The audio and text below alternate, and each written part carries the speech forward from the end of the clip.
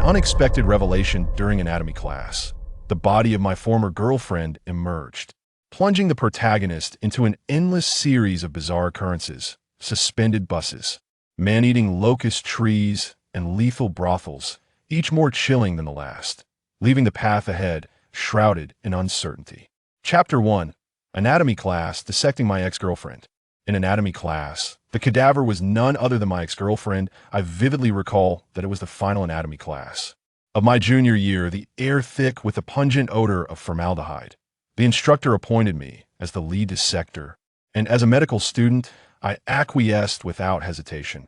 Yet, when I lifted the white sheet to reveal the body on the dissection table, I was rendered utterly astonished. There lay my former girlfriend, by Xiaoyu, serene and still upon the table we had met at a bus stop. It was a rainy day, and she, noticing I was without an umbrella, graciously offered me shelter beneath hers. Captivated by her beauty and kindness, I requested her WeChat that, as we grew closer, we met frequently, and naturally, a romantic relationship blossomed. In the early days of our relationship, she was frail, her complexion pallid, her lips tinged with a faint whiteness. However, her disposition was gentle and amiable. We never quarreled, yet our physical intimacy remained restrained. It was not for lack of desire on my part. Rather, she expressed a strong aversion to it. She often mentioned that she was not prepared and requested that I be patient. Observing her cautious demeanor, I refrained from pursuing those thoughts. Nevertheless, our meetings always took place in the evening, invariably after 10 o'clock. I inquired about this peculiar arrangement. She explained that she worked at a research institute during the day, burdened by a demanding schedule, where mobile phones were prohibited and holidays scarce. I am only free in the evenings that I must admit, my ex-girlfriend was truly remarkable.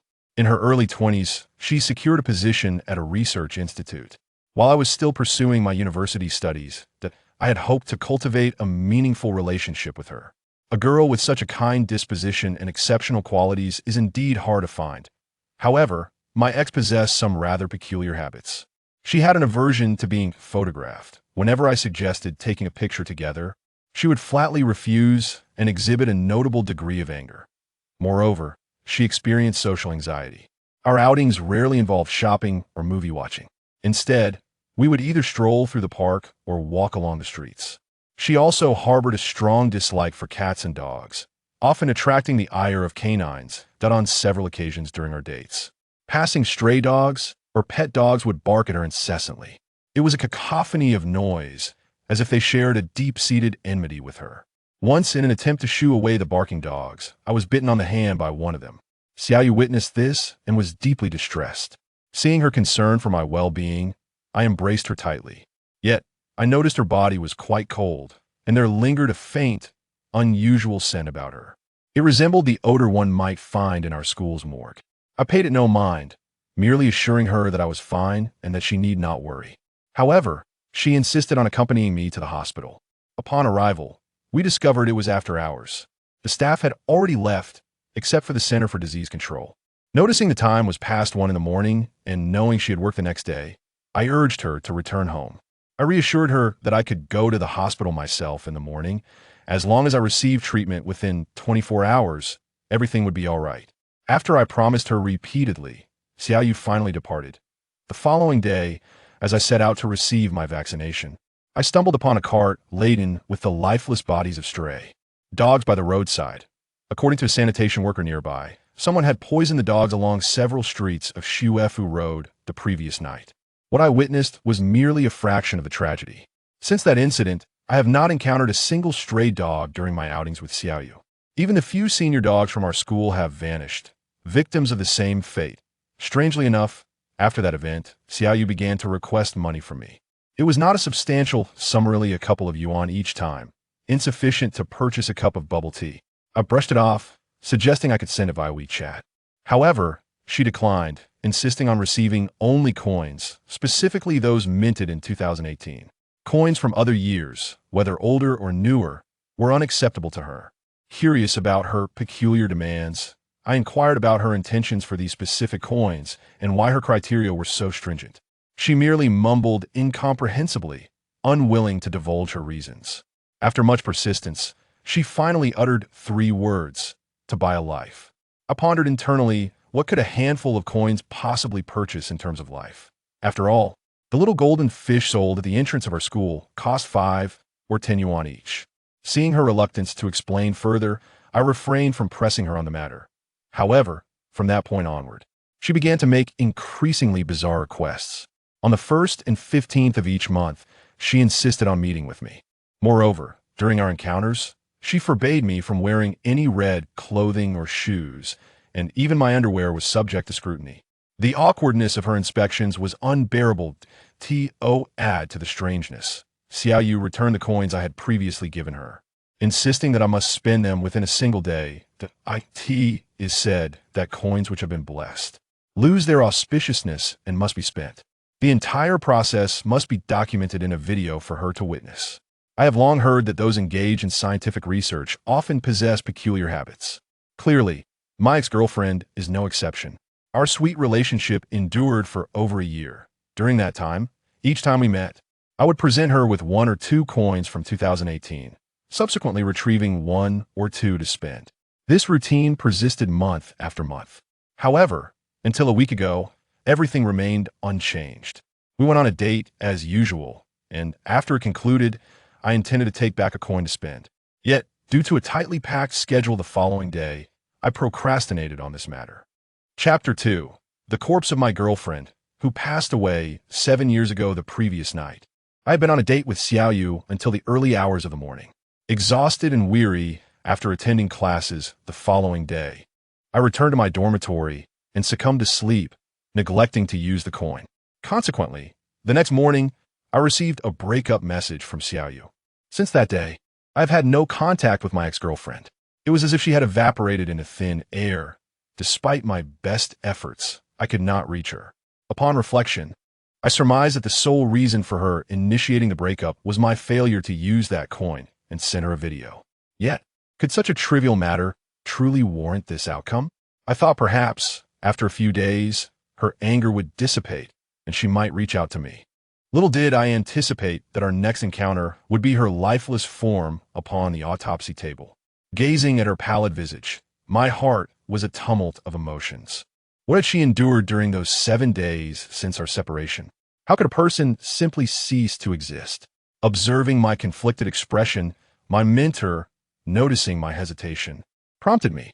Jiangning, why do you not begin? Upon hearing my mentor's words, I felt an overwhelming emptiness wash over me amidst my sorrow. Trembling, I found myself reaching out towards Xiaoyu's body as if compelled by an unseen force. Just last week, we had been together. Her corpse, immersed in formaldehyde, had lost its muscular tone and elasticity. As my fingers brushed against her head, her eyelid flickered open slightly, revealing half of her eye. It felt as though she were gazing at me, igniting a profound turmoil within my soul. I yearned to caress her face and bid her a final farewell. Yet, at that moment, I unexpectedly discovered that she seemed to be concealing something within her mouth, something silver and glimmering. Instinctively, I reached in to extract it, and to my astonishment, I pulled out a coin. Remarkably, it was the very coin I had gifted her 7 days prior, marked by the 2 crimson dots that she and I had personally affixed. How had Xiaoyu come to hold this coin in her mouth? The mentor beside me noticed my action and approached, adjusting his large-framed glasses, his expression turning quizzical. It's peculiar, he remarked. The body has been submerged in the pool for 7 or 8 years. How could it possibly contain a coin from 2018? His words struck me like a bucket of icy water, rendering me chilled to the core. With astonishment etched across my face, I stammered, 7 or 8 years. Holding a notebook filled with data, the mentor replied gravely, indeed, this cadaver has been in the pool for 7 or 8 years. If we do not utilize it soon, it will need to be sent to the crematorium. He then handed me the notebook for my perusal, where it was clearly documented that Xiaoyu had been transformed into a teaching cadaver and delivered to the school's morgue at a precise time. I felt as if my world were collapsing around me. Just 7 days ago, we had met. She had promised to return the coin to me by the end of the month, urging me to spend it. How could it be that Xiaoyu had suddenly transformed into someone who had been deceased for 7 years? This is indeed true. If my ex-girlfriend, with whom I once shared a relationship, were merely a corpse, or perhaps something even more sinister. Yet, The reality is stark, compelling me to believe. I dare not contemplate further, engulfed by an overwhelming sense of dread. The coin I held clattered to the ground. In that fleeting moment, I recalled the first time I encountered Xiaoyu. She resembled a figure on an autopsy table, pallid and devoid of color. The strange odor that clung to her was almost identical to the scent wafting from the dissection table now. It is no wonder she only appeared at night. She wasn't working at the research institute, but rather submerged in a formaldehyde bath within the mortuary. I cast a terrified glance at Xiaoyu on the autopsy table. Her mouth was agape, wide enough to fit a fist inside, as if she were screaming in silent agony, desperate to convey something yet unable to produce a sound. In that instant, a multitude of horrifying thoughts surged through my mind, sending chills down my spine, rendering me nearly incapable of comprehension. No, this cannot be real. Ignoring the astonished gazes of my classmates, I turned and fled the dissection room in a frenzy. My girlfriend of over a year has been dead for 7 years. Was I in the company of a corpse? Or merely a ghost? Who could possibly accept such a notion? It was utterly unfathomable. All I desired was to escape the autopsy room, yearning for this nightmare to dissipate. I dashed back to my dormitory, crouching on my bed, my body trembling uncontrollably. My mind was consumed by memories of my relationship with my ex-girlfriend. I clutched my hair tightly, overwhelmed by a whirlwind of emotions. I would rather accept that Xiaoyu perished after our separation than to confront the harrowing truth that this past year, Xiaoyu, who had been by my side, was, in fact, a specter, a mere corpse. After a considerable time, the door to the dormitory was pushed open. My roommate, Zhang Chong, drenched in sweat and with a pale complexion, returned from outside. As soon as he entered the room, he gasped for breath while gazing at me on the bed. And in a state of shock, he exclaimed, "Jiangning, thank goodness you skipped the dissection class." It was utterly terrifying. The instructor discovered that the corpse had suffered immensely in life, and it is highly likely that it was drowned alive in the mire. A significant amount of mud and sandworms was found in its respiratory tract and lungs. After speaking, Zhang Chong produced the coin I had left in the dissection room, wiping the beads of sweat from his forehead as he muttered, "However, it's rather strange. How could a body, submerged in the corpse pool since 2014, have a coin from 2018 in its mouth?" Chapter 3 in the dormitory. I was abruptly awakened in the dead of night, only to find Zhang Chong extracting a coin that had been resting in Xiaoyu's mouth. My expression shifted dramatically, and I hastily exclaimed, "Zhang Chong, how could you retrieve a coin from a dead person's mouth? You should just use it. It's inauspicious." Zhang Chong, however, appeared utterly unfazed, holding the coin in his hand and retorting, "Jiangning, we are in the 21st century. What does it matter if it was held by a corpse? Those who deal in antiques often find that items from ancient tombs are even more valuable." As I prepared to offer further remarks, Zhang Chong suddenly shuddered violently. He turned to peer outside the dormitory, his face a mask of seriousness as he questioned, "Did you hear that? It sounds like someone is calling my name." Seeing the earnestness etched on Zhang Chong's face, I lent my ear to the silence enveloping the corridor. It was eerily quiet. Not even the sound of footsteps could be heard. How could anyone be calling him? "I didn't hear anything," I replied, shaking my head. Yet Zhang Chong maintained his grave expression, asserting there is someone by the Xiaobai Bridge. Upon hearing the name Xiaobai Bridge, I was rendered speechless. Our dormitory was situated several hundred meters away from the bridge within the school grounds. Even if someone were to shout through a megaphone, we would still be unable to hear it from our dormitory. How could you possibly hear that from such a distance? I thought, skeptical as I scrutinized Zhang Chong. He seemed off, his complexion pale and beads of sweat forming on his brow. "Zhang Chong, you don't look well. Are you feeling unwell?" Zhang Chong did not respond immediately. Instead, after peering out the door for a while, he turned back. Indeed, at such a distance, it was likely that I had misheard. Surely, it was the result of my excessive exertion during the run, causing a slight case of hypoglycemia. I consumed the piece of chocolate from your desk to replenish my energy. Without waiting for my consent, Zhang Chong tore open the chocolate wrapper right in front of me and began to eat. However, upon observing him, his complexion still appeared rather poor. I inquired if he felt unwell and urged him once more to take that coin and spend it.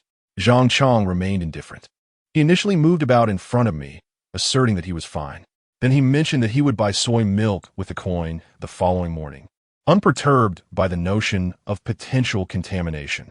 Having said this, I found no further words to continue the conversation. Zhang Chang then paced back and forth in the dormitory like a madman, finally declaring his fatigue and desire to sleep.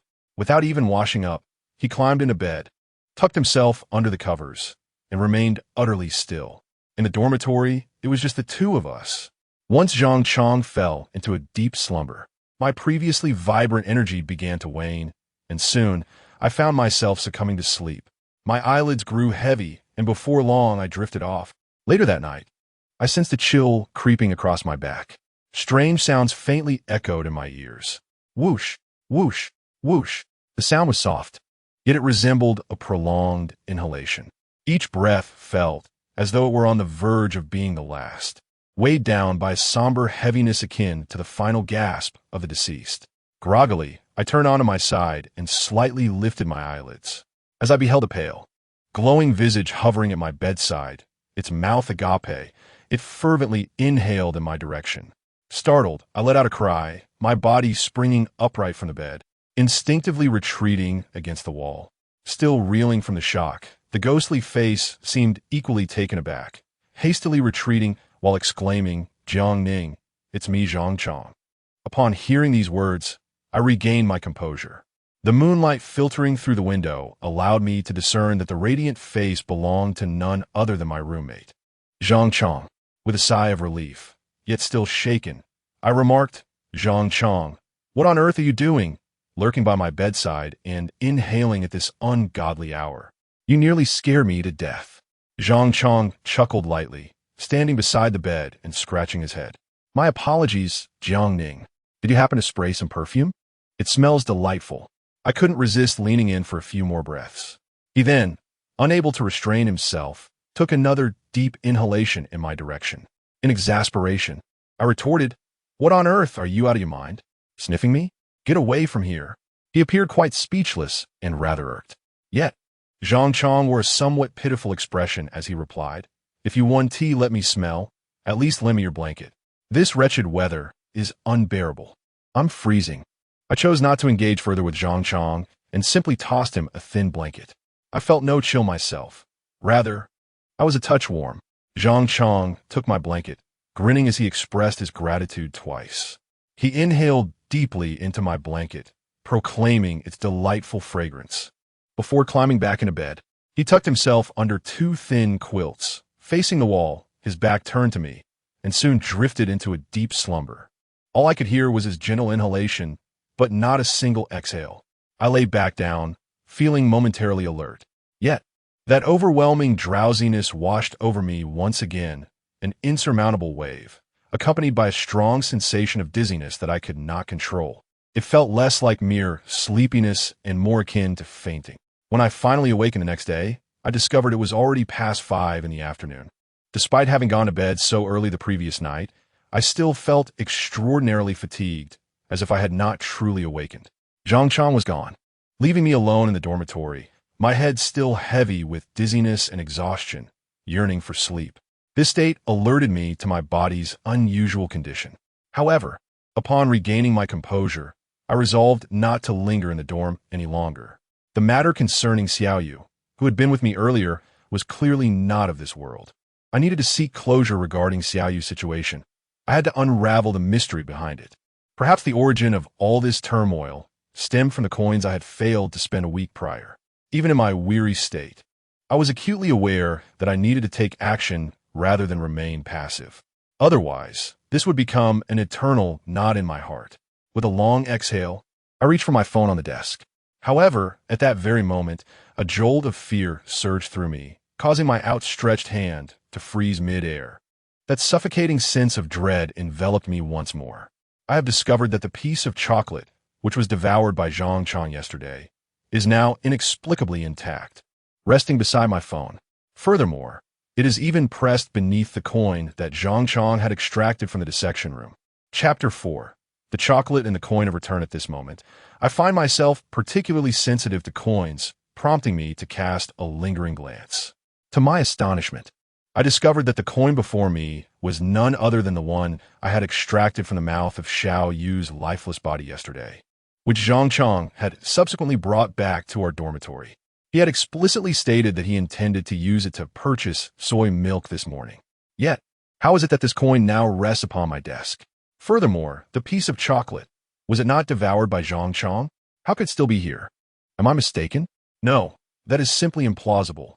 The only conceivable explanation is that Zhang Chang procured another piece and placed it back in its original position. However, I cannot fathom that he would return something after consuming my belongings. A disquieting premonition began to unfurl within my heart, instilling a fear of impending misfortune, especially with that very coin, once held by Xiao Yu, lying atop it. With a solemn countenance, I grasped the chocolate in my hand, an inexplicable tension coursing through me. Amidst my trepidation, I unwrapped the chocolate and took a delicate bite. Yet, as I did so, an icy chill enveloped me. The chocolate in my mouth bore no trace of bitterness, sweetness, or even the slightest hint of chocolatey aroma. It was devoid of flavor, akin to chewing wax. In that instant, terror seized me, and I swiftly expelled the tasteless morsel from my mouth. My expression fraught with apprehension as I gazed at Zhang Chang's bed and the chocolate in my hand. The entire dormitory seemed to transform into a chilling and sinister realm. I had once heard the elders say that food consumed by unclean entities loses all its flavor. Reflecting on the events of last night concerning Zhang Chang, an unsettling sensation enveloped me. At that very moment, the phone on the table emitted a sudden glow. It was a group message notification, and my gaze was instantly drawn to the two words, obituary. It was the somber news of someone's demise, and the message originated from our class group. A foreboding feeling seized me as I hesitantly picked up my phone. The instant I opened the message, a chill coursed through my entire being. It stated that our classmate Zhang Chang had tragically drowned at Chui Lu Lake on May 17, 2020, at 6 p.m. at the tender age of 20. The announcement had been made by our counselor. Below were the replies from classmates, wishing him a peaceful journey. Upon reading the obituary, every hair on my body stood on end. Zhang Chang had returned just around 6 o'clock yesterday, mentioning that he heard someone calling him from Xiaobai Bridge, which is situated by Chui Lu Lake. Presumably, that was around the time of his demise. Last night, he had been shivering, crouched by my bedside, inhaling deeply. That was nothing short of spectral. In that fleeting moment, everything became clear to me. He had passed away, yet had returned, even going so far as to give me that coin. It felt as though I had been doused with icy water, a shiver running from head to toe. How could I possibly remain in this dormitory? In a panicked frenzy, I turned to flee the room. Yet, as I reached the doorway, a final vestige of rationality compelled me to halt. I glanced back at that coin. I did not believe Zhang Chang's death was merely an accident. He had returned, clutching that very coin. Now, this coin lies upon my desk, resting atop the remnants of the chocolate he consumed yesterday. Can it be considered the chocolate he purchased for me for a mere $1? If I were to leave it unaddressed, neglecting to dispose of this coin, I might encounter misfortune. A sudden wave of drowsiness envelopes me, and I find myself in a state of disorientation. I suspect this may be linked to the coin. I am unwilling to take such a risk. It is imperative that I rid myself of it. Though my heart is beset by panic, I have not lost my capacity for independent thought. I swiftly return to my dormitory and retrieve the coin once more. Since Zhang Chang requested chocolate from me, this coin has been in my possession for less than 24 hours. Therefore, I must dispose of it within this time frame to sever any ties it may have to me. Just as in the past, when Xiao Yu entrusted me with a coin, urging me to expend it within a day. Based on previous experiences, Xiao Yu's instructions regarding the disposal of coins are quite specific. I must locate a merchant for a direct exchange of goods, ensuring a transaction that involves an immediate transfer of payment for products, and then record a video to sender. Supermarkets, vending machines, and rides at amusement centers are not permissible. Reflecting on it now, this coin may carry some sort of taboo. Regardless, it must be relinquished. It cannot remain in my possession for more than 24 hours. The students passing by cast curious glances in my direction, yet I chose to disregard it. For no one would believe the trials I had encountered or the visions I had witnessed. The only one capable of saving myself was indeed me. Upon descending to the ground floor, I observed that twilight had already begun to cast its shadow. The entire school basked in the embrace of the setting sun, tinged with a delicate blush. Gazing at my fellow classmates, bustling and laughing as they passed by, my heart was engulfed in torment. The clock was ticking towards 6 p.m. A mere 4 minutes remaining since Zhang Chang had met his demise yesterday, and time was of the essence. Therefore, if I could merely expend this coin within the next 4 minutes, surely all would be well. Adjacent to the dormitory stood the school's western gate, beyond which lay a bustling street filled with independent vendors. In the past, I had spent the coins that Xiaoyu had returned to me along this very street. The merchants seemed unfazed, their businesses thriving. I could not fathom the significance of this coin. Yet, I urgently needed to locate an independent vendor to purchase something, anything. Even a bottle of water would suffice. With such thoughts occupying my mind, I dashed out through the western gate. Upon reaching the street, I found the area teeming with people. Coinciding with mealtime, the surrounding shops were overflowing with patrons, all waiting in line. The only grocery store on the street was closed for renovations. All that remained were the long queues at beverage and snack stalls, and a small supermarket manned solely by a cashier, none of which fit the criteria for expending the coin. However, less than a minute remained until 6 p.m. What I purchased had become inconsequential. What mattered was the immediate need to rid myself of this coin. As I strolled through the streets, I came upon a small vendor selling grilled squid, yet there were no customers in sight. With coins clutched in my hand, I hurried over. In front of me stood a couple, leisurely completing their transaction. I swiftly grabbed a piece of squid and exclaimed, "Sir, please hurry, I'm pressed for time. Just grill it plain, without any seasoning." The vendor, a middle-aged man of somewhat portly stature, possessed a sparse and greasy head of hair. Taken aback by my request, he squinted at me, scrutinizing me from head to toe. However, he soon broke into a broad smile, assuring me, "No need to rush, it will be ready shortly." He then proceeded to grill the squid on the hot plate. I intended to settle the payment and finalize the exchange, yet he asked me to wait. Fortunately, in the final moments, he finished cooking and handed me the grilled squid, stating $3. I had already prepared the payment, 2 banknotes and a coin. Once the vendor accepted my money and I received the squid, the transaction would be complete and I would consider the coin spent. However, to my utter astonishment, the squid vendor did not immediately reach for the cash. Instead, he wiped his hands with a nearby cloth and, with a smirk, looked at me and said, "I want to accept your cash. Please scan the code." Chapter 5. The street vendor sets off after a satisfying meal upon hearing the phrase, "We do not accept cash." It felt as if a thunderclap echoed above my head. My emotions were akin to those experienced on a roller coaster. Just when I was poised to make a purchase, the squid vendor unexpectedly informed me of his cashless policy at the last moment. "Master, I have no money in my WeChat wallet. Please take it."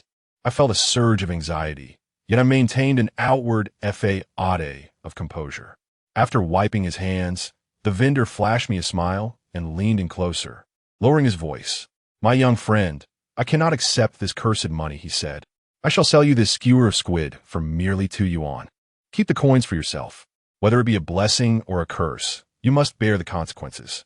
With that, the vendor deftly snatched 2 1-yuan notes from my grasp, leaving untouched the lone coin I held. His words, however, filled me with trepidation. Curse money? It was the first time I had encountered this term, and I could not fathom its meaning. Most importantly, the clock had struck 18. I felt deflated, as though all air had been let out of me. Even though I had surmised that this money bore an oddity and needed to be spent, I sought the nearest establishment where I could do so swiftly. Yet, despite all my calculations, I had never anticipated that this vendor would recognize the peculiarity of the coin in my possession and articulate the term cursed money. I stood there, disheartened for several seconds, but quickly regained my composure. Since time was of the essence, spending it now might no longer hold significance. It was astonishing that this vendor could discern the extraordinary nature of the money I possessed. Perhaps he could assist me, or perhaps illuminate my path. At the very least, I could inquire about him. With tens of thousands of students in the school, why am I the only one encountering such unclean matters? Why has Zhang Chang come to seek me out? I suppressed my own agitation and unease, striving for composure. Soon, I organized my thoughts and addressed the squid vendor before me. Sir, since you recognize the origin of this coin, could you enlighten me about its significance? What should I do now? The squid vendor glanced at me and smirked. What should you do? Just toss it aside. Your complexion has deteriorated to such an extent. What difference is there between you and a corpse? I reckon tonight will be your last. This money has already begun to tarnish. Spending it now would be futile. What is destined to come will indeed arrive. Before darkness falls, fill your stomach and leave with some dignity. With that, he waved me off, signaling for me to depart. The old man's words, though void of direct mention of spirits, held an ominous weight. His implication was clear. I would not survive the night. I glanced down at the coin in my hand and noted, as the squid vendor had indicated, that the once bright silver coin now appeared as if scorched by fire, darkening ominously. This strange transformation sent a chill through me, as if I had tumbled into an abyss. I intended to ask further, but a group of young men crowded around to purchase squid. The vendor paid me no further attention, engrossed in preparing his grilled squid. With the matter laid bare, he now ignored my presence entirely. I find no reason to continue humbling myself before others. As I gaze at the tarnished coins in my hand, a sense of despair washes over me, albeit mingled with a flicker of defiance. Who have I wronged? Must I succumb to fate's cruel designs? My former girlfriend, Xiao Yu, who shared my life for over a year, did not bring about my demise. Can this foolish Zhang Chang drag me down? I have delivered meals to him countless times and even assisted him with his papers. And now, he has chosen to end his own life and comes seeking me? The more I ponder, the angrier I become. If I cannot evade this fate tonight, I shall confront him without hesitation. With this thought, my fear begins to dissipate. Clenching the darkened coin tightly, I address the chef frying squid. Thank you, sir. If I survive until tomorrow, I shall return for more squid. Having said this, I turn to leave. Yet the squid vendor's voice called out behind me, if you make it here tomorrow, I shall gladly accept that cursed coin and ensure you feast on squid to your heart's content. Taken aback, I glanced at the vendor, who remained focused on his frying, oblivious to my presence. A smile crept onto my face as I replied, all right, and continued on my way. Having gone 2 days without food, my stomach growled incessantly, just as the vendor had foretold. If I cannot escape this fate, I might as well fill my belly first. As I passed a clothing store, I caught a glimpse of myself in the glass. My complexion was ghastly, pale, and devoid of color. I looked no different from a corpse laid upon an autopsy table. I reached up and touched my face. I have begun to comprehend Zhang Chang's peculiar behavior last night, particularly his attempt to draw on my vital energy. It is undoubtedly the reason for my current pallor. After gathering my thoughts, I sought solace in a modest hot pot restaurant where I dined alone, indulging in both food and drink. Despite my efforts to evade the unsettling, I find myself perplexed by the visibility of such ominous entities. This was true for both Xiao Yu and Zhang Chang. Upon leaving the hot pot establishment, the clock had struck 9 in the evening, leaving me uncertain of my next destination. The inky darkness of the sky enveloped me, instilling a sense of suffocation. At that moment, my phone rang, prompting me to glance at the screen, my heart racing anew.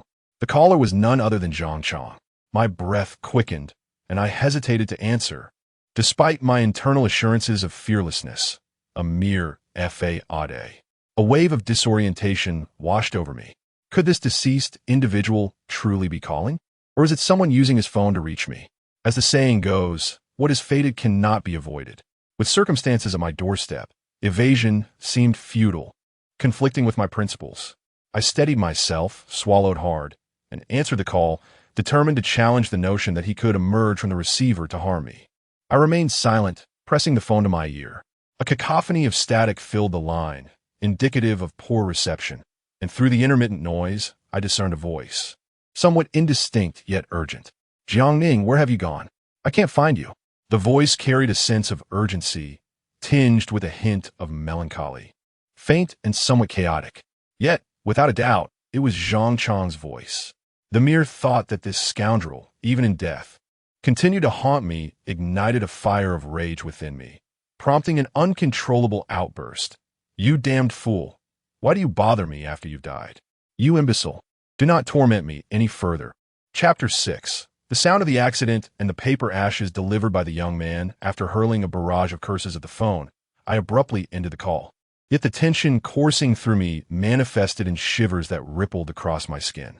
Gazing at the dimly lit street, my heart raced with unease and apprehension. I wandered aimlessly for what felt like an eternity, perhaps 1 or 2 hours. I was uncertain of my destination, and even more so of whom to seek for help. However, one thing was clear. Since Zhang Chong had become a specter, he would undoubtedly find me. I had to take action. I could not simply await my demise. Consequently, I resorted to an online search. To my surprise, there were indeed related queries, accompanied by a plethora of bizarre suggestions. Among the more plausible ones were recommendations, such as wearing Buddhist amulets, hanging a Bagua mirror by the entrance, and suspending a peachwood sword for protection. Other suggestions included reciting the Sutra of Avalokiteshvara, the Tao Te Ching, visiting a martyr's cemetery, or seeking the guidance of an immortal Amaoshan. I was uncertain of the efficacy of these responses, but given my dire situation, I felt compelled to try anything that might serve as a remedy. Considering my current predicament, reciting scriptures and seeking the protection of spirits seemed most fitting. While there was no martyr's cemetery nearby, I discovered a memorial with a sacred statue of a hero, often adorned with flowers by visitors during holidays. Lacking any other options, I specifically searched for 2 scriptures online to study. As I walked, I recited a few lines from each text, not knowing if it would be of any benefit, but believing it was better than remaining idle and powerless. However, as I fervently recited the verses, a sudden thud echoed through the air, followed by the anguished cries of someone in distress. A sudden commotion instantaneously captivated my attention. When I looked up, I discovered a delivery man lying on the ground not far from me, moaning in apparent agony, seemingly gravely injured. His motorcycle had skidded several meters away. As a medical student, it is our duty to save lives and alleviate suffering.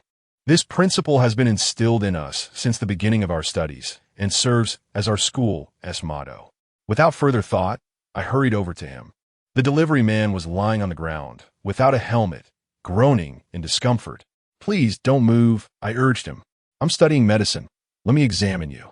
With that, I crouched down and began my assessment based on the knowledge I had acquired. Aside from minor abrasions and swelling on his arm and thigh, I found no other external injuries. The guardrail was damaged, and both man and motorcycle had been propelled several meters away, yet he had only sustained scrapes. He was, in a way, fortunate. However, I noticed that his body temperature felt unusually cool. As I contemplated conducting a further assessment, he raised his hand in refusal. "Perhaps you should go to the hospital for a checkup. It would provide peace of mind," I suggested earnestly. After all, I was merely a student, not yet graduated, and could not guarantee with absolute certainty that he had no internal injuries. The delivery man, with my assistance, soon regained his composure. He flashed a smile at me, saying, "No need. I'm fine now. But you're the only one who helped me. You are a good person." "Thank you." The words sounded rather awkward. Aside from myself, there was no one else around. Yet, I maintained a smile and helped him lift the slightly deformed front wheel of the scooter, saying, "It's all right, brother.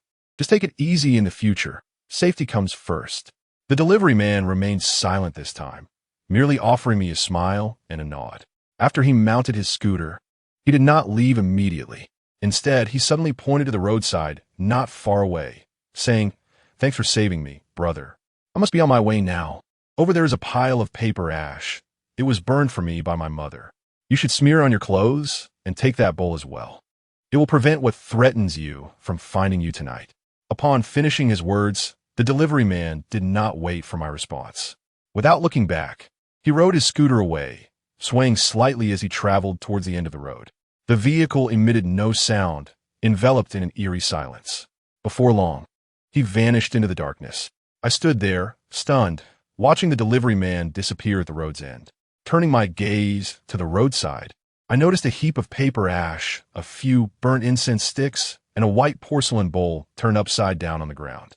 Contemplating his abnormal body temperature sent a shiver down my spine.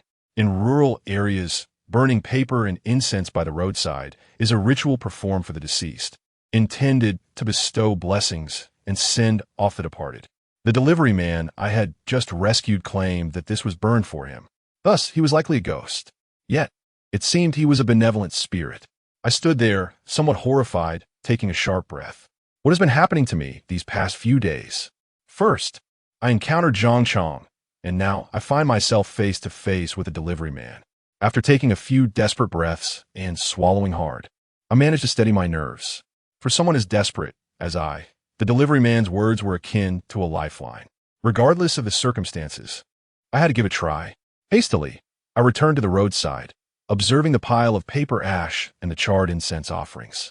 As I glanced in the direction the delivery man had departed, I called out earnestly, "Brother, once I have weathered this storm, I will certainly return to offer you incense and paper." Previously, I had been a skeptic of the supernatural, yet my perspective had shifted.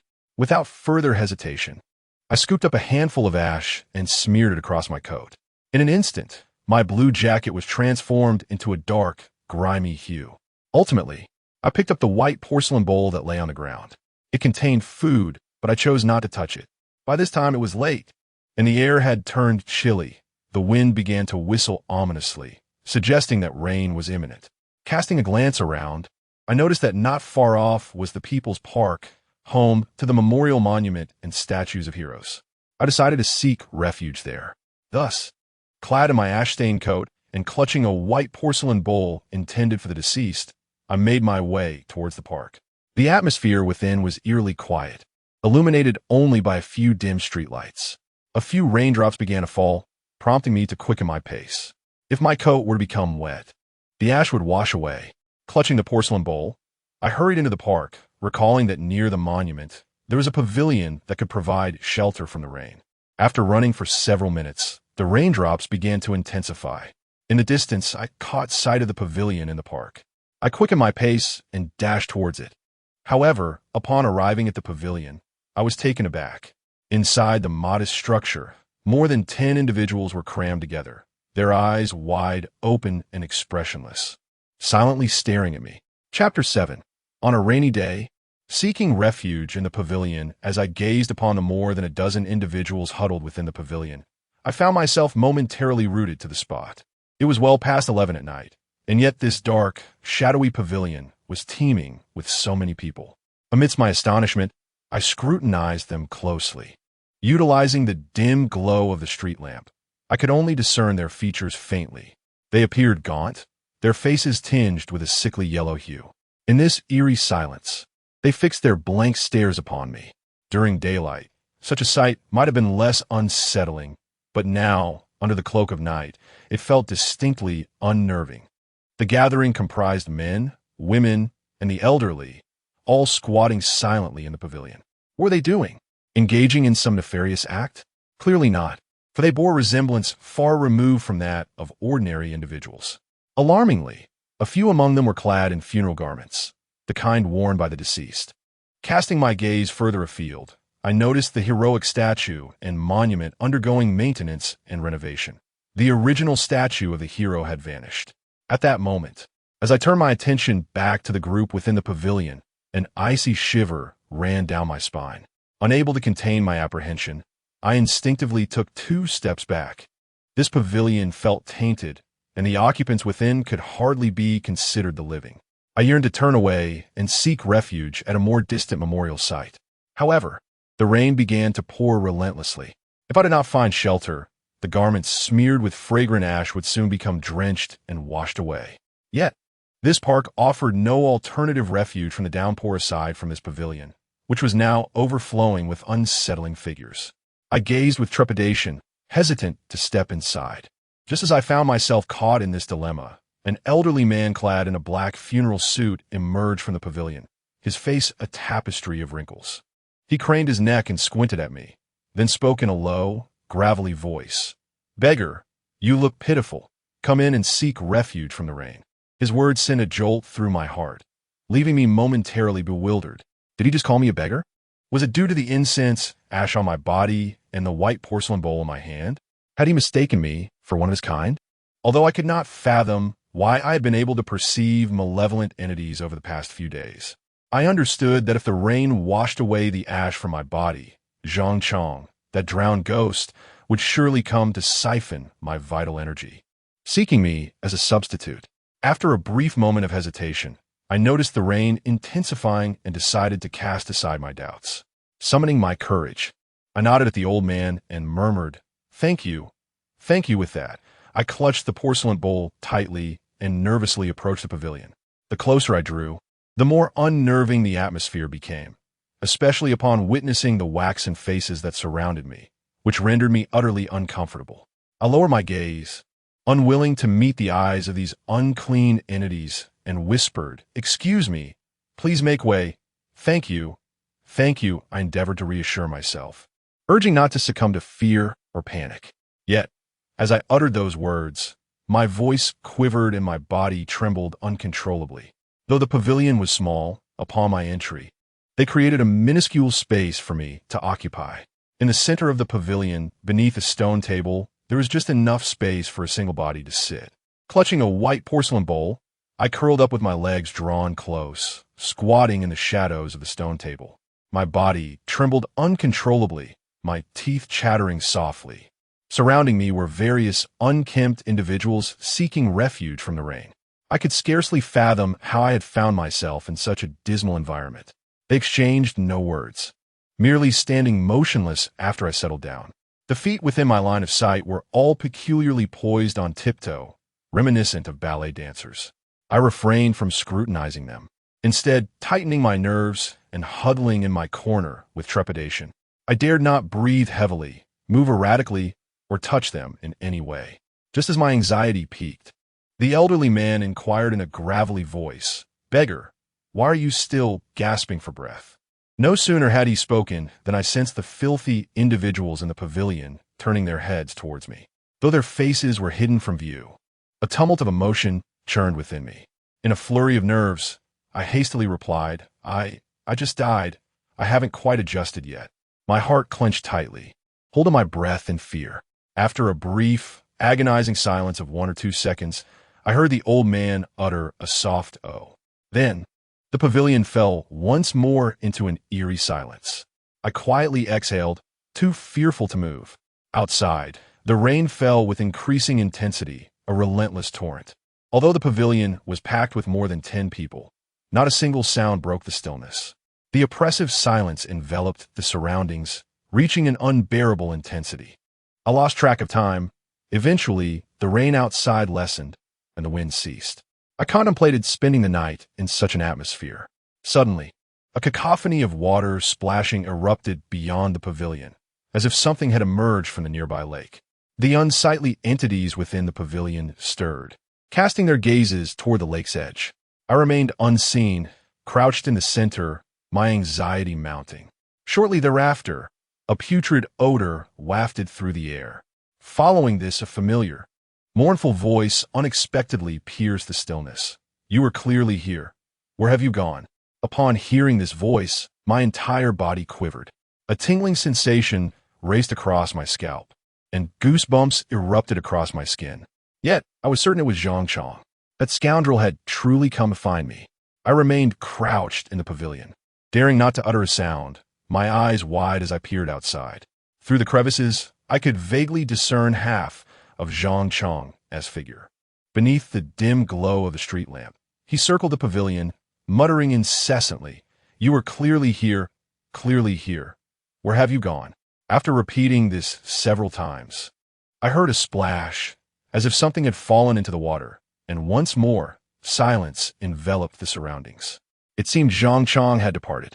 However, just as I began to exhale in relief, the voice of the old man who previously sheltered me from the rain suddenly echoed again.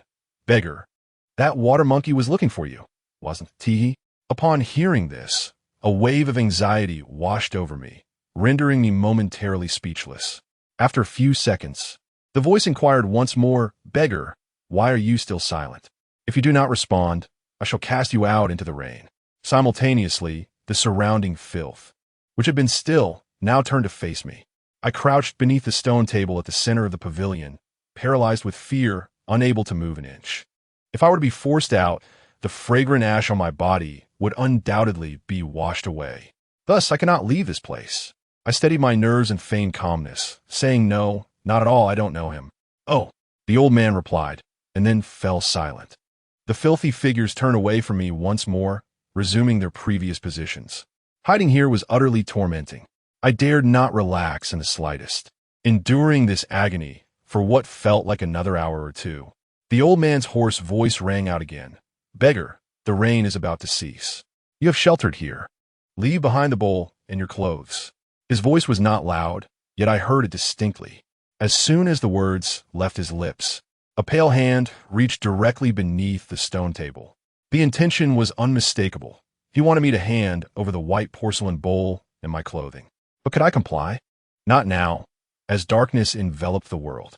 If I were to give him the clothes and the bowl, that wretched Zhang Chang would likely come seeking me again. Yet, I fear provoking them, lest they cast me out. Thus, I can only respond gently. I shall provide it at dawn. However, little did I know that as soon as my words left my lips, the old man, displaying no courtesy and with an air of irritation, retorted, "No, you must give it now. Otherwise, you will be expelled." Upon hearing this, a wave of chill washed over me. The filthy beings, who had been turned away from me, simultaneously pivoted, bending slightly, extending their pale, glistening hands toward me beneath the stone table. Chapter 8. Exposed, reciting prayers for self-preservation before me. A myriad of pallid hands reached out with alarming swiftness. My heart leapt into my throat. In this world, there truly exists no free lunch. The filthy beings who permitted me to seek refuge from the rain undoubtedly coveted my attire and the delicate porcelain bowl I held. Their misapprehension that I belonged to their wretched ilk was solely due to these two possessions. Zhang Chang, that drowned wretch, would never locate me here. Should they seize my belongings, my chances of surviving the night would dwindle perilously. As I perceived their intent to rob me, I refused to remain passive. Grasping the porcelain bowl firmly, I struck at the outstretched hands. "Do not touch me," I exclaimed, a hint of anger lacing my voice. Despite the trepidation swirling within, I stood resolute. With each impact of the bowl against their hands, they recoiled swiftly, yet not a cry of pain escaped their lips. Instead, a gruff voice from an elder emerged, laced with irritation.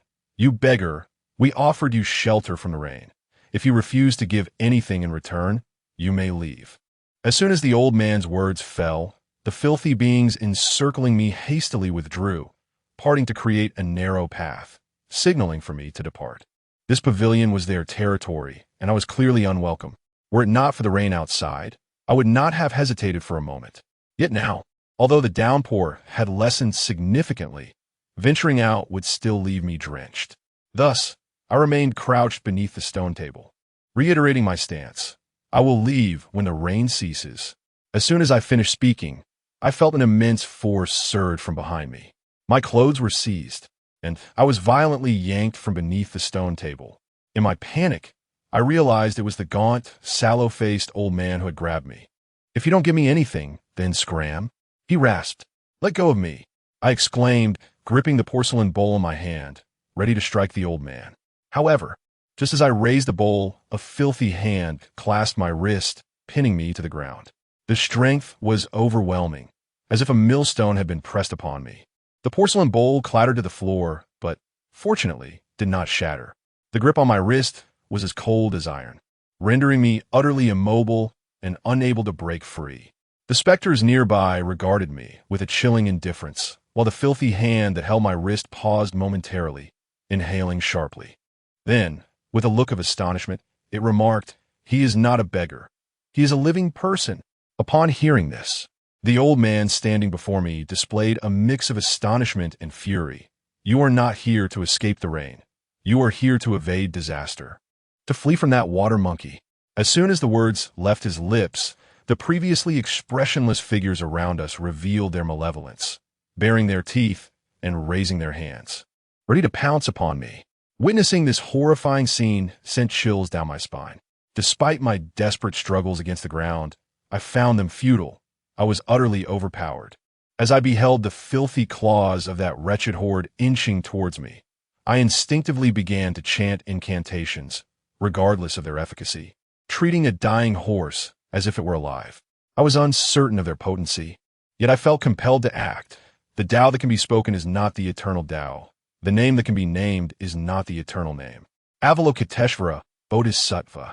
When practicing deep prajnaparamita, The verses I recited were a blend of Taoist and Buddhist scriptures, learned from Baidu not long ago. Alas, I could only memorize these 2 lines. The rest had eluded me. Nevertheless, uttering something was surely preferable to passively awaiting my demise. To my astonishment, as the words escaped my lips, the vile entities surrounding me trembled, clasping their ears and retracting their hands, their bodies recoiling several paces. The specter that had gripped my wrist loosened its hold. Clearly, these verses possessed a measure of deterrent effect upon them. The old man among them, shielding his ears with one hand, growled in a low, gravelly voice, "Enough already, cease your chanting." With that, he raised his other withered claw, intending to strike me. Witnessing this, I swiftly seized a porcelain bowl from the ground and hurled it towards the old fiend's hand. With a resounding crash, he recoiled in pain and exclaimed, "Whoever approaches, I shall strike down." He then resumed his incessant chanting, brandishing the porcelain bowl as a warning against the malevolent beings in the pavilion. I observed that, apart from the old specter, the remaining wretches were all covering their ears, their faces contorted in discomfort. The old man, however, exuded an air of aggression. He raised his hands once more, ready to engage in a fierce struggle with me. I did not dare to be negligent and lifted the porcelain bowl in my hand, prepared for action at any moment. Just then, a chill breeze swept through the surroundings. An inexplicable, faintly bizarre odor permeated the air, reminiscent of the acrid scent of formalin, mingling with the earthy fragrance typical of rainy days. With the emergence of this strange smell and the sudden drop in temperature, the unsightly entities surrounding the pavilion, clutching their ears, seemed to be triggered by an unseen force.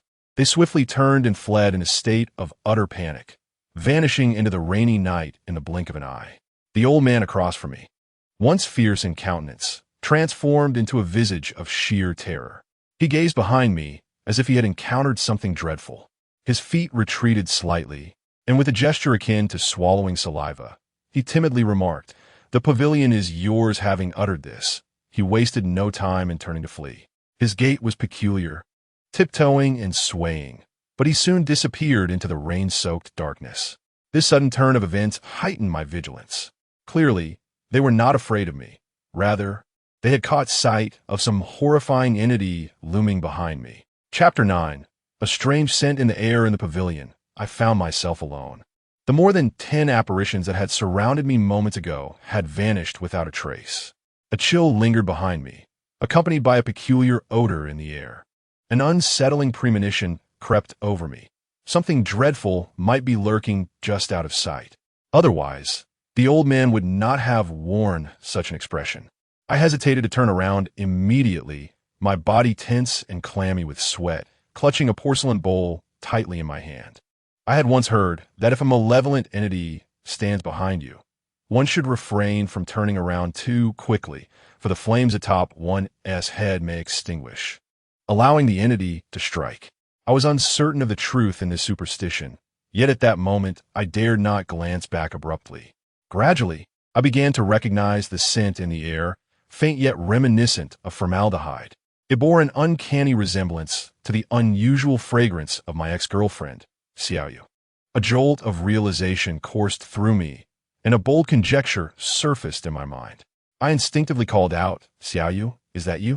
Although I was aware that Xiaoyu, who had been with me for over a year, was not entirely human, she had never caused me harm during our time together, apart from her peculiar request for coins. I remained perplexed by her insistence on using those coins and the abruptness of our separation. Nevertheless, I had genuine feelings for her while we were together. I called out again, but received no reply. Instead, the chill and the scent slowly began to dissipate. I could not ascertain with certainty whether Xiaoyu had indeed arrived. I could only grip the delicate white porcelain bowl tightly, feeling an overwhelming sense of anxiety, slowly turning my head. Should anything truly be amiss? This porcelain bowl could serve as my only means of defense. However, as I gradually shifted my gaze, I discovered an emptiness behind me.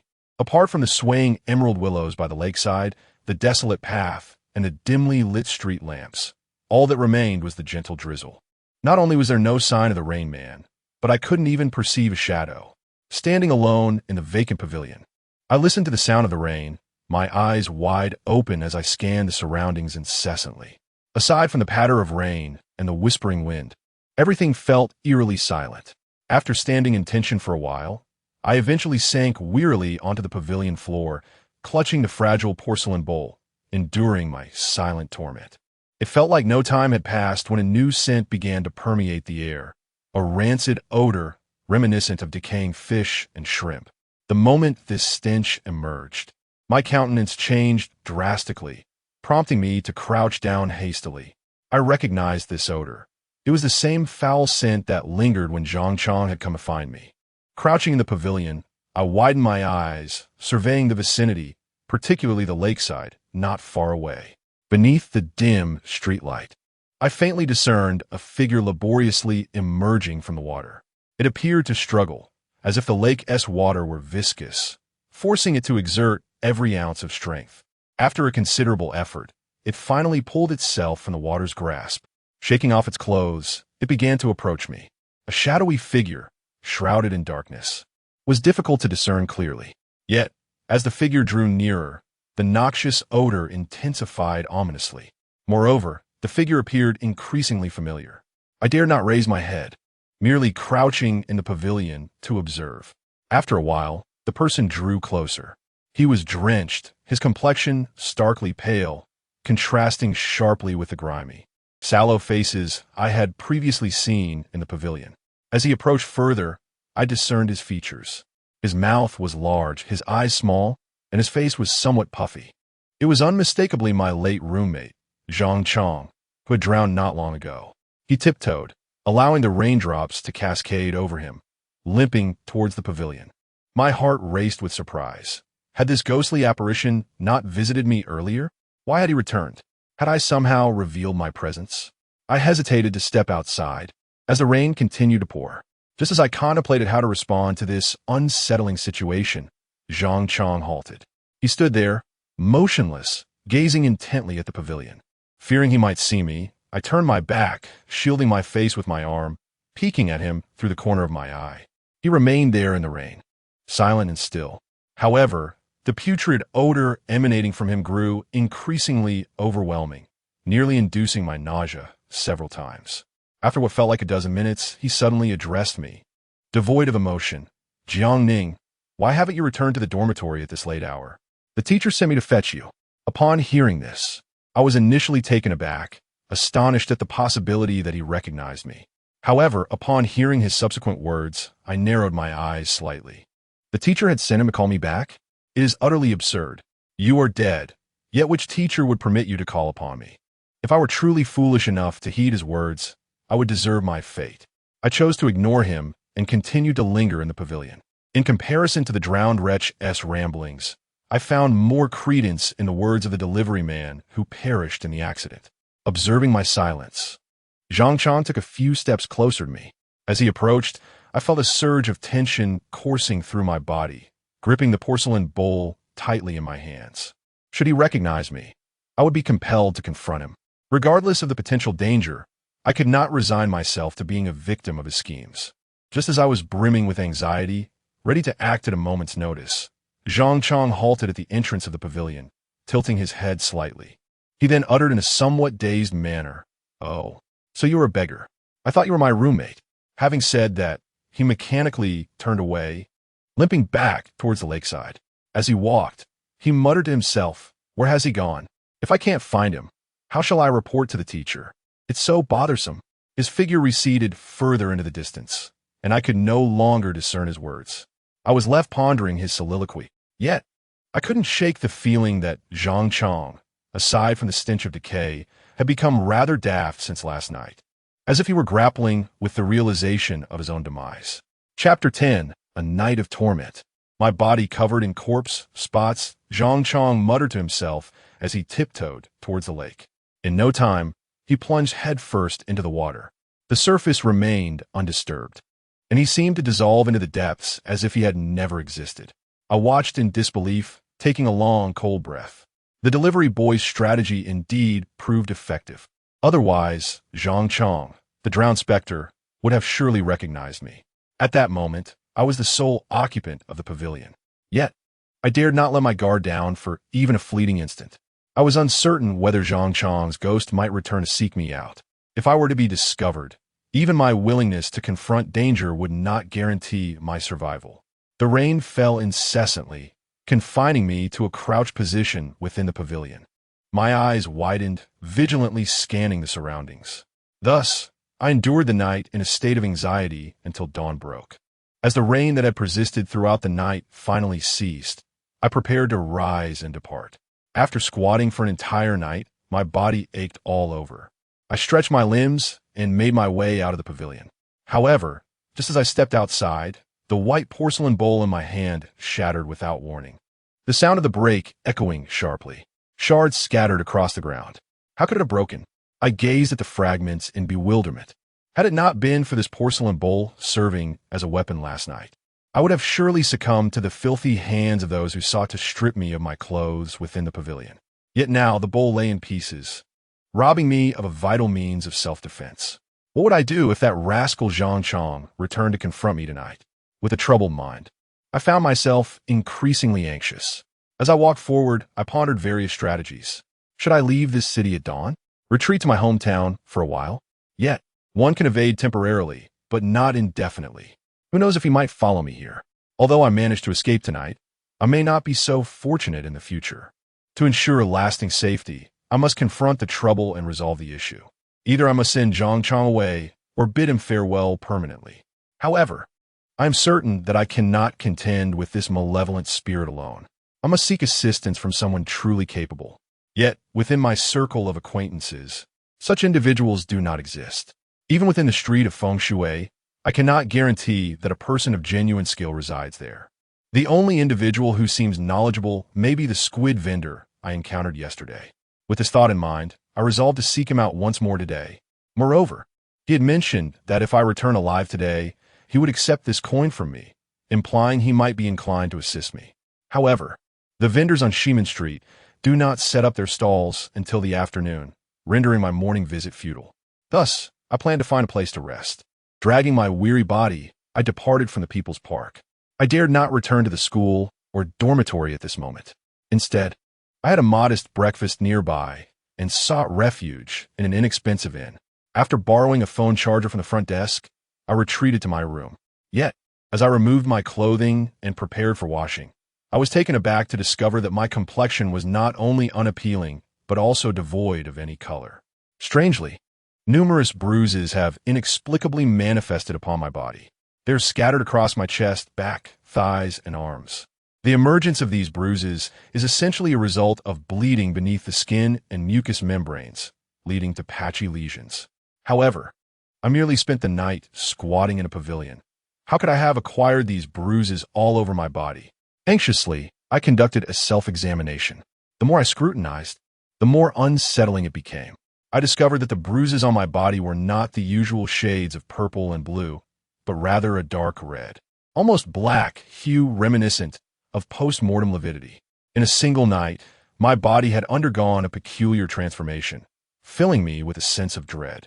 I could sense that my physical condition was rapidly deteriorating, and such changes were undoubtedly linked to those malevolent entities.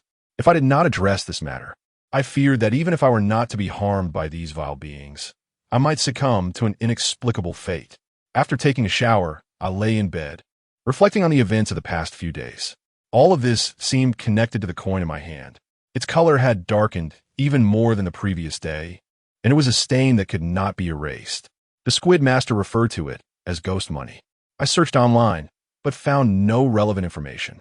However, the name itself suggested that it was far from harmless. If it were to turn completely black, perhaps it would signal my demise. As these thoughts plagued my mind, I began to feel drowsy. Before long, I succumbed to sleep. When the alarm roused me, it was already 3:30 in the afternoon. The vendors on Shimen Street would commence their stalls at 4 o'clock. I must hasten my departure. As I stepped outside, I cast one last glance at the bruises adorning my body. Their expanse had increased, and upon disrobing, they appeared quite alarming. Additionally, I noticed several minute bruises forming on my neck. They were neither painful nor itchy, yet undeniably indicative of something amiss. I took several deep breaths to quell my anxiety. Grasping the now tarnished coin firmly, I hastily exited the inn. Upon reaching the west gate of the school, I found the vendors gradually assembling. However, after scouring the street twice, I could not locate the uncle who had sold squid the previous night. I pondered whether he might have closed his stall for the day, leaving me in despair. Suddenly, a deep voice resonated behind me. "Kid, you're still alive?" At the sound of that voice, my heart leapt, and I swiftly turned around. To my astonishment, there stood the squid vendor, munching on a piece of squid while casting a bemused glance in my direction. "Uncle!" I exclaimed with delight. The squid vendor appraised me from head to toe, casually tossing his skewer into the trash before addressing me. "You've got quite the luck, surviving like that. My stall is over here. Come with me." Chapter 11. Uncle Squid offered 20,000. Uncle Squid spoke with remarkable directness, and, after finishing his words, he turned and strode forward. His demeanor suggested that he possessed genuine skills. Without any hesitation, as I had come specifically to find him, I quickly followed in his wake. Today, Uncle Squid's stall was situated in a rather secluded location at the mouth of an alley, with hardly anyone around. He approached his stall, leisurely retrieving several squid. As he ignited the flames, he began to grill the squid with a deliberate pace. I watched him intently, contemplating how to initiate our conversation, when Uncle Squid preemptively remarked, "Youngster, I noticed that your temper was rather subdued yesterday, yet you managed to collect that ghostly sum of money. Under normal circumstances, one in your situation wouldn't have survived until this morning. I'm quite curious, how did you manage to stay alive last night?" He did not meet my gaze, continuing instead to press the squid with his spatula, the squid sizzling and releasing the enticing aroma of frying oil. My stomach growled slightly, and I involuntarily swallowed. Nevertheless, I responded, "Uncle, last night I smeared the ashes of the deceased onto my clothing and held a white paper bowl in my hand. Thus I managed to hide for the entire night." Upon hearing my explanation, Uncle Squid abruptly halted his actions. He glanced at me with surprise and said, "Ah, ashes on clothing, a bowl for longevity. No wonder you survived the night. Fascinating, indeed. Did you devise this method yourself?" Uncle Squid opened his eyes wide, gazing at me with keen curiosity, but I shook my head in response. "No, it was taught to me by a delivery boy." "The delivery person?" Uncle Squid was even more perplexed. I recounted my experiences from the previous night in vivid detail, including the rain that had driven me to take shelter in a pavilion, where a group of unsavory figures nearly attempted to rob me of my clothing. Armed only with a white porcelain bowl, I resisted them, chanting mantras to drive them away. After hearing my tale, Uncle Squid's earlier composure vanished, replaced by an expression of astonishment and disbelief. After a lengthy pause, he finally inhaled deeply and chuckled. "It seems that good deeds are rewarded. You encountered a helpful spirit. However, it is quite remarkable that as an ordinary university student, you managed to fend off a horde of restless souls with merely a white bowl and some incantations." I offered an awkward smile, for indeed, I had chanted and wielded the porcelain bowl against those foul entities. Yet, regarding the faint, peculiar odor I sensed at that moment, I remained uncertain whether my ex-girlfriend, Xiaoyu, truly made an appearance. After much hesitation, I chose not to mention it. Observing my nod, Uncle Squid took a deep breath and said, "Well done. You possess a certain courage. Your fate is not yet sealed. Since we have crossed paths, it is our destiny. My surname is Yu. You may call me Uncle Yu. As for your situation, I can assist you." At this juncture, the squid he was grilling was ready, and he handed it to me. My heart surged with delight as I accepted the squid, repeatedly expressing my gratitude. "Thank you, Uncle Yu." Then I inquired, "By the way, Uncle Yu, why is that coin referred to as ghost money? Why have I been encountering unsettling entities during this period?" After listening to my concerns, Uncle Yu casually remarked, "There exists a term known as fallen spirit money, also referred to as one spirit. Those with weak destinies who accept such money are destined to perish. You may also interpret it as a form of life exchange money. These malevolent entities use it to mark you, facilitating their absorption of your vital energy. When your fortune wanes and your vitality diminishes, you inevitably draw closer to the deceased, thereby allowing you to perceive these unsettling entities. Moreover, these entities are particularly drawn to individuals like yourself." Upon hearing this, I felt a surge of unease. However, Uncle Yu merely smiled reassuringly. Do not fear. As long as you expel those malevolent entities and bask in sunlight, your inner fire will naturally flourish, and you shall no longer perceive those unsettling presences. Yesterday, I mentioned that if you were to return, I would collect your spirit money. The squid is here to satisfy your hunger. Do indulge in it.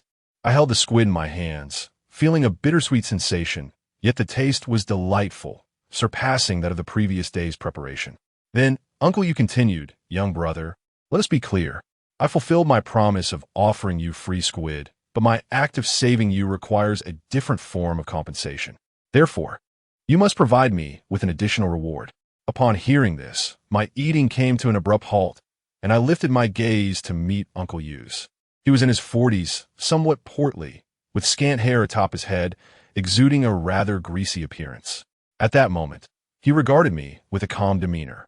Uncle Yu, how much do you charge? I instinctively inquired.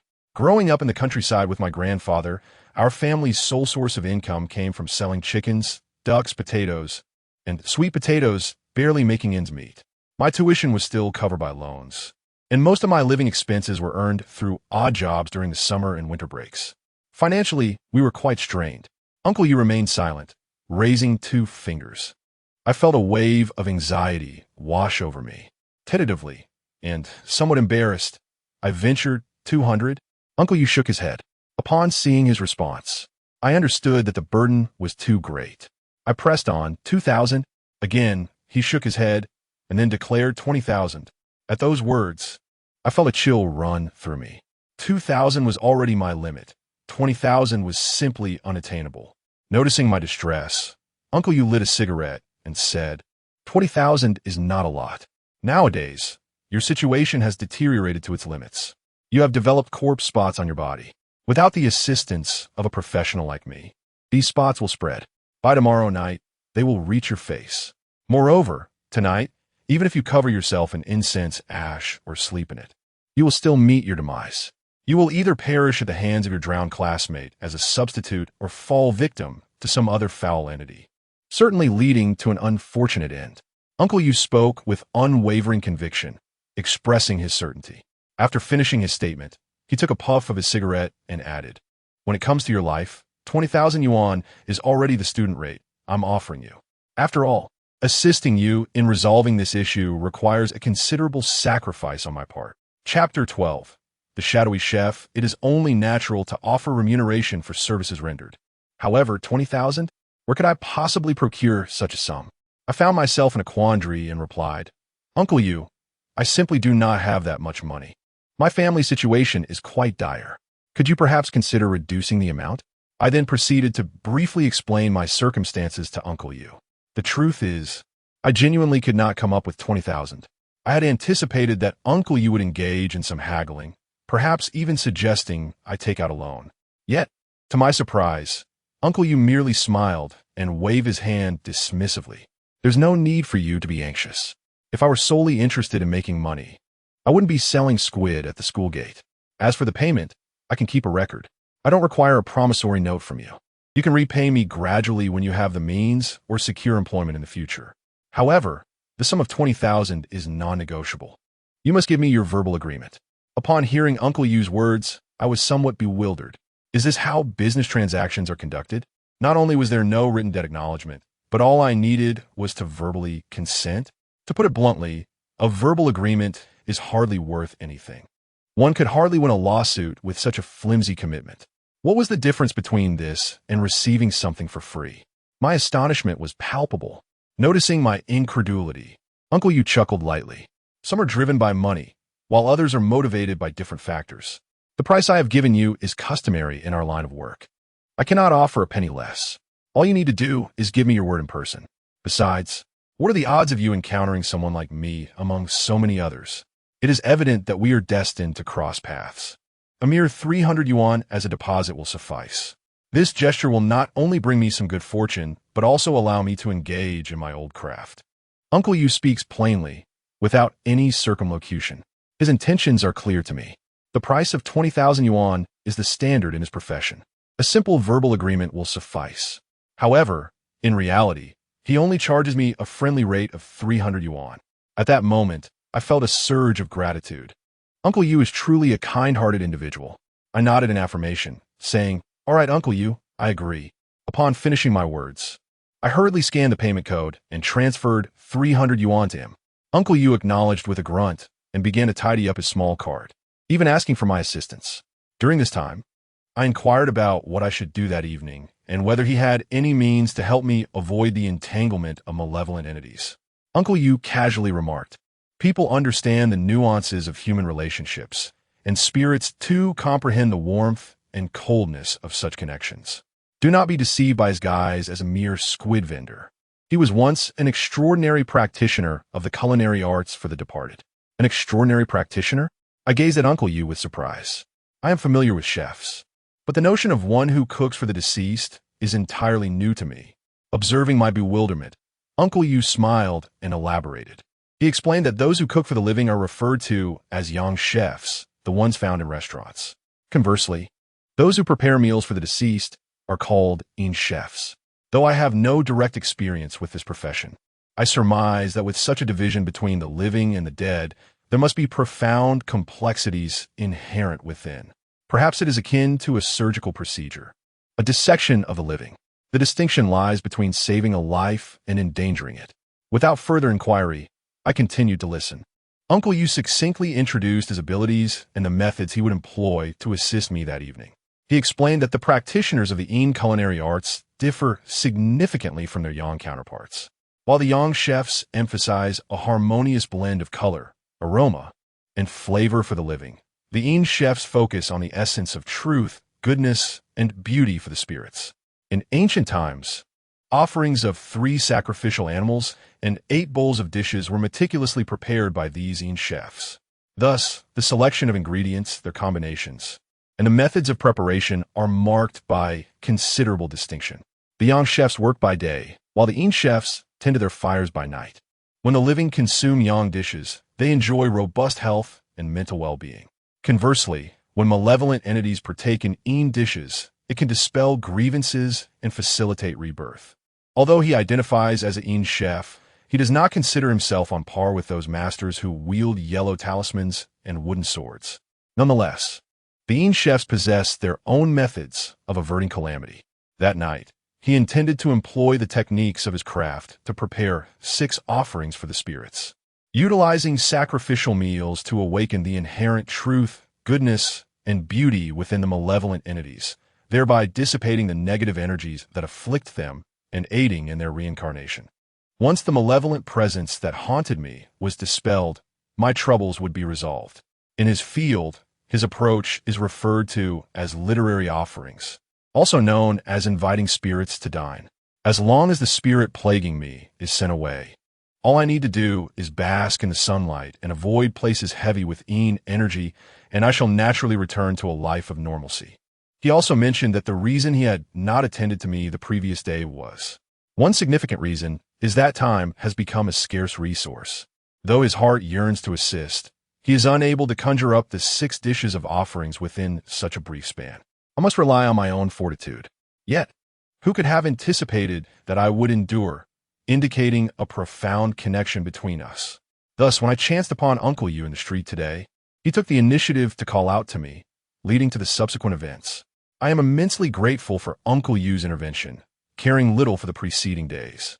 It was then that I learned of the existence of such an extraordinary profession in reality, one that can send souls to their rest through the art of cooking. I found myself harboring a newfound respect for Uncle Yu. As we pushed the cart past the market, he asked me to wait outside for a while. He ventured into the market alone to procure the ingredients needed for the evening's meal.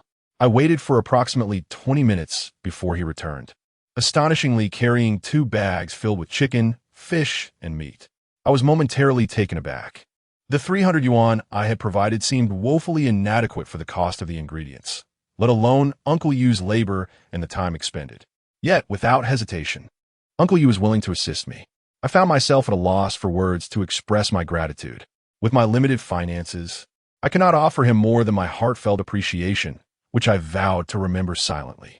Should I overcome this challenge, I shall undoubtedly repay Uncle Yu in due course. However, It seemed he could see through my thoughts and dismiss them lightly, stating that he sought only blessings, not riches, and that his aid was merely a matter of fate. Uncle Yu guided me through a narrow alley behind Shuefu Road, and after about half an hour, we arrived at his humble abode. His one-bedroom, one-living-room rental on the first floor appeared quite dilapidated.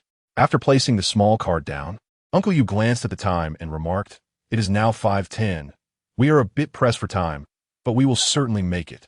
Xiao Jiang, lend me a hand to slaughter the chicken and bring back its blood. I will commence preparing the soul offering meal right away."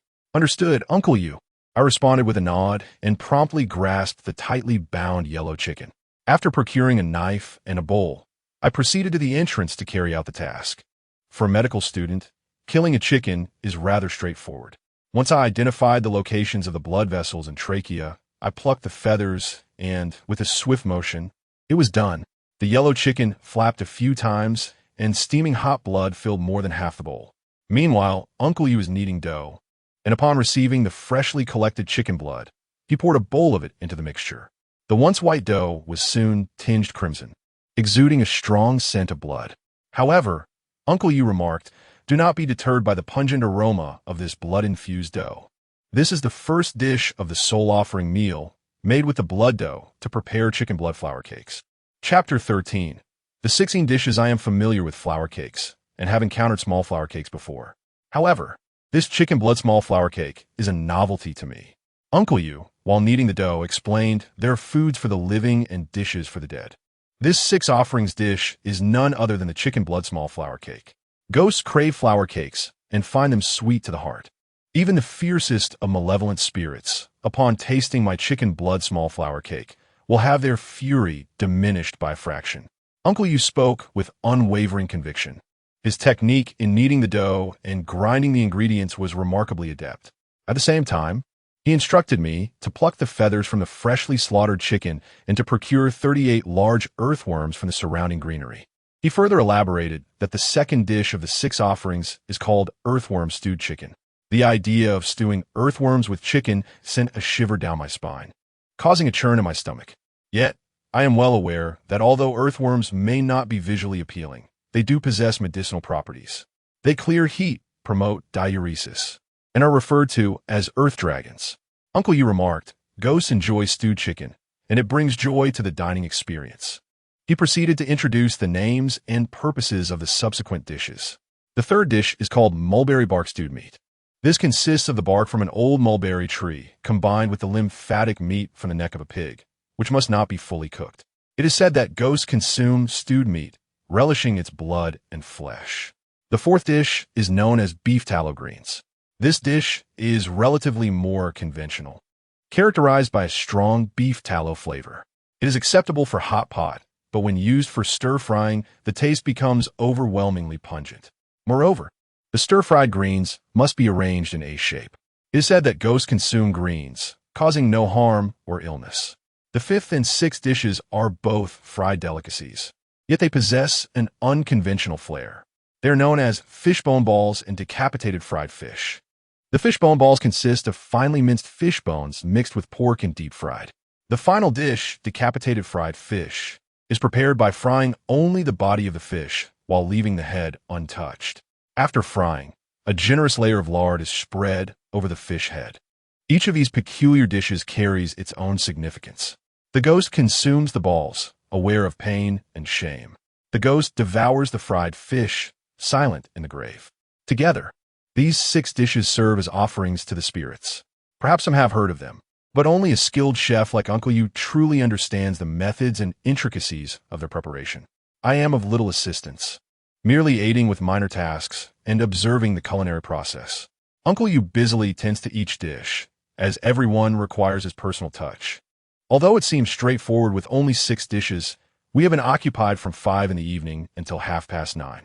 When Uncle Yu finally spreads a thick layer of lard on the last dish, the fried fish, the 6 offerings are deemed complete. Tonight, under Uncle Yu's guidance, I shall set the table for the banquet. With these 6 offerings, I aim to dispel the malevolent energy of Zhang Chong, allowing him to move on from this realm. Thus, he shall cease to haunt me, and I can return to a normal life. The dishes are prepared, Only a few final steps remain to achieve success. Uncle Yu exhales deeply and speaks.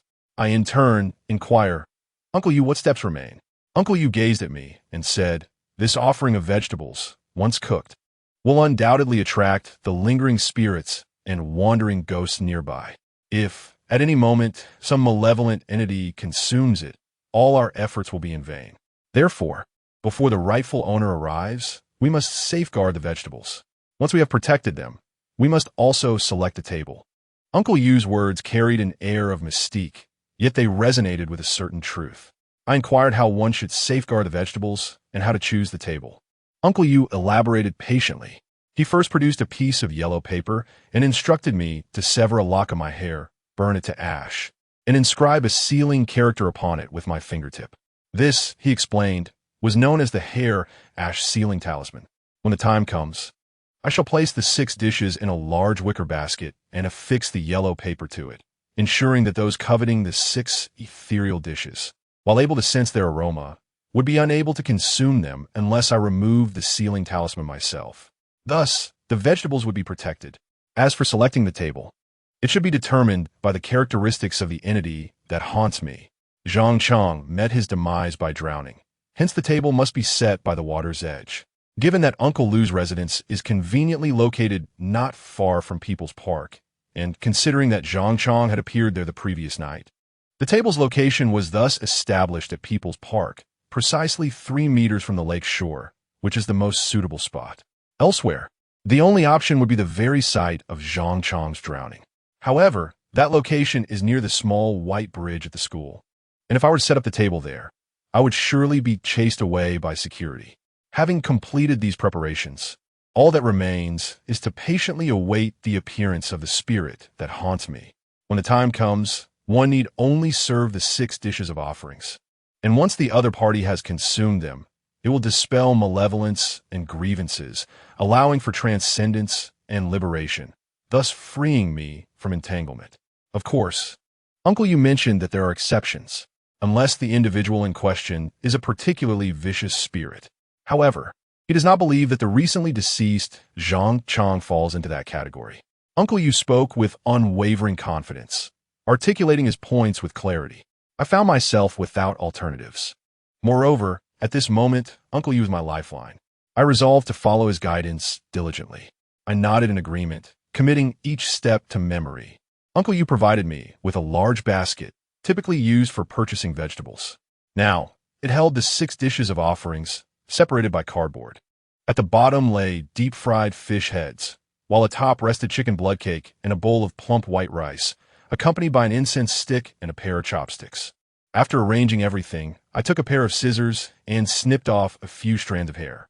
I burned them to ash and used my fingers to smudge the residue. On yellow paper, I inscribed a sealing character and affixed it to the basket.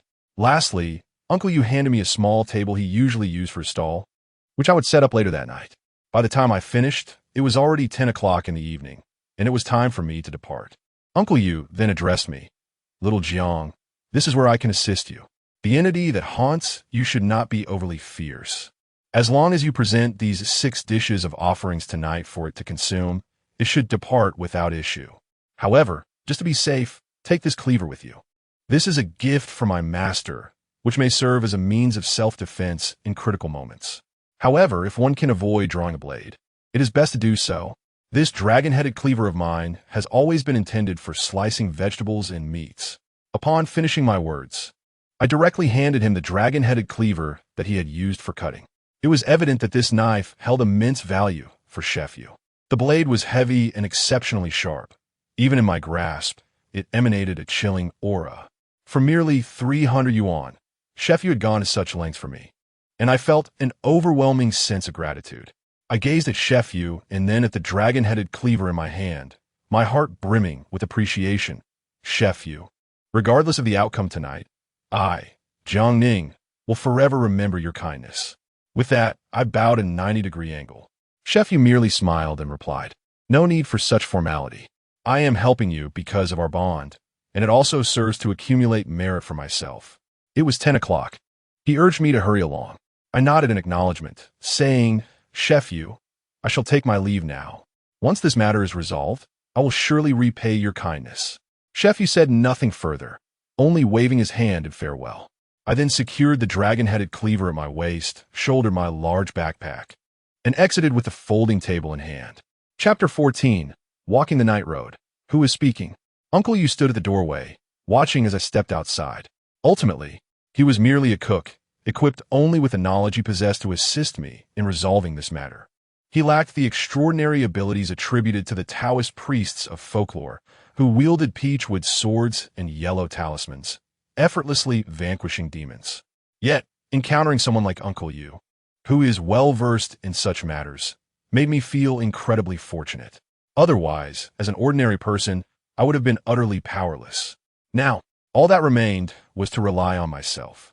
I also hoped that Zhang Chong, that rascal, would soon enter the cycle of rebirth and cease to torment himself. Lost in these thoughts, I continued walking forward. After approximately 10 minutes, however, I was startled by Uncle Yu's voice calling out from behind me. "Xiao Jiang. Wait, it's Uncle Yu." Upon hearing his voice, I paused momentarily, about to turn around, but then froze in place. I had previously heard that if someone calls her name late at night, one must never respond immediately. If one must turn, it should be done slowly, cautiously inching backward. It was said that a swift turn could extinguish the 3 flames above one's head, leaving one vulnerable to malevolent spirits that might seize the opportunity to cause harm. I had once scoffed at such notions, but now I found myself gripped by trepidation. Consequently, I refrained from turning around immediately. Instead, I rested one hand on the dragon-headed kitchen knife and asked, "Uncle Yu, is that truly you? What is the matter?" As I spoke, I tightened my grip on the dragon-headed kitchen knife at my waist, my head slowly and subtly turning back. My field of vision gradually expanded. In my anxious state, I heard Uncle Yu's laughter. "Haha, don't be so tense. I am indeed a real person. However, you seem to possess a certain awareness, not turning around immediately." In that moment, a series of footsteps approached, drawing ever closer. My vigilance heightened, and I had already pulled the knife halfway out. It was only then that my peripheral vision caught sight of him. Uncle Yu, somewhat portly and balding, was hurriedly jogging towards me with a bag in hand. Under the dim light, his shadow was cast on the wall. Realizing it was indeed Uncle Yu, and seeing his shadow, I relaxed somewhat and turned to face him. "Uncle Yu." My heart still raced, and I exhaled a breath of relief, retracting the knife I had drawn. Uncle Yu chuckled. "You're quite alert, aren't you? This is a bag of peanuts I brought for you. It might come in handy." "Peanuts?" I felt a bit bewildered. Uncle Yu then handed me the plastic bag, which contained steaming peanuts. "Uncle Yu, are these also for the journey?" I asked suspiciously. He shook his head. "No. Carrying the dragon-headed knife on your journey will inevitably attract unwanted attention." I contemplated that while the knife had a certain deterrent effect, it was also a weapon of last resort for self-defense. Thus, I decided to fry some peanuts. Should you encounter an unavoidable situation, bestow some peanuts as a gesture. Coupled with the intimidation of the dragon-headed kitchen knife at your side, it should help you evade some troubles. Uncle Yu swiftly articulated his intentions and the purpose of the bag of peanuts. Upon hearing this, I felt a wave of gratitude swell within me. I had ventured so far, and yet Uncle Yu had come all this way to offer peanuts. Gratefully accepting the peanuts, I repeatedly expressed my thanks to him. Uncle Yu merely waved his hand and said, "Go. The sooner you leave, the sooner you shall return. I await your good news." As time was of the essence, I refrained from prolonging the conversation with Uncle Yu. With a nod, I took the bag of peanuts he had given me and continued onward. Since Uncle Yu's rented house was located on the back street, I had to navigate several lengthy alleys before finally making my exit. The alleys were dimly lit, with many streetlights still out of order. Walking alone within them evoked an eerie sensation. The sound of my footsteps echoed persistently in the alley, creating a disconcerting atmosphere. Even with the dragon-headed kitchen knife for protection, a sense of unease lingered. Moreover, as I turned into one of the alleys, an unsettling feeling began to wash over me. I sensed a presence behind me, as if someone were following in perfect cadence. It felt unmistakably as though someone were mimicking my movements. When I walked, they walked. When I paused, they paused. A chill crept up my neck, compelling me to retract my head, afraid to glance back. I remained acutely aware. my hand resting firmly on the dragon-headed kitchen knife at my waist. It was likely the aroma of the 6 offerings of the Ean vegetables that had attracted those vile entities. Thus, I quickened my pace, eager to depart from the alley. However, just as I was about to exit the lengthy passage, the dim yellow light above flickered ominously twice, heightening my already taut nerves. To my dismay, a peculiar voice echoed from behind me. "Xiao Jiang. Wait, it's Uncle Yu."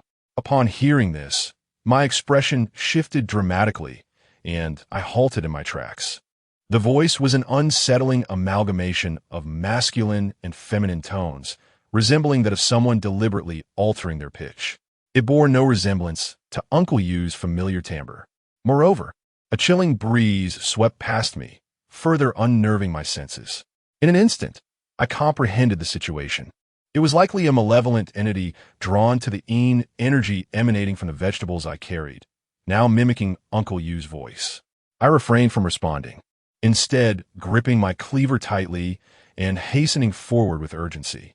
Yet, barely a few steps later, I heard Uncle Yu's voice behind me once more. "Don't be so tense. I am indeed a real person. However, it seems you possess some knowledge."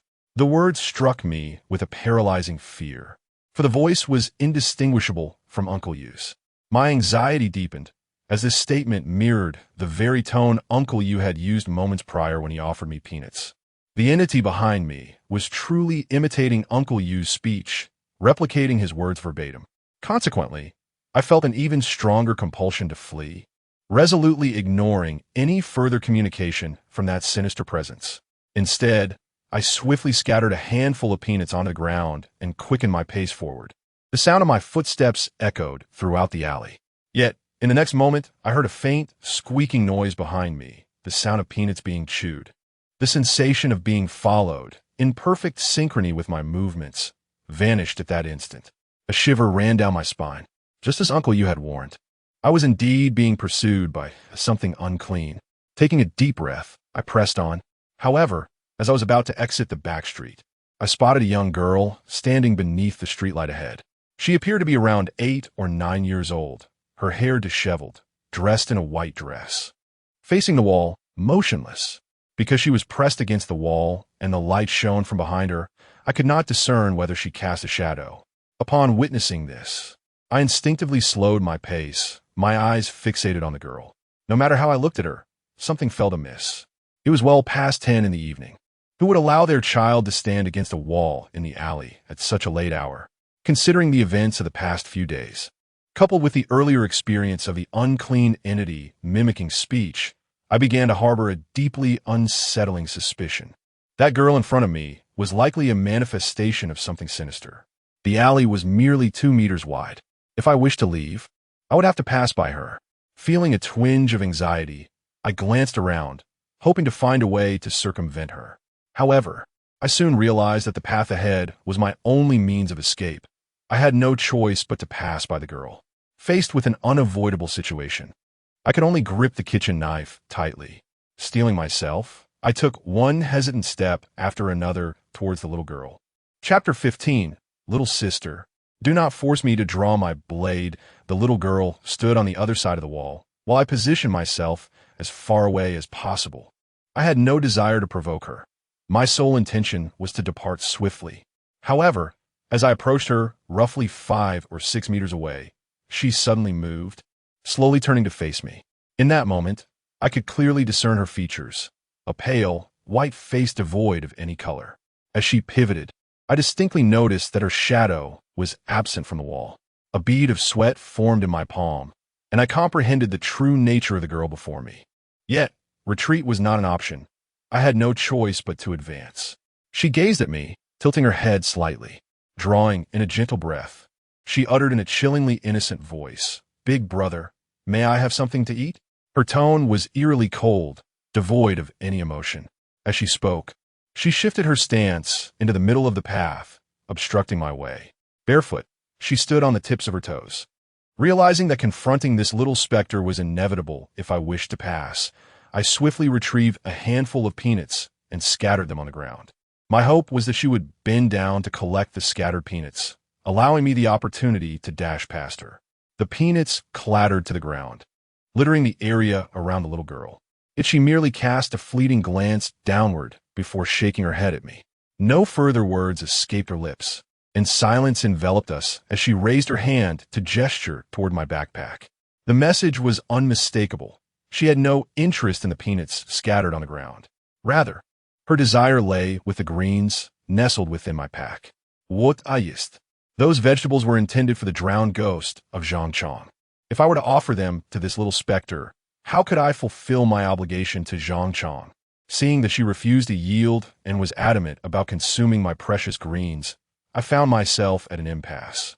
With no way to sidestep her, I finally spoke. Little sister, these provisions are not for you. They are my means of survival. I kindly ask you to grant me passage. And I promised to return and pay my respects. I endeavored to adopt a gentle tone. However, to my dismay, she was entirely unmoved by my plea. She shook her head in response, and on tiptoe approached me. Her footsteps were soundless, yet I could feel an unsettling chill enveloping me, as if the door to a refrigerator had been flung open in the sweltering summer heat. This bone-chilling cold sent shivers racing down my spine, amplifying my sense of unease and trepidation.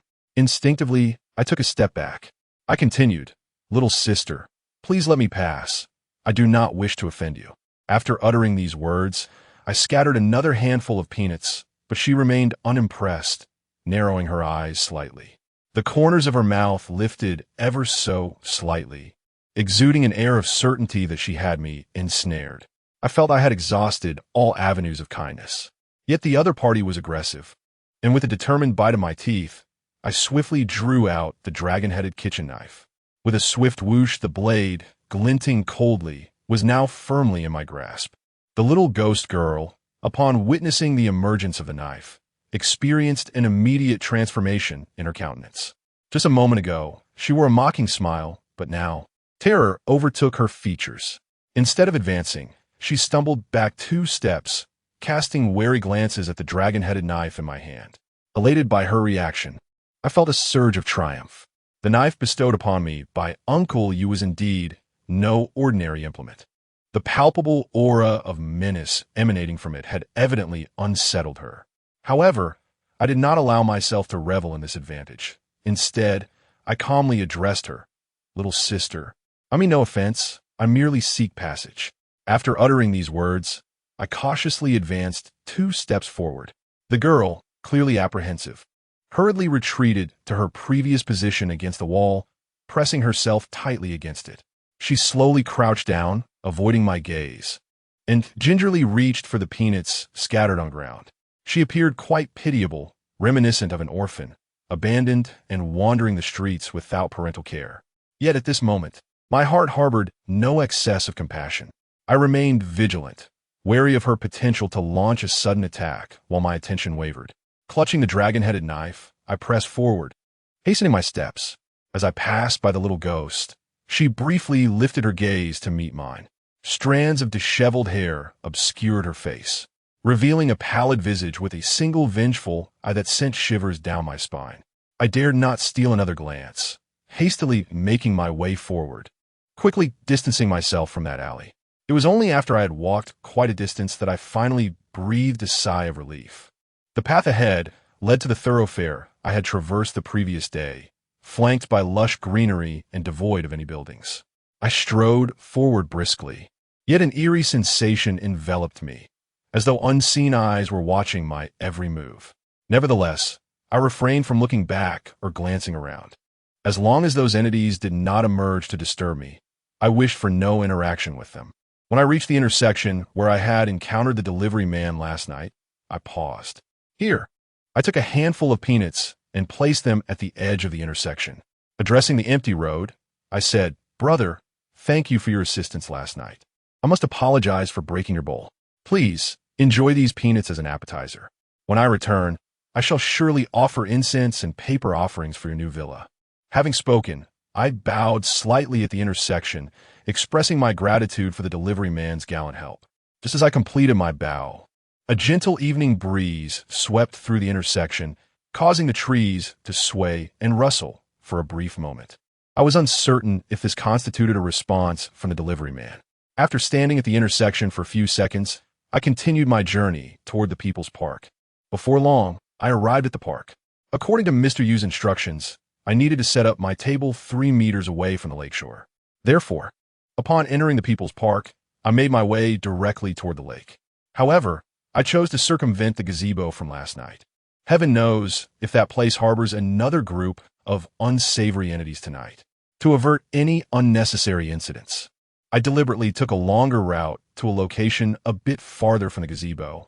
The moon tonight is resplendent, casting a silvery sheen upon the lake, where the surface shimmers like scattered diamonds. I set up a folding table on the lawn, 3 meters from the water's edge, placing a bowl of white rice in the center. Additionally, I lit a long incense stick atop it. Now, all that remains is to wait. I must await the emergence of Zhang Chong, that drowned spirit drawn by the scent, to dissipate his lingering resentment. Only then shall I be truly safe. I remained vigilant, my gaze fixed upon the lake, silently pondering. Yet, who could have foreseen that my offering of incense would not attract the expected, but instead summon a plethora of unwelcome visitors? Chapter 16. The long incense and the souls. Uncle Yu once mentioned that the act of placing incense in rice signifies an invitation for spirits to visit. Now, as I light this long stick of incense with myself present, it is likely that Zhang Chong, who has been haunting me, will soon arrive. The sooner he comes, the quicker I can guide him to the afterlife, ensuring that he will no longer be a burden to me. However, to my utter astonishment, less than 10 minutes after lighting the incense, I sensed a disturbance nearby. With heightened vigilance, I cast a furtive glance around with my peripheral vision. The moon shone brightly, granting excellent visibility this night. To my dismay, I felt a chill run down my spine as I discerned shadowy figures emerging around the park. These figures were situated at a considerable distance from me, many adorned in white garments. Some even stood across the lake, silent and motionless, facing my direction. Each one bore a pallid visage, an unsettling sight indeed. There were at least 20 of them, scattered about. It was worth noting that when I arrived, I had seen not a single soul in the vicinity.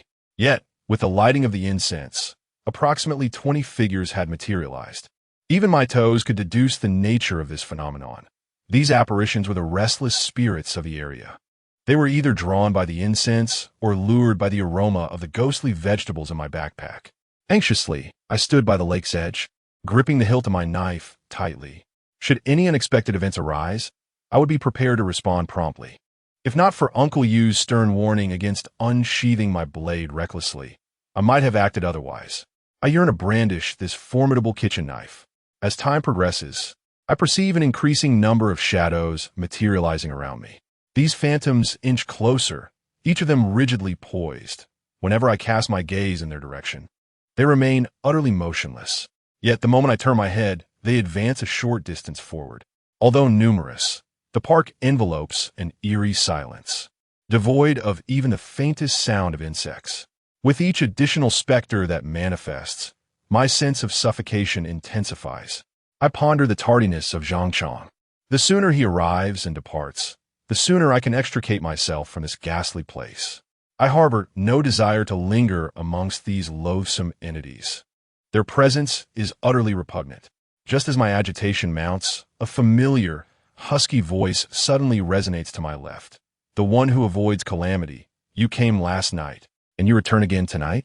This voice sends a jolt of trepidation through me, prompting a slight turn of my head. To my astonishment, I behold 4 or 5 figures emerging from behind me. Leading them is the elderly man clad in a black funeral garment, the same one from the pavilion last night, who sought my clothing and the white porcelain bowl. The individuals trailing him, a mix of men and women, gaze at me with vacant expressions. Each appears emaciated, their complexions a sickly yellow, reminiscent of the cured meats sold in supermarkets. Upon recognizing them, an inexplicable tension grips me.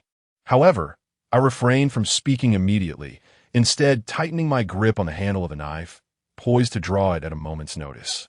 The old man, noticing my silence, pays me no heed. Instead, I was drawn to the basket beside me, taking a few sudden sniffs. The enticing aroma wafted through the air, and a look of insatiable greed crossed my face. Such delectable dishes. You little rascal, is this a tribute for us? The old ghost spoke in a husky tone, his sallow face betraying a hint of excitement. I had no desire to engage in conflict with these filthy beings. Swiftly, I grabbed a handful of peanuts and tossed them aside. Eat and depart. This food is not meant for you. I uttered these words. The filthy creatures behind the old ghost, upon seeing the scattered peanuts, were instantly captivated, their eyes gleaming with desire. They then lunged towards the ground, frantically rummaging through the grass for those tiny morsels. With each peanut they discovered, their expressions blossomed with exhilaration and fervor. In the distance, I noticed figures drawn towards me, their gazes filled with longing as they approached. I could distinctly feel an icy chill emanating in my direction. When I glanced around, I realized the filthy beings had drawn alarmingly close. They were all fixated on me and the basket beside me, inhaling the tantalizing scent of the food. Witnessing this, I retrieved several more handfuls of peanuts and scattered them around. Simultaneously, I addressed the figures surrounding me. Esteemed brothers and sisters, uncles and aunts, forgive my intrusion. Please take a moment to enjoy and then depart. I dispersed a significant portion of the peanuts. The surrounding filth was comprised of wandering souls, those without offerings. Each day, I endure hunger and withstand the relentless assault of wind and rain. At this moment, as I scatter my offerings, the onlookers transform into ravenous wolves, their previous calmness evaporating. They rush forward, clamoring to seize the golden peanuts scattered on the ground, their satisfaction evident as they crunch them between their teeth. Just as the surrounding rabble revels in their fray, the old ghost in the pavilion, who has remained still to my left, casts a disdainful glance at the chaos around him. He then speaks to me in a low, gravelly voice. You, fortunate one, I desire the meat from your basket. This old specter is clearly distinct from the surrounding lost souls, exuding a stronger, more oppressive chill. Upon hearing his demand for the meat from my basket, I resolutely refuse. I lift a plastic bag and toss the last of my peanuts towards him. Good sir, let us not cross paths. These are for you. Now be on your way. The old ghost catches the bag effortlessly, casting a dismissive glance before smirking at me. You, fortunate one, had that fierce woman not been here last night, I would have stripped you of your garments, making you a substitute for that water monkey. With her absence tonight, if you do not provide me the meat from your basket, I shall upend your table, strip you bare, and cast you into the water to serve as his replacement. After delivering this threat, the old ghost takes a couple of menacing steps closer to me. I furrow my brow, contemplating his words. He only refrained from acting against me last night due to the presence of that fierce woman. However, last night, I did not observe any women around me, or rather, if they did appear, I simply did not see them. But who could these women be? Who would protect me? Who would follow me? In an instant, the image of Xiaoyu surfaced in my mind, along with the faint scent of formaldehyde that I had detected when the old ghost fled. I did not hastily respond to his words. Instead, I countered with a question. You speak of a sinister woman. What does she look like? Where did she appear? The old ghost squinted at me for a moment and continued in a low, gravelly voice. She is quite beautiful, rather striking. However, I perceive that she is in no position to save herself and will certainly not emerge tonight. It would be wise for you to heed my advice and remove the meat from your backpack for me to consume. Otherwise, I shall come over and upend your table, pushing you into the water. Chapter 17. False Cooperation. Who is scheming against whom the words of the old ghost, though laced with menace, left me in a state of perplexity. If the fierce woman he spoke of was indeed Xiaoyu, why would he claim that she was unable to protect herself? Could it be that Xiaoyu was in peril as well? A multitude of questions swirled in my mind, yet the old ghost continued to close in on me, his threats growing increasingly oppressive. The malevolent entities surrounding us raised their heads, their predatory gazes fixed upon me. I had to confront the immediate dilemma. If I failed to deal with this old ghost, not only would I be unable to rid myself of the persistent drowned ghost, Zhang Chong, but I might also find myself in grave danger. Without a moment's hesitation, I swiftly drew the dragon-headed cleaver from my waist. As the blade emerged from its sheath, it gleamed with a chilling brilliance. The approaching old ghost was momentarily taken aback, instinctively retreating 2 steps while casting a surprised glance at the weapon in my hand. The surrounding foul creatures, Two were startled and recoiled in fear, demonstrating the formidable deterrent power of the cleaver. With the blade now unsheathed, I adopted a stern countenance and declared with unwavering resolve, "Old man, do not mistake my kindness for weakness. Consume as many peanuts as you wish, but do not even think about the wine and meat here." Although I appeared fierce and composed on the surface, an overwhelming sense of panic gripped my heart. Yet, I understood that in moments like these, it was imperative to remain calm. A psychological mentor once taught me that when confronting an adversary, revealing fear and trepidation could be detrimental. Often, one finds oneself devoid of agency, subconsciously led by the nose. In moments of peril and adversity, it is imperative not to succumb to timidity or fear. Only through calmness and courage can we truly find the most effective solutions to our dilemmas. The old ghost stood a few meters away from me, motionless for a moment, squinting as he scrutinized me. After several seconds, he finally spoke. "Last night you took a bowl. Tonight you bring a knife. Do you think that would instill fear in me? If you are unafraid, come and test me. Let us see if I will strike you." My palms were clammy with cold sweat, yet I remained undaunted. The old ghost continued to observe me with narrowed eyes, circling around me, wearing a peculiar expression as he evaluated me from various angles. The surrounding peanuts had all been hastily devoured, yet these filthy beings showed no intention of departing. There were about 20 of them encircling me, each standing rigidly, staring blankly. I understood that the key to dispelling these unclean entities lay with the old ghost, for he was the one stirring the pot. However, I found myself at a loss as to how to drive him away. Even wielding a large kitchen knife for self-defense seemed manageable. Yet I lacked confidence in launching an offensive. Had I known better, I would have joined a martial arts society. After a prolonged standoff, the old ghost showed no inclination to leave. I feared that Zhang Chang might arrive, creating further chaos. After much contemplation, I realized that I must seize an opportunity, either to expel him or to eliminate him entirely. I must not allow him to interfere with my affairs. However, at this moment, I find myself in need of an opportunity. The old ghost circled around me 2 or 3 times before abruptly halting, a strange smile playing on his lips as he said, "Clever lad, why don't we strike a bargain?" "A bargain?" I inquired cautiously, sensing a flicker of potential. I was eager to discover what he had in mind. "Clever lad, are you not ensnared by that water monkey? It's quite simple, really. Just present your food and wine to me. Allow me a taste. When that water monkey approaches, I shall pin him to the ground. At that moment, you can wield this knife and dispatch him, and the matter will be resolved. What do you think? I sincerely wish to collaborate with you. Last night, I even helped you escape the rain." Hearing the old ghost's words, I couldn't help but chuckle inwardly. Such fanciful tales. Did he truly think me a mere child of 3? Although I lacked understanding of this sinister realm, I had certainly watched my fair share of films featuring the master of the supernatural. You, a forlorn spirit seeking refuge from the rain, without offerings to sustain you, cannot possibly compare to the vengeful ghosts. How could you subdue a malevolent spirit? It was evident that he sought to deceive me for my provisions. Yet, perhaps this was fortuitous. Since he desired my sustenance, it presented the perfect opportunity to rid myself of him, preventing any future disturbances. In no time, a plan began to form within my mind. I feigned a hint of skepticism. "Old man, are you truly willing to assist me?" Upon hearing my words, the old ghost smile widened even further. "Of course, I am renowned as the benevolent spirit of this land. Those ghostly vegetables? You may as well feed them to me instead of that water monkey. I shall assist you in return.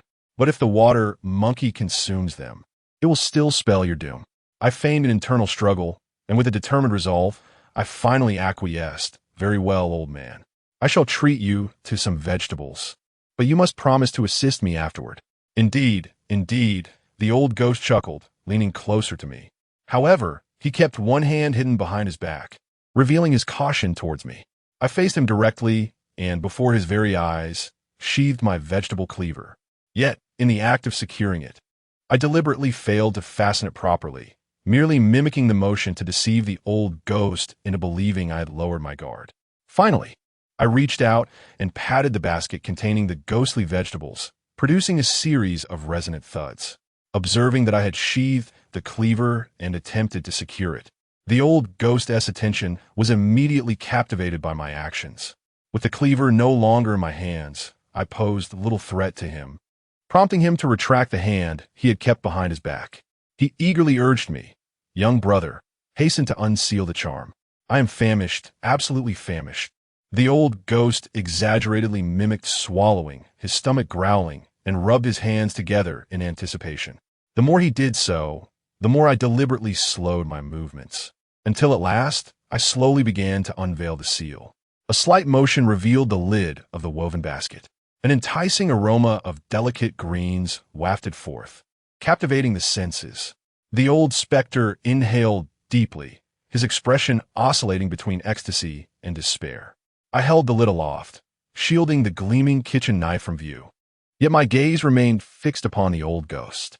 "Elder," I said with a smile that appeared innocuous, "do indulge in this first offering of chicken bloodflower cake.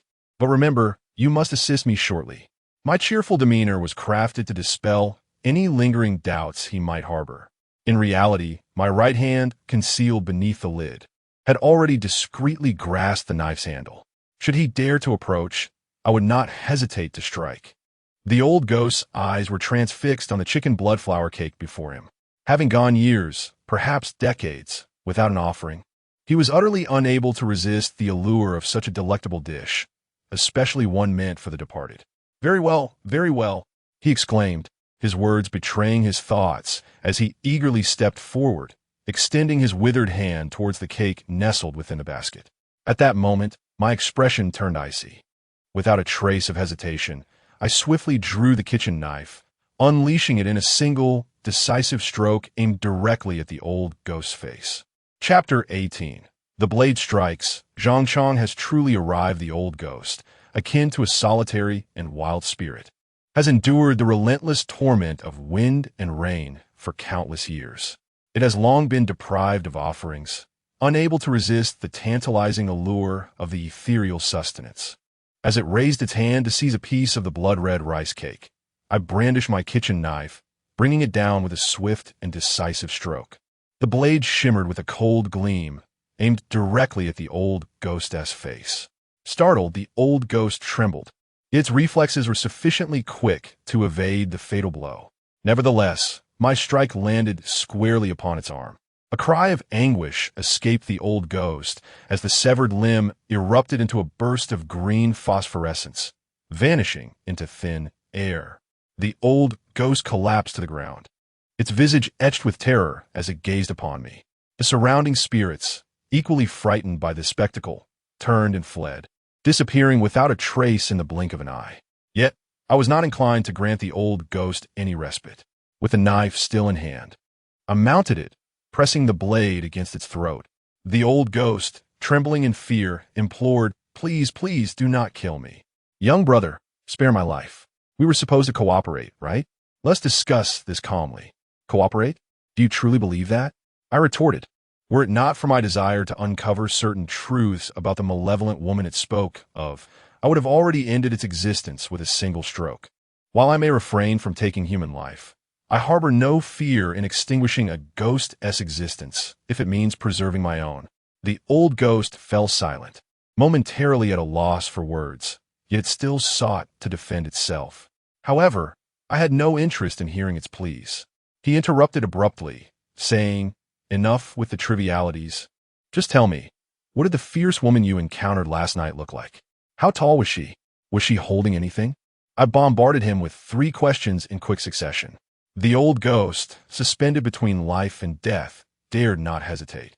In a trembling voice, he replied, "She was quite beautiful, with a small tear mole at the corner of her left eye. Her figure was tall and well-proportioned. Yes, she was holding a black paper umbrella." Upon hearing this, my heart sank, and I instinctively inhaled sharply. The description given by the old ghost closely matched that of my ex-girlfriend, Xiaoyu. Xiaoyu had a tiny tear mole at the corner of her left eye, which made her appearance more distinctive and alluring. She was also tall and elegant, and every time we went out together, she carried a black paper umbrella, claiming it was to shield herself from the rain. If that is the case, Then the fierce woman who frightened away the multitude of ghosts in the pavilion last night must be my former girlfriend, by Xiao Yu. However, why did she save me yet avoid me? Moreover, the old ghost had previously mentioned that she was in a precarious situation. What could that possibly mean? With these thoughts swirling in my mind, I continued to question him. Furthermore, you mentioned she was in danger. What does that entail? The old ghost, threatened by my inquiry, was about to respond when his gaze suddenly fixed on something behind me, revealing an expression of utter terror. Ah, he exclaimed in a sudden fright. Simultaneously, I felt a chill run down my spine as a foul, putrid odor wafted towards me from behind. A few droplets of water fell upon my neck. Their icy touch and the sudden appearance of moisture, coupled with a foul stench, sent a shiver of apprehension through me. I found myself frozen in place, acutely aware of a presence looming behind me. Before I could react, a cold, pallid hand rested upon my shoulder. Simultaneously, a haunting voice whispered in my ear, "Jiang Ning, I have been searching for you for 2 days." The sound of that voice sent a chill coursing through my veins. It was Zhang Chong. Unbeknownst to me, he had stealthily emerged from the lake at such a critical moment and now stood directly behind me. My body trembled involuntarily, paralyzed by fear. Out of the corner of my eye, I noticed that his hand, resting on my shoulder, had sprouted long, sharp nails, gleaming white and dangerously close to my neck. Setting aside the question of whether he would bite me, I realized that any sudden movement on my part could provoke him to plunge those razor-like nails into my throat, potentially ending my life. Zhang Chong, I stammered, drenched in cold sweat, my attention diverted from the old ghost beneath me. Meanwhile, Zhang Chong stood behind me, inhaling deeply twice. With each breath, I felt as if my very soul were being siphoned away, a frigid tremor coursing through my body as warmth dissipated. To make matters worse, Zhang Chong continued, his tone laced with longing. "Jiang Ning, why do you smell so delightful? Yet, what business do you have atop an old man? Are you still holding a knife to someone? Put it down at once. If the school finds out, you will undoubtedly be expelled." His voice was calm and soft, yet it exuded an unsettling chill. I could hardly discern Zhang Chong's face. In an effort to stabilize the situation, I managed to say, "All right, I will get up now. You first remove your hand, and I will sheathe the knife." I spoke with mounting anxiety, my heart nearly leaping into my throat. Zhang Chong, however, lowered his voice and elongated his words, "Sheath the knife." The sound sent chills down my spine. I had no choice but to rise slowly, returning the knife to its sheath. The old man, whom I had pinned down, seized the moment I stood and scrambled away, rolling and crawling until he vanished into the nearby greenery. Behind me, Zhang Chong's voice echoed, "That old man can run pretty fast." His tone was slow and devoid of emotion, which only heightened my fear. Yet, I had to remain composed. I had come for Zhang Chong today. With trepidation, I turned incrementally. Out of the corner of my eye, I began to discern Zhang Chong more clearly. He still wore the same clothes as days prior, but his hands and feet appeared unusually pale and slightly swollen, covered in moisture. When I finally saw his face, a shiver coursed through me, for his visage had become grotesquely swollen. It was akin to a corpse adrift in water, perpetually dripping with moisture. The transformation from his former self was stark, resembling the waterlogged cadaver with uncanny similarity. "Jiang Ning, where have you been these past 2 days? I've been searching for you." Zhang Chong spoke again, his eyes devoid of any spark. He appeared somewhat dazed, a stark contrast to the vibrant individual he was 3 days prior when he had just passed away. "Why have you been searching for me?" I instinctively inquired. Without a moment's hesitation, Zhang Chong replied, "It was the teacher who instructed me to find you. Last night, I overheard him muttering to himself, lamenting that he couldn't locate me and wondering how he would explain to the teacher. But as a deceased person, to whom could he possibly account? What teacher's explanation? Or was it that he was ensnared by his own obsessions? Thus, upon realizing that I could still converse with him, I continued, "Which teacher sent you to find me?" Zhang Chong seemed somewhat perplexed, pondering for a moment before responding. "It's the teacher. You must accompany me now." Before I could react, he seized my wrist with surprising force. The icy and damp sensation was profoundly unsettling. His grip was strong, rendering any attempt to break free futile. Without seeking my consent, he turned and pulled me directly towards the lake. Chapter 19. Consuming vegetables, dissipating grievances, and resolving malice. Zhang Chong had been deceased for 3 days. Not only had his appearance transformed, but his emotions and intellect seemed to have undergone a metamorphosis as well. His strength had increased significantly.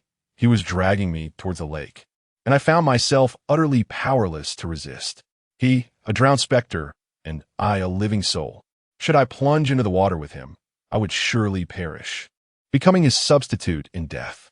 Unable to budge him, I could only repeatedly implore, "Wait, Zhang Chong, wait. I have more to say." "What is it?" Zhang Chong turned his head, gazing at me with his swollen visage and lifeless eyes. Yet he appeared rather dazed. I hastily elaborated. "Look at all these delectable dishes I have prepared. We haven't even tasted them yet. There is no rush in returning. Let us indulge a little before we depart." As I spoke, I gestured toward the nearby basket. He paused for a moment, inhaling deeply, and murmured, "It smells wonderful. Indeed it does. Come, come. Let's eat a bit before we leave." I spoke with a smile, though panic seized my heart. Zhang Chong hesitated, gazing at the vegetables, drawn in by their aroma, and rasped in response, "Very well." With that, he released my hand. The instant he did, I felt an overwhelming sense of relief wash over me. The wrist he had grasped bore the marks of bruising. I shook my hand, not lingering long, and swiftly approached the basket, retrieving the prepared vegetables. "Uncle, you had advised that these must be consumed starting from the first dish. Upon consuming the 6th dish, the malevolent aura that clung to Gue Sui would naturally dissipate. At that moment, Zhang Chong would awaken from his stupor. Subsequently, I would employ the method taught to me by Uncle Yu to bid farewell to Zhang Chong." I swiftly presented the first dish, the chicken bloodflower cake. The vividly crimson cakes, shaped like plum blossoms, numbered 6 in total. I addressed Zhang Chong, urging him to sample this delicacy. Zhang Chong inhaled the aroma, producing a series of soft sniffing sounds. Then, extending his swollen, moisture-laden hand, he grasped a piece from the plate. After a cursory glance, he extended his scarlet tongue to taste it. This simple act seemed to ignite a spark of excitement within him. His eyes widened, and he promptly stuffed the morsel into his mouth, chewing with an audible crunch.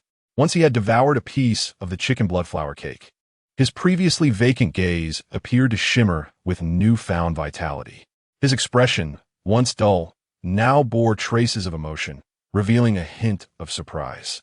He stared intently at the remaining cakes, hastily reaching for 2 more pieces. This time, without a moment's hesitation, he stuffed them directly into his mouth. His manner of eating was remarkably crude, reminiscent of a water buffalo grazing, as he chewed with a loud, crunching sound. Before long, he finished all 6 pieces of the chicken bloodflower cake. Uncle Yu remarked, "Ghosts consume flour cakes, finding sweetness in their hearts." Observing Zhang Chong now, the once swollen and numb visage had transformed, revealing a semblance of tranquility. His eyes reflected a glimmer of gentleness. At last, he opened his mouth, exhaling a long breath, from which a visible wisp of black vapor drifted. Observing the efficacy of this dish, I felt a flicker of hope. I hastily exclaimed, "Qiangzi, I have more here."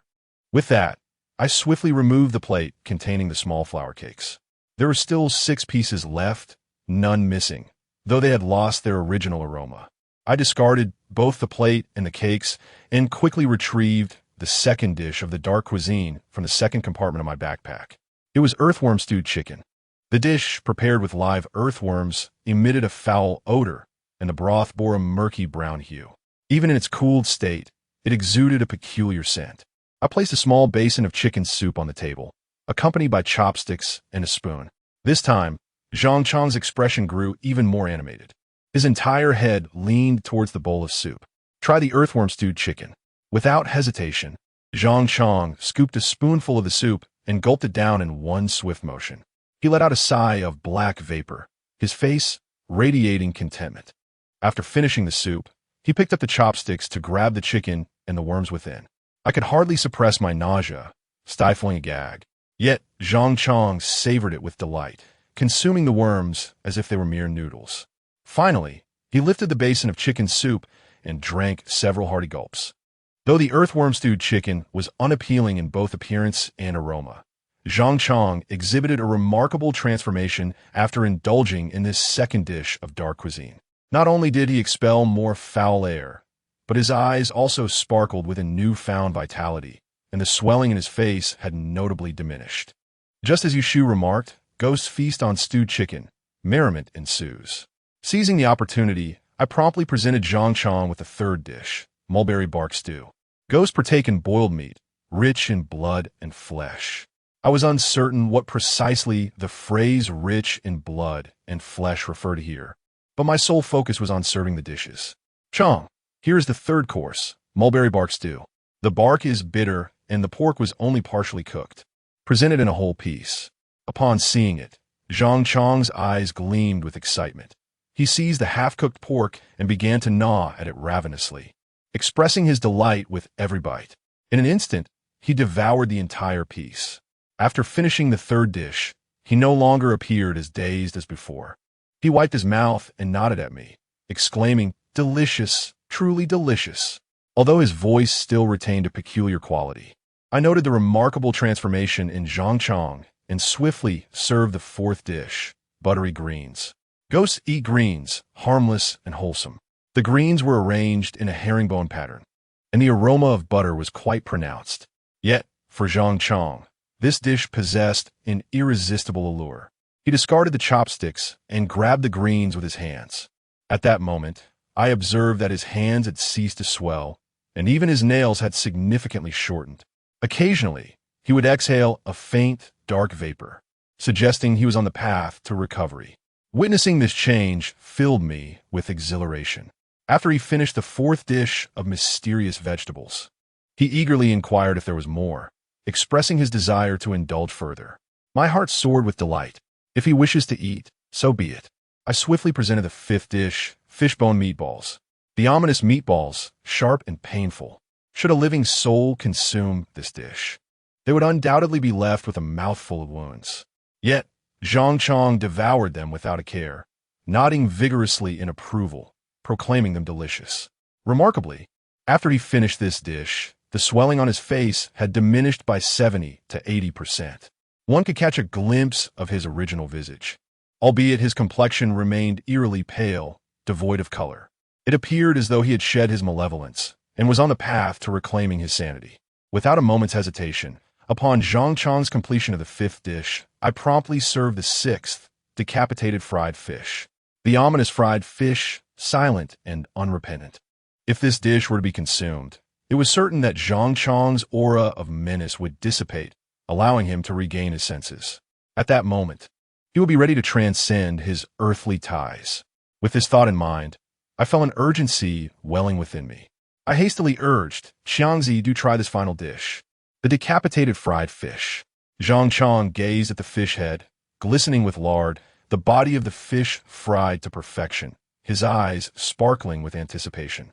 He could not help but make swallowing gestures, exclaiming, "So fragrant, so delicious." With that, he seized the plate and opened his mouth to take a bite. I watched with bated breath, my eyes wide with expectation. "Go on, devour it, take that last bite." However, just as he was about to sink his teeth into the fried fish, he suddenly halted. He gazed blankly at the surface of the lake. Noticing his stillness, a sense of unease tightened within me, prompting me to urgently ask, "Xiangzi, what is wrong? Hurry and eat." Zhang Chong continued to stare at the water, then turned back to me with a dazed expression and quietly replied, "I can't eat. It seems the teacher is urging us." Chapter 20. The Death Bird. A single cry and all is lost. Zhang Chong suddenly uttered this phrase, gently placing the dish of ominous vegetables back down. Emotionlessly, he turned to me and said, "Come with me. Let us return to meet the teacher." As he spoke, his gaze grew increasingly vacant, and his expression dulled, slowly extending his hand towards me as if to grasp me. The sight of his pale, water-stained hand sent a shiver through me. I was uncertain who he referred to as his teacher, or if this was merely a manifestation of his posthumous obsession. But at that moment, I lacked the inclination to delve into it. The last dish of ominous vegetables must be coaxed into his consumption first. "Chong, this is the final dish. Do not rush. Eat up, and we shall depart. Come, taste it. With that, I lifted the plate of fried fish, glistening with lard. Zhang Chong stared at the fried fish, his nostrils twitching as he stood frozen in place. He glanced at the lake's surface, then back at the dish in my hands, seemingly grappling with a difficult choice. Noticing his captivation, I continued, Chong, the food is delectable. It won't hurt to eat before we leave. With that, I extended the fried fish towards him. I could tell that this drowned soul was tempted. Yet, he appeared to be wrestling with some unseen apprehension, torn between desire and fear. Do not hesitate, Chong. Take a bite. Once you finish, we shall set forth. I urged him further. Zhang Chong was unable to resist the allure of the ominous vegetables. After much hesitation, he finally reached for the fried fish on my plate. He opened his mouth and bit down on a greasy fish head. The crunching sound echoed as he chewed. Seeing Zhang Chong devour the fish head filled me with excitement. I had finally tricked him into consuming the last dish of the hidden vegetables. I thought to myself, once he finishes, I should be able to send him away. My heart brimmed with anticipation. However, the plans of man are often thwarted by fate. Just at that moment, in the quiet park, a series of sharp bird calls erupted. Coo, coo, coo. The calls grew increasingly louder, each one more piercing than the last, creating a jarring and abrupt sound that sent a chill down my spine. Following the noise, I spotted an owl perched on a branch not far away, its beak open as it emitted its strange cries. In our village, this owl is ominously referred to as the death bird. It is said that if it calls in front of a house, someone in that household is destined to die. Therefore, whenever it flies into our village, it is ruthlessly driven away. Were it not for its status as a protected species, it might have faced dire consequences. Yet now, the owl chose this moment to call out, instilling within me a sense of foreboding. When I turned back, I found that Zhang Chong, who had been gnawing on the fried fish, had stopped. The fried fish he had been holding was cast aside onto the ground. With a dark expression, his eyes even glimmered with a hint of menace. He gazed at me intently. At that moment, I realized the gravity of the situation. Surely, it was the owl's eerie call that had disrupted Zhang Chong, the drowned ghost, during his feeding. I felt the impending failure looming over me. Yet, I still yearned to fight back. However, before I could utter a word, he abruptly raised both hands and clutched my throat, elongating his voice as he commanded, "Come with me." With that, he tightened his grip and pushed me toward the lake's edge. The pressure was excruciating, his nails seemingly piercing my flesh. His strength was overwhelming, leaving me utterly defenseless.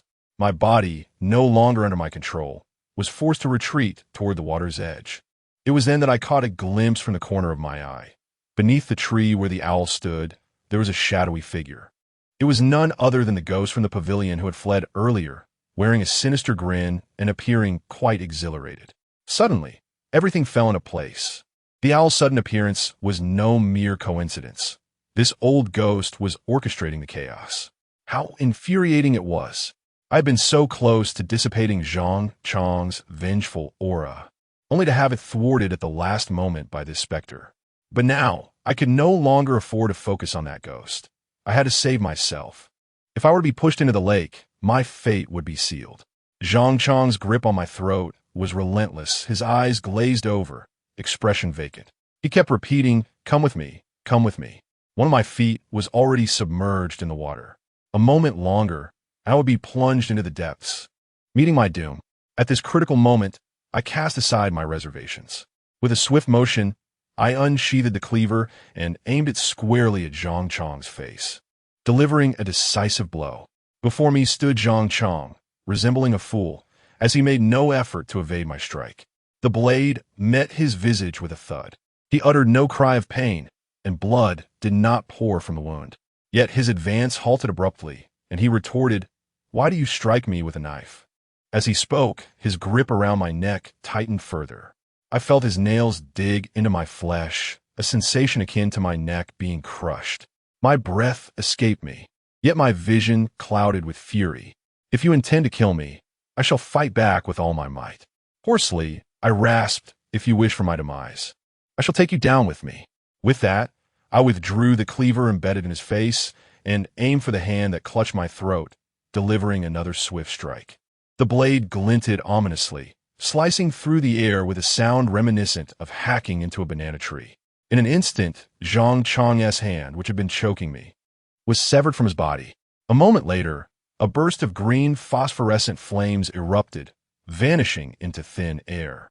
I coughed painfully twice, hastily leaping towards the shore to distance myself from Zhang Chang. Yet, he remained as impassive as ever. Despite the deep gash on his face and the loss of one hand, he showed no signs of pain and continued to inquire, "Come with me. I will take you to see the teacher." With that, he tiptoed towards me. The intangible sense of oppression and the palpable chill in the air instilled a profound sense of unease within me. Yet, I could only raise the cleaver, pointing it at Zhang Chang, exclaiming, "What the hell are you talking about? You're already dead, so why do you keep haunting me? If you come any closer, I swear I'll fight you." My heart raced with trepidation. However, driven by the instinct to survive, I summoned my courage and aimed the cleaver at Zhang Chang. Unfazed, he continued to advance towards me, incessantly repeating his earlier words. "Come with me. I'll take you back to see the teacher." Chapter 21. In the waters. Half my life lost, he approached step by step, an aura of dread enveloping him. His voice, hoarse and devoid of emotion, instilled an overwhelming sense of terror. "Do not come any closer, or I shall sever your other hand as well." I uttered these harsh words, my heart racing with fear. Yet Zhang Chang, this specter of drowning, seemed unfazed. Instead, he quickened his pace, raising his other ghostly hand, lunging directly at me. His speed was astonishing. If I attempted to flee, I would surely not escape. With no means of evasion or escape, I had no choice but to fight with all my might. Summoning my courage, I gripped the kitchen knife tightly and shouted to bolster my resolve, "Do not come any closer." With a fierce swing, I aimed another blow at Zhang Chang. However, this time, he vanished before my eyes, and my strike met only air. When he reappeared, it was at my side, his expression still that of a ghastly pallor, compounded by the gaping wound I had inflicted upon him, rendering him particularly horrifying. "Return with me to see the teacher." His voice stretched out, heavy with oppression, tightening the knot of anxiety in my chest. My face paled in shock, yet I retaliated with a swift strike, aiming to sever his neck. But Zhang Chang merely raised his hand, seizing my wrist with an iron grip, rendering me immobile. With my remaining hand, I raised my fist and unleashed a barrage of punches upon his face. Yet each blow felt as though it struck solid ice, causing him no harm, while my knuckles throbbed with pain. At last, the hand I had severed from him inexplicably reemerged. With a swift motion, he seized my throat. This time, his grip was even stronger and more forceful. I could feel that his strength could effortlessly crush my windpipe. Yet, he refrained from doing so. Instead, after tightening his hold around my neck, he thrust me toward the lake. His expression remained blank as he menacingly repeated, "Come with me. Let's return to see the master." As he spoke, he continued to push me further into the water. I struggled fiercely, my hands grasping the dragon-headed kitchen knife, which was knocked from my grip and fell to the shore. The sound of splashing water echoed as I found myself submerged up to my waist. Although it was summer, the lake's water felt piercingly cold this evening. I could see the specter in the pavilion not far off, grinning at me with a sinister smile. I realized that this time I was likely doomed. Once the water enveloped my head, I would become a mere scapegoat for others. Though resentment swelled within me, I felt utterly powerless. With a sudden plunge, my entire body was thrust beneath the surface. In the fleeting moment before I submerged, I heard Zhang Chang say, "We must hurry. The master is urging us." With that, he tightened his grip on my neck, forcefully pushing me down into the depths. His intention was to drown me mercilessly. I thrashed wildly, desperate to pry his hands from my throat, kicking at Zhang Chang's abdomen with all my might. Yet, he remained as unyielding as a wooden plank, my efforts proving utterly futile against him. With a sudden gasp, I took a sip of water, only to be met with an excruciating sensation that shot through the back of my head. Pain surged within me, rendering my lips and fingers numb, while my body became increasingly uncoordinated and uncontrollable. A dreadful realization dawned upon me.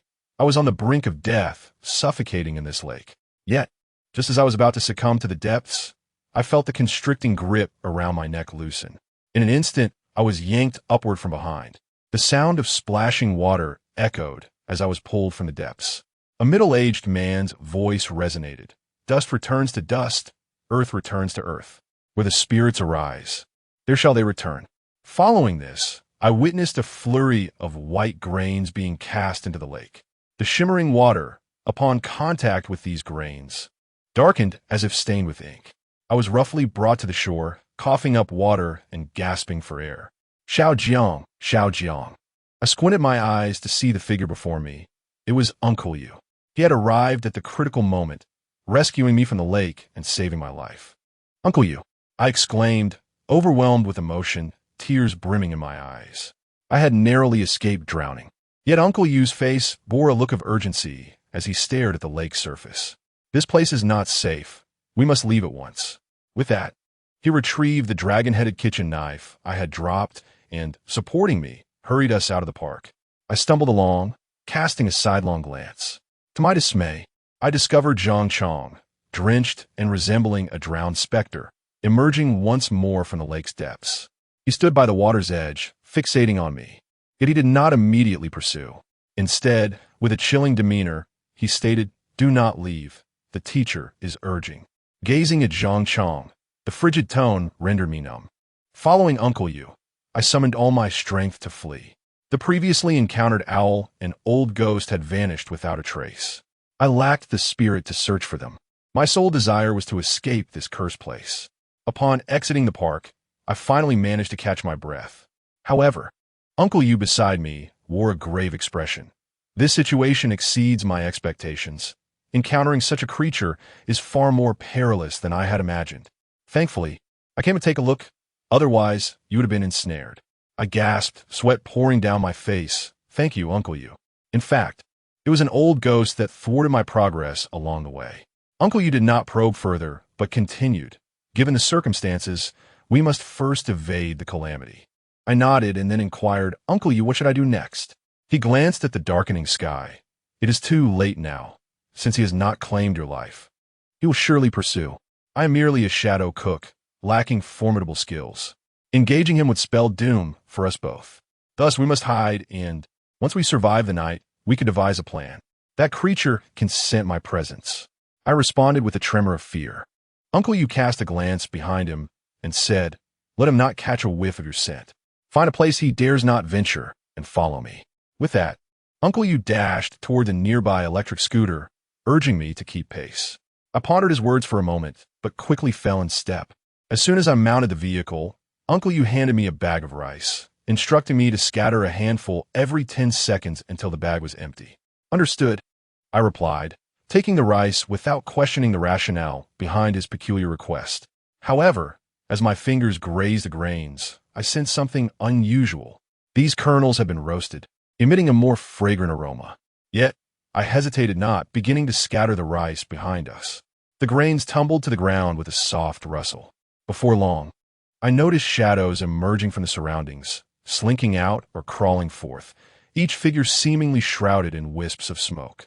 These dark silhouettes encircled the scattered rice, reaching out to gather and consume it. A chill ran down my spine. Were these not unclean spirits? If I continued to sprinkle rice, wouldn't I invite a procession of phantoms? Was Uncle Yu attempting to summon ghosts with this act? Chapter 22. The Old Community, approaching the haunted house every 10 seconds. I scattered a handful of these specially roasted grains upon the ground. The grains quickly accumulated, attracting a host of wandering spirits. They would huddle on the ground, ravenously consuming the grains, occasionally extending their crimson tongues to lick the earth. The hissing sound of saliva, accompanied by intermittent, slightly excited vocalizations, sent chills down my spine. Unsure of Uncle Yu's reasoning behind this peculiar ritual, I inquired, Uncle Yu, why are we scattering rice? As I spoke, I cast another handful onto the ground. Uncle Yu, while maneuvering his electric scooter, accelerated and replied, the entity that is pursuing you has paid a price and will be able to trace your scent. By scattering some rice, we can mask our presence and allow the surrounding malevolent forces to absorb our scent. This will delay the entity's ability to locate us. Upon hearing Uncle Yu's explanation, the situation began to crystallize in my mind. I nodded in understanding and resumed my silent countdown, tossing handful after handful of rice into the air. The bag of rice was not substantial, and before long, it was emptied. After riding for approximately 10 more minutes, Uncle Yu finally halted the scooter. We arrived at the entrance of an old community, characterized by dilapidated buildings reminiscent of the 1980s. The surroundings were worn and aged. As soon as we disembarked, Uncle Yu turned to me and said, "Xiaojiang, you should remove your clothes."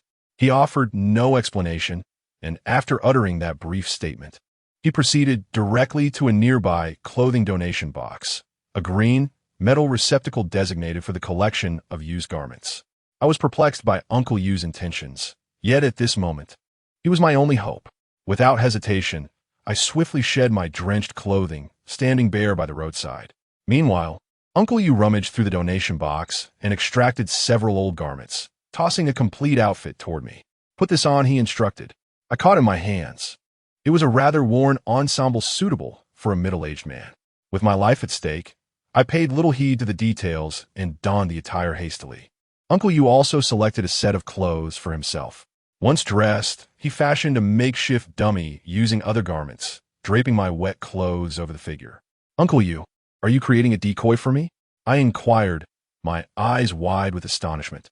He nodded slightly. "You're quite astute. However, this is merely the beginning. Follow me." "Where to?" I pressed for clarification. Uncle Yu gestured toward a building, pointing to an apartment on the 7th floor. That unit, 73. Under the moonlight, I could discern that the windows of the 7th floor apartment were boarded up, presenting an odd sight. Who would seal all their windows with wooden planks in a normal residence? I speculated that there must be something unusual about that room. "Is there anything extraordinary about that unit, Uncle Yu?" The windows were still boarded up. Uncle Yu led me forward while explaining. "A person once hanged themselves in that house. It is now considered a haunted dwelling. Tonight, we shall take refuge inside." "Haunted dwelling?" I was somewhat taken aback and glanced again at that room. Given its ominous reputation, it was certain that the interior would not be untainted. Even if I managed to evade Zhang Chang's water ghost, I would surely attract other malevolent spirits, wouldn't I? It seemed Uncle Yu could read my thoughts. As he continued, "Do not worry. While the water ghost is difficult to avoid, the haunted house can be navigated. I have previously entered to offer food. The malevolent entities within are not exceedingly fierce. As long as we adhere to the rules and follow my lead, spending a single night should pose no significant issues." His confidence reassured me greatly. Afterward, Uncle Yu guided me upstairs. There was no elevator, so we ascended the staircase, step by step. The corridor was devoid of light, cloaked in darkness. Upon reaching the 6th floor, I was suddenly struck by a nauseating fishy odor. This unexpected stench sent chills down my spine. Both Uncle Yu and I instinctively glanced downward, feeling an unsettling coolness at our backs. Uncle Yu, visibly startled, exclaimed, "Damn it! How did this thing arrive so swiftly? I scattered so much rice for nothing. Hurry, follow me upstairs." With that, Uncle Yu quickened his pace. Though he appeared quite fatigued, he did not pause. We hurriedly ascended to the 7th floor. The house presented an intriguing sight. Upon the entrance, a piece of yellow talisman paper was affixed with chicken feathers. The entire door was entwined with red string, creating an eerie impression. Uncle Yu merely cast a glance before exclaiming in disdain, "Who on earth is the fool that placed such nonsense here? The incantation is even misdrawn." With that, he promptly removed the yellow paper and discarded it on the ground. Uncle Yu deemed it a counterfeit charm, utterly useless.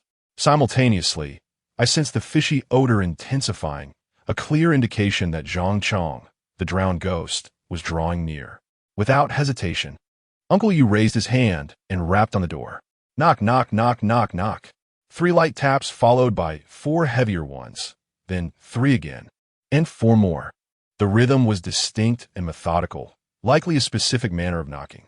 The sound resonated sharply in the stillness of the corridor. After 4 consecutive knocks, an unexpectedly hoarse voice of an elderly woman emerged from within. "Who is it?" The voice was so faint that one could easily miss it if not paying close attention.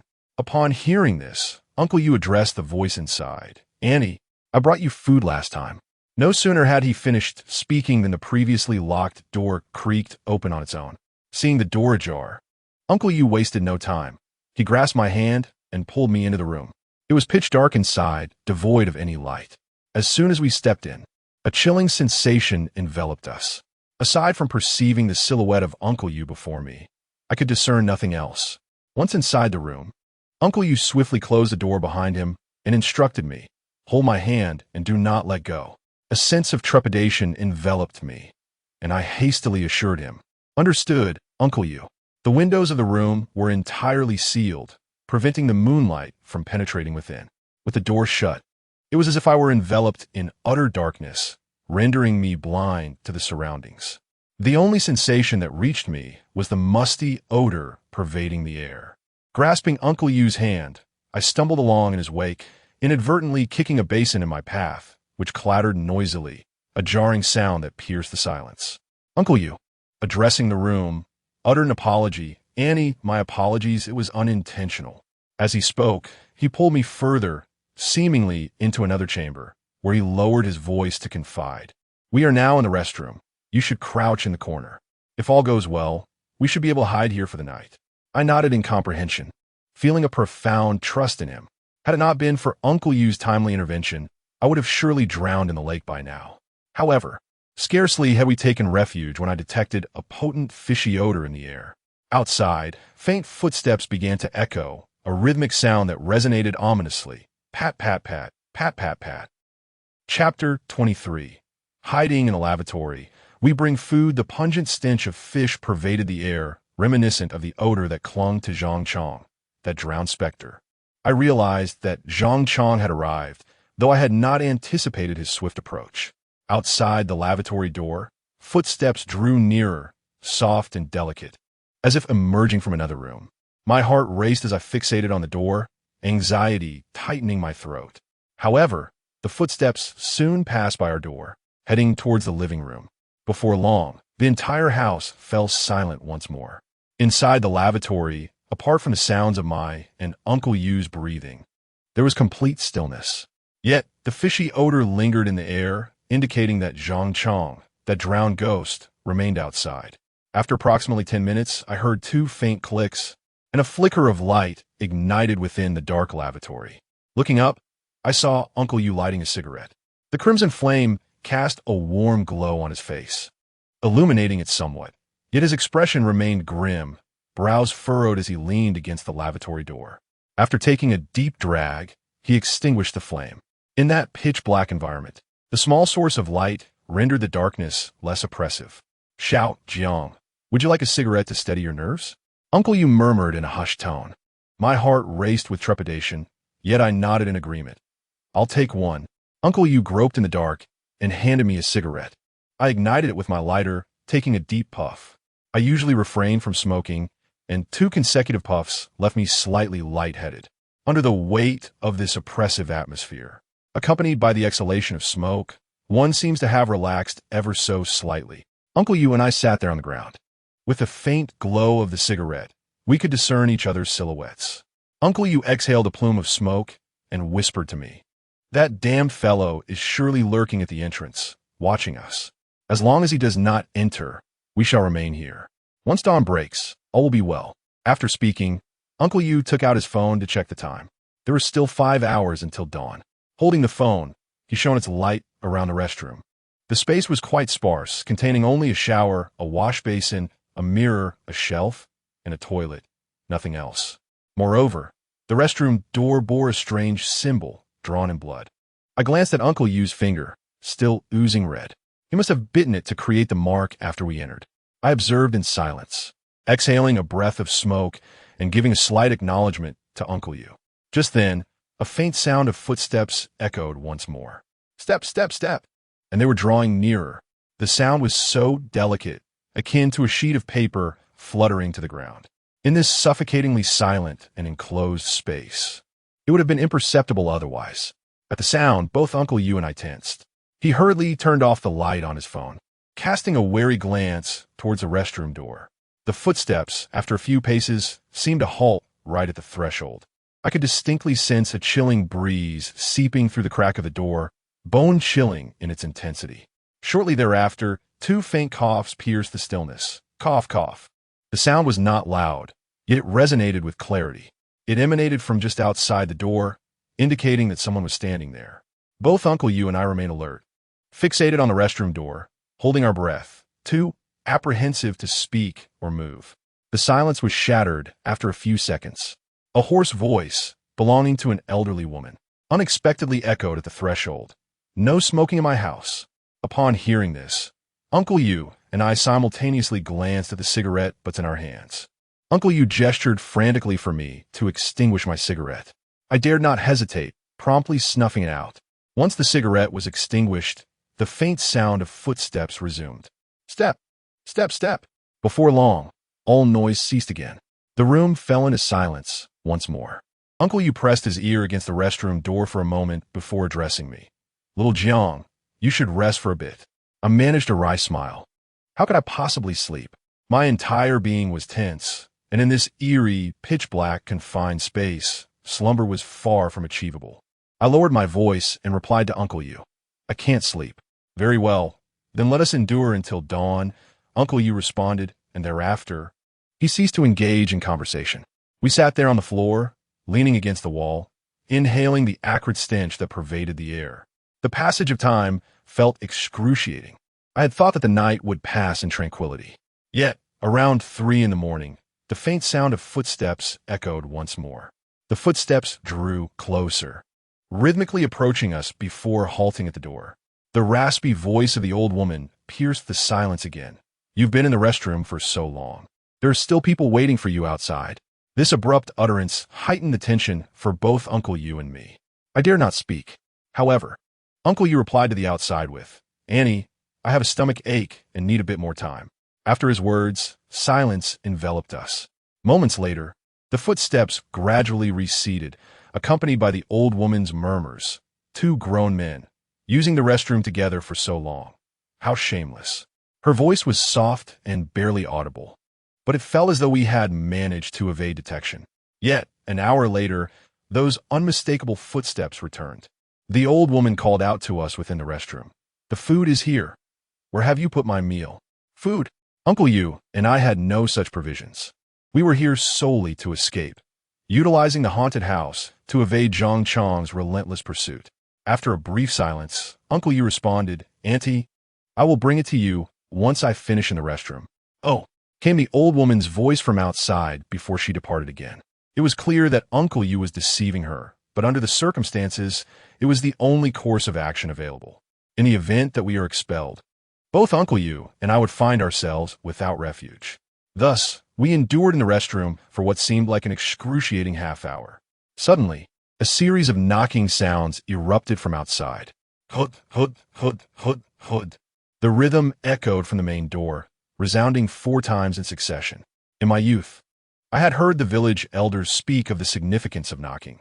When 3 souls and 4 spirits converge, it is likely that those outside are not human. It is highly possible that the drowned ghost of Zhang Chang, unable to wait, seeks to enter. I pondered. The sound of the old woman's footsteps echoed once more, approaching the restroom door. Soon, her hoarse voice broke the silence. "Your friends are about to break my door. Hurry up and come out. I no longer require your meal." Yet, we dare not emerge. I remained silent. While Uncle Yu spoke up, "We do not know you, Auntie. Our stomach's ache. We shall stay a while longer. We will bring you your meal."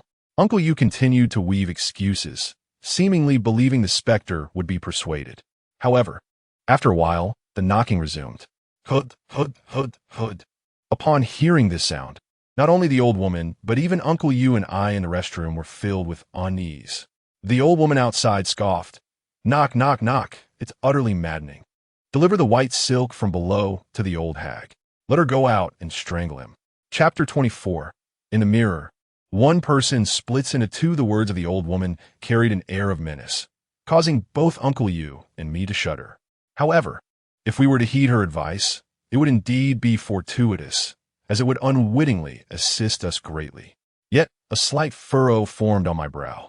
I recalled that upon entering the restroom, Uncle Yu had illuminated the space with his phone's flashlight, revealing no trace of white silk. Nevertheless, Uncle Yu had already retrieved his phone and activated the flashlight, casting its beam around the restroom. To my astonishment, I discovered a piece of white cloth. Indeed, a strip of white silk, lying on the shelf within the restroom. He then stood to retrieve it, but I swiftly grasped Uncle Yu's hand, exclaiming, "Uncle Yu, something is amiss." Uncle Yu looked momentarily taken aback and turned to me, inquiring, "What is it?"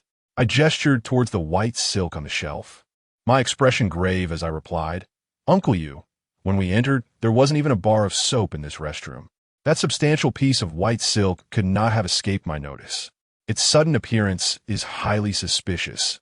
It would be best not to touch it." I fixed my gaze on the white silk, speaking with utmost seriousness, my voice barely above a whisper to avoid alerting the old woman outside. Uncle Yu furrowed his brow slightly, contemplating, "Is it possible that you misremembered? Misremembered? What ist?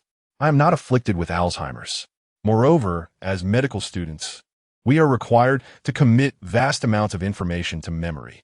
I hold a fair degree of confidence in my recollection." Shaking my head, I asserted, "There is no possibility of that. I remember distinctly." Observing my unwavering conviction, Uncle Yu drew in a sharp breath, hesitating to move for the moment. An elderly woman stood at the threshold, urging, "Haven't you seen the food delivery yet? Just take the white silk scarf from the shelf and pass it through the door gap." I felt an overwhelming urge to silence the one knocking at the door. Uncle Yu grew anxious. However, I shook my head in response. The sudden appearance of the white silk scarf made me uneasy. If it truly had been touched, I feared that it would be not the one knocking at the door who would be choked, but rather Uncle Yu and I. Ultimately, Uncle Yu placed his trust in my instincts. He then called out to the outside, "Annie, our legs have gone numb. We cannot reach it." Uncle Yu told a fib. Yet, scarcely had his words left his lips when the voice of the old woman echoed from the restroom. "I see you do not wish to retrieve it." Her tone was ominous and husky. Upon hearing her voice, both Uncle Yu and I felt a chill run down our spines. We quickly turned our gaze toward the source. To our left, there stood a dressing mirror, illuminated by the glow of Uncle Yu's phone. In that mirror, we clearly beheld two figures. One was a diminutive, unfamiliar old woman, garbed in a blue long gown with a sallow complexion. The other was a swollen, damp figure, pallid and expressionless, none other than the drowned ghost, Zhang Chong, who had been tormenting me. They stood there in the mirror, gazing at Uncle Yu and me, concealed in the restroom. At this sight, my scalp tingled with dread. I immediately exclaimed, "Uncle Yu, they are in the mirror." Uncle Yu, startled, swiftly drew a chef's knife. I disregarded everything and clenched my fist, delivering a powerful blow to the dressing mirror. With a sharp crack, the glass shattered, scattering fragments across the floor. The entire mirror lay in ruins. Yet my fist was also lacerated by the shards, blood oozing forth in crimson droplets. Uncle Yu, witnessing the scene, wore a grim expression. "Damn it, those two have intertwined." Fortunately, Xiao Jiang, your vigilance saved me. I was nearly deceived. A shiver of fear lingered in Uncle Yu's heart. Outside the restroom, a sudden sound of a door creaking open echoed. It was promptly followed by a loud thud as it slammed shut. The foul, fishy odor grew ever more pungent, revealing that Zhang Chong, the drowned ghost, had indeed entered the room. Simultaneously, the hoarse voice of the old woman resounded once more outside the restroom. "You take one. I take one." No sooner had the words left her lips than Zhang Chong's dull voice responded, "Okay." We were already halfway to our demise, having sought refuge in this haunted house. Now, it seemed that the old woman was directly colluding with the drowned ghost, Zhang Chong. "Uncle Yu, now that they are entangled, can we possibly hide until dawn?" Uncle Yu activated his phone's flashlight, placing it on the wash basin to illuminate the dim restroom slightly. Gripping a cleaver tightly, his face etched with seriousness, he said, "It's hard to say. Let us try to stall." Just as Uncle Yu finished speaking, a heavy thud reverberated from the restroom door. Something outside was battering against it. Both Uncle Yu and I stood in stunned silence. Yet, instinctively, I braced myself against the door. If the door were to be breached, both Uncle Yu and I would find ourselves in dire straits. We braced ourselves against the door with all our might. Yet the relentless pounding continued. Hud, hud, hud. Each strike more forceful than the last, causing the bathroom door to splinter. A few more blows, and the door would undoubtedly be shattered. At that moment, however, Uncle Yu signaled to me. He gestured towards the ground, where a doll clad in my clothing lay. then pointed to the small window on the opposite side of the bathroom. The implication was unmistakable. I was to hurl the doll out of the window to divert the malevolent force attempting to break in. Without hesitation, I seized the doll and opened the small window. I cast it down from the 7th floor. The instant I released it, the sound of the door being battered ceased. Then, the raspy voice of the old woman echoed. "The boy you seek has jumped." Immediately following this proclamation, there was a loud crash as the door outside swung open, and the foul stench dissipated swiftly. The drowned ghost, Zhang Chang, had surely been lured away. The old woman spoke again. "You've set your sights on this old woman now. Henceforth, do not bring me meals. Stay here and keep me company." With that, the pounding resumed, though the force was not as formidable as before. Nonetheless, the already cracked bathroom door could not withstand much longer. Uncle Yu recognized that the haunted bathroom was no longer a haven of safety. He immediately urged me, "Run out." With that, Uncle Yu flung open the restroom door and charged out wielding a cleaver. He aimed to strike at the elderly woman outside. Despite her diminutive stature, she seized Uncle Yu's wrist with remarkable strength, rendering him immobile. I followed closely behind and witnessed the scene unfold. Rather than seeking my own escape, I was incensed at the sight of the old woman grasping Uncle Yu's wrist. Clenching my bloodied fist, I threw a punch directly at her face. The old woman, upon noticing me, appeared somewhat startled, her eyes wide in disbelief, perhaps pondering how I had not leaped from the building but remained in the restroom. Before she could react, my fist made contact with her visage, eliciting a shriek of agony from her lips. She quickly released her grip on Uncle Yu. I was taken aback. Previously, when I had fiercely assaulted Zhang Chang by the lakeside, he had shown no reaction. Now, one punch had compelled the old woman to recoil in distress. Could it be that the blood staining my fist had instigated such a response? Amidst my astonishment, Uncle Yu tightened his grip on the cleaver and struck again, this time slicing into the old woman's arm, causing her to stagger backward in pain. Instead of pursuing her, Uncle Yu seized my hand, urging me to flee. We left behind the phone that had been forgotten in the restroom, hastening our escape. In a matter of moments, we burst forth from that haunted dwelling. We exchanged glances, noting a foul stench rising ominously from below. It was evident that Zhang Chang, the drowned wretch, had discerned the figure was merely a puppet and had returned.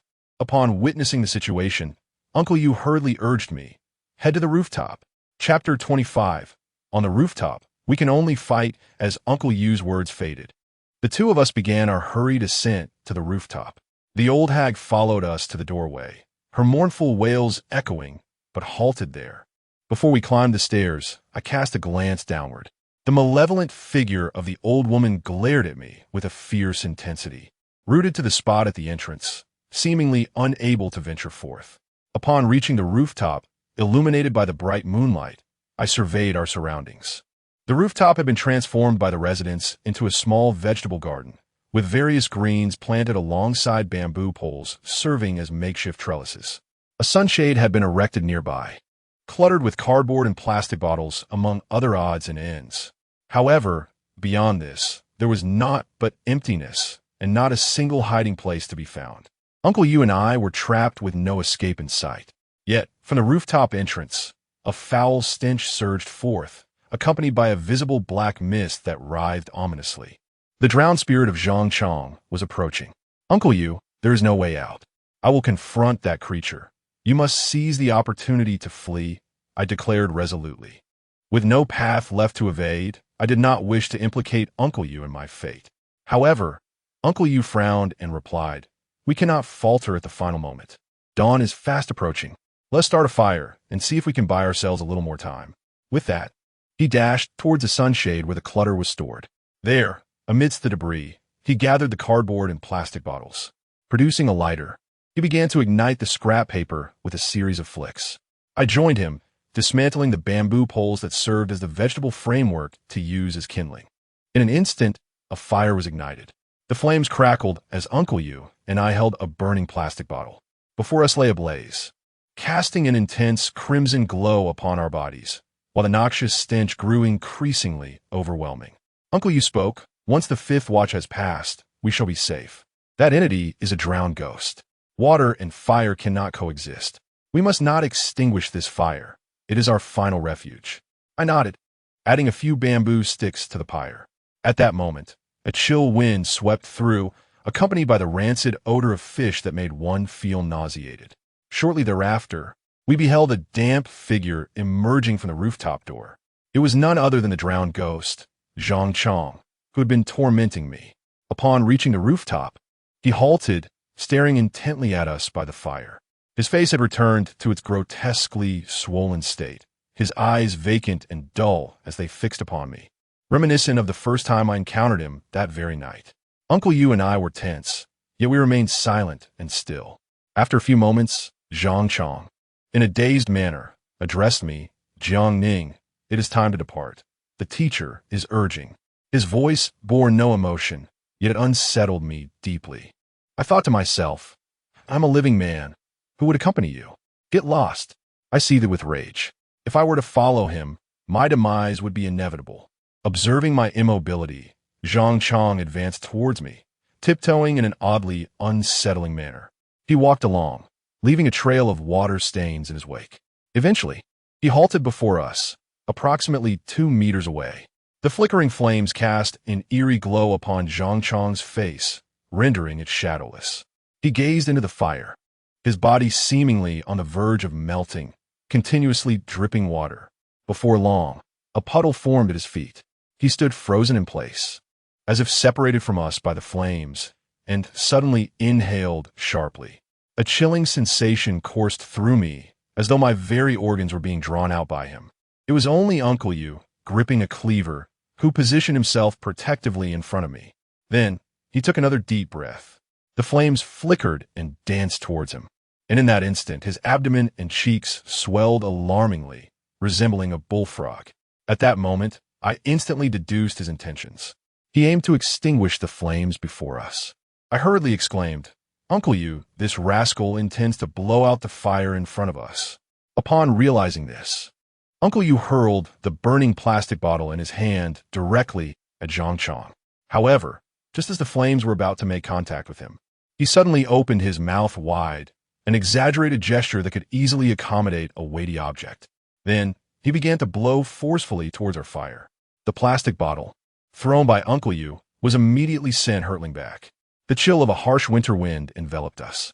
The fire before us crackled and sputtered, swiftly dwindling to less than half its size.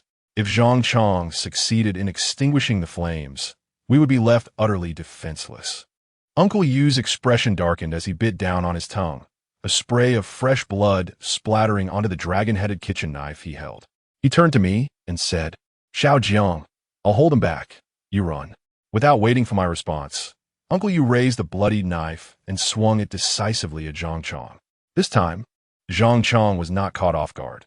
He swiftly dodged, evading the blade's deadly arc. Uncle Yu's strike missed its mark, and Zhang Chong retaliated with a fierce claw, sending Uncle Yu crashing to the ground.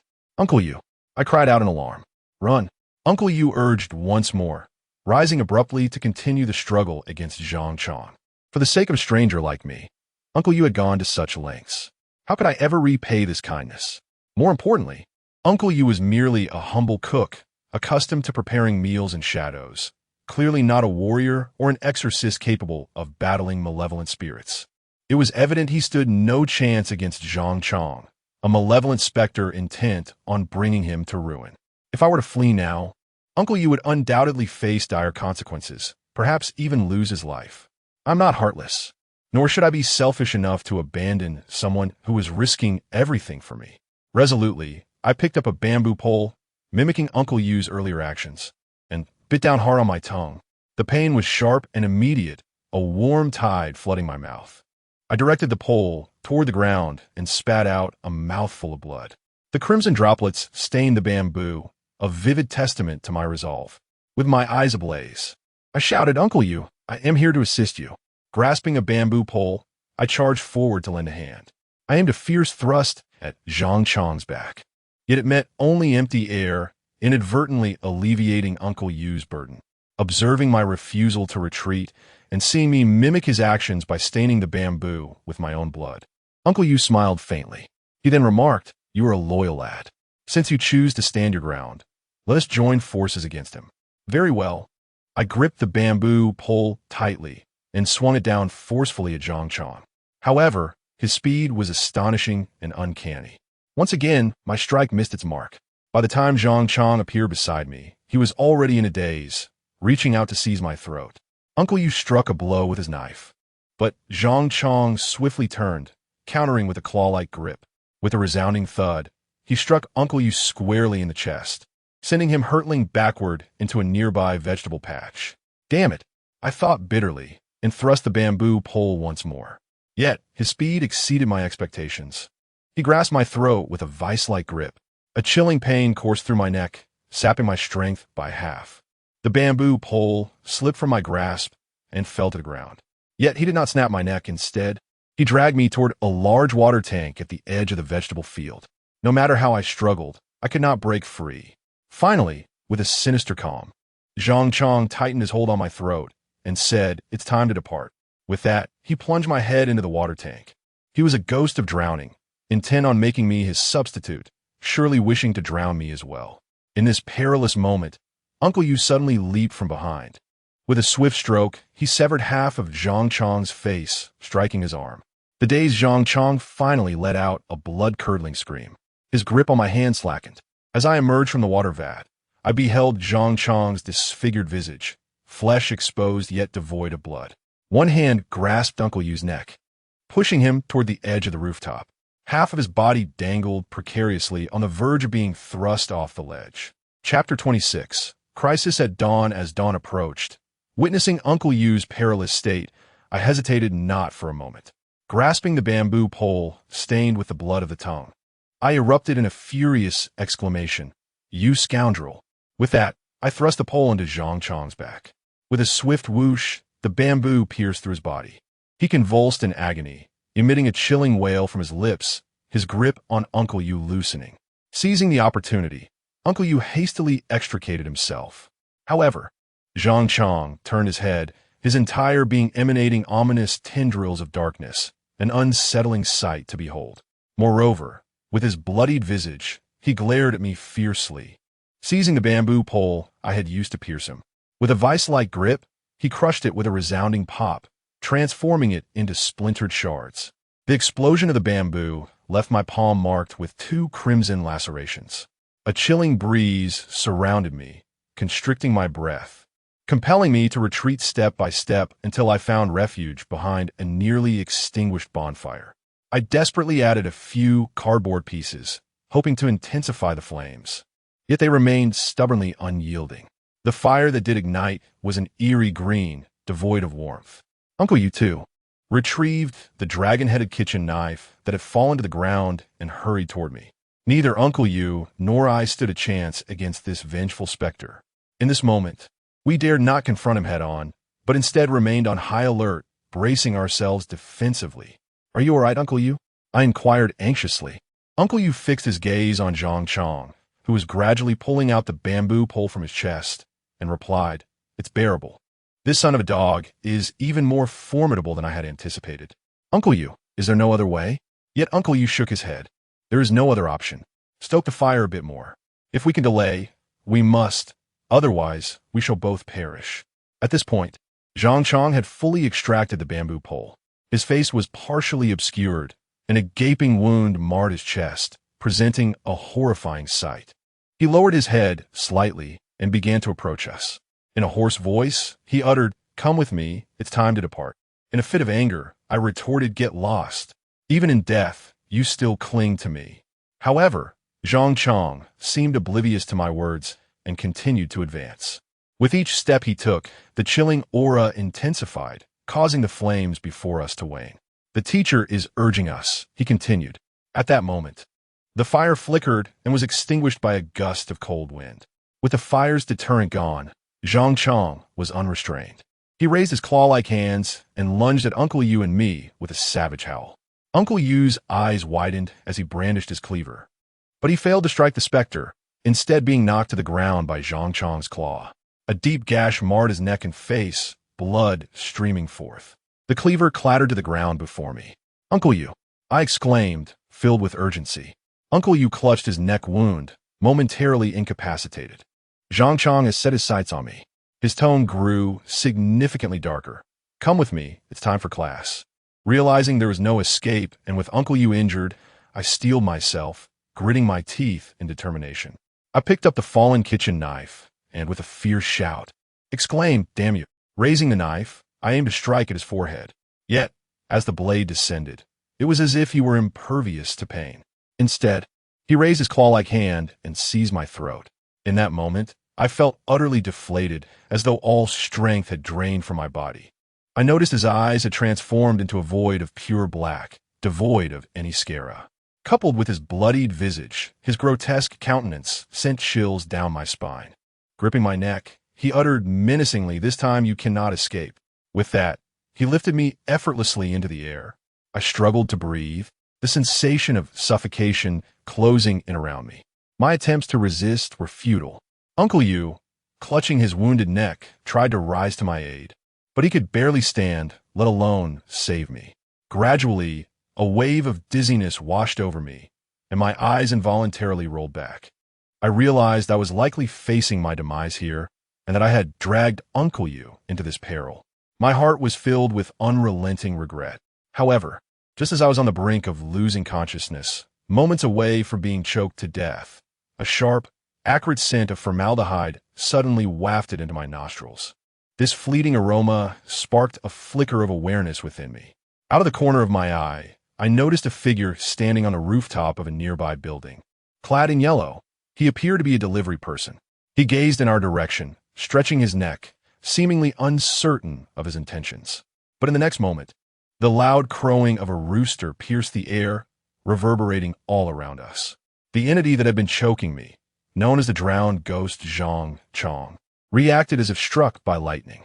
His entire body trembled violently, and his once black eyes abruptly turned gray, revealing pupils. The hand that clutched my throat released its grip entirely. With a thud, I collapsed weakly onto the ground. Soon after, I observed Zhang Chong, in a daze, reach up to remove the cleaver embedded in his forehead, carelessly discarding it onto the ground. His half-mutilated face and the gaping wounds on his body miraculously restored themselves to their former state. With an expression of bewilderment, he turned away from me and Uncle Yu, abandoning any further communication. On tiptoe, he made his way toward the rooftop's exit, swiftly vanishing from sight. Meanwhile, Uncle Yu, clutching his neck and struggling to rise, watched as the drowned ghost Zhang Chong departed. In that moment, he excitedly exclaimed to me, "The rooster has crowed. Xiao Jiang, we are safe, we are safe." Hearing Uncle Yu's fervent voice, I gradually regained a modicum of strength, and though still in discomfort, managed to stand up. My first instinct was to glance once more at the rooftop of the adjacent building, only to find it utterly deserted. In the air, there was no trace of the acrid scent of formaldehyde.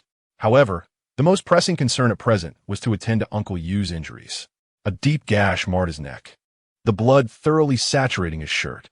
His complexion had turned alarmingly pale. If bleeding was not staunched swiftly and treatment administered, Uncle Yu could very well succumb to excessive blood loss, risking hypovolemic shock or even death. "Uncle Yu, do not speak. I shall take you to the hospital." With that, I removed my shirt to fashion a makeshift bandage, applying pressure to the wound. Sheathing the cleaver, I disregarded Uncle Yu's protests and hoisted him onto my back, racing downstairs. Upon reaching the 7th floor landing, I found the door firmly shut, yet I quickened my pace, fearing that the old crone might emerge from her room to harm us both. When I finally reached the ground floor, Uncle Yu insisted, "I am fine, let me down." But how could I possibly do so? The blood vessels in his neck were already numerous, and with the laceration, immediate measures to halt the bleeding were imperative. The more he moved, the more blood he lost. "Uncle Yu, refrain from speaking. Keep pressure on the wound. I will get you to the hospital." Upon reaching the entrance, I discovered that Uncle Yu's electric bike had been stolen. My phone, rendered inoperative by moisture, was useless, and Uncle Yu's phone remained within that ominous abode. No vehicles were in sight along the way. With Uncle Yu on my back, I could only continue to run forward. During my frantic sprint, I encountered 3 private cars. Upon seeing my bare torso and Uncle Yu's bloodied form, not a single driver was willing to offer us a ride. Meanwhile, Uncle Yu's condition grew increasingly dire. At the moment of my utmost anxiety, A morning bus silently came to a halt before us. Chapter 27. The Last Bus. Route 330. The sudden appearance of the early morning bus took me by surprise. As the bus came to a halt, the front doors swung open. I then saw the driver, gripping the steering wheel, leaning out to address me. "Young man, what seems to be the trouble?" In a rush, I replied, "Sir, my uncle is injured and we must get him to the hospital immediately." Upon hearing this, the driver did not hesitate for a moment. "Get on board. I will take you there." At that moment, I felt an overwhelming surge of gratitude. Indeed, there's still many good people in the world. The driver then turned to the passengers inside the bus and announced, "Ladies and gentlemen, we have a patient in urgent need of medical assistance. So our planned route will be altered. If anyone is in a hurry, you may disembark and switch to alternative transportation. I appreciate your understanding." The passengers remained silent, with no one opting to get off, enveloping the bus in a quiet atmosphere. Noticing the lack of response, the driver continued, "Then we shall be on our way." With that, he closed the door with a decisive click. However, as I took my seat, a chill ran down my spine. Did the driver just say we were on our way? Typically, drivers would say departing. The phrase "on our way" is reserved for the deceased. Who amongst the living would use such words? In my astonishment, I glanced around the bus, noticing the interior was damp, reminiscent of freshly washed floors. Moreover, the style of this bus appears quite antiquated, reminiscent of the old buses I used to ride during my childhood. Inside, the passengers encompass a diverse array of individuals: men, women, the elderly, and the young alike. There are women nursing infants, elderly individuals carrying vegetables, salespeople or white-collar workers clutching briefcases, and students with backpacks. Yet, each one bears a pallid complexion, their faces ashen, including the nursing infant, almost indistinguishable in hue. It mirrors the expression of Zhang Chong, who has been persistently shadowing me. They do not regard us, engrossed in their own affairs. Witnessing this scene, a chill envelopes my heart. It is barely past 4 in the morning, perhaps around 5. The hour is indeed early. Yet individuals from various professions are congregated at this one point, which feels profoundly unsettling. Coupled with the bus's antiquated design, it evokes a strong suspicion that we may be aboard a haunted vehicle. Truly, in times of misfortune, even a sip of water feels like it gets lodged in one's teeth. A sense of panic wells within me, yet I refrain from any overt actions. For I observe that the bus's route clearly leads toward the hospital. Uncle Yu's condition is dire, necessitating swift medical attention. Even though I am acutely aware that I find myself on a ghostly bus, as long as it carries me to the hospital, I shall accept it. Should any unforeseen events arise along the way, I shall confront them head-on. I gently place Uncle Yu down and take a seat in an available spot. One hand resting on the kitchen knife I carry. In a hushed tone, I whisper to Uncle Yu, "It seems we may have taken a wrong bus." I can discern the signs, and undoubtedly, Uncle Yu has perceived them as well. He was simply too weak to show it. Now, here are my words. He managed a faint smile. Whether this is a blessing or a curse, one cannot evade misfortune. I nodded in acknowledgement while applying pressure to Uncle Yu's wound, remaining vigilant of our surroundings and the bus's route. The interior of the bus was eerily quiet, devoid of any extraneous noise. The route appeared unremarkable, with not a single stop along the way. We enjoyed a continuous green light throughout the journey. After what felt like a tense 12 or 13 minutes, the bus came to a halt. Just ahead stood the Third People's Hospital of our mountainous city. With a click, the door swung open. The driver turned his head towards me and said, "Young man, we've arrived. You should hurry." I was momentarily taken aback. Although the driver's complexion was pallid, he wore a serious expression. I felt a profound sense of emotion within me. In our time of need, it was not the living who aided us, but rather a spirit of the departed. I nodded and helped Uncle Yu down from the bus. Once my feet touched the ground, I called out to the driver, "Sir, may I know your name? I will come back to settle the fare." The driver waved his hand dismissively, replying, "No need." With that, he closed the door and drove away. In that moment, I realized this was not misfortune. It was, in fact, a stroke of luck. I glanced at the bus number and route. 330, JK 7231. The bus rounded a corner and vanished from sight. I silently resolved to offer paper money to the driver of that ghostly bus upon my return. With Uncle Yu on my back, I hurried towards the hospital. At that moment, Uncle Yu, in his weakened state, managed to utter, "I've heard tales of this haunted bus long ago, yet this is my first ride. Surprisingly, it feels rather pleasant." In response to Uncle Yu's jest, I found it impossible to smile. I quickened my pace, carrying him until we reached the hospital entrance. I called out a couple of times for the doctor. Before long, a physician arrived. Given Uncle Yu's condition, categorized as an emergency, he was swiftly taken into the operating room. Following the hospital's protocol, I registered and made the necessary payment. Lacking sufficient funds, I resorted to my credit card, prepaying 10,000 yuan. Yet, I felt no regret. Without Uncle Yu, I would have perished long ago. My injuries were merely superficial, and I dismissed them as inconsequential. With limited funds, I planned to purchase some gauze and iodine from a nearby pharmacy once Uncle Yu was stable. Despite the numerous bruises that attracted curious glances, I chose to ignore them. Fortunately, fate smiled upon us. Although Uncle Yu had a laceration on his neck, he received timely medical attention. With bleeding controlled, wounds dressed, and blood transfusions completed, his condition stabilized. At this moment, I stood beside Uncle Yu, bare-chested, waiting for him to awaken from the effects of the anesthesia. A nearby patient, an elderly gentleman with a broken leg, noticed my state and kindly offered me an old shirt to wear. Having gone an entire night without sustenance, I found myself concerned for Uncle Yu, fearing that he would awaken from anesthesia soon and wish for something to eat. Thus, I prepared to venture downstairs to procure some food. However, upon exiting, I encountered our esteemed neurology instructor, Mr. Li, who recognized me immediately. He inquired about my absence from his class the previous day, speculating whether the recent passing of Professor Zhang Chong and Chen Guofu had taken profound toll on me. He noted our close camaraderie, as he was aware of my roommate relationship with Zhang, and emphasized that both their untimely demises were indeed tragic accidents. Mr. Li urged me to adjust my mindset, prioritizing my studies above all, and to aspire to become a commendable physician in the future. I harbored unspoken grief. The loss of Zhang, who had perished so unexpectedly, weighed heavily on my heart, nearly extinguishing my spirit and leaving Uncle Yu confined to a hospital bed. Yet, when I learned of Professor Chen Guofu's demise, a tremor of shock coursed through me. This was the very instructor who had guided me during our dissection class, the one who had entrusted me with the scalpel to dissect Xiaoyu. Could it be that he too had departed? My astonishment mingled with a sense of foreboding, particularly as Zhang had frequently mentioned that his instructors were pressing him. Was it possible that the instructor in question was indeed Professor Chen Guofu? I pondered the potential connection between these events and inquired about the circumstances surrounding Professor Chen's death. Mr. Li, taken aback, expressed his surprise that I was unaware of such news.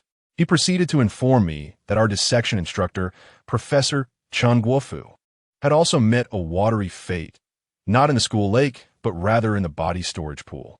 With this revelation, Mr. Li then asked me what had brought me to the hospital. I, too, cannot speak the unvarnished truth. I merely mentioned that a relative encountered some troubles, which is why I have not returned to class these past few days. Teacher Li, occupied with a medical consultation, did not engage me further. He patted my shoulder, advising me to adjust my mindset and return to school as soon as possible. Yet, I remained rooted in place, my expression grave. In the dissection class, both Teacher Chen and my roommate Zhang Chong have tragically perished. Their deaths must be connected to the corpse of Xiaoyu. However, Xiaoyu has never harmed me. In fact, I suspect that perhaps it was Xiaoyu who offered assistance last night.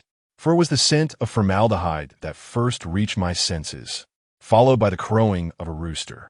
Yet, after their demise, why do I find myself ensnared by their lingering presence? Chapter 28. The corpse collector at Yuzue Wharf. I find myself plagued by numerous questions, yet unable to uncover any answers or discern where to seek them. Whenever Zhang Chong visits, he is devoid of reason. Last night, he consumed 5 offerings of ghostly cuisine, managing to alleviate much of his resentment. Just as he seemed on the verge of regaining his senses, that old specter in the pavilion thwarted my efforts. Moreover, I have come to realize that aside from Zhang Chong, our anatomy instructor, Chen Guofu, has also passed away. It is highly plausible that he has, like Zhang Chong, begun to fixate upon me. Otherwise, why would Zhang Chong, the drowned ghost, incessantly mention our instructor whenever he seeks me out. The tumultuous days have left me weary and drained. Zhang Chang grows increasingly menacing with each passing day.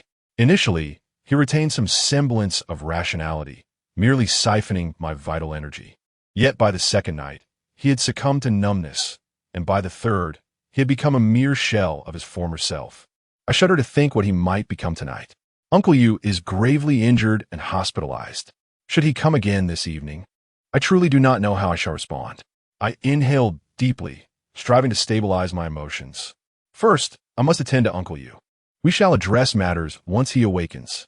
After procuring the necessary items, I returned to the upper floor, where I found Uncle Yu already conscious.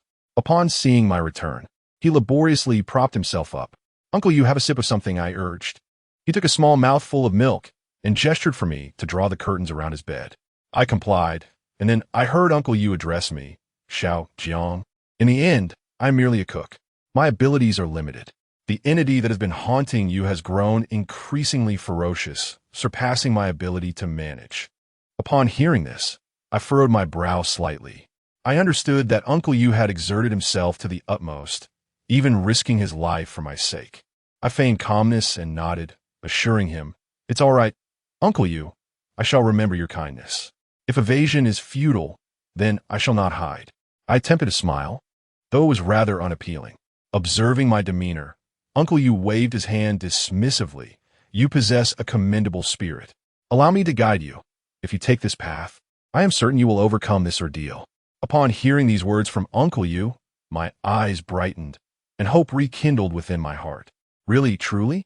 I asked, a hint of excitement in my voice. Uncle Yu affirmed, "Absolutely true." "Then what is this path?" I pressed further. Uncle Yu took a moment to compose himself before continuing. "In our vicinity, there is an individual of remarkable prowess. He can not only exorcise malevolent spirits, but also handle the deceased and capture ghosts. Once he intervenes, your troubles will surely be resolved." I listened intently, refraining from interrupting. After a brief pause, he elaborated, "You must journey to the northern banks, to a place known as Fishmouth Dock. Seek out a man named Song Sai. He is our designated mortician." Song Sai, the mortician. I committed this name to memory. Yet, I casually inquired, "Uncle Yu, what does this person look like? How shall I find him upon my arrival at the dock?" Uncle Yu continued, stating, "He is slightly older than I am, possesses sparser hair than mine, is fond of fishing, has a rather pointed face, and sports a goatee. That would be him." I paused momentarily, and upon noticing my hesitation, Uncle Yu elaborated, "That fellow is my senior, though our relationship is rather strained. He has quite a peculiar temperament and often engages in quarrels. If you manage to find him, there is a high likelihood you'll be met with a cold shoulder. Just mention that I referred you. Should he refuse to assist you, remind him that I have certain leverage over him. If he does help, I shall prepare him 3 months' worth of bait made from fish entrails. Indeed, that gives Uncle Yu some hold over him. At this moment, apart from feeling gratitude towards him, I find myself unable to do much else. I can only nod in acknowledgement, saying, "All right, Uncle Yu, I have noted everything. Good. Then you should head out now. I have no further issues on my end." Uncle Yu continued. I felt immense gratitude towards him, yet I knew I must first attend to my own matters before repaying his kindness. After expressing my thanks to Uncle Yu repeatedly, I exited the hospital. Once outside, I made my way to a nearby mobile phone store. Using a payment method, I purchased a second-hand phone for 80 yuan. It had some glitches, but would suffice for the time being. As I hurried toward Jiangbei, I logged into my WeChat account. Over the past few days, I had neither the time nor the opportunity to check my phone. Upon reviewing the chat logs from several classmates' groups, I began to grasp the events that had transpired at school during this period. Just as Teacher Li had mentioned on the day of the dissection class, my roommate Zhang Chang had tragically drowned in the school lake. At that time, on the Xiaobai Bridge, a desperate rescue attempt unfolded, accompanied by a chaotic short video, with numerous classmates shouting Zhang Chang's name. Unfortunately, the efforts proved futile. That very evening, our anatomy instructor, Chun Guofu, tragically drowned in the cadaver storage pool. Although no photographs exist to document the incident, it was merely noted that Chen's demise occurred precisely at the spot where we had previously immersed Xiaoyu. Several classmates engaged in discussions within smaller groups, speculating whether the female cadaver we had dissected that day was somehow implicated in these events. Some even insinuated that it had frightened me first, subsequently leading to the deaths of both Zhang Chong and Chun. A few individuals tagged me in their messages. However, I have been preoccupied with unsettling experiences in recent days and lacked the inclination to delve into the group chat. After perusing the messages for a short while, my phone became alarmingly hot, prompting me to turn it off and lean back against the bus seat. Despite having gone an entire night without sleep, my restless mind afforded me no respite. Noticing the bus was relatively empty, I chose a seat closest to the driver's compartment. I then inquired of the driver, "Sir, are you familiar with the 330 bus route?" This bus was essential for ensuring Uncle Yu arrived at the hospital on time, hence my curiosity regarding its schedule. However, as soon as I finished speaking, I observed a subtle shift in the driver's expression through the rearview mirror. He glanced up at me, and I continued, "Do you know about the 330 route? I've heard it mentioned, particularly a vehicle with a license plate, JK 7231. It sounds rather mysterious. Do you have any insight?" I opted for an indirect approach, hinting rather than stating outright. However, I pondered that since he was a bus driver, he should possess some knowledge about such supernatural occurrences. Upon hearing my words, particularly when I mentioned the license plate number, the driver's demeanor noticeably shifted. As he gripped the steering wheel, he responded in a subdued tone. "This route has not been in operation for over a decade. There are few who remember it or the license plate now." "Master, did anything truly happen on this route?" I pressed on, eager to delve deeper into the story. The driver, a middle-aged man, revealed a trace of melancholy upon my inquiry. After a brief hesitation, he began, "More than 10 years ago, the 330 route bus, license plate JK 7231, plunged into the Daishanshan Reservoir. All 12 passengers on board, including my wife and our just-month-old child, were lost." At this revelation, my heart raced. I suddenly recalled that on that fateful bus ride, I had seen a woman in the front row nursing her child. Could it be that she was the driver's wife and child? A sense of shock enveloped me, as it seemed too coincidental. My words appeared to have fully awakened the driver's memories, as he wore a sorrowful expression, his eyes reddening and glistening with unshed tears. While continuing to drive, he spoke in what he believed to be a nonchalant tone. Over the years, tales surrounding this bus have grown quite sinister. People claim to have seen it on the road, and some assert they have even boarded it. Yet, I've been working here for 7 or 8 years, and whenever I have the chance, I return to the 330 route. Yet, I have never seen it even once. It must be a deception, I suppose. However, if it were true, I would truly wish to go and take a look. Perhaps, I might even have the chance to see the two of them once more. Chapter 29. Master Chow. The relatives of the undead. The tone of the driver was tinged with melancholy. I had not anticipated that this kind-hearted driver would have such a profound connection to the mysterious bus. Having inadvertently unearthed his wounds, I refrained from further inquiries and offered my apologies, saying, "I am truly sorry, master." However, the driver merely smiled and replied, "There is no need for such apologies. It is simply the way things are. Moreover, over a decade has passed. I have always yearned to encounter the infamous JK 7231, spoken of with dread by others. Even in death, it holds value. At least, my family of 3 can still be together." The driver spoke lightly. His eyes, however, betrayed a deep yearning and hope for his wife and child. Although we were strangers, I could not help but feel the weight of his emotions, the anguish and longing for his loved ones. I recalled a phrase I had seen online. "The ghosts we fear may be those we long for." My initial inquiry had been casual, a mere attempt to glean information about the enigmatic JK 7231. Little did I know that it would lead to such revelations. I had intended to keep the events of that early morning to myself, but after much hesitation, I finally spoke to the driver, saying, "Master, I have actually ridden that bus. I believe I may have seen your wife and child. I firmly believe that offering hope is far better than instilling despair." Upon hearing my words, the driver's expression abruptly stiffened, and he turned to gaze into the rearview mirror, searching for me in its reflection. Yet in that moment of distraction, the bus veered directly towards the roadside, startling me into exclaiming, "Watch out." Upon hearing my urgent call, the driver abruptly came to his senses. He swiftly glanced ahead and yanked the steering wheel. With a screeching sound, the tires protested as the brakes were applied harshly. The vehicle skidded sideways, nearly dislodging me from my seat. The two passengers behind me were equally taken aback, vocally chastising the driver.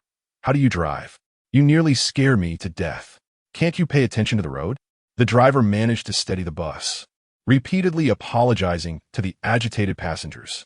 Then, with wide eyes filled with anxiety, he turned to me and asked, "Young man, have you truly ridden the 330 bus, the JK 7231? I nodded affirmatively. Indeed, I boarded the bus on Taiyang Road, getting off at the back entrance of the third hospital. As soon as I spoke, the driver inquired again. "Did you see a woman holding a child? Which row were they in? What color was her attire?" I could sense the driver's mounting excitement.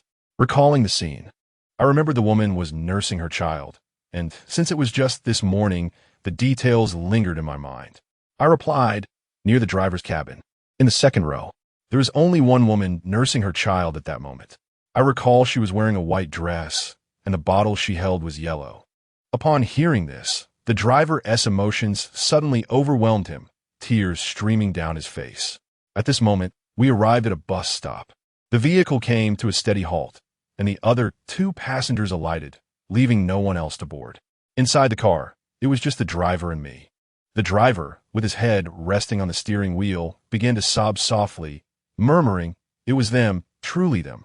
That day, I was the one who saw them both off. I personally purchased that baby bottle for my daughter."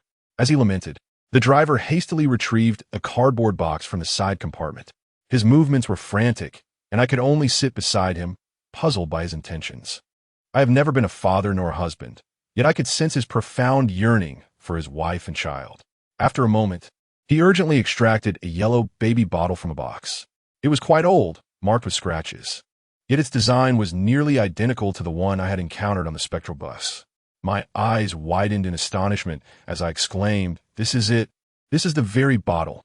The driver, holding the bottle, turned to me and said, "This is what I retrieved from the reservoir after the incident involving my wife and child.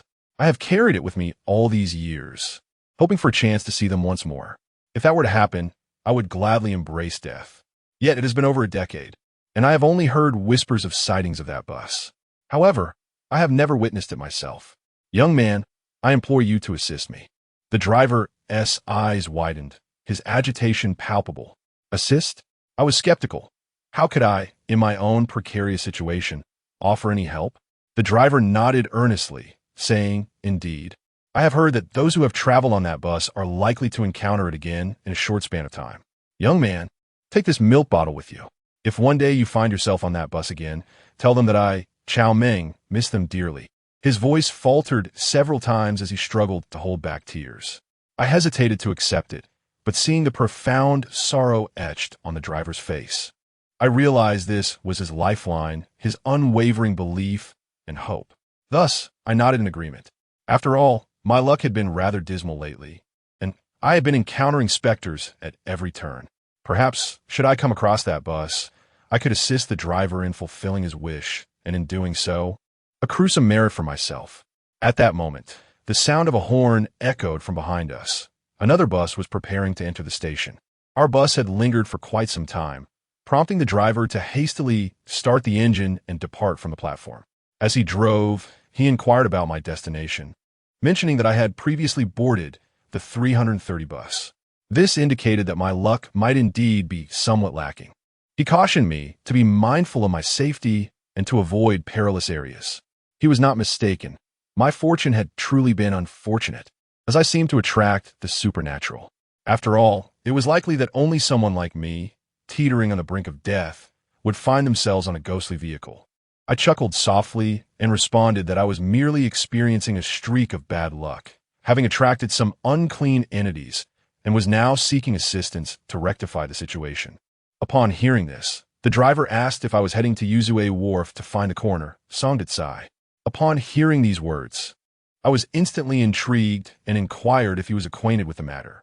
The driver merely hummed in affirmation, recounting the tragic incident from years past when his wife and child met with calamity, leaving a vehicle submerged with bodies, none of which could be retrieved. Several divers ventured into the depths, yet due to various circumstances, they were compelled to resurface. Even attempts to hoist the bus directly with a crane proved futile. The corpses lingered in the water for 3 days and nights. Families from over a dozen households mourned by the reservoir, weeping for 3 consecutive days and nights, performing rituals to honor their lost loved ones. Whispers circulated that the river deity of the reservoir had been disturbed, holding our kin captive. Eventually, the situation escalated, prompting the hiring of a body collector, Songdatsai, to intervene. He appeared gaunt and unassuming, not resembling a master of his craft. However, after meandering around the reservoir twice, the bodies of their kin began to surface, one after another, all without exception facing downward, their backs toward the sky. It was he who plunged into the water, retrieving each body by hand and bringing them ashore. Ultimately, the bus was successfully hoisted from the depths. In the years that followed, he sought out Songdatsai in hopes of reuniting with his wife and child. Yet this enigmatic figure consistently denied him entry. Chapter 30. The eccentric angler the individual referred to as Songdatsai was recommended to me by Uncle Yu, who is also his senior. Thus, it is undoubtedly clear that he possesses genuine skills. However, I cannot help but wonder why the driver consistently encounters closed doors. Could it be that the conditions for his assistance are exceedingly high? This contemplation stirred my concern, prompting me to inquire, Master Chow, why do you always face rejection? Is it possible that this master has elevated standards? Master Chow sighed and replied, it is not that the standards are particularly high. Rather, the man is known for his peculiar temperament and holds grudges. During my first visit, he claimed I disturbed his fishing and even stepped on his shadow. He remarked that humans and spirits walk different paths, thus refusing to assist me. Despite my earnest pleas, my words fell on deaf ears. Fishing? Shadow? I was momentarily bewildered. Master Chow nodded in affirmation. Indeed, he is renowned as an angler. Yet, his fishing skills leave much to be desired. Whenever he fails to catch any fish, he resorts to blaming the circumstances.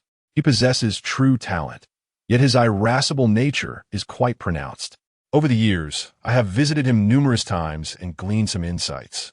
If you intend to seek him out, it is best to avoid approaching him while he is fishing, or rather, wait until he has caught something. Regardless, when he is engaged in fishing, it is imperative that you refrain from conversing with him.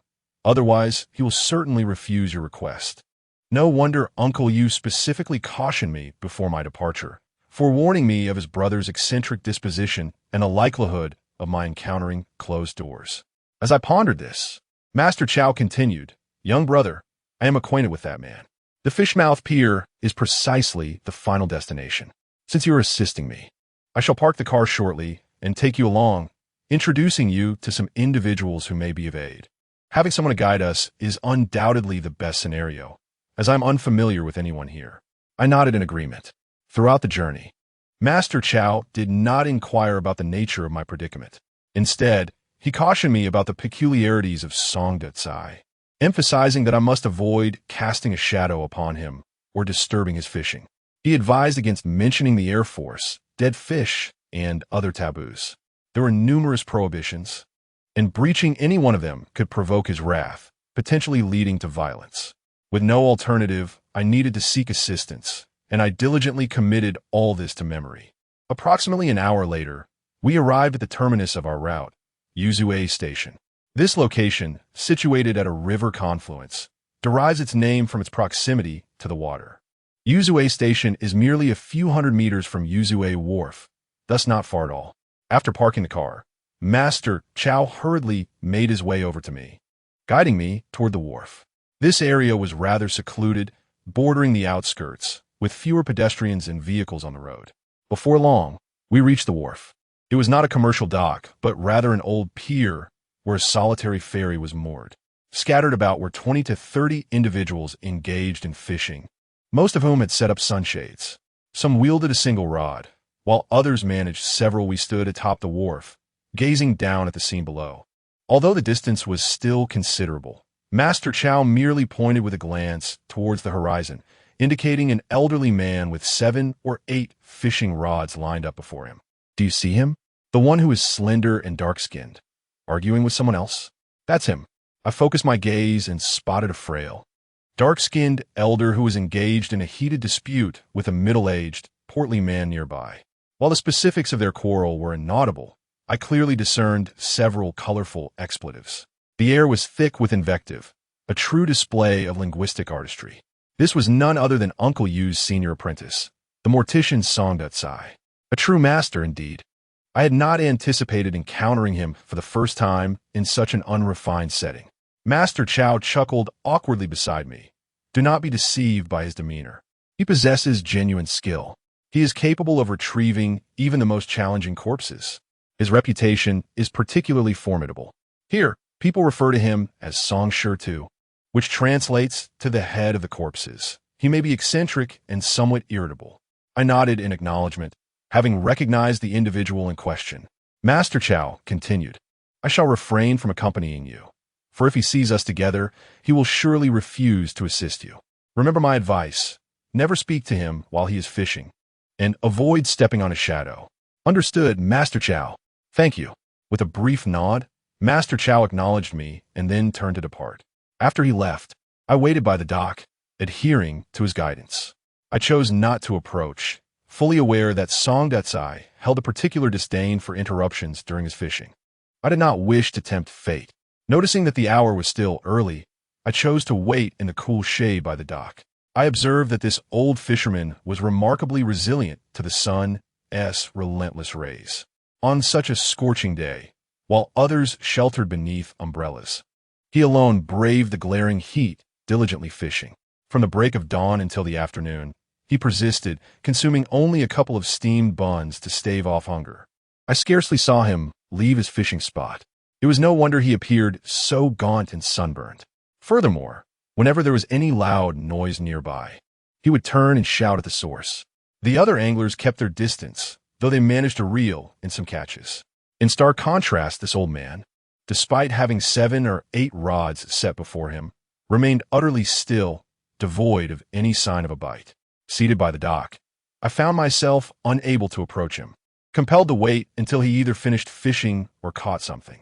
Time passed slowly from morning to dusk, and even though fatigue weighed heavily upon me, I refrained from sleep. I was acutely aware that to survive, I must seize any opportunity that arose. Should I succumb to slumber and miss my chance, my life would be forfeit by nightfall. Exhausted yet unable to depart, I grew restless as the sun dipped lower in the sky, showing no sign that he intended to leave.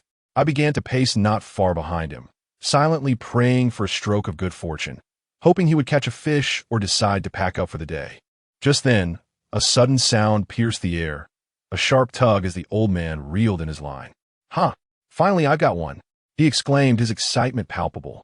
The other fishermen craned their necks to witness the unfolding drama. Yet in an instant, there was a loud snap. The line had broken. The nearby anglers erupted in laughter, mocking the old man with a few chuckles.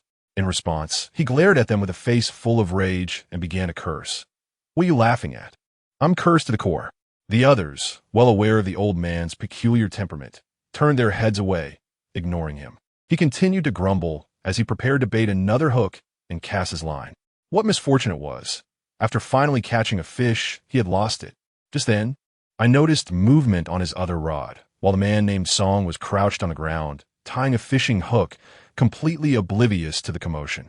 In a rush, I called out, "Old man, the fish is biting." Hearing my voice, Song looked up at me.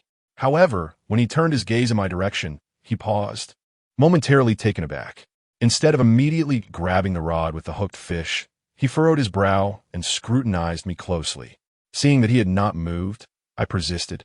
"Old man, there's a fish on the line." Only then did he snap back to reality and turn around to grasp the rod. As he pulled in the fish, he spoke over his shoulder. "You've got good luck, kid. If you wish to live, stay by my side and fish tonight. If you seek death, then be on your way."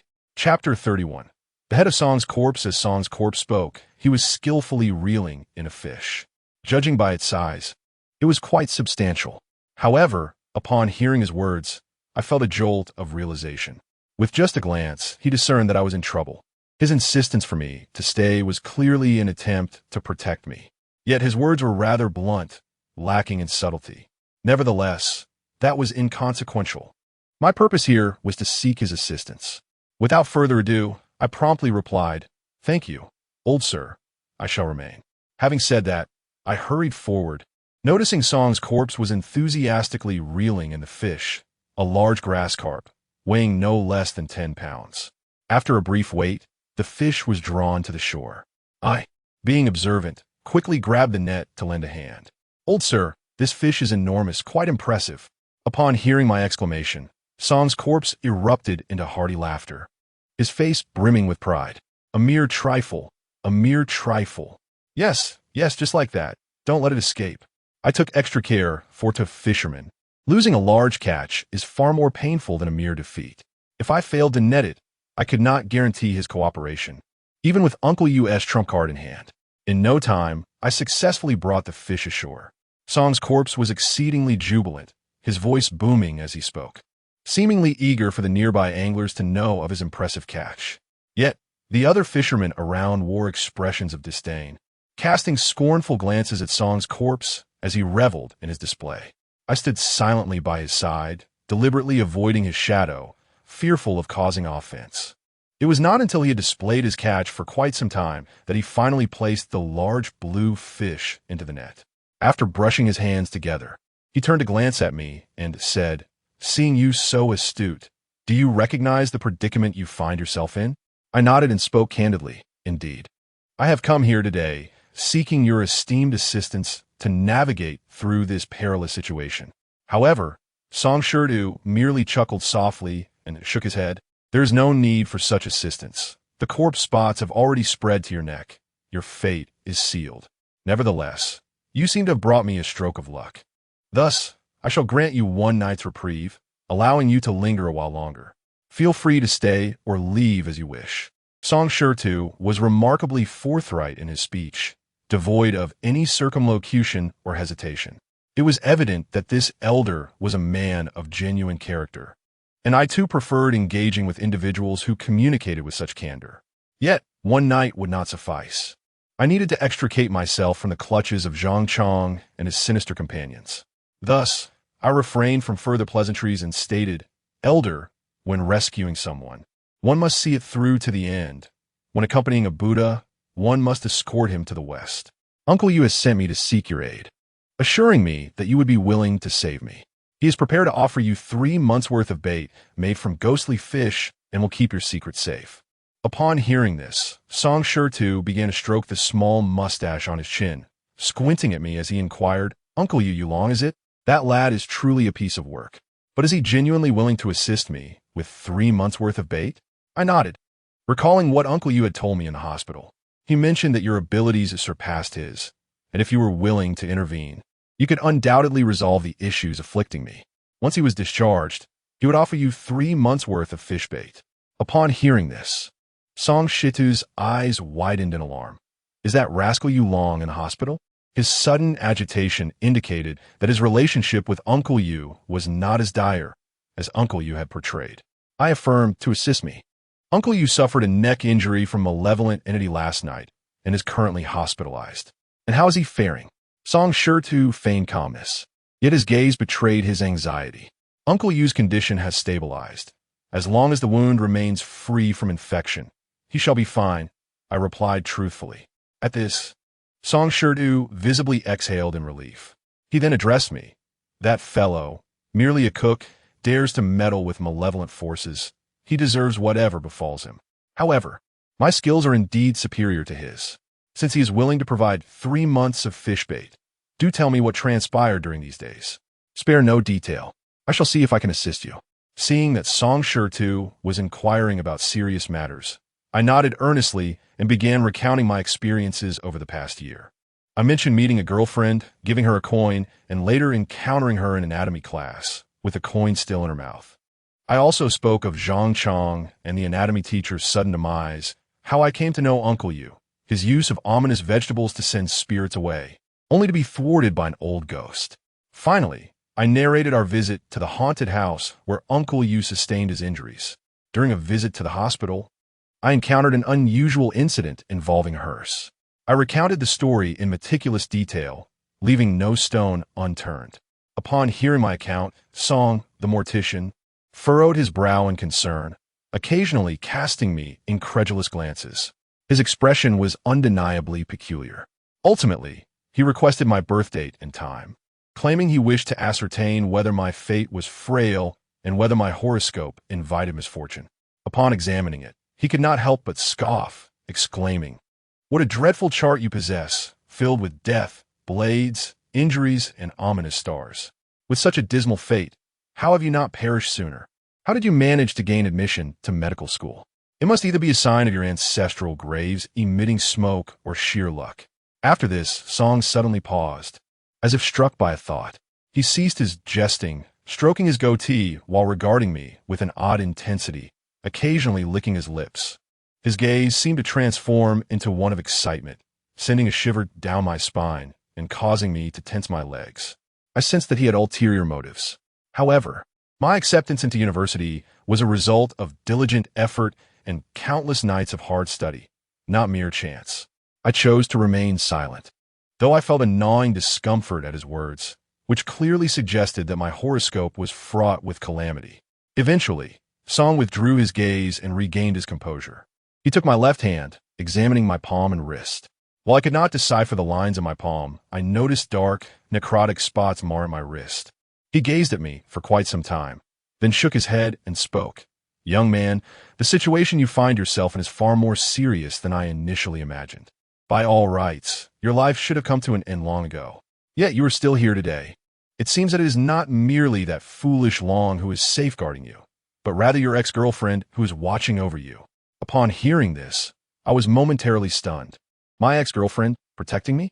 My eyes widened as I looked at the figure of Song, struggling to comprehend. "Elder, could you please clarify?"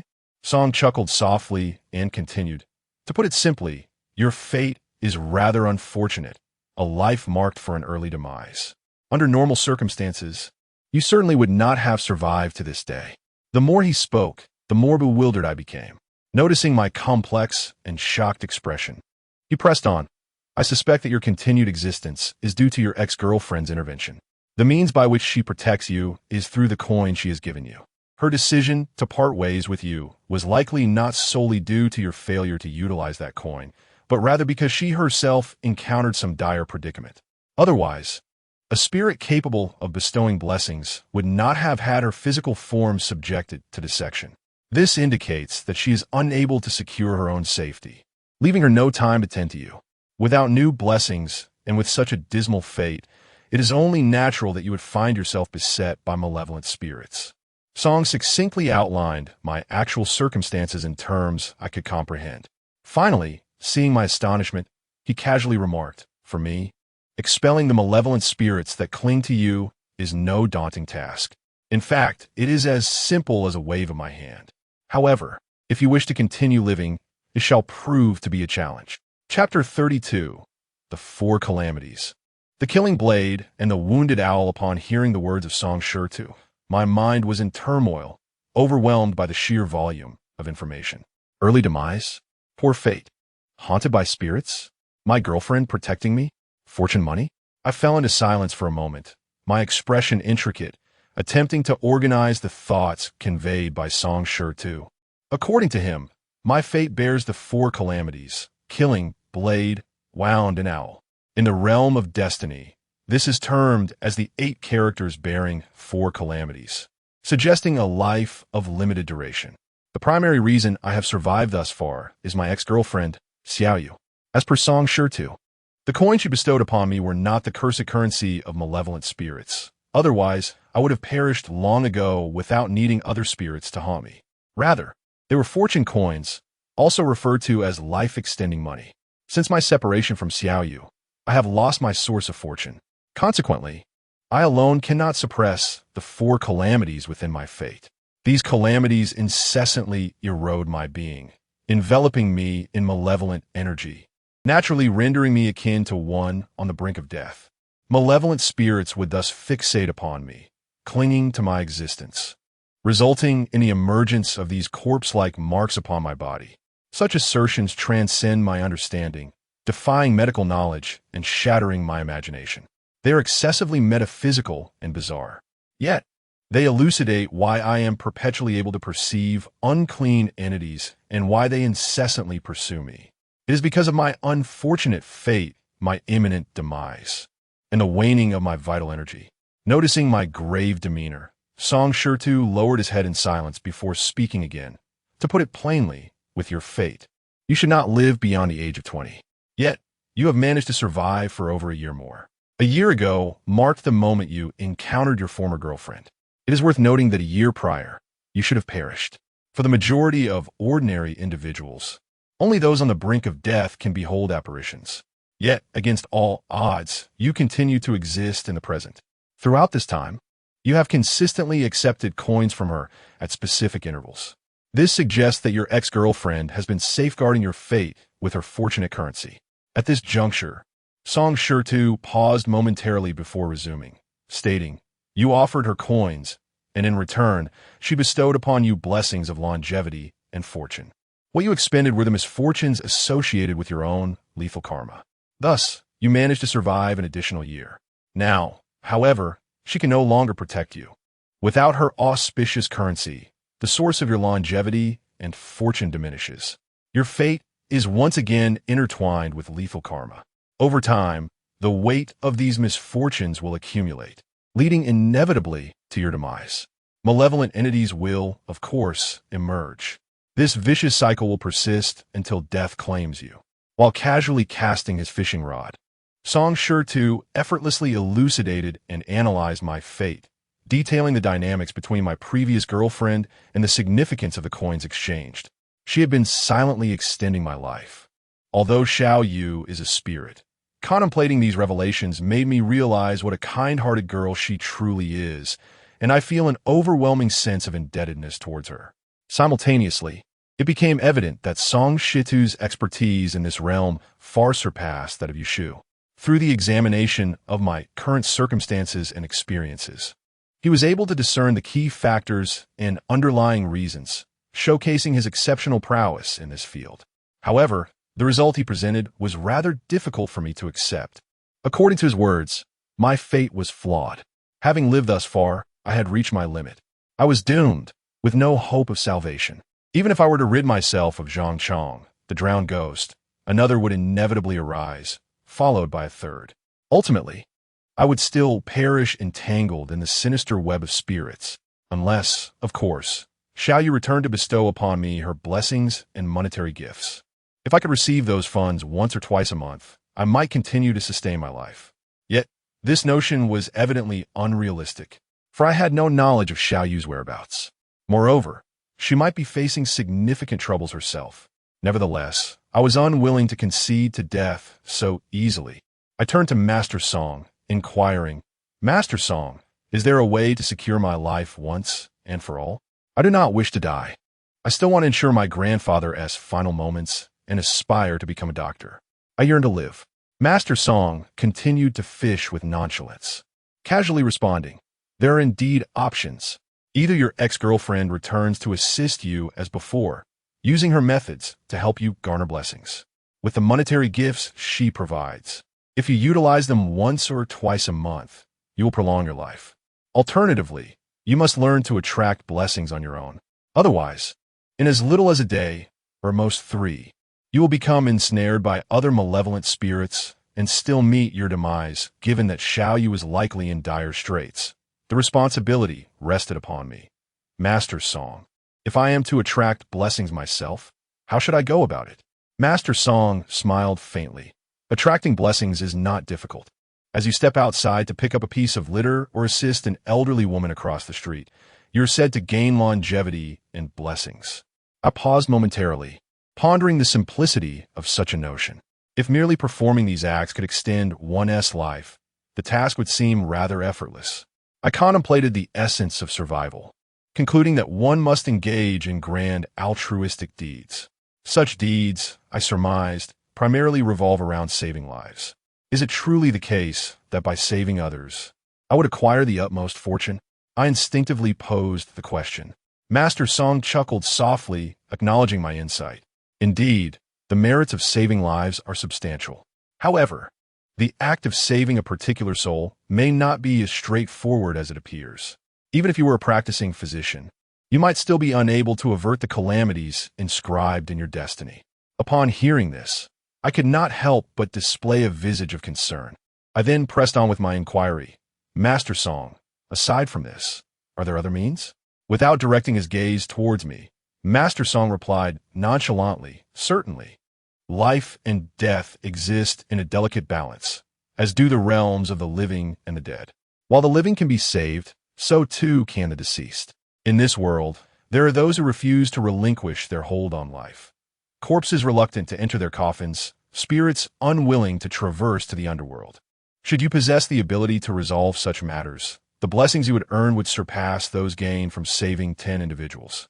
Consequently, the burdens of your fate would be lifted, and you would continue to thrive. Upon absorbing his words, I found myself at a loss for speech. These matters he spoke of, were they not considered vile entities? I was currently ensnared by such malevolent forces, struggling for my own preservation. If I truly held the power to dispel such horrors, there would be no need for me to seek his counsel. At that moment, Master Song turned to face me. Once again, he regarded me with a peculiar gaze before speaking. Of course, as an ordinary lad, you are certainly ill-equipped to contend with such foul entities.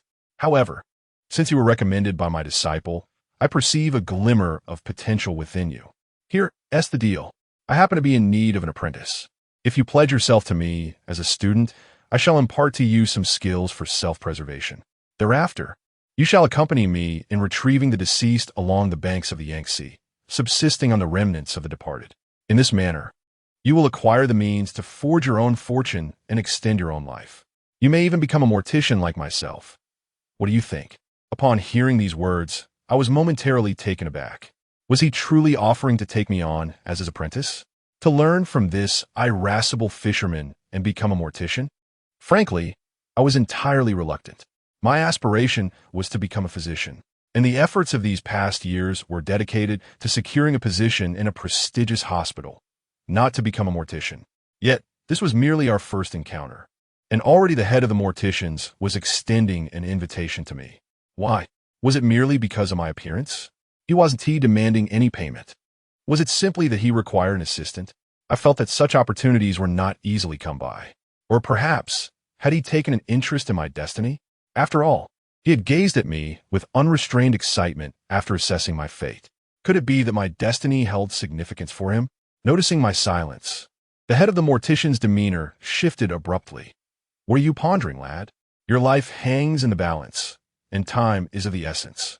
To survive, you must learn to seek fortune on your own. However, within this mountainous city, the only one capable of teaching you such skills is none other than me, Song did sigh. I raised my head to meet the gaze of the proud Song Shurtu and asked, Master Song, will you take me on as your disciple? Are there any conditions? Taken aback by my inquiry, Song Shurtu paused momentarily before a faint smile graced his lips. You're not as foolish as I thought. Naturally, there are conditions. After all, my skills are not lightly bestowed upon others. If you wish to be my apprentice, I shall impart to you the means to preserve your life. However, for the next 5 years, your life will belong to me, and you shall serve my purposes. When I instruct you to turn left, you must not deviate to the right. Even if I command you to face death, you must comply. Otherwise, I shall personally take your life. If you are willing, I will be your master. If you refuse, I shall still honor my earlier promise to protect you for one night. Moreover, considering the young man you long, I shall assist in banishing the foul entity that haunts you. As for what lies ahead, you must rely on your own fortune. Our paths will diverge, and I shall no longer offer you aid. Now, the choice is yours. Chapter 33, A Return Visit. Resolving with a single hook, do I have a choice? There is none. I must clarify the circumstances surrounding my predicament. It has become evident to me that the root of my troubles lies within my destiny.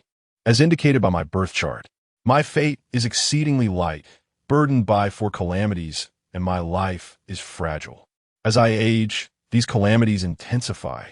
The misfortunes have overshadowed my existence, attracting malevolent spirits. As one on the brink of death, if I wish to survive, I must learn to seek blessings for myself. The method proposed by Master Song is indeed my most viable option at present. However, it entails dedicating the next 5 years to his service. Yet, this is preferable to the alternative of death. Upon reflecting on this, I fell silent for a moment before addressing Master Song. Master Song, as long as you grant me my life, I am willing to become your disciple and serve you for 5 years. With that, I prepared to kneel and perform the traditional gesture of respect to my master. Yet, unexpectedly, Master Song interjected, "Hold on." I was taken aback. Wasn't I about to become his disciple? Why would he ask me to stop? Master Song stroked his small mustache and continued, "In our line of work, we dine on the dead and earn our keep among the spirits. While it may be an unconventional path, the entrance of newcomers cannot be taken lightly. If you choose to be my disciple, it must be in the presence of our ancestral master. As your teacher, I must also demonstrate my abilities to you. Wait a moment. Let the entity that haunts you make its entrance first." With that, he picked up a fishing rod and cast his line. I stood behind him, momentarily at a loss for words. At this moment, my emotions are tumultuous. I had never contemplated becoming a mortician, nor had I ever considered that my own fate might be so precarious, with a short lifespan and beset by misfortunes. Additionally, I reflect upon the silent sacrifices made by Xiao Yu during the past year. What has befallen her? What calamity has rendered her so vulnerable? Moreover, I ponder the circumstances surrounding my roommate Zhang Chong and our anatomy instructor. Could their deaths be attributed to natural causes? My mind is in disarray, a myriad of questions intertwining, leaving me bereft of answers. I find myself standing behind Song, the mortician, quietly observing him as he fishes. Our communication is sparse, marked only by the occasional sound of the fishing line slicing through the air. Before I realize it, the clock has struck 11.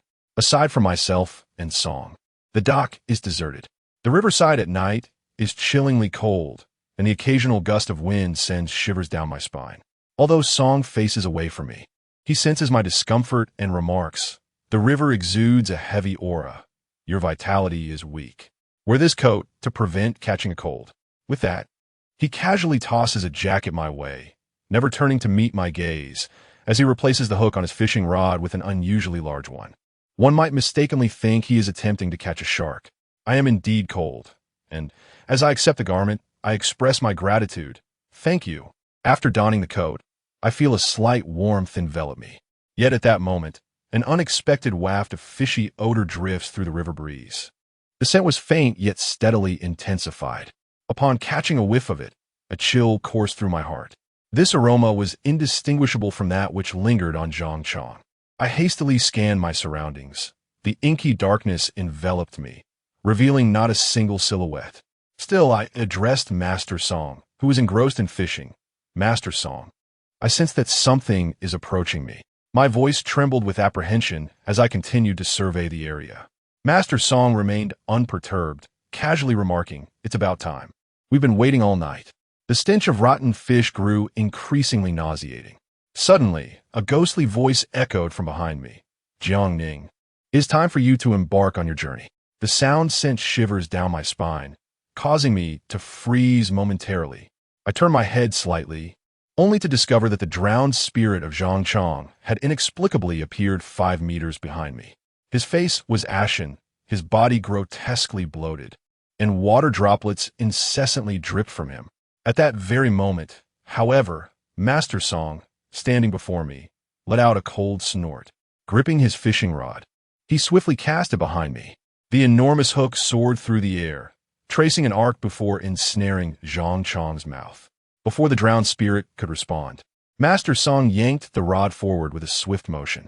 Zhang Chong was flung into the air and, with a resounding splash, was cast into the river. Zhang Chong struggled fiercely in the river, emitting low growls and the sound of splashing water.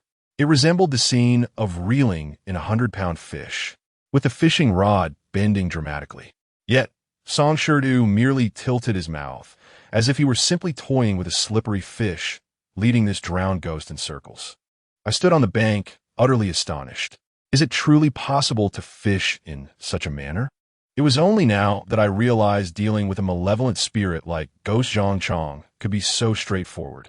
Furthermore, Song Shirtu had previously switched to an oversized hook, not for the purpose of catching a shark, but rather for ensnaring ghosts. My face was a canvas of disbelief and astonishment as I witnessed the drowned ghost, which had tormented me and Uncle Yu for several days, being treated like a mere fish. Yet, inside, I felt a surge of hidden satisfaction, as if I had finally expelled the pent-up resentment that had lingered for days. With one hand gripping the fishing rod, Song Shurtu mocked, "Oh, you've got some strength, don't you? No wonder that brat you long couldn't send you away. But today, in my grasp, you are nothing." With that, Song Shurtu yanked the rod forcefully.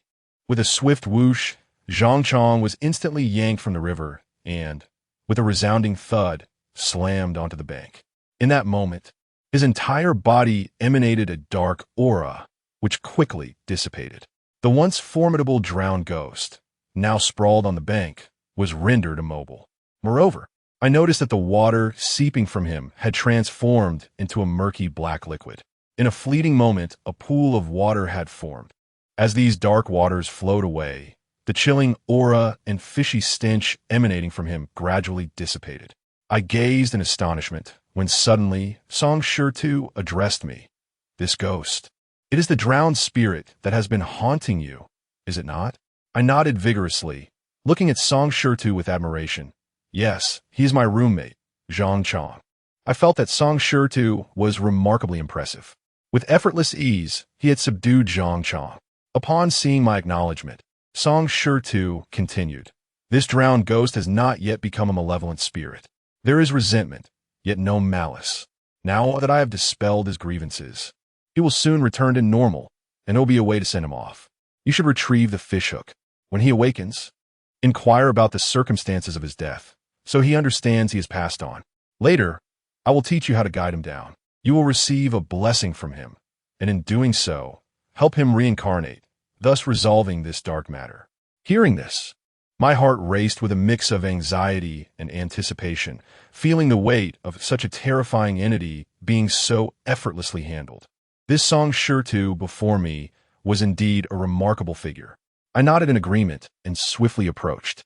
Meanwhile, Song Shurtu relaxed, lighting a cigarette for himself.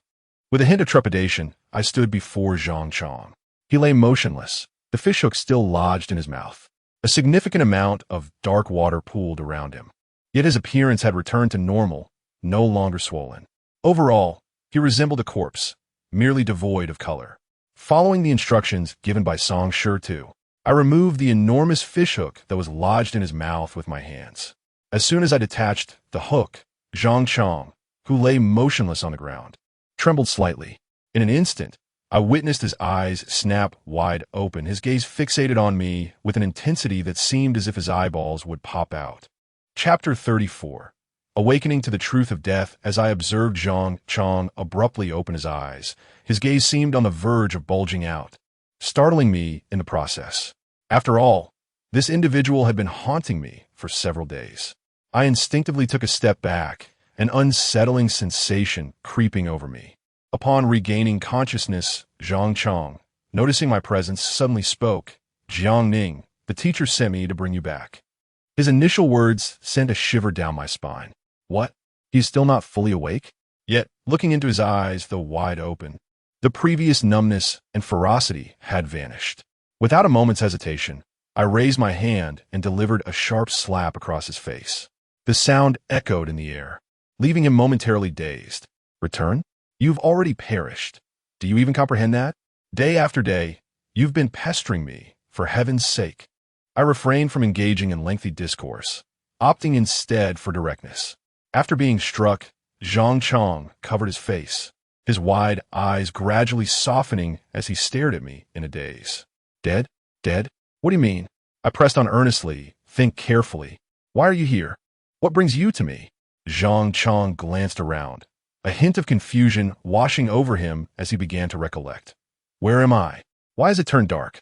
Teacher Chin sent me to call you back for class. But I just came out of the dissection room." Passing by the little white bridge, his voice trailed off.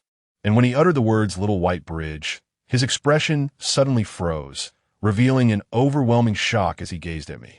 With a stutter and a look of terror, he said, I jumped down from up there. I'm dead."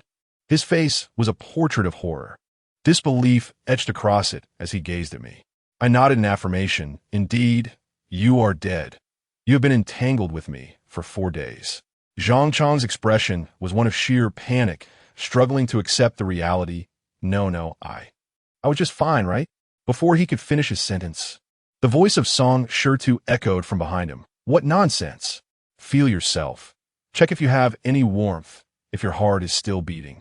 Upon hearing this, Zhang Chang instinctively reached for the area of his heart. Yet, as a ghost, how could he perceive a heartbeat? His entire being was enveloped in a chilling cold. His inability to accept this truth rendered his complexion increasingly frantic as he pressed against his heart, desperately hoping to sense a heartbeat. No, I'm only 20 years old. I just started dating. At this point, memories of his death surged forth. Zhang Chang could no longer maintain his composure. He broke down, sobbing openly, collapsing to the ground, his face a canvas of sorrow.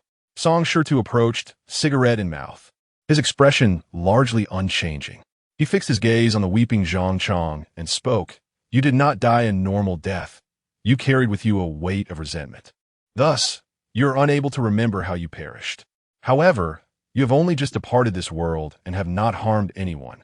Hence, you bear no significant sins. Now, take a moment to reflect on what transpired before your demise. Why did you choose to leap into the lake and end your life?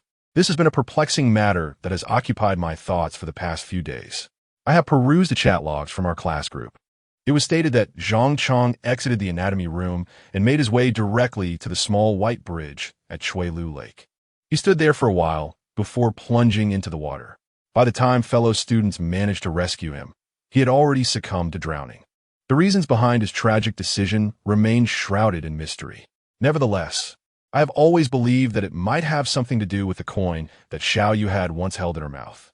Zhang Chang exhibited profound emotional turmoil. Yet at that moment, neither Song Shurtu nor I pressed him for answers. After he wept for a while and gradually came to terms with the reality of the situation, he turned to me and said, I remember, after you left, the teacher instructed us to find the coin and hand it over at the dissection table. Greedily, I concealed the coin for myself. Subsequently, I began to feel dizzy, and noticing my distraction, the teacher asked me to retrieve you. As I approached the small white bridge, I thought I heard someone calling me from the water. I stood atop the bridge and looked down. In the end, I fell in. I choked on a few mouthfuls of water, and after that, my memory falters. I only know that I suddenly found myself back in the dormitory, feeling dizzy, and consumed your chocolate. I was captivated by your fragrance and could not resist inhaling it. The events that followed are hazy, but I distinctly recall the teacher standing in the anatomy room, repeatedly urging me to find you and bring you back. From time to time, his urging voice would echo. Zhang Chang began to reminisce, sharing everything he recalled with me and Song Shurtu. After finishing his last puff of smoke, Song Shurtu extinguished it and inquired, Where's that coin now? It is with Uncle Yu. He claimed it to be ghost money. Since my yang energy is currently weak, he has decided to keep it for me. I replied candidly.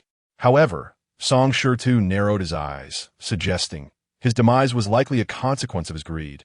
He took the coin from the mouth of the female corpse. The coin absorbed his vital energy, luring you when you passed by the small lake, ultimately leading to his fatal encounter with the malevolent entity within. Upon hearing this, Zhang Chang slapped himself 4 or 5 times in a fit of despair. The sound resonated sharply as he chastised himself, lamenting, Why did I let my greed get the better of me?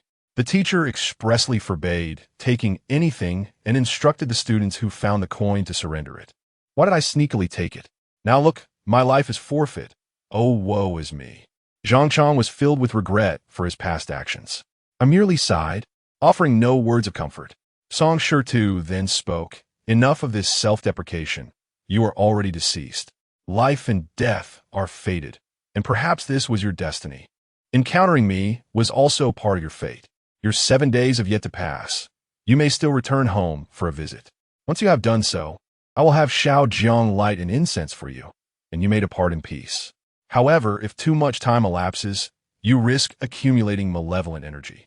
In a state of irrationality, one may gradually transform into a malevolent spirit. Upon hearing this, Zhang Chong nodded repeatedly, expressing his desire to return home to see his parents for the last time. Yet, he also confessed a bewildering sense of disorientation. Despite being aware of his family address, he found himself at a loss as to how to navigate his way back. The distinction between distance and direction eluded him, leaving him uncertain of the journey's length. I recall the conversation with an elder at a village funeral feast who mentioned that after death, one must erect a spirit-harboring banner and light incense at the entrance, as well as ignite a perpetual lamp before the coffin. Otherwise, the departed loved ones would be unable to find their way home, lost in their sense of direction. I had once dismissed this as mere folklore or tradition, not paying it much heed. However, hearing Zhang Chong speak now illuminated the truth of such beliefs. The deceased, particularly those who meet untimely ends, require guidance to return. Observing this, Song Shirtu turned to me and instructed, Xiao Jiang, please retrieve the yellow pouch from my fishing tackle box. It was Master Song. I promptly agreed and dashed towards the tackle box. Upon opening it, I found it in disarray, yet among the clutter was a yellow pouch adorned with a Tai Chi emblem. Uncertain of its contents, I swiftly extracted it and made my way back to Song Shirtu and Zhang Chong. Upon reaching them, Song Shirtu added, Xiao Jiang, use the yellow paper and pen within to write down your classmate's home address and birth date. Light a fragrant stick, and your classmate shall return home. Chapter 35. The Crossroads of Souls. Upon hearing the words of Song Shirtu, I found myself momentarily hesitant. You want me to write? I gazed incredulously at Song Shirtu. Me? Right? However, Song Shirtu dismissed my disbelief with a wave. Nonsense, you must seek blessings. Naturally, it is you who must write. If I were to do it, the merit would belong to me. Upon hearing this, I nodded vigorously. Although I had never engaged in such a task, the imperative of survival compelled me to attempt it. All right, Zhang Chong, what is your home address? As I spoke, I opened the yellow bag and discovered it contained several sheets of yellow paper, along with a chalk line, a brush, an inkstone, and cinnabar. I took out the inkstone, added a bit of water, and began grinding the ink. Song Shirtu instructed me to mix in a touch of cinnabar as well. Once these preparations were complete, under Song Shita's guidance, I picked up the brush, dipped it into the cinnabar ink, and inscribed Zhang Chong's birth date and family address onto a sheet of yellow paper. After finishing, I presented it to Song Shirtu for inspection. He did not touch it, merely casting a glance. He remarked that my calligraphy was quite commendable and instructed me to burn the yellow paper and light an incense stick, assuring me that Zhang Chong would be able to return home. After this, he addressed Zhang Chong directly. Once you return, ensure that your parents are asleep. Stand beside them, with the male on the left and the female on the right. Whisper into their ears that you have returned. This will allow you a fleeting entry into their dreams, offering you the chance to bid farewell to your family. However, this opportunity is singular and fleeting. You must seize it wisely. Upon hearing this, Zhang Chong was overwhelmed with gratitude, bowing and thanking Song Shirtu profusely. Finally, I took a long incense stick from the yellow bag, igniting it before placing it in the crevice of a stone. Zhang Chong inhaled the fragrant smoke, appearing quite elated. I then set fire to the yellow paper I had prepared earlier, doing so in Zhang Chong's presence. The flames danced in a vibrant green hue, swiftly reducing the paper to ashes. As the yellow paper was consumed, Zhang Chong glanced around, exclaiming, "This is Yuzue Dock. My home is over there. I know how to return now." He pointed eagerly in a particular direction. "Just return within 2 hours," Song Shirtu instructed. Zhang Chong nodded gratefully at Song Shirtu, saying, "Thank you, master." "Thank you, Jiangning. I will head home now." "Very well. I shall await your return here." Although he had been a nuisance to me these past few days, and last night, he nearly caused the demise of both myself and Uncle Yu. Understanding the reasons behind his actions lessened my resentment. For those who meet an untimely death often become enshrouded in grievances, their spirits losing rationality. He was unaware of his own actions, merely driven by the lingering obsession instilled by his mentor to seek me out. Zhang Chong nodded, then turned and dashed forward, albeit with a peculiar gait, still tiptoeing. He had not ventured far before vanishing from our sight. After Zhang Chang departed, Song Shurtu spoke to me again. Keep an eye on the incense. Do not extinguish it until the ghost returns. I understood Master Song and nodded in agreement. After uttering that single remark, Song Shurtu paid me no further attention. He took his fishing rod and resumed his angling by the pier. I remained by the long incense stick, fatigued, famished, and particularly drowsy, having not rested well for several days. Yet I dare not sleep, resolutely sitting on the ground to guard the incense, fearful of allowing it to extinguish. After approximately 2 hours of waiting, I changed the incense once more. At that moment, I heard footsteps approaching from a distance. Looking up, I saw a delivery man clad in yellow hurrying towards us. Upon recognizing the delivery man in yellow, a sense of unease gripped my heart. Instantly, I recalled the delivery man who had once saved me. I pondered whether the yellow figure I had glimpsed the previous night, followed by the crowing of a rooster, might have been him assisting me from the shadows. As these thoughts occupied my mind, the figure drew near. He was indeed a delivery worker, but a living one. As he approached, carrying his deliveries, he inquired, "Who is Song Detsai?" "Over here," Song Shurtu replied without turning around, raising his hand in acknowledgement. The delivery man rushed forward with the package. As he passed in front of me, he cast a peculiar glance at me, observing me vigilantly guarding the incense. Once he handed the delivery to Song Detsai, he hurriedly departed. At this moment, Song Detsai consumed his meal while continuing to fish. The aroma of the food intensified my hunger, and Song Shurtu took a few bites. Once again, he said to me, "There's a box of rice here. Take it and eat." Surprised by his words, I had not anticipated that Master Song would offer me a meal. This eccentric old man, it seems, possesses a touch of humanity. I was genuinely famished, both weary and hungry. "Thank you, Master Song." I took a couple of steps forward and retrieved a box. It contained braised pork rice. Holding it in my hand, I devoured it in a few bites, feeling only partially satisfied. Just as I finished eating, I sensed a chill breeze sweep by. The incense before me flickered unexpectedly, oscillating between brightness and darkness. Before I could react, I heard Zhang Chang's voice behind me. "Jiang Ning, I have returned." Hearing his voice brought me a sense of reassurance. Turning around, I saw Zhang Chang tiptoeing as he approached me. "Zhang Chang," I called out. Upon reaching me, Zhang Chang respectfully bowed to Master Song, saying, "Thank you, Master Song. I have returned home and reunited with my parents. I entered their dreams and bid them farewell. Now I can descend in peace." Master Song, engaged in fishing, did not respond directly. Instead, he spoke to me over his shoulder. "Little Jiang, take that incense and place it at crossroads. Recite the following: dust to dust, earth to earth. The departed shall journey forth to the underworld. Speak his name and say he is on his way." He walked westward, and he would be able to descend. I etched this in my memory, then picked up the incense stick that had burned only a third of its length and addressed the head of Song's corpse. "Understood, I shall send Zhang Chang down." Upon witnessing this, Zhang Chang bowed deeply to the head of Song's corpse before he turned to follow me. At that moment, I led Zhang Chang towards the dock. Outside the dock, there lay a crossroads, perfectly suited for sending Zhang Chang down. Initially, both Zhang Chang and I maintained a solemn silence. However, halfway through our journey, he suddenly turned to me and apologized. "Yes, I am sorry, Jiang Ning. On my way back, I recalled certain matters. I remember nearly causing your demise, as well as that of an older gentleman. Please convey my apologies to him. I was utterly oblivious before." Observing the awakening and remorseful expression on Zhang Chang's face, I could only smile faintly. After all, we had shared the same dormitory for 3 years. Yet now we were separated by the realms of life and death. His previous actions were not a true reflection of his character, but rather the result of his untimely death, which had clouded his reason with resentment. The past is behind us. There is no need to dwell on it. I will convey your sentiments when the time comes. Zhang Chang nodded in acknowledgement. Our conversation meandered along, though the incense was dwindling, preventing us from lingering too long. Upon arriving at the crossroads, I followed the instructions provided by the head of Song's corpse and properly inserted the offering of incense. Zhang Chang then bid me a final farewell. "Jiang Ning, I am leaving now.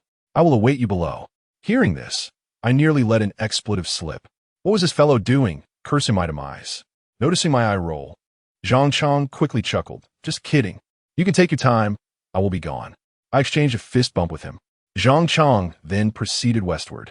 I, too, directed my voice towards the west and proclaimed, dust to dust, earth to earth. The departed shall embark on their journey to the underworld. Zhang Chang set forth. Upon uttering these words, a chilling gust swept through the crossroads, blowing towards the west as if intent on carrying Zhang Chang away. Suddenly, he turned back and shouted at me, by the way, Jiang Ning, when I returned, I faintly heard Teacher Chun urging me on. He insisted that I hasten to bring you back to the dissection room. Be cautious of him. If I leave, he may come looking for you. Stay vigilant, remember this. As he spoke, the wind howled more fiercely, and Zhang Chang's silhouette began to fade. His voice gradually diminished, although he had only taken a few steps. It felt as though he had ventured far, rendering his words almost inaudible. Chapter 36.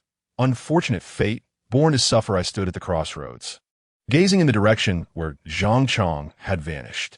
A refreshing breeze wafted into my nostrils, bringing with it a sense of comfort.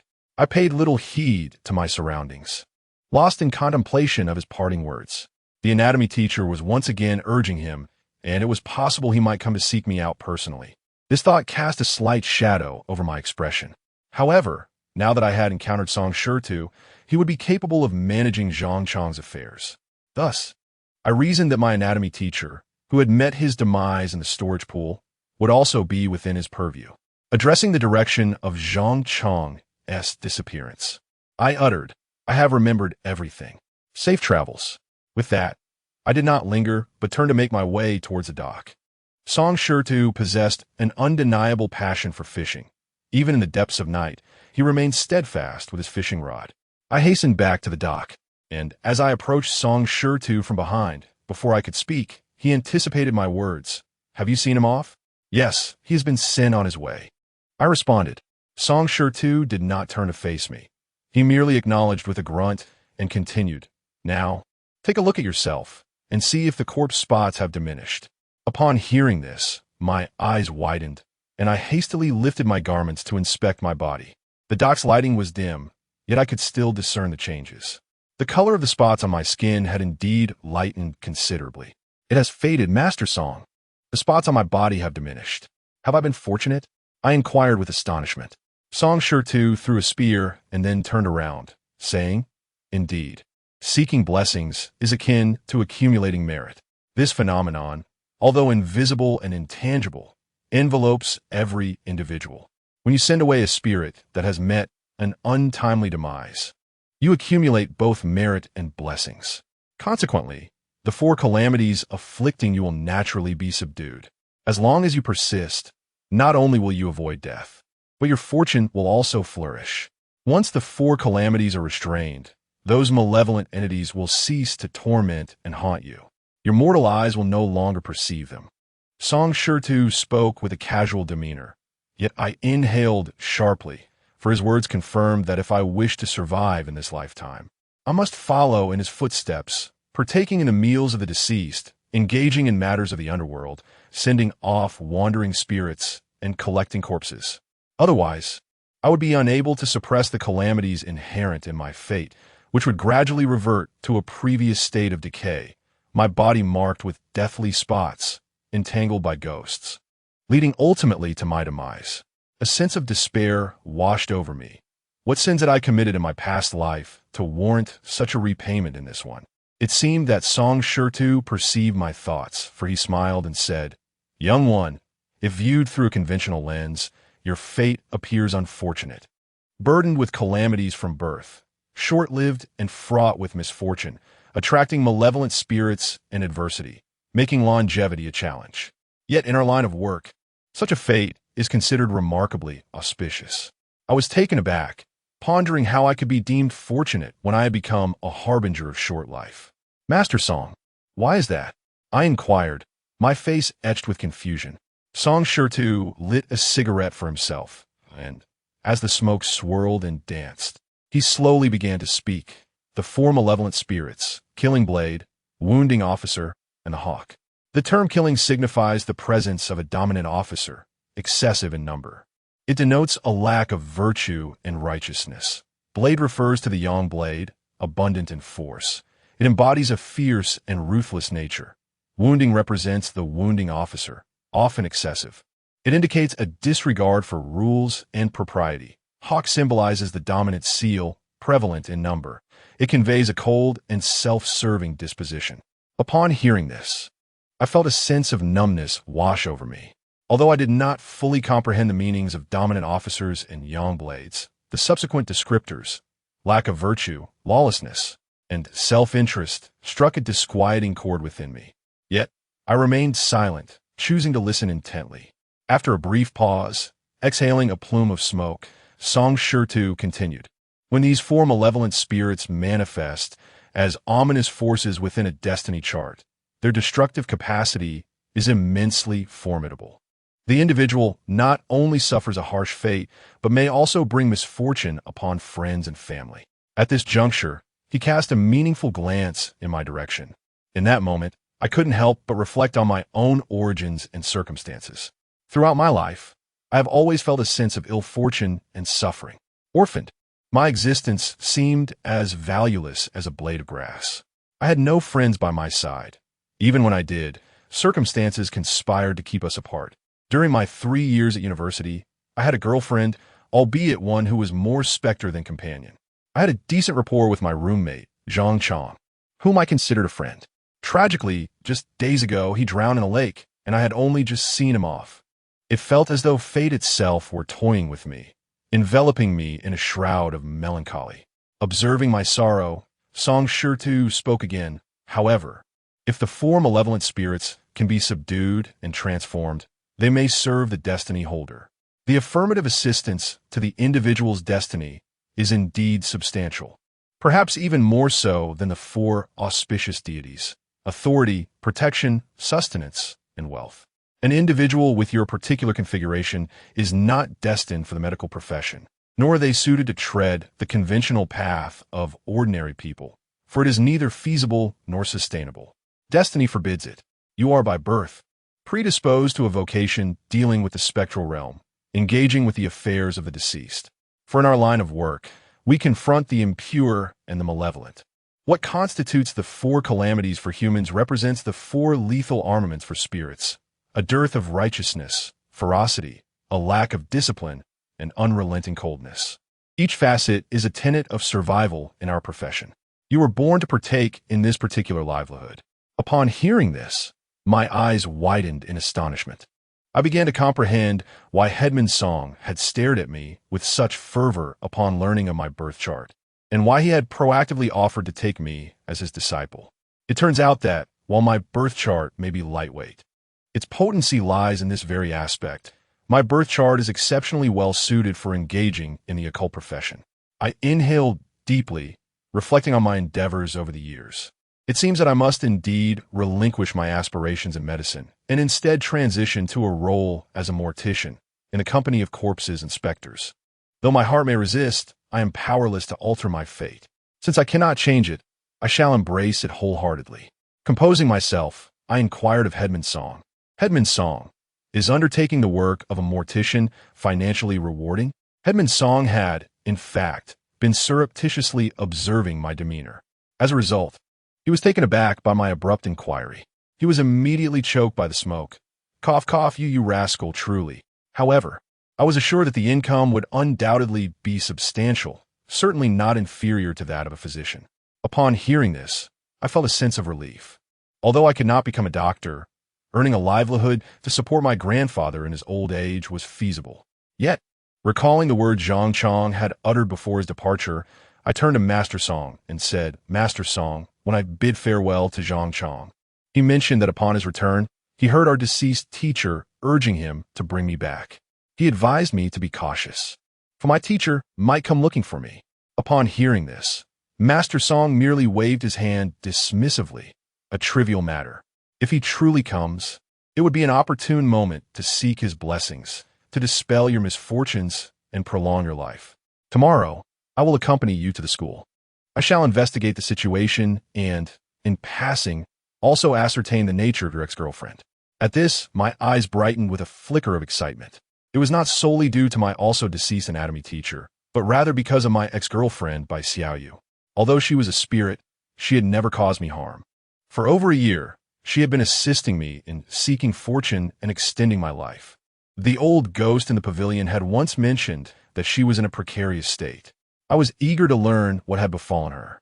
If possible, I wished for Master Song to lend her assistance, a gesture of gratitude for her support over the past year. In person, I also longed to express my appreciation to her. Contemplating this, I nodded in agreement. Song Sure too, perhaps weary from his fishing, stretched lazily. Very well. Let us conclude this evening's endeavors. Accompany me to the shop. I shall take you back to pay homage to the master. Chapter 37. The Ancestor. Emperor of Fengdu, I have come to accept the impending reality of becoming a corpse collector. At this moment, hearing the words of Song, the head of the corpse collectors, I chose to remain silent. As long as I can survive and earn a living, I shall collect corpses. It is certainly preferable to dying without anyone to see my grandfather off. Moreover, Song did not compel me to abandon my studies. After all, the semester is drawing to a close, and the next term will commence with my internship. At this point, Song tidied up his fishing gear and requested my assistance in carrying the box and equipment. He resembled a spectacle, single-handedly carrying a large green fish while striding ahead. Once we exited the dock, he made his way toward a nearby barbecue stand, seemingly anxious that others might not notice him. After walking approximately 400 to 500 meters from the dock, he managed to stretch the journey to a full 40 minutes. Eventually, we arrived at a place called Inyang Street. Following the path inward, the 13th shop was Song's establishment. I glanced up, and it was quite different from what I had envisioned. I had assumed that a corpse collector like Song would operate a funeral parlor, perhaps a one-stop shop for red and white celebrations, or something akin to a feng shui hall. To my surprise, Song's shop turned out to be a fishing tackle store, humorously named Big Fish Fishing Tackle Shop. Nonetheless, the scale of this tackle shop was impressive, boasting 3 large storefronts with a lavish decor. Standing at the entrance, Song turned to me and said, "Xiao Jiang, this is my shop. It's not too shabby, is it?" "Quite nice," I replied with a smile. Song sure too chuckled a few times, saying, "Aside from collecting corpses, this is my only passion." As he spoke, he set down the large mackerel in his hands and opened the glass door. I followed him into the shop. Upon switching on the lights, I discovered the interior was surprisingly spacious and elegantly decorated. Besides the display of various fishing rods, shelves stocked with an array of baits and fishing gear, there was also a large aquatic ecological tank. Although he was a mortician, he had established a fishing tackle store. Song Sure too offered no further introduction, simply stating, "Follow me upstairs. Let's pay our respects to the master." I nodded in agreement and accompanied him deeper into the premises. The shop was quite expansive, consisting of 2 levels. At the innermost part of the tackle shop, there was a kitchen and a small dining area, followed by a wooden staircase leading upward. Ascending the staircase, I arrived at the 2nd floor, which was slightly over a person's height. There were 3 rooms, one of which was locked. Outside was a living room, furnished with a large television. Adjacent to the staircase in the living room was a shrine adorned with a red cloth, the contents of which remained a mystery. I could only see a small bronze incense burner nearly filled with ash. Song Sure too led me directly to the shrine, produced 3 incense sticks, lit them, and bowed respectfully before the red cloth-covered altar. He spoke, "Master above, your disciple Song Ditsai, along with this lad Jiang Ning, share a fateful bond. I have decided to take him as my disciple and impart the secrets of the indoor incantations. May the master witness this and bestow auspicious blessings." With that, Song Sure bowed 3 more times with utmost reverence. Then, he inserted 3 incense sticks into the incense burner. Simultaneously, he reached out to remove the red cloth covering the spirit tablet. At that moment, I finally discerned what lay beneath. The altar was framed in black, and within it stood a red tablet inscribed with 6 golden characters, the seat of Emperor Fengdu. I was aware that Fengdu referred to the realm of the underworld, the ghost city. However, my understanding of the Emperor of Fengdu was rather limited. Merely by the name, it was evident that the ancestral master I was revering possessed immense power. As I gazed at the spirit tablet, Song Shi began to speak. Jiangning, today in the presence of our ancestral master, I shall accept you as my disciple. I hope that you will strive to be a good person, diligently pursuing knowledge. Do not commit even the slightest evil, nor neglect even the smallest good. Upon hearing this, I felt no hesitation whatsoever. Noticing a tea bowl beside me, I poured a cup of cool tea. Kneeling on the ground, I bowed 3 times to Song Shi. Holding out the bowl of tea, I stated, Master, your disciple humbly remembers your teachings. Please enjoy this tea. In truth, the master initially paid little heed to such formalities. He merely recognized that my birth chart was compatible with his, sensing a kindred spirit, and wished to accept me as his disciple. However, seeing my display of respect, he smiled at me and said, Good, good. After speaking, he took a small sip from the tea I had offered. Once he finished, he set down the tea bowl and continued, Little Jiang, since I have taken you as my disciple today, I shall bestow upon you a Dharma name. With this name, you will distinctly feel the blessings that come your way. The venerable patriarch below is aware of your existence as a disciple. In the future, when you descend, there will be some guidance. I gazed at my master, though I did not fully comprehend his words. I remained silent. After a moment's contemplation, my master addressed me again. Your destiny is light. Your life is fragile. You carry difficulties. Let us call it. The name sounds auspicious, and I do not mind it. Regardless of its title, the priority is to preserve life. Observing my lack of objection, my master swiftly picked up a brush and inscribed my birth details along with the name on a piece of yellow paper. Before me, he burned the paper in front of the patriarch's tablet and gestured for me to bow to him. He stated that only upon his command could I cease. Having never prostrated before my master, I perceived this as a customary rite of initiation and bowed before the patriarch's tablet. 1, 2, 3. My master remained fixated on the yellow paper in the fire. It was not until I had bowed 18 times that the paper was fully consumed. Only then did my master allow me to stop. I felt dizzy from the repeated bows. Yet, my master looked at me with astonishment and exclaimed, Little Jiang, you are remarkable. When you Long and I were initiated, we completed our bows after merely 3. You have bowed to the patriarch a remarkable 18 times. Each bow brings a blessing. The patriarch has granted you 18 blessings. It seems the patriarch is quite pleased with you as a novice disciple. As he spoke, he patted my shoulder and gestured for me to rise. Gaze into my eyes, and you shall see a profound joy. I offered a sheepish smile, my head having bowed 18 times, yet I felt no discernible blessing. My thoughts wandered, pondering whether the paper was simply too damp, causing it to burn at an agonizingly slow pace. The process of seeking my master was remarkably straightforward. I bowed several times, acknowledged the ancestral master, and received a name symbolizing deliverance from misfortune. Once the paper was burned, the ritual was deemed complete. My master, Song Shi, did not impart any immediate teachings. Instead, he gestured towards a room, indicating that I would sleep there for the night. Upon awakening, he would accompany me to the school to assess the situation. First, we would address my personal matters. Should any malevolent entities be at play, we would seek to garner some good fortune to stabilize the 4 afflictions plaguing me. Lastly, he would guide me to receive the blessings bestowed by our ancestral master. Upon hearing this, I was momentarily taken aback. The initial parts were comprehensible. There was work to be done. But to receive the blessings of the master, was such a thing truly tangible? I curiously inquired, Master, is this blessing genuine? Can indeed be received? To which my master responded with a knowing smile, Nonsense. While I cannot speak for others, our lineage possesses such fortune. Otherwise, why would you bow so many times? Chapter 38. A Dream, a gift from the master. Upon hearing my master's words, I was struck with astonishment. To my understanding, paying homage to the ancestral masters and venerating forebears were akin to one another. Merely ceremonial acts devoid of any genuine expectation of receiving anything substantial. At most, one might seek a modicum of good fortune, yet even that seemed ephemeral and insubstantial. However, my master asserted that the ancestral master I was to honor today could indeed provide tangible gifts, ones I could directly claim. This revelation left me in disbelief. Yet, observing my master's demeanor, It was evident he was not speaking falsely. I intended to inquire further, but my master stifled a yawn, declaring it was late and time for rest. He assured me that I would understand everything upon our visit.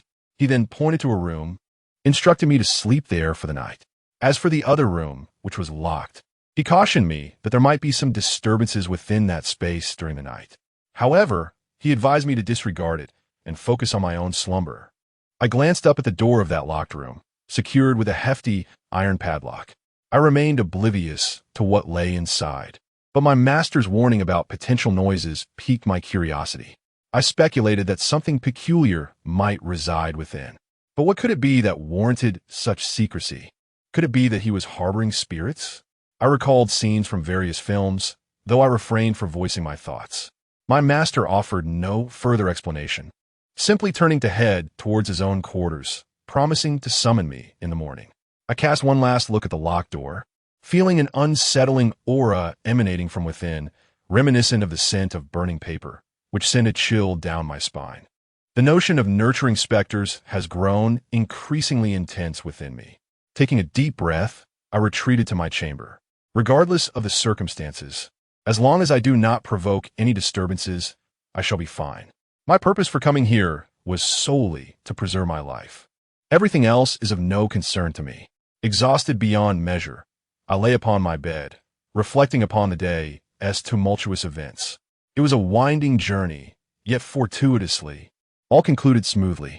Ultimately, I had taken the corpse collector, Song.Sai, as my master. With Song as my mentor and protector, my affairs should find resolution in due course.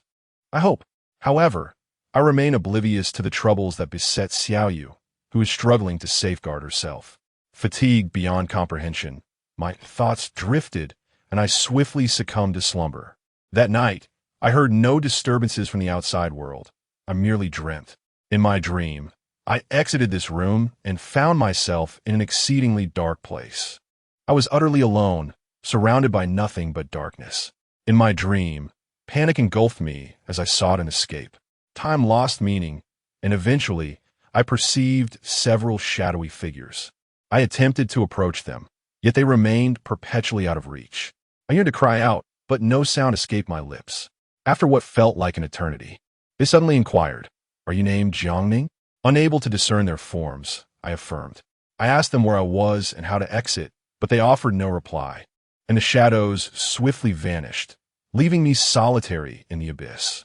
When I jolted awake from this dream, I discovered that it was already midday the following day, my entire being drenched in perspiration. It was only then that I realized what I had previously seen and heard was merely a dream I had woven for myself. Glancing at the time, I was astonished to find it was already noon. I first examined my body and noted that the marks of decay had significantly faded, gradually dissipating. Rising, I made my way to the restroom, gazing at my reflection in the mirror.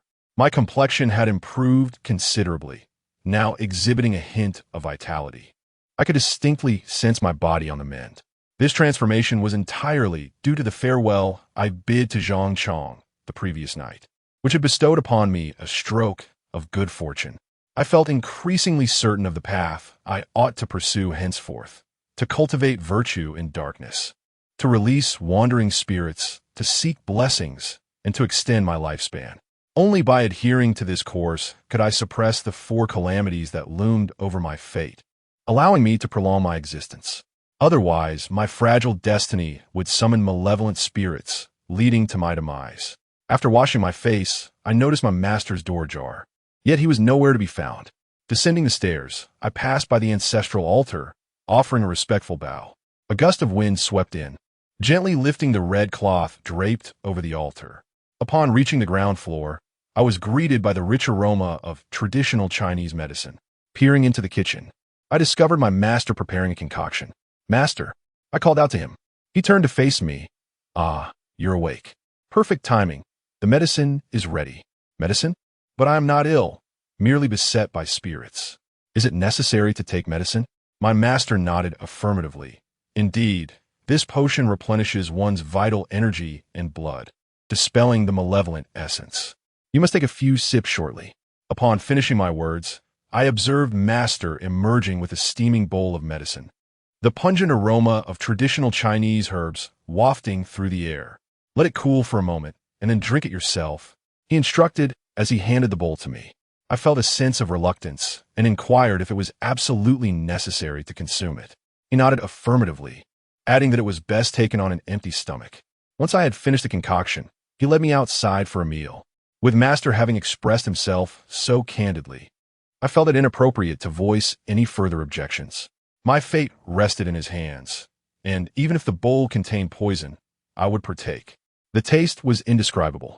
The herbal essence mingled with a foul odor, nearly overwhelming me with the first sip. After I had swallowed the potion, Master, observing my discomfort, offered me a bottle of water. Such is the nature of the medicine meant to expel the toxins. With so many bruises upon your body, you must ingest some remedy if you wish to recover in a timely manner. I thanked him and took a few swigs of water, which provided a modicum of relief. At that moment, he presented me with a small pouch, saying, "On your first day of initiation, this is a gift from your master. Carry it with you. It may serve as protection." "What is this?" I asked, perplexed as I held the pouch. Master signaled for me to examine it myself.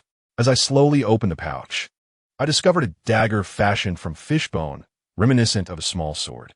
Approximately 20 centimeters in length, its handle was wrapped in crimson thread. The bone segments were smooth to the touch, having been meticulously polished, though the tip remained exceedingly sharp. Upon closer inspection, I noticed intricate carvings adorning the fish bone, each one a distinct rune. "Fish bone, a dagger?" I hesitantly inquired, and my master smiled gently, approximately yes. "This is crafted from the bones of the large catfish caught last night. The catfish was hooked, and the disciple arrived. There seems to be a connection between you and this fish. I prepared it this morning, extracting the bones to create this. The fishbone dagger, with its 18 segments. Belles 18 inscriptions. With this talisman in your possession, no wandering spirits shall dare to disturb you." Upon hearing of the formidable nature of the fishbone dagger, a surge of excitement coursed through me. I expressed my gratitude. "Thank you, Master." "It's nothing. Just keep it safe," he replied. "Now, let us dine, and after our meal, we shall visit your school to address the lingering spirits that trouble you." I noticed several band-aids adorning his fingers, suggesting he had not tended to them since our return last night. I surmised that he must have pricked himself while crafting the fishbone dagger. Despite his eccentric demeanor and his reluctance to engage with strangers, he has shown remarkable kindness to me, a novice disciple.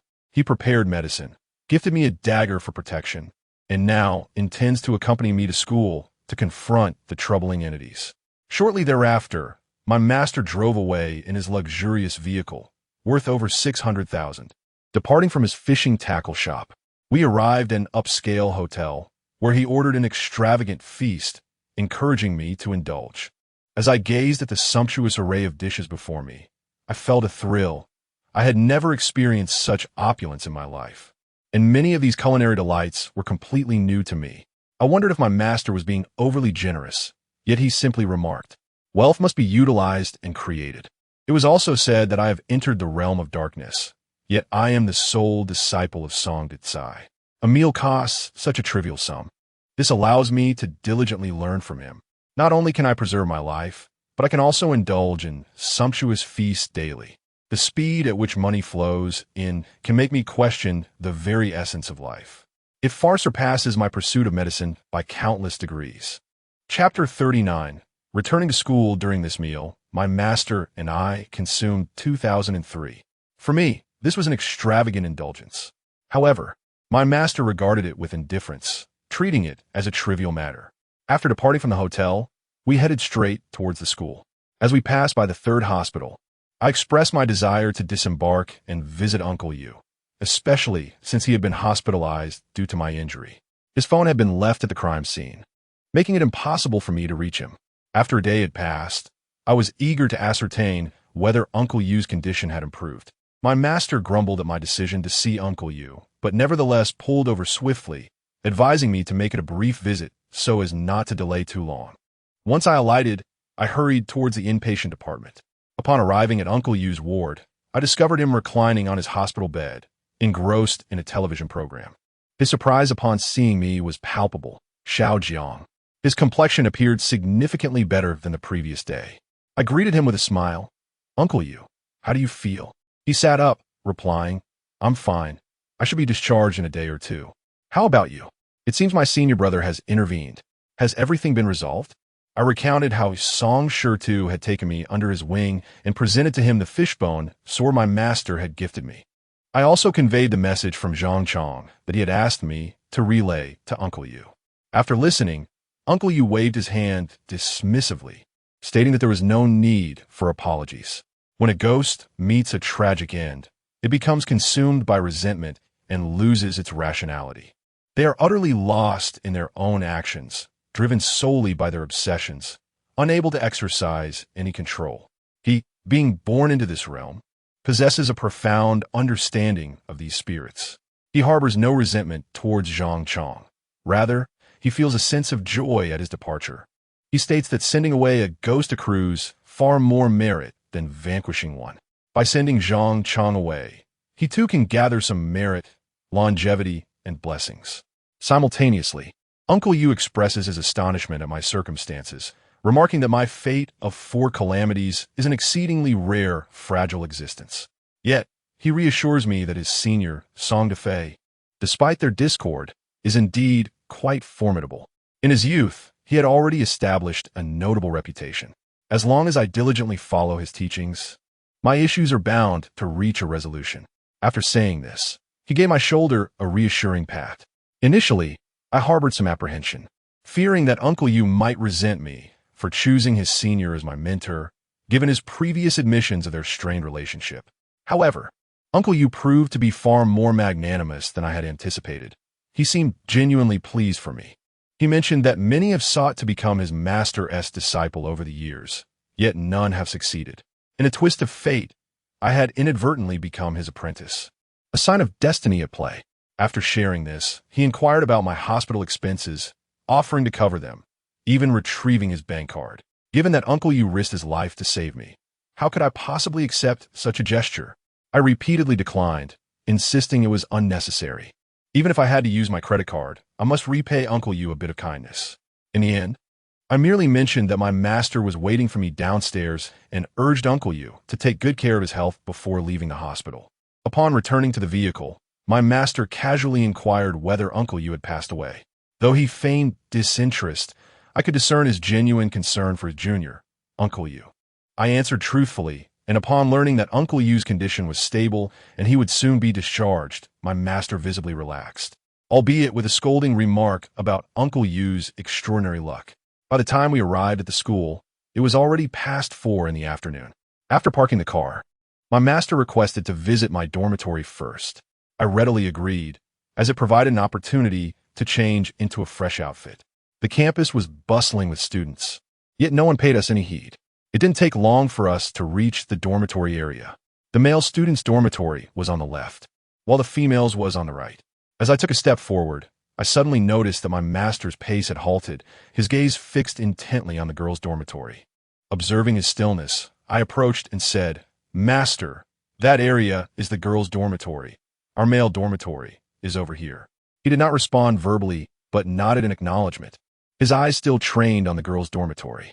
To an outsider, it might appear that my master harbored inappropriate thoughts, yet I sensed that his scrutiny was not driven by lustful intent, but rather by a serious demeanor. Thus, I inquired, "Master, is there something amiss with the girls' dormitory?" The master finally turned his head completely and waved his hand, remarking that the feng shui of this building was rather poor, wondering which fool had chosen this location. "All right, let's proceed."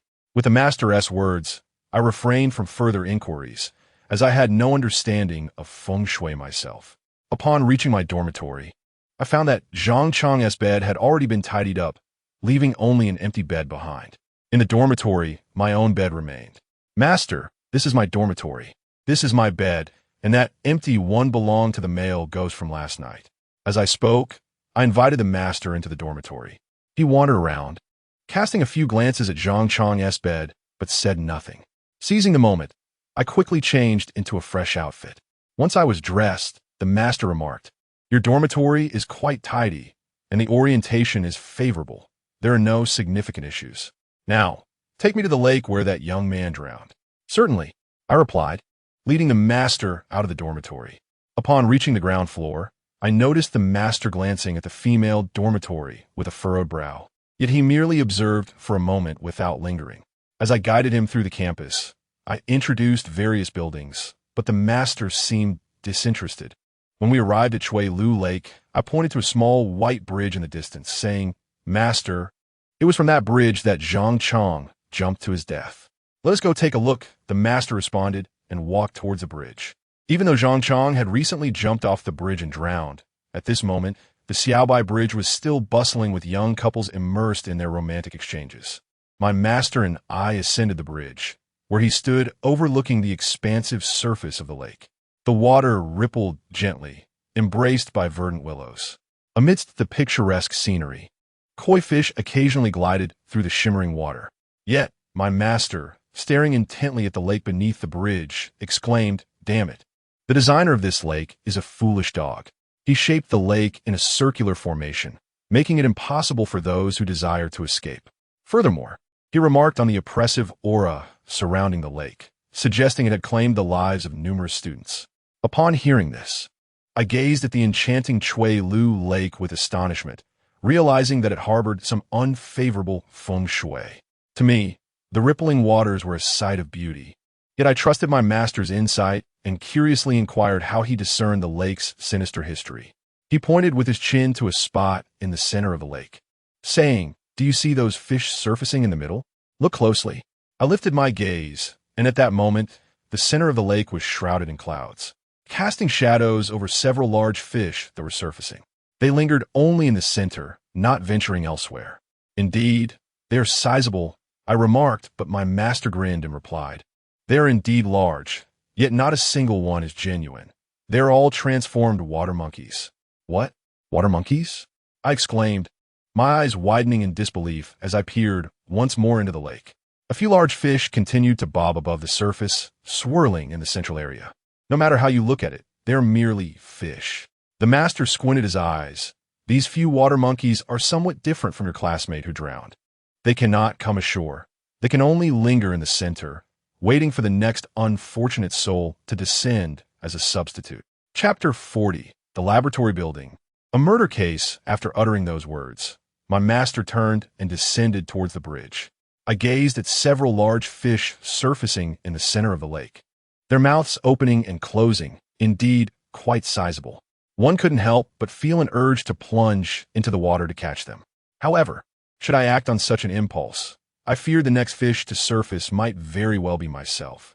At that moment, the clouds obscuring the lake drifted away, allowing sunlight to pour down once more.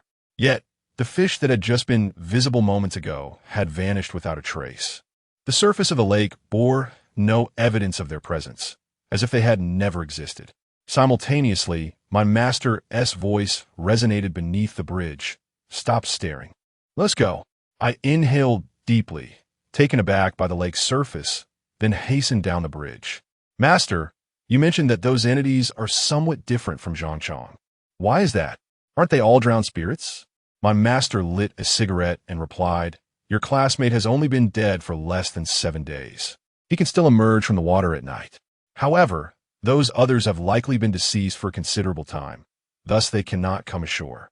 Moreover, the longer a spirit has been dead, the more challenging it becomes to guide them away. Considering this as a school, it complicates matters further." He glanced around at the students coming and going. Along the lake's edge stood a sign clearly forbidding swimming. Yet, reflecting on the years since I entered this institution, it seemed that every year there were incidents of students falling into the water. This year just so happened to be my roommate, Zhang Chong. Every time an incident occurs, it is swiftly quelled.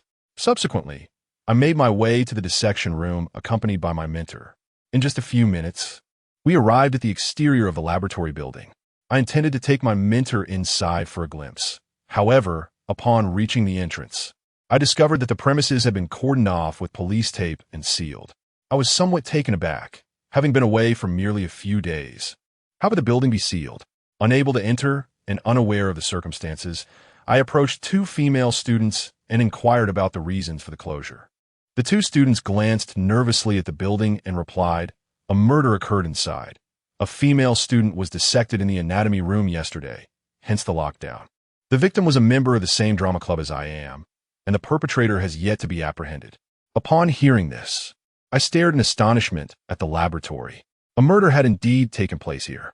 After exchanging a few brief words with me, the two younger students hurriedly departed. I returned to my mentor with the news, my demeanor solemn. Master, a murder has occurred in the building. A sophomore girl was dissected. The killer remains at large, and the premises are currently sealed. We cannot enter. My mentor cast a cold glance towards the building. This place harbors significant issues. We must investigate tonight. Tonight? Indeed. It is quite possible that your anatomy instructor is involved.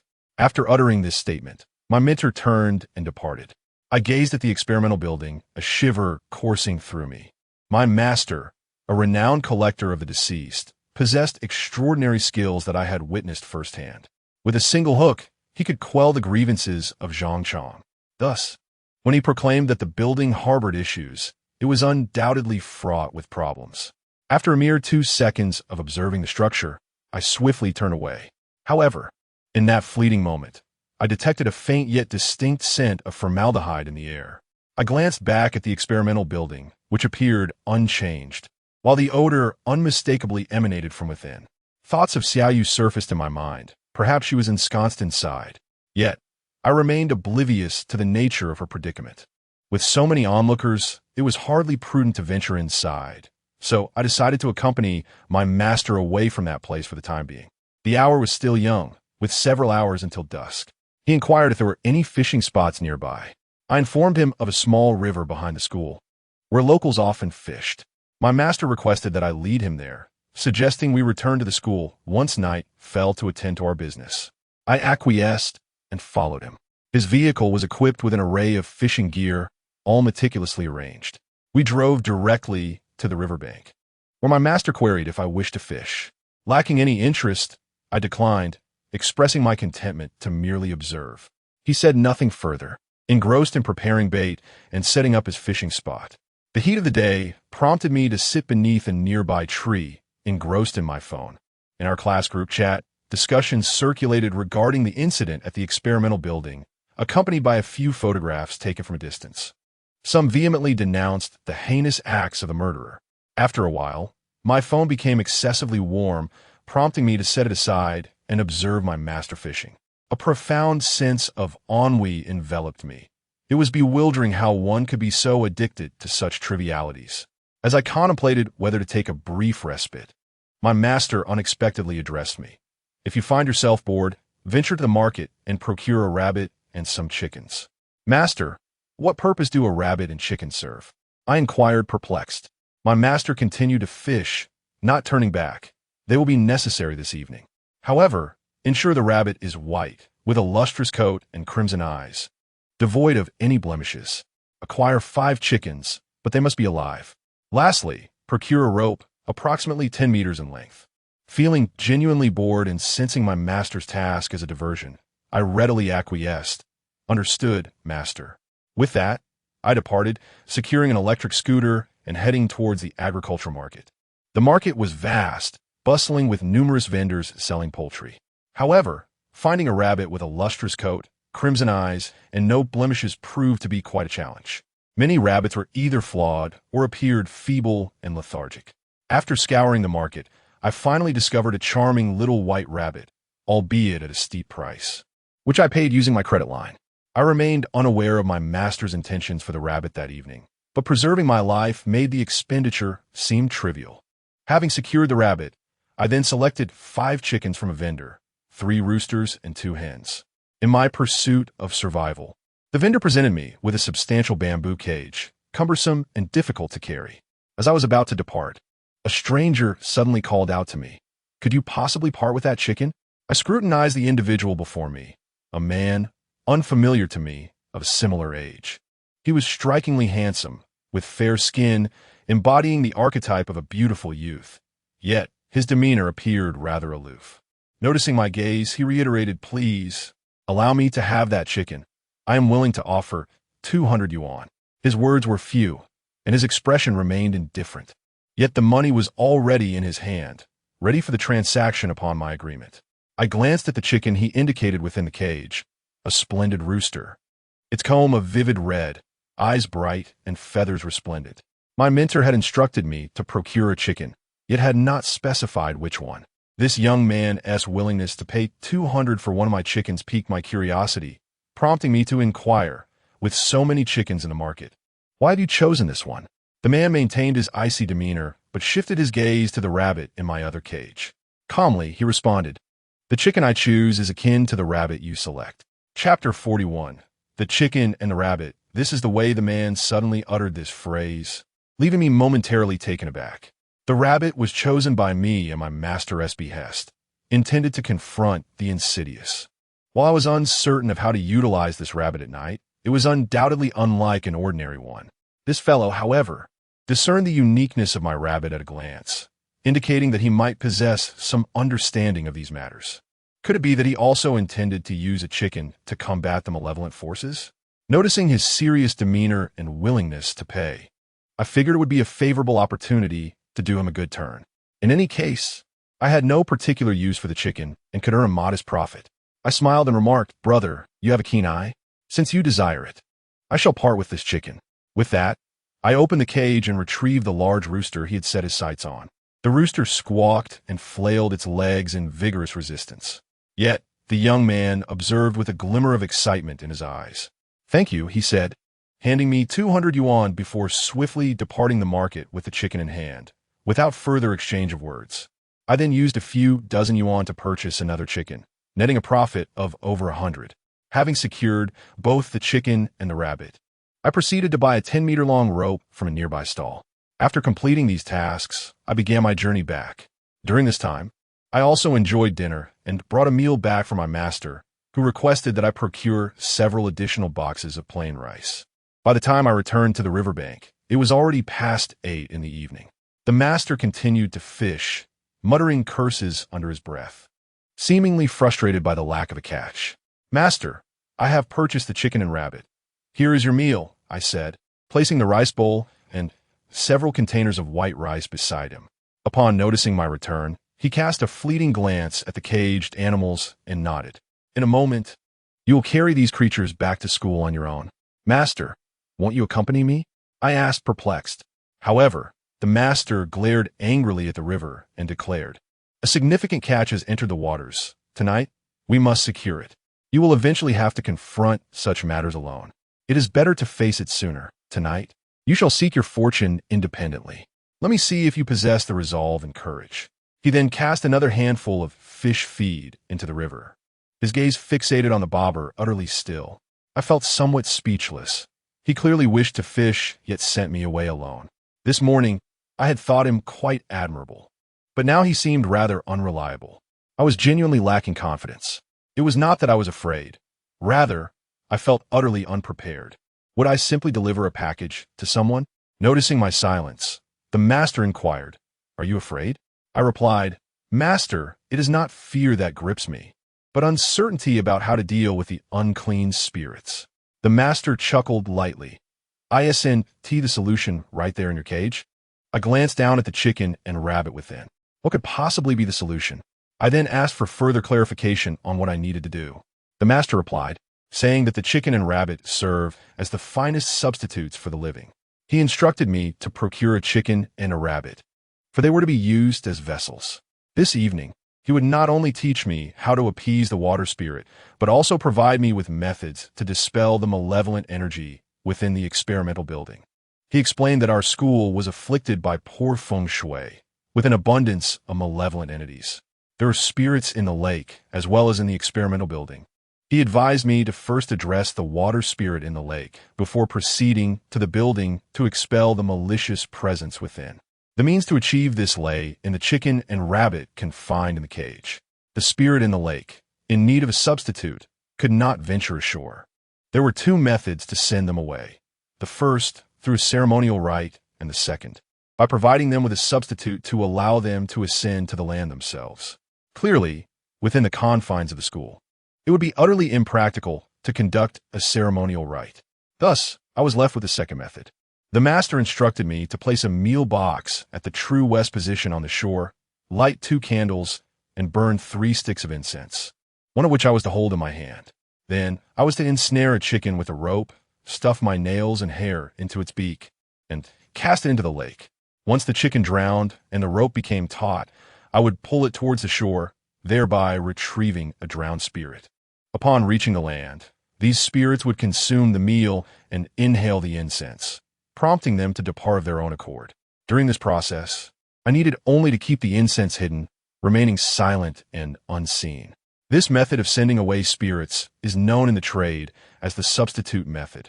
Only those who have perished in water, not particularly malevolent and not yet transformed into vengeful spirits, may be sent away. If they have caused harm to others and possess a strong aura of malice, such methods would be ineffective. However, as my master has indicated, the water spirits at our school can evidently be dispatched using this technique. For every spirit I successfully send away, I shall receive a measure of fortune in return. During the day, I observed 5 large fish breaking the surface of the lake, indicating the presence of 5 drowned souls within. Repeating the process 5 times corresponds perfectly with the 5 chickens I intend to sacrifice.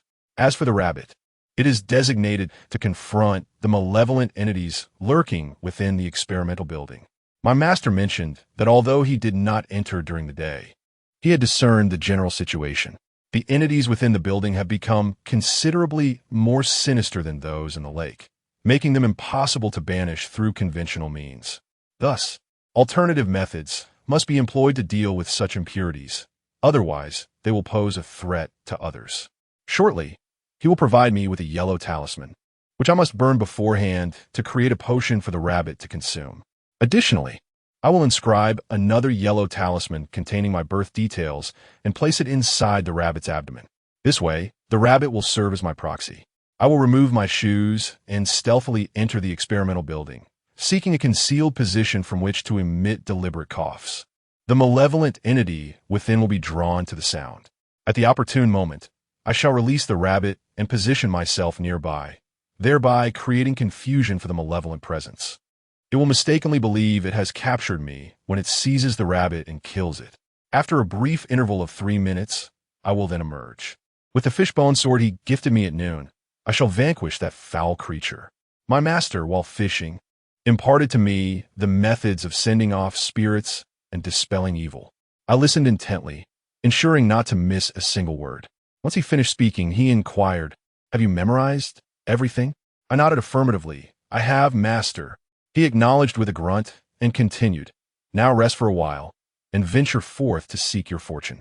Should you falter amidst it all, it shall signify that our bond is limited. However, I shall surely avenge you tomorrow night." He spoke with his back turned, his tone unwavering. I found myself at a loss for words. This is indeed my master. I even began to speculate whether Songditsai had once taken on disciples, and that this lenient approach to teaching was the reason for their absence. Yet, an old adage rings true: a master leads one to the door, but the cultivation relies on the individual. To put plainly, I share no blood ties with Songditsai, although we bear the titles of master and disciple. It is merely a matter of him deeming my fate suitable for his tutelage. My life is frail, burdened with misfortunes. I must continuously send away spirits and accumulate merits to ward off my fate. Eventually, I will have to confront these entities myself. Now that he has enlightened me with the methods, should I meet my demise outside, it would be a testament to my destiny, an indication that I am unworthy of this path.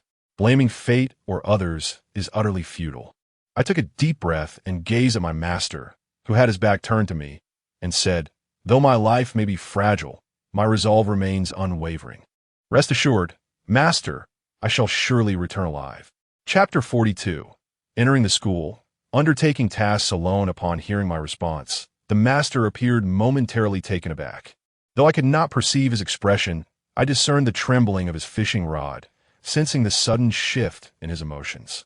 Subsequently, I prepared all the necessary items for the evening: fragrant candles, yellow paper, and other essentials, all of which were conveniently located in the master's vehicle. Before departing, the master instructed me to grind the vermilion ink and inscribe a talisman upon a sheet of yellow paper. By the time I completed these tasks, it was already 10:30. At our school, the dormitory doors close at 11 o'clock. As the clock approached 10:30, the campus grew increasingly desolate. Once I had everything ready, I bid farewell to the master and, with the cage in hand, made my way towards the school. My heart was filled with trepidation. Despite having methods to confront the lurking spirits, a sense of anxiety lingered. Upon my return to the school, it was nearly 10:50. Apart from a few intoxicated students hastily making their way to the dormitory, the campus was eerily deserted. I had no intention of returning to the dormitory. Instead, I hurried towards the lakeside. During the day, this place thrived with activity, but at night, it was hauntingly desolate.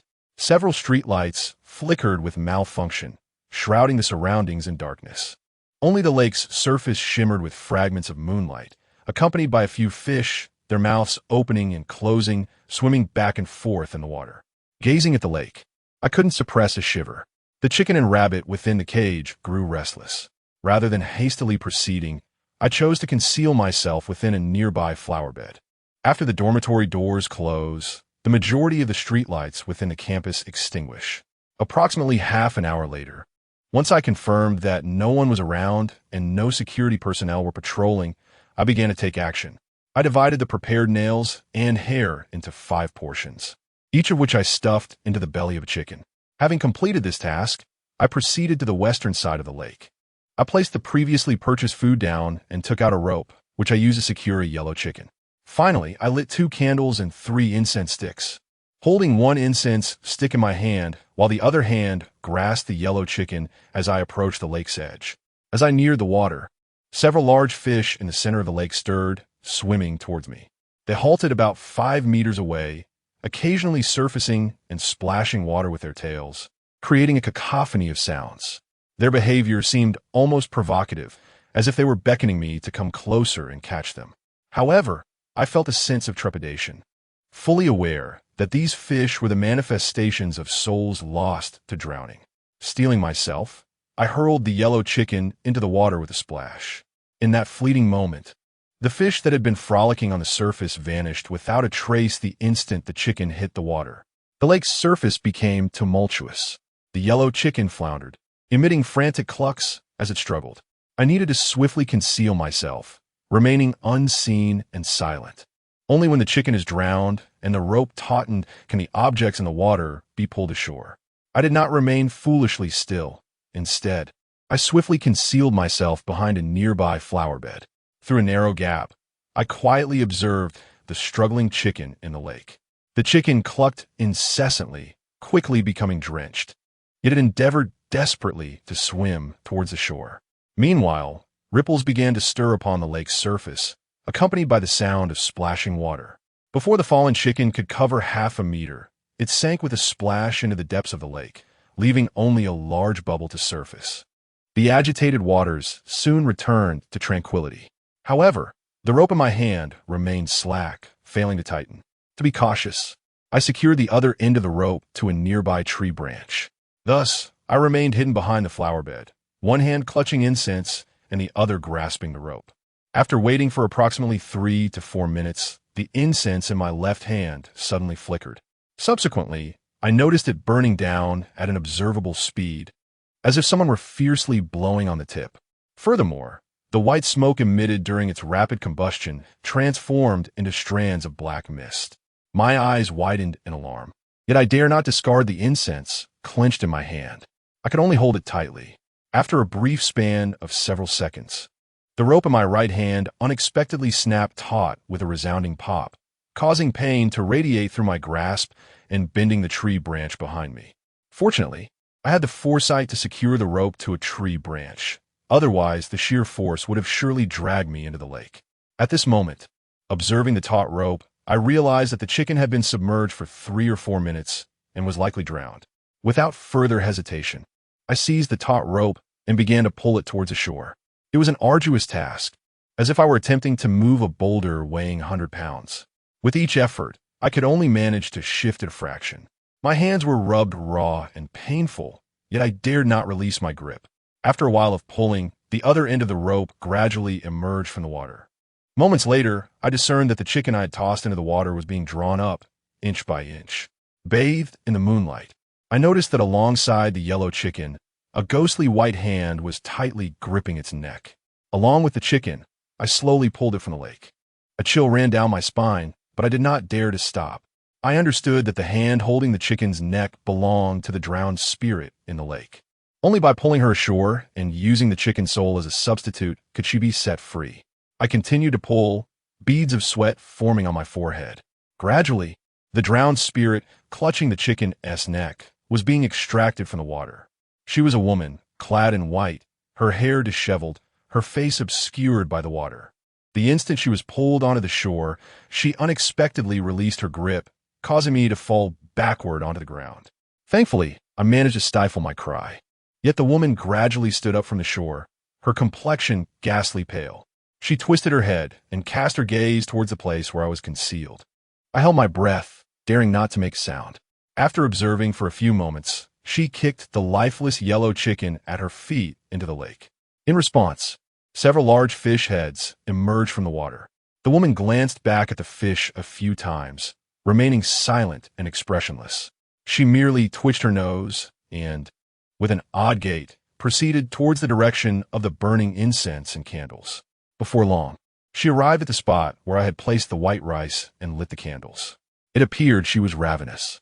She inhaled deeply the fragrant smoke, as the incense and candles sizzled and burned at an unusually rapid pace. Once she had satisfied her craving for the aroma, she extended her pale, waterlogged hands and began to seize the scattered white rice from the ground. She devoured it voraciously, as though she had not eaten in ages. Squatting there, she continuously produced the sound of her chewing, the noise echoing eerily in the stillness beside the lake. Chapter 43. Emerald Willow Lake. Trading a chicken for life, I crouched behind the flower bed, my eyes wide as I witnessed the unfolding events. I dare not utter a sound or draw a deep breath. I remained hunched, silently observing. The woman squatted on the ground, seemingly indulging for 2 or 3 minutes before rising, satisfied, and beginning her journey westward. Her footsteps were still as peculiar as ever, a delicate, measured tread. As she walked, water dripped from her, leaving a trail in her wake. Yet after 10 steps, she vanished entirely. At that moment, an inexplicable sense of relief washed over me. It felt as though a refreshing breeze had wafted into my nostrils, bringing with it an undeniable comfort. This sensation mirrored what I felt the night I bid farewell to Zhang Chong, albeit more intense. Perhaps this was what my master meant when he conferred upon me my Dharma name. He had said that upon receiving the name, one would notice a palpable and intuitive sense of fortune. Was this, then, another stroke of good luck? I murmured softly to myself, inhaling deeply, feeling a harmonious flow throughout my being. The methods my master spoke of indeed proved effective. Everything that had transpired was worthwhile. I did not rush out immediately. Instead, I lingered a bit longer in my position. After confirming the area was safe, I emerged from behind the flower bed. A glance at the offering of white rice revealed it to be intact, albeit devoid of its aroma, and the incense had nearly burned out. I had no choice but to replenish the rice and light, fresh incense. Following my previous ritual, I took a stick of incense in hand and proceeded to the riverbank, where I pulled the lifeless yellow chicken back onto the shore. This time, the yellow chicken hauled ashore was a mangled mess of blood and flesh, its abdomen eviscerated. The sight was ghastly. I untied the rope, procured another chicken, and fastened it securely. This fowl, perhaps sensing its impending doom, thrashed wildly, its clucking escalating into a frantic cacophony. Pinioning its wings, I offered a somber apology. "Forgive me, brother chicken. I shall commemorate your sacrifice with 2 infernal basketballs." With that, I flung the yellow chicken into the water. Plop! The chicken hit the water, struggling as its predecessor had. The lurking leviathans vanished in an instant. The lake's surface roiled with renewed vigor. The lapping of water against the shore grew into a crescendo. I swiftly retreated behind the flower bed, observing the unfolding drama. As before, the chicken's frantic struggles were short-lived before it was dragged beneath the surface. After 3 or 4 minutes, the incense stick in my hand began to burn down at an alarming rate. In that instant, the rope tethering the chicken tautened violently. Forewarned by my previous experience, the rope did not lacerate my hand, but instead caused the tree branch behind me to groan and creak under the strain. Grasping the rope, I commenced the arduous task of hauling it back. This time, the resistance was considerably greater, demanding far more exertion than the previous retrieval. This was a veritable trial of strength, sapping my energy with each pull. The first chicken had been retrieved in mere minutes, but this time, I labored for a full 10 minutes. It was only when I dragged him ashore that I realized he was quite a portly fellow, undoubtedly weighing around 200 pounds in life. No wonder it took so much effort to pull him up. Once on land, he resembled a ghost from the past, glancing around before he kicked the chicken at his feet into the lake. With a delicate tiptoe, he made his way towards the offerings of incense and candles I had prepared. Upon seeing the incense and rice, he immediately prostrated himself on the ground, devouring the food voraciously like a hog. I couldn't help but wince at the sight. One could only wonder how long he must have been starved to reach such a state. It was only after he finished that he departed with a look of satisfaction. Following his exit, a refreshing breeze wafted into my nostrils, imbuing me with a profound sense of comfort. The discoloration of my skin had noticeably faded. Such rapid transformation invigorated my spirit. Observing the 3 large fish still gliding on the lake's surface, I resumed my previous actions. The third soul I pulled ashore was a middle-aged woman, and the fourth was a tall, slender young man. Upon their arrival, they mirrored the earlier drowned ghost, promptly returning the chicken to the lake. After partaking of the offerings, they headed west. I too could sense the influx of fresh air as they departed. Meanwhile, the chickens I retrieved were ravaged by the fish in the lake, their remains reduced to a bloody pulp. Just as I felt everything was proceeding smoothly, I cast down the final chicken. It seemed that I was on the verge of completely sending away the 5 drowned spirits from the lake, hoping to garner blessings for 5 souls and finalize the cleansing task. However, unforeseen circumstances arose. The 5th spirit I dragged ashore turned out to be a female ghost. She was petite, approximately 5 feet tall, and remarkably slender. Pulling her onto the bank was surprisingly effortless. I hardly exerted any force at all. Her complexion was strikingly pale, and upon her emergence, I could distinctly sense an intense chill enveloping the air. What set her apart from the previous 4 drowned spirits was quite remarkable. Instead of kicking the chicken at her feet back into the lake, as the others had done, she fixated her gaze on me, following the tether that connected us. Drawing from my previous encounters, I could discern that she was exceptionally adept at concealing herself. Even after I had successfully pulled her ashore, I instinctively held my breath, my body completely still. Yet, this female ghost emanated an unsettling awareness, as if she sensed someone lurking behind the flower bed, as if she knew I was concealed there. She stood motionless at the water's edge, her gaze locked onto me for 4 or 5 agonizing minutes. During that time, I felt utterly exposed. Each breath I took was painstakingly cautious, a mere whisper as I stifled my inhalations. The chilling aura intermittently washed over me, igniting a sense of trepidation and anxiety within my heart. I feared that she might suddenly charge toward me. With one hand clutching incense and the other gripping my fishbone sword, I dared not move. After what felt like an eternity, she finally turned her head, directing her attention toward the place where I had arranged the incense and candles in reverence. She tiptoed forward, making her way towards the offering. Upon reaching the designated area, she stood apart from the other drowned spirits. The others were ravenous, devouring the incense and rice with an insatiable hunger, with one particularly rotund spirit gorging itself like a swine. In stark contrast, this last female ghost remained motionless, seemingly fearful that the food might be poisoned. She lingered in front of the incense and offerings for a good 4 or 5 minutes before she gradually crouched down. She began to inhale the aroma and picked up the food container, but upon tasting the rice, she spat it out immediately. Observing her rejection of the offerings, I furrowed my brow, sensing that this female ghost might not be harmless. My suspicions were confirmed a moment later, as she, having expelled the rice from her mouth, set the container aside and crouched lower, slowly turning her head in the direction of my hiding spot. Her eyes, glowing faintly, fixated on the flower bed where I concealed myself. In a haunting whisper, she uttered, "The food is unpalatable. I desire something else." Chapter 44. The fierce and the feeble, I watched as the female specter suddenly crouched down, her pair of eerie green eyes fixated upon me as she spoke. Her words were clearly directed at me, sending a jolt of anxiety through my heart. What was happening? Had she truly discovered my presence? And did she desire something more? I possessed nothing but a few boxes of takeout. What more could she wish for? Was she truly contemplating consuming me? In that fleeting moment, I felt an overwhelming tension.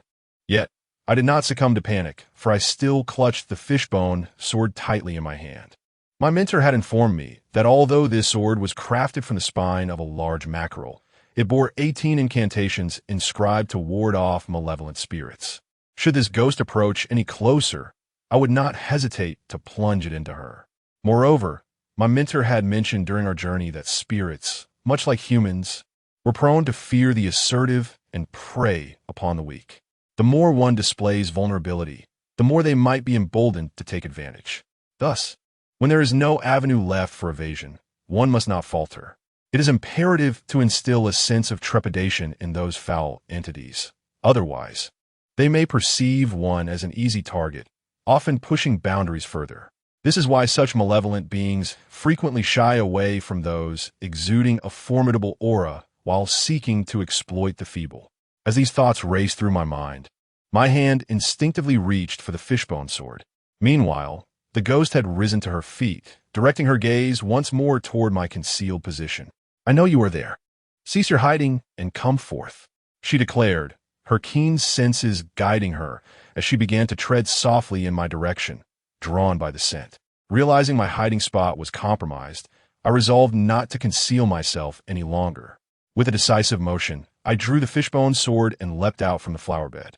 Despite the overwhelming tension and unease gnawing at my heart, I feigned a fierce and domineering demeanor. I coldly admonished the female ghost outside the flower bed. "Do not overstep your bounds. If you wish to eat, then partake. If not, be gone. Have you the audacity to challenge me?" My expression was menacing as I spoke harshly. The female ghost, who had been approaching me with a sinister smile, suddenly froze upon hearing my words. Her gaze shifted to the fishbone sword I held, revealing a flicker of wariness in her eyes. It was evident that her fear stemmed from the weapon, not from my sharp tongue. Noticing that my tactic bore some fruit, I pressed on, sensing her apprehension. "You insolent wretch, will you depart or not? If you refuse to leave, I shall cast you back into the lake to languish once more." As I spoke, I gestured menacingly with the fishbone sword and advanced a couple of steps. The ghost observed my movements, her body trembling slightly. Instinctively, she took a step back. Clearly, the fishbone sword possessed a far greater deterrent effect against malevolent entities than Uncle Yu's dragon-headed cleaver. With a hint of trepidation, she glanced towards the nearby lake, her expression betraying a trace of fear. "Why are you being so fierce? Fine, I will go." With that, the ghost's mischievous smile faded, replaced by a look of feigned innocence, and she hastily turned to head westward. As I passed by the incense, I took a deep breath and hastily stuffed a handful of rice into my mouth, rushing westward. I muttered to myself, not a single decent man among them. Such a large rabbit, yet no one offers a piece of meat. Oomph. At this moment, the spectral figure of the woman had already vanished into the darkness. Listening to these words, my face involuntarily twitched a few times. Even in her ghostly form, she could not escape the influence of men. Nevertheless, I felt a wave of relief wash over me. I had initially feared she wanted to consume me, but it turned out she was simply drawn by the scent of the rabbit. Simultaneously, a refreshing breeze once again filled my nostrils, and I realized that I had gained a stroke of good fortune. However, this time, the sensation was faint, likely due to the woman's strong disapproval of me as she departed. Yet, it mattered little. The spirits of Tsuyo Lake had been adequately dealt with, and I had obtained 5 measures of good fortune. My condition would likely experience a temporary alleviation. At the very least, the signs of death had faded, and my life was preserved for the time being. Next, I needed to head towards the experimental building. I did not rush there. Instead, I sat nearby for a while, indulging in a cigarette. Through the experiences of the past few days, I realized that dealing with such unclean entities requires a courageous heart. First and foremost, One must not succumb to fear. The more afraid one is, the more likely trouble will arise. However, my master also mentioned that the malevolent beings within the experimental building had already manifested a sinister aura, indicating their transformation into something far more dangerous. Their ferocity would undoubtedly surpass any of the spectral encounters I had faced thus far. I must adjust my mindset and meticulously plan each step. There can be no room for error. Otherwise, my master will come to collect my remains by tomorrow. However, this is relative. The more ferocious the malevolent entities, the greater the blessings and merits I shall acquire. Consequently, the benefits for myself will also multiply. Having smoked half a cigarette, I extinguished it beneath my foot, murmuring my mantra, "Is it fortune or misfortune? If it is misfortune, there is no escaping it." After uttering this, I grasped the cage and made my way toward the laboratory building. The school's laboratory edifice stands 6 stories tall, 4 floors above and 2 below. The upper 4 levels are filled with various medical laboratories and dissection rooms, while the lower 2 levels house the cadaver storage and specimen repository. Yet at present, the entire building has been sealed off. From a distance, it appears as a solitary structure. Upon arriving at the front of the building, I did not rush to approach. Instead, adhering to my master's instructions, I sought a quiet and concealed spot and methodically retrieved the items I had prepared in advance. I set fire to the talisman my master had given me, placing the ashes into a bottle and then adding water. Next, I pulled the rabbit from its cage, regardless of its willingness, and spoke to it. "Forgive me, dear rabbit." With that, I pried open its mouth and began to pour the talisman water into it. The rabbit struggled incessantly, yet I managed to force a substantial quantity of the talisman water into its belly. After consuming the enchanted liquid, the rabbit appeared as if it had lost its soul. It ceased to struggle, its gaze becoming somewhat vacant. Yet this was not the end. After administering the talisman water, I retrieved the yellowed paper inscribed with my birth chart, crumpled it into a small ball, and discreetly placed it into the rabbit's mouth. Thus, in a brief span of time, the rabbit would serve as my proxy. As long as I remained in close proximity to it, those malevolent entities would be unable to discern the difference. This evening, I intended to employ this method to surreptitiously undermine the vile presence lurking within the laboratory building, aiming to exorcise the malevolence and prolong my own existence. Yet, should I falter, I could easily become sustenance for those dark forces. Perhaps by dawn, I would find myself lying on the dissection table, subject to the scalpel's cold embrace. The rabbit was remarkably tranquil, even when set upon the ground. It refrained from darting about. With all preparations in place, I stepped outside to make final adjustments. After removing my shoes, I clutched the rabbit and circled around to the side of the laboratory. I managed to climb through a window that had not been securely fastened. As my bare feet met the frigid floor, a shiver coursed through me. I cast a glance around the room I had entered. It was a storage area filled with medical instruments, surgical tools, and disinfectants. The confined space was ill-suited for an ambush. Therefore, cradling the rabbit, I cautiously opened the door. Upon peering into the desolate corridor, I resolved to ascend to the 2nd floor, where the dissection classrooms resided, site of the heinous act that occurred the previous day. The ample area provided numerous hiding spots, facilitating both confrontation and strategic maneuvering. After surveying the hallway under the eerie glow of the emergency exit signs, which cast an ominous shadow upon the empty expanse, I confirmed my surroundings were secure. With the rabbit in tow, I stealthily made my way to the 2nd floor. Chapter 45. The anatomy room. Concealed beneath the table, I walked barefoot, treading lightly, almost soundlessly. Throughout my 3 years at university, I had frequented this building numerous times. Thus, I was well acquainted with its layout. Before long, I ascended to the 2nd floor. Yet, upon emerging from the staircase, I was struck by a chill, an icy sensation that pierced through me. This must be the malevolent aura I had sensed frequently in recent days.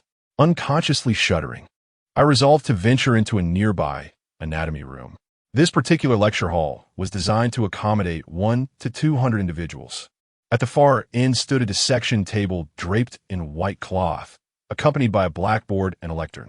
Rising tiers of seats ascended behind, layer upon layer. Anyone lying on the table would remain invisible to those entering through the front door. My plan was straightforward. Shortly, I would place a decoy rabbit at the edge of the aisle. Armed with my fishbone sword, I intended to conceal myself beneath the seats. As long as I could lure the vile entity and allow it to slay the rabbit, consuming its blood, the talisman-infused water the rabbit had ingested would take effect. At that moment, I would merely need to execute my covert strategy against my adversary. Though it might seem rather cunning, survival was paramount. Thus, it was hardly a concern. I swiftly entered the anatomy room. It was shrouded in darkness, illuminated only by the moonlight streaming through the windows, barely allowing me to discern my surroundings. Clutching the rabbit, I moved further back, and in no time, I found myself amidst the tables and chairs. After determining a suitable hiding place, I let out a few loud coughs toward the outside of the classroom. Cough, cough, cough. The sound echoed loudly in the stillness of the building.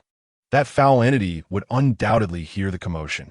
Without hesitation, after finishing my coughing fit, I swiftly placed the decoy rabbit in the corridor.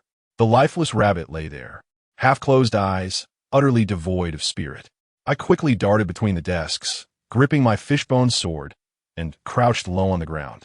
From my position, I could observe both the entrance to the podium and the motionless decoy rabbit not far away.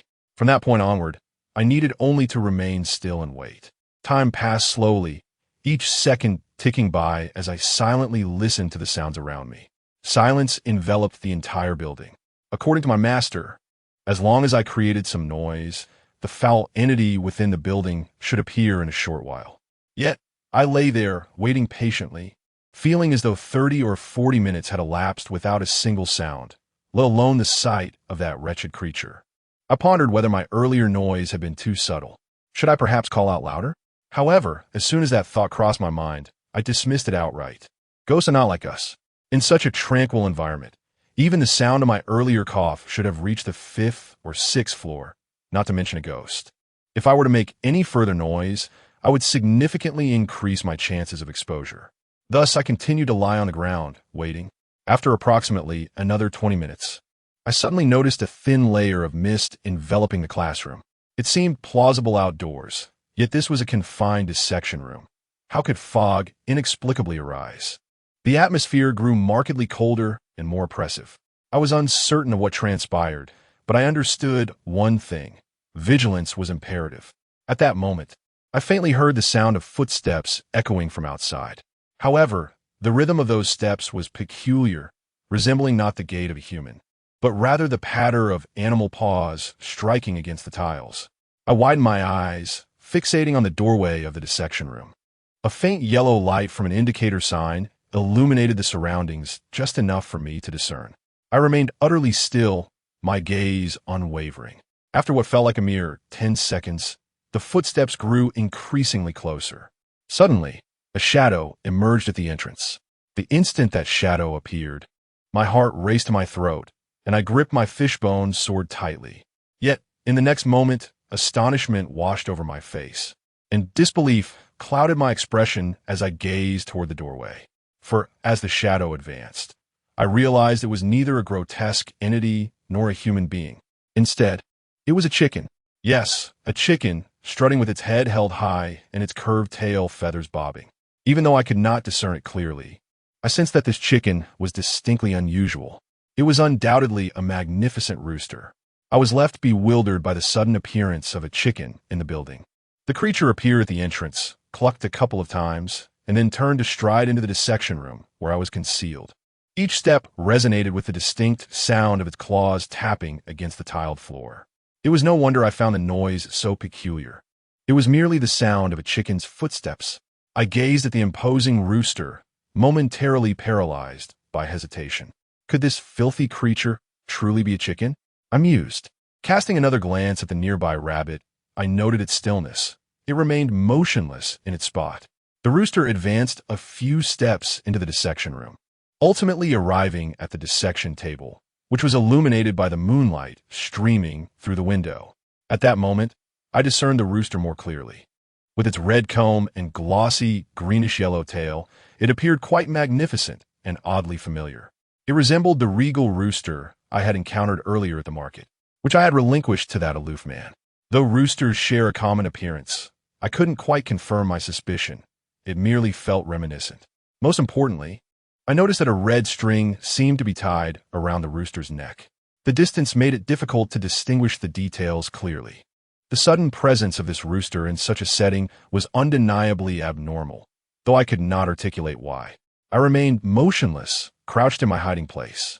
The rooster stood before the dissection table and suddenly let out a series of clucks, as if addressing the table itself. This surreal scene was enough to send chills down one's spine. Yet, this was not the end. More terrifying was the moment when the rooster, crowing at the dissection table, drew my attention. I noticed the white cloth draped over the table seemed to stir slightly.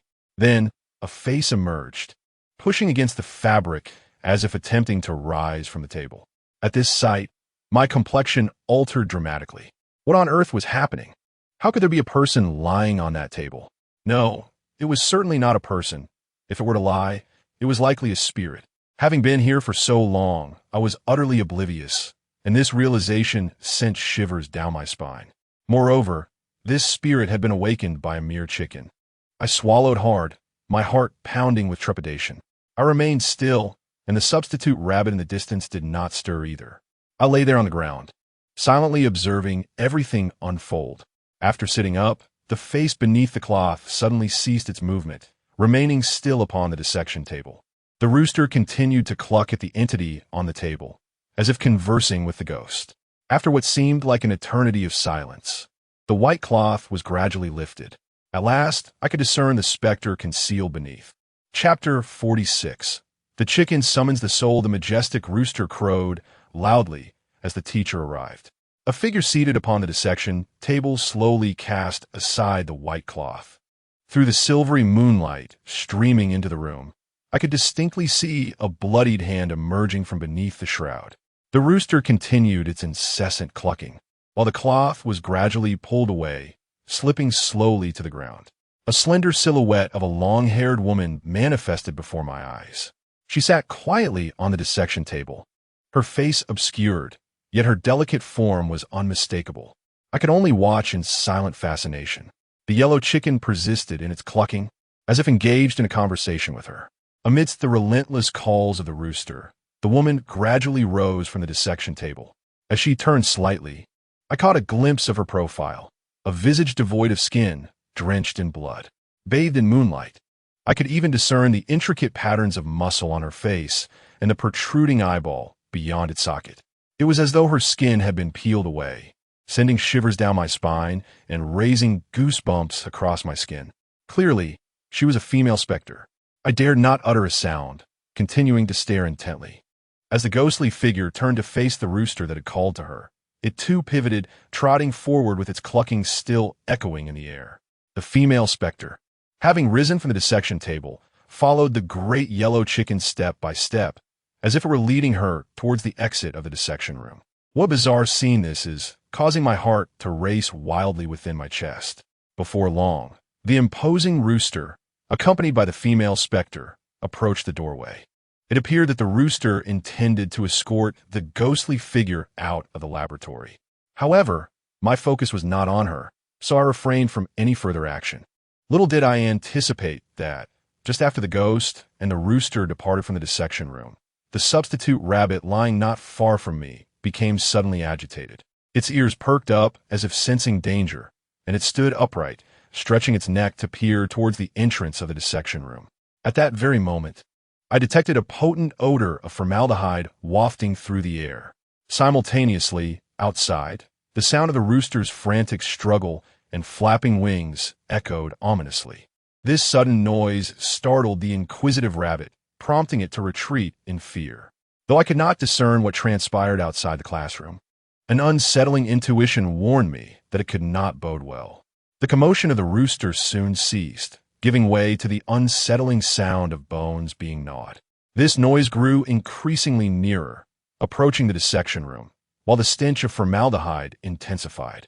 My nerves tensed as I fixed my gaze on the entrance, continuing to observe. Before long, a figure stepped inside. In the dim light, I discerned a stout man clad in surgical garb.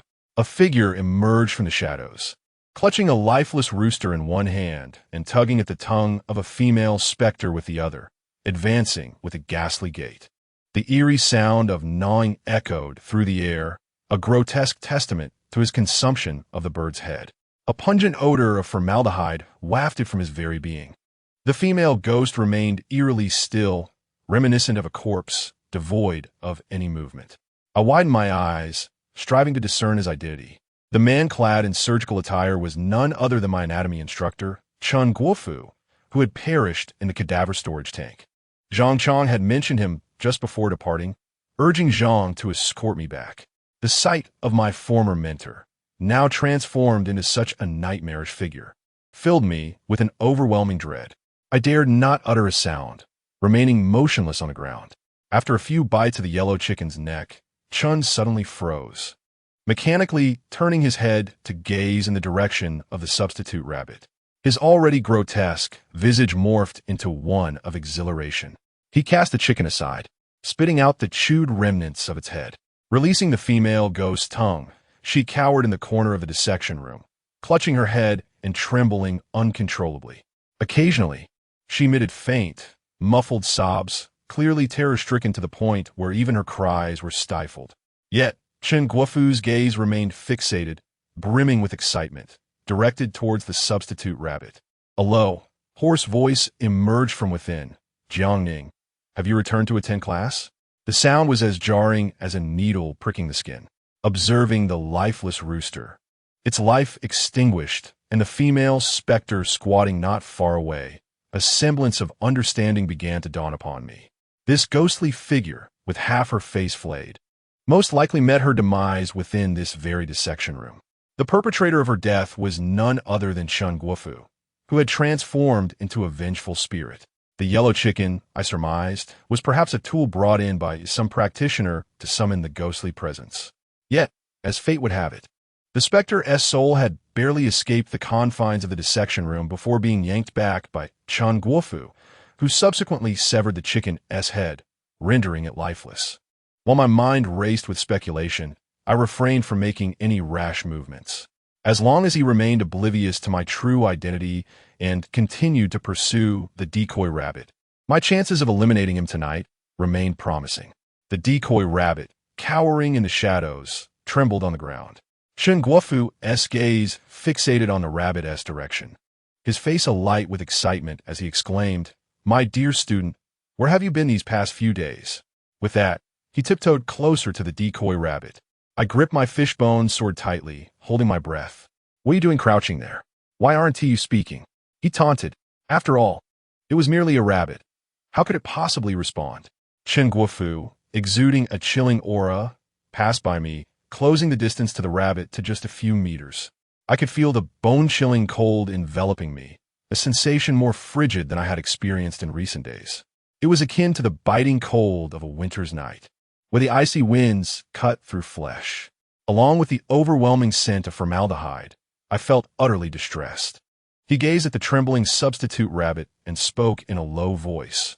"Jiangning, the teacher has missed you dearly these past few days. Zhang Chong, who was sent to find you, has yet to return. Come, assist your teacher, and I shall teach you the art of dissection." With that, he crouched down to seize the substitute rabbit. Under the terrifying presence of this malevolent spirit, the rabbit was paralyzed with fear, easily caught by the throat. Chen Guofu effortlessly grasped it in his hand, lifting it from the ground. He stared blankly at the white rabbit in his grasp, its pale, hollow eyes fixated upon the substitute rabbit. "Jiangning, have you lost weight? You feel so light." The rabbit, unable to speak, left me no choice but to remain silent. After a moment of hesitation, Chun Guofu continued, "It matters not if you do not respond. The teacher will instruct you in dissection." He then took a deep breath directed at the substitute rabbit. With that inhalation, I perceived wisps of white vapor visibly emanating from the rabbit's mouth and nostrils. After that single breath, the rabbit squinted, appearing lifeless. Chen Guofu furrowed his brow. "Jiangning, your body seems exceedingly frail." Chapter 47. The substitute rabbit. He clutched the half-alive rabbit, staring intently at its pallid eyes with an expression of peculiar intensity. I lay tense on the ground, scarcely daring to make a sound. If he were to discover me at this moment, it would spell disaster. Chen Guofu scrutinized the substitute rabbit for a moment before muttering in displeasure. Today's university students truly have poor constitutions. With that, he lifted the rabbit and approached the dissection table, his posture rigid and deliberate, each step taken on tiptoe. In the corner, the trembling female ghost did not dare to raise her head. Upon reaching the edge of the dissection table, he exerted his strength. With a resounding clang, the substitute rabbit was forcefully slammed onto the table. Having just absorbed a breath of vitality from him, the rabbit was nearly rendered lifeless by the impact. It was beyond escape. It could scarcely move. Chen Guofu stood by the dissection table, silently observing the substitute rabbit, his expression perpetually grim. After a prolonged silence, he finally spoke in a gravelly tone. The dissection class commences now. He then donned a mask, obscuring half of his face, yet the lifeless gaze of his eyes, reminiscent of dead fish, filled me with unease as I hid within the classroom. Once masked, he raised his hand, revealing a gleaming surgical knife. The subject for this lesson was vivisection. Having uttered these words, he plunged the scalpel in his hand directly into the flesh of the substitute rabbit. From my vantage point, I cannot discern the exact location of the incision, yet the faint, mournful cries of the rabbit reached my ears as if it struggled momentarily, albeit in vain. Chen Guofu appeared utterly exhilarated, his wide, pale eyes fixated on his task, the scalpel hissing as it sliced through the rabbit's skin, reminiscent of skinning. Despite the dissection table housing merely a rabbit, his technique remained remarkably adept. I could observe him gripping a section of rabbit hide, methodically separating the muscular tissue. The air was already thick with the metallic scent of blood. Chen Guofu murmured to himself, why do I suddenly feel a bit parched? He glanced around. As if to verify, I completely forgot to bring a cup of water before class. Oh well, he continued, Jiangning. You've lost quite a bit of blood as well. The teacher happens to be thirsty. Let me take a few sips to staunch the bleeding. With that, he pulled down his mask and slowly opened his mouth. To my horror, I beheld his maw filled with serrated teeth, and a vivid red tongue began to unfurl from his lips. Brimming with excitement and anticipation, he licked the bloodied flesh of the substitute rabbit. The ghastly scene made my eyes widen in shock, my heart race uncontrollably, and a wave of nausea surged within me. I covered my mouth with my hand, terrified that I might inadvertently make a sound in my anxiety. Yet, beneath it all, a flicker of relief coursed through me. As long as he consumes the blood of this substitute rabbit, he may as well await his demise. Once the effect of the talisman water manifests, I shall no longer need to conceal myself. I will leap forth to eliminate Chen Guofu, offering him a final farewell, thus honoring the bond we share as teacher and student. The incessant sound of slurping emanates from the dissection table. Chen Guofu appears quite exhilarated and agitated. However, after indulging in a few gulps, he retracts his mouth, expressing his dissatisfaction. To die so soon is rather unsatisfactory. Jiangning, do hold on a little longer. I shall hasten the dissection process to make up for the class you have missed. With that, he dons his mask once more and retrieves a scalpel, making swift incisions upon the dissection table. This time, his movements are swift, and before long, the skin of the rabbit has been severed. He holds the rabbit's pelt aloft, examining it with curiosity. Jiangning, your body hair is indeed quite abundant, having grown so much.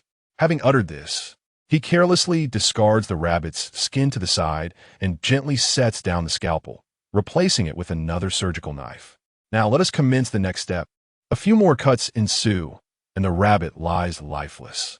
Gazing upon the utterly deceased substitute rabbit, I draw a quiet breath.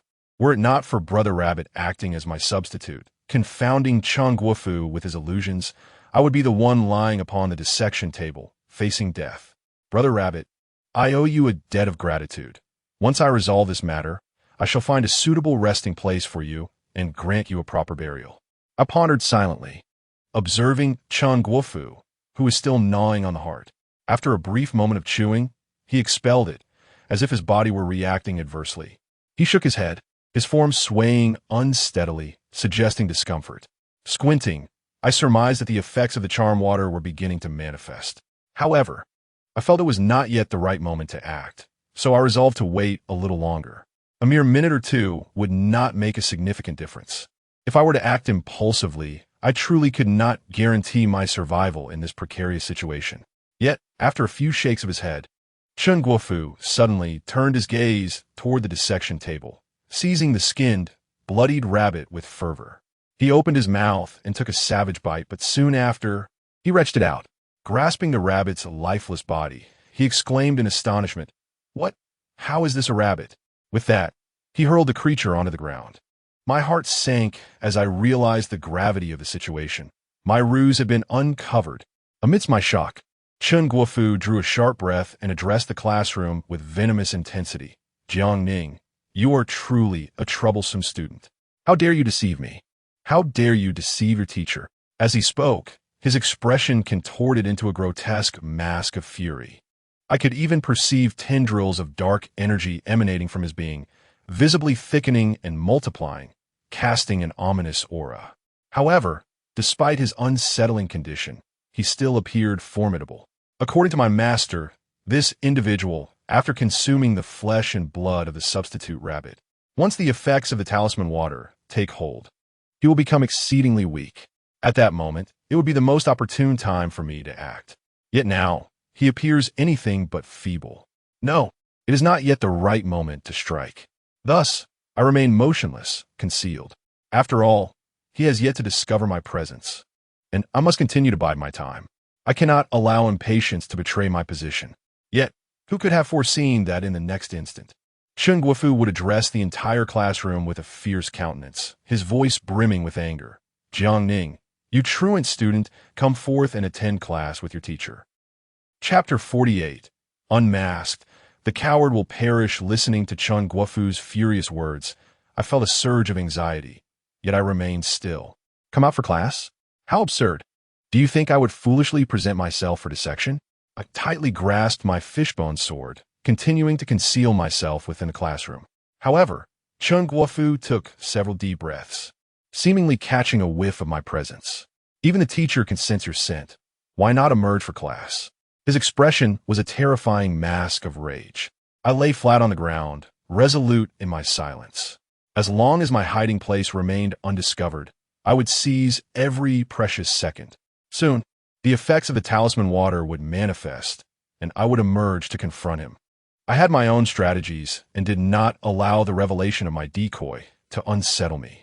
Chun Guofu, noticing the classroom's unnerving tranquility and my continued absence, bellowed once more, "If you do not come out, teacher, I shall drag you out myself."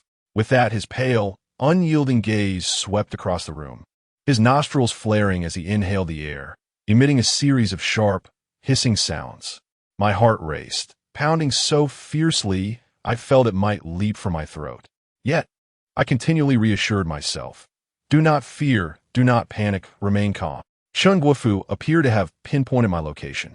He directed a low growl towards my hiding place, a sound that transcended humanity, resembling that of a wild beast. Moreover, he rose onto his toes, taking deliberate steps in my direction. As I took but a few steps, I soon found myself levitating, gliding effortlessly towards me. This bizarre scene sent a jolt through my nerves. I observed him drawing ever closer, his intent unmistakable, aimed squarely at my concealed position. I understood then that there was no longer any hope of remaining hidden. If I persisted in my prone state, I would be rendered a fool, awaiting my demise at his hands. Realizing that further delay was futile, I resolved to cease my evasion. Clenching the fishbone sword tightly, I steeled myself and rose from the ground. Dust to dust, earth to earth. Once dead, descend peacefully. Chun Guofu, you are deceased. Why do you linger on this plane? Haunting me? In the silent dissection room, my furious exclamation pierced the stillness. Brandishing the fishbone sword, I leapt onto the table, as maneuvering in the narrow corridor proved exceedingly difficult. With the adversary lunging at me, retreat was not an option. Chun Guofu, taken aback by my sudden outburst and my words, momentarily faltered, perhaps unable to comprehend, or perhaps having transformed into a specter. He could no longer grasp the meaning. You wretched student. With that, he opened his mouth and let out a chilling howl, his entire form lunging towards me from midair. The nature of his assault, coupled with the intense, frigid aura emanating from him, rendered me breathless. The ferocity of his approach left me with no avenue for retreat. I had no choice but to confront him head-on. I prayed for the swift activation of the talisman's power. With a fishbone sword thrusting forward, I aimed directly at Chen Guofu. Chen Guofu seemed to sense the extraordinary nature of my fishbone sword, swiftly evading and landing on the desk 2 meters away. With a low, gruff voice, he remarked, "What a naughty student, brandishing a prohibited weapon." As he spoke, his mouth revealed a set of sharp teeth. Narrowing my eyes, I coldly retorted, "This is meant to send you on your way." I took a deep breath and shouted, bolstering my own courage. This confrontation was a matter of life or death. If I faltered here, my lifeless body would meet a fate akin to that of a rabbit, skinned and gutted. Naughty student, naughty student. Chen Guofu hissed menacingly. His glistening white eyes sent a chill coursing through me, an unsettling aura enveloping me like a suffocating fog. After uttering those words, he lunged at me. My eyes widened in alarm as I hastily attempted to dodge. However, his speed was astonishing, wielding a scalpel aimed directly at my eyes. Terrified, I raised the fishbone sword to block. With a resounding clash, the sword intercepted Chen Guofu's scalpel. Yet I could not withstand the monstrous force emanating from him. My body was violently thrown backward, crashing onto the corridor floor, pain radiating through my back. But without hesitation, Chen Guofu pivoted and brandished the scalpel once more, his voice seething with rage. Naughty students deserve punishment. With that, he lunged again, thrusting downwards. In that moment, I was too frightened to acknowledge the pain, desperately dodging his lethal attack. In this instance, he aimed for a precise strike, raising the scalpel, intent on delivering a fatal blow to my heart. However, just as he lifted the instrument once more, preparing to pierce my heart, his body trembled violently, causing him to sway unsteadily. This involuntary motion halted his actions. Observing his demeanor, I surmised that the talisman water was indeed effective. Such a fortuitous opportunity must not be squandered. One must seize the moment when the adversary is vulnerable. With a sudden lift of my leg, I delivered a powerful kick, sending Chen Guofu sprawling to the ground. Grasping the fishbone sword, I launched a counterattack. Chen Guofu, still dazed and reeling, exuded a dark aura that gradually dissipated. The chilling atmosphere around him weakened rapidly. My eyes widened as I thrust the sword toward his heart. My movements were fluid and decisive, devoid of hesitation. With impeccable timing, the blade struck true, piercing Chen Guofu's chest. He emitted a harrowing scream as wisps of black smoke began to seep from the wound. The point of contact between the fishbone sword and his injury crackled ominously. Gazing upon Chen Guofu, once my mentor in dissection, now contorted in agony and malevolence, I felt no twinge of compassion. He had transformed into a malevolent specter. Gripping the fishbone sword tightly, I prepared to deliver a final decisive strike to end his torment. Yet, just as I summoned my strength for the lethal blow, his form erupted with a resounding crash, instantaneously dissolving into a cloud of black mist before my very eyes. He vanished. A look of astonishment washed over me as I hurriedly scanned my surroundings. It was then that I noticed his figure materializing at the door of the dissection room. He cast a glance back at me, filled with resentment.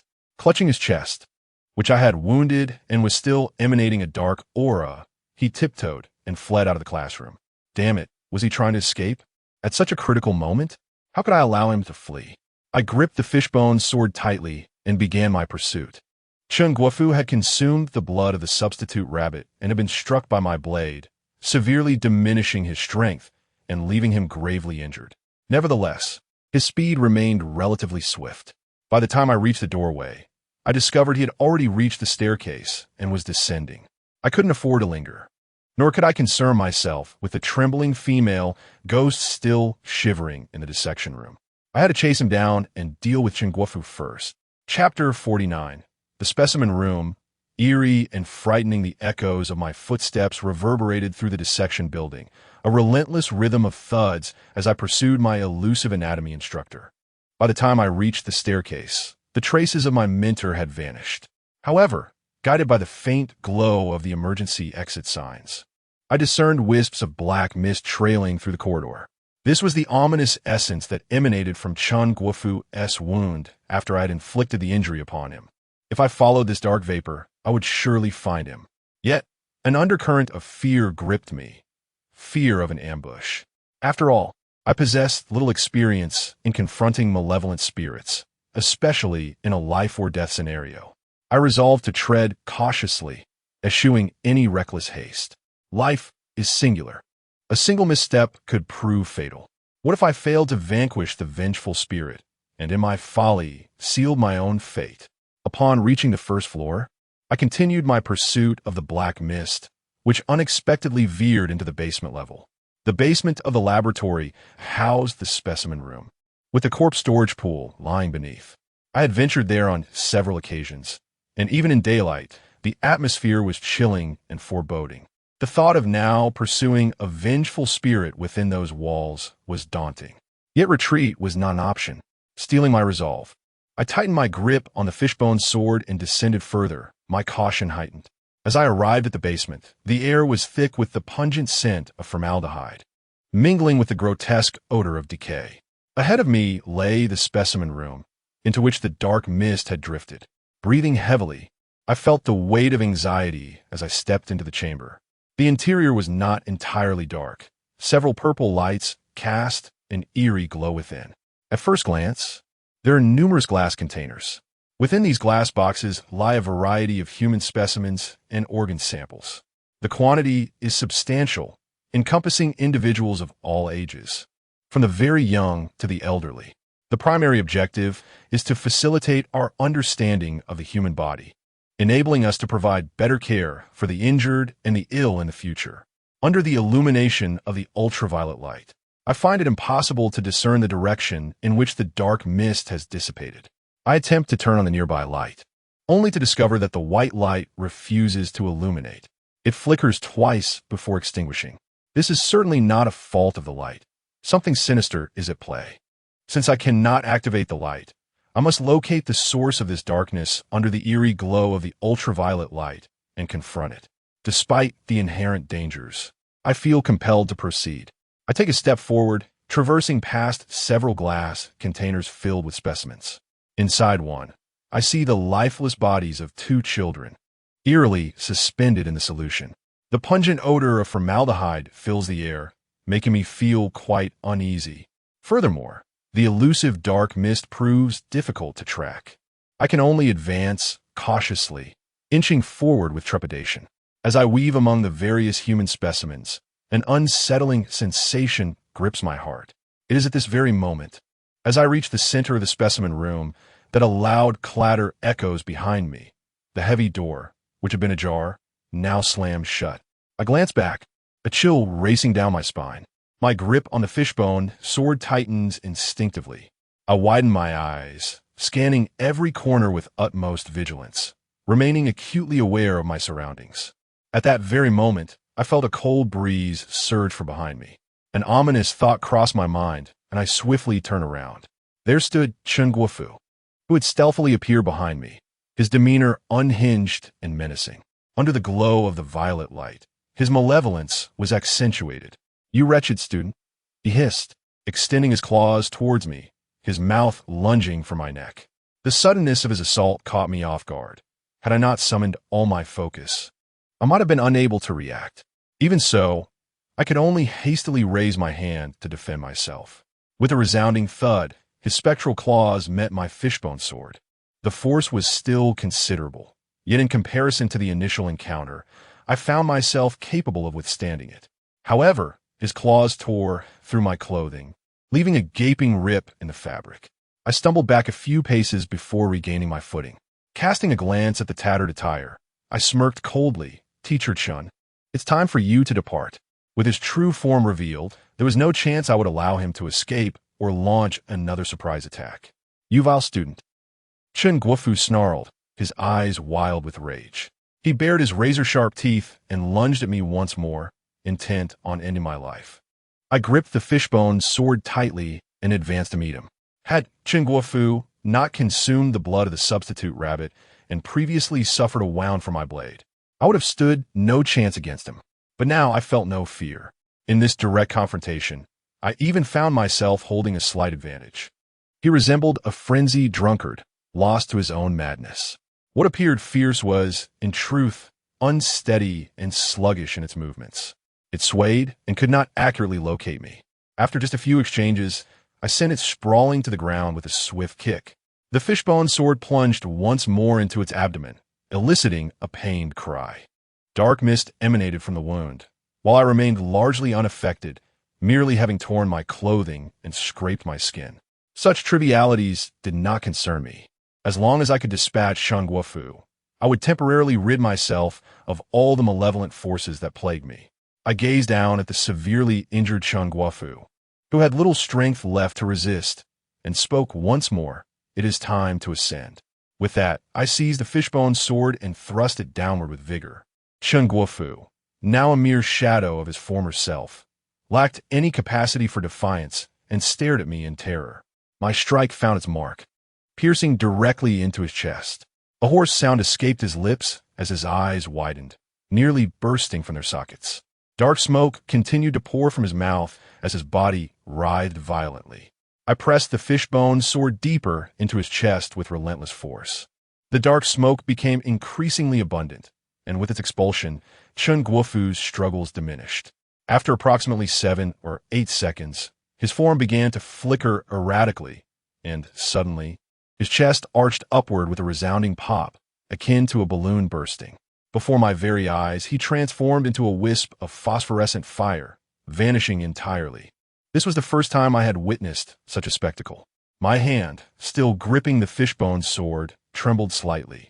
Is this what it means to be utterly terrified? I gazed at the vanishing phosphorescence, murmuring softly to myself. Yet, before I could revel in relief, an unexpected occurrence transpired. After Shang Guofu's spirit was shattered, a resounding thumping reverberated throughout the entire specimen room.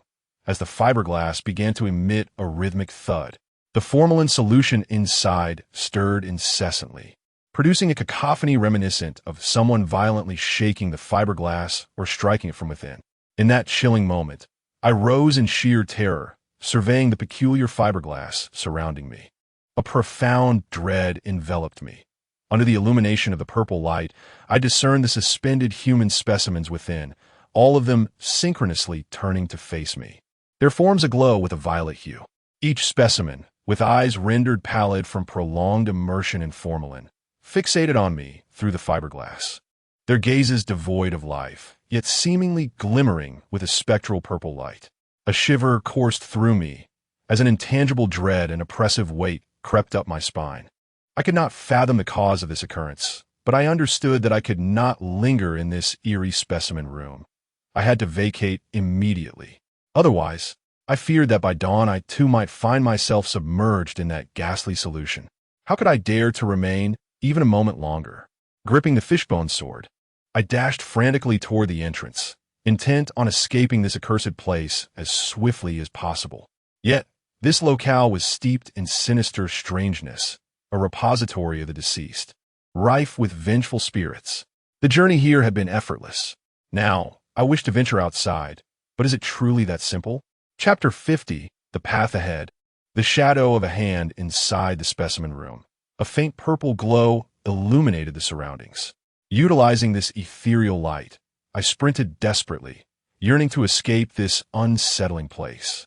Encircling me were numerous sealed glass containers, each housing a myriad of corpses, men and women, in various states of decay.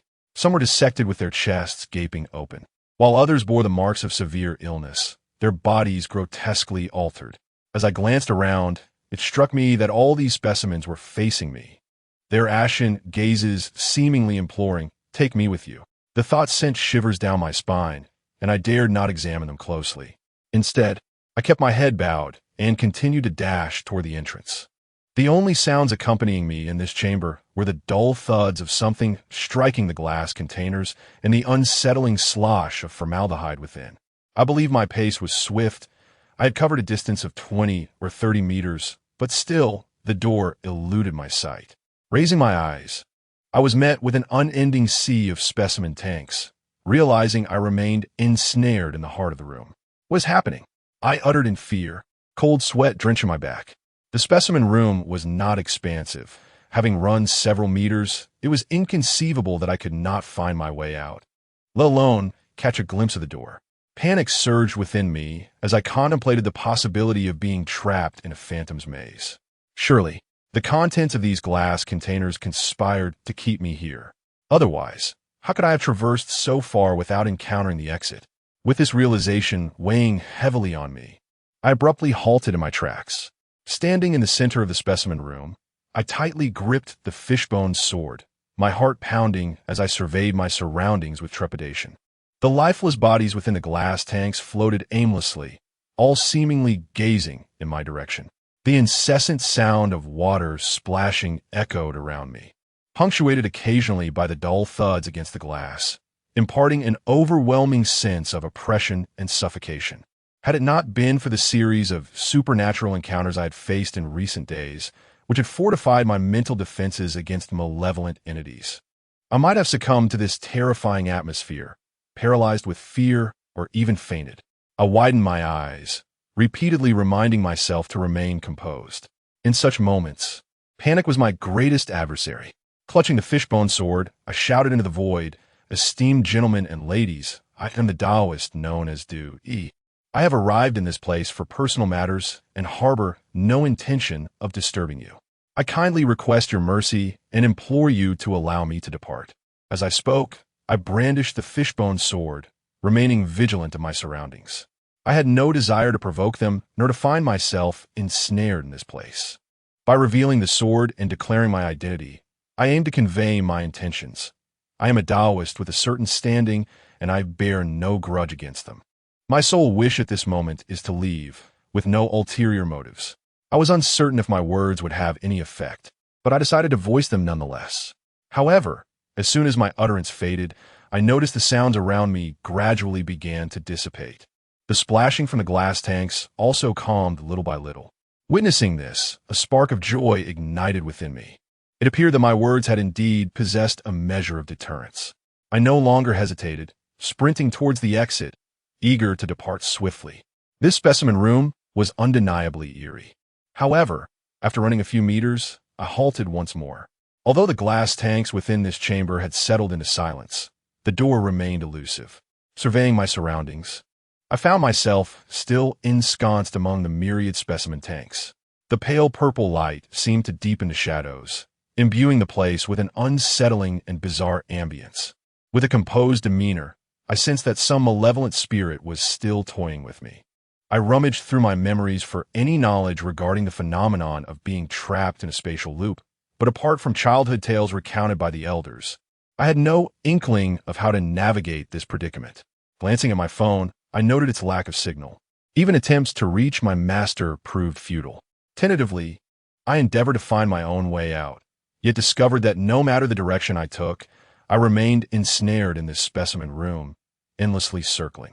The only constant were the bodies, drifting languidly within the glass tanks. Moreover, the surrounding purple lights were dimming, as if on the verge of extinguishment. In this hazy gloom, I perceived movement among the corpses within the tanks. I did not believe I was mistaken. Rather, I speculated that those stirring forms were the souls of the departed. For various reasons, they had been preserved as specimens, perhaps their spirits lingering here, harboring resentment from prolonged confinement. I perceive a weakness in my vital energy, as if I'm being kept here to be toyed with and tormented. Previously, I revealed my own name, which seemed to intimidate some. Otherwise, the unsettling commotion around me would not have ceased. The chilling atmosphere has lessened somewhat, yet a small faction still desires my presence to remain. Otherwise, I would not find myself ensnared in this place. Despite my composure and my ability to analyze the current predicament within such a stifling environment, I find no means of escape. As I meandered between the glass tanks, an eerie squeaking sound suddenly echoed before me. The lighting was dim, compelling me to activate my phone's flashlight to illuminate the path ahead. This illumination revealed the shadowy end of the specimen room, where a vague figure stood before a glass tank, struggling to lift the heavy metal lid overhead. The lid, thick and substantial, resisted his efforts, creating a jarring noise as it scraped against the rim of the tank.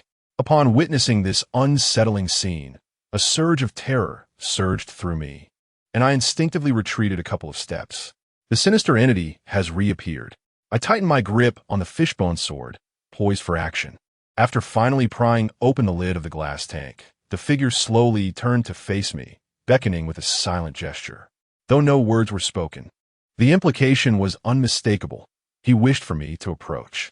More precisely, he intended for me to join him within that glass tank, to be submerged in formaldehyde and transformed into a specimen, just like the others. Damn it. It seems I have underestimated their malevolence. Just moments ago, I speculated that these occurrences might merely be intended to frighten or mock me. Now it appears they wish to end my life. The distance renders it impossible to discern their features clearly. I understand that I must not approach. I immediately pivoted and fled in another direction. Yet, to my dismay, after just a few strides, I discovered that Shadow had reappeared before me, maintaining that same posture, one hand resting upon the glass lid. It beckoned to me. I froze in place. In this surreal maze, there is no sense of direction. Regardless of the path I choose, I am bound to encounter this specter. Taking a deep breath, despite the terror coursing through me, I made a bold decision. Since escape is not an option, I shall remain.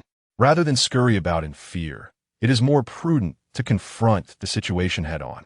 Moreover, I still possess a talismanic fishbone sword inscribed with 18 runes. Chapter 51. An apparition emerges, shadows looming upon. Perceiving the figure beckoning to me, I resolved to take a daring step forward. Was he not inviting me closer?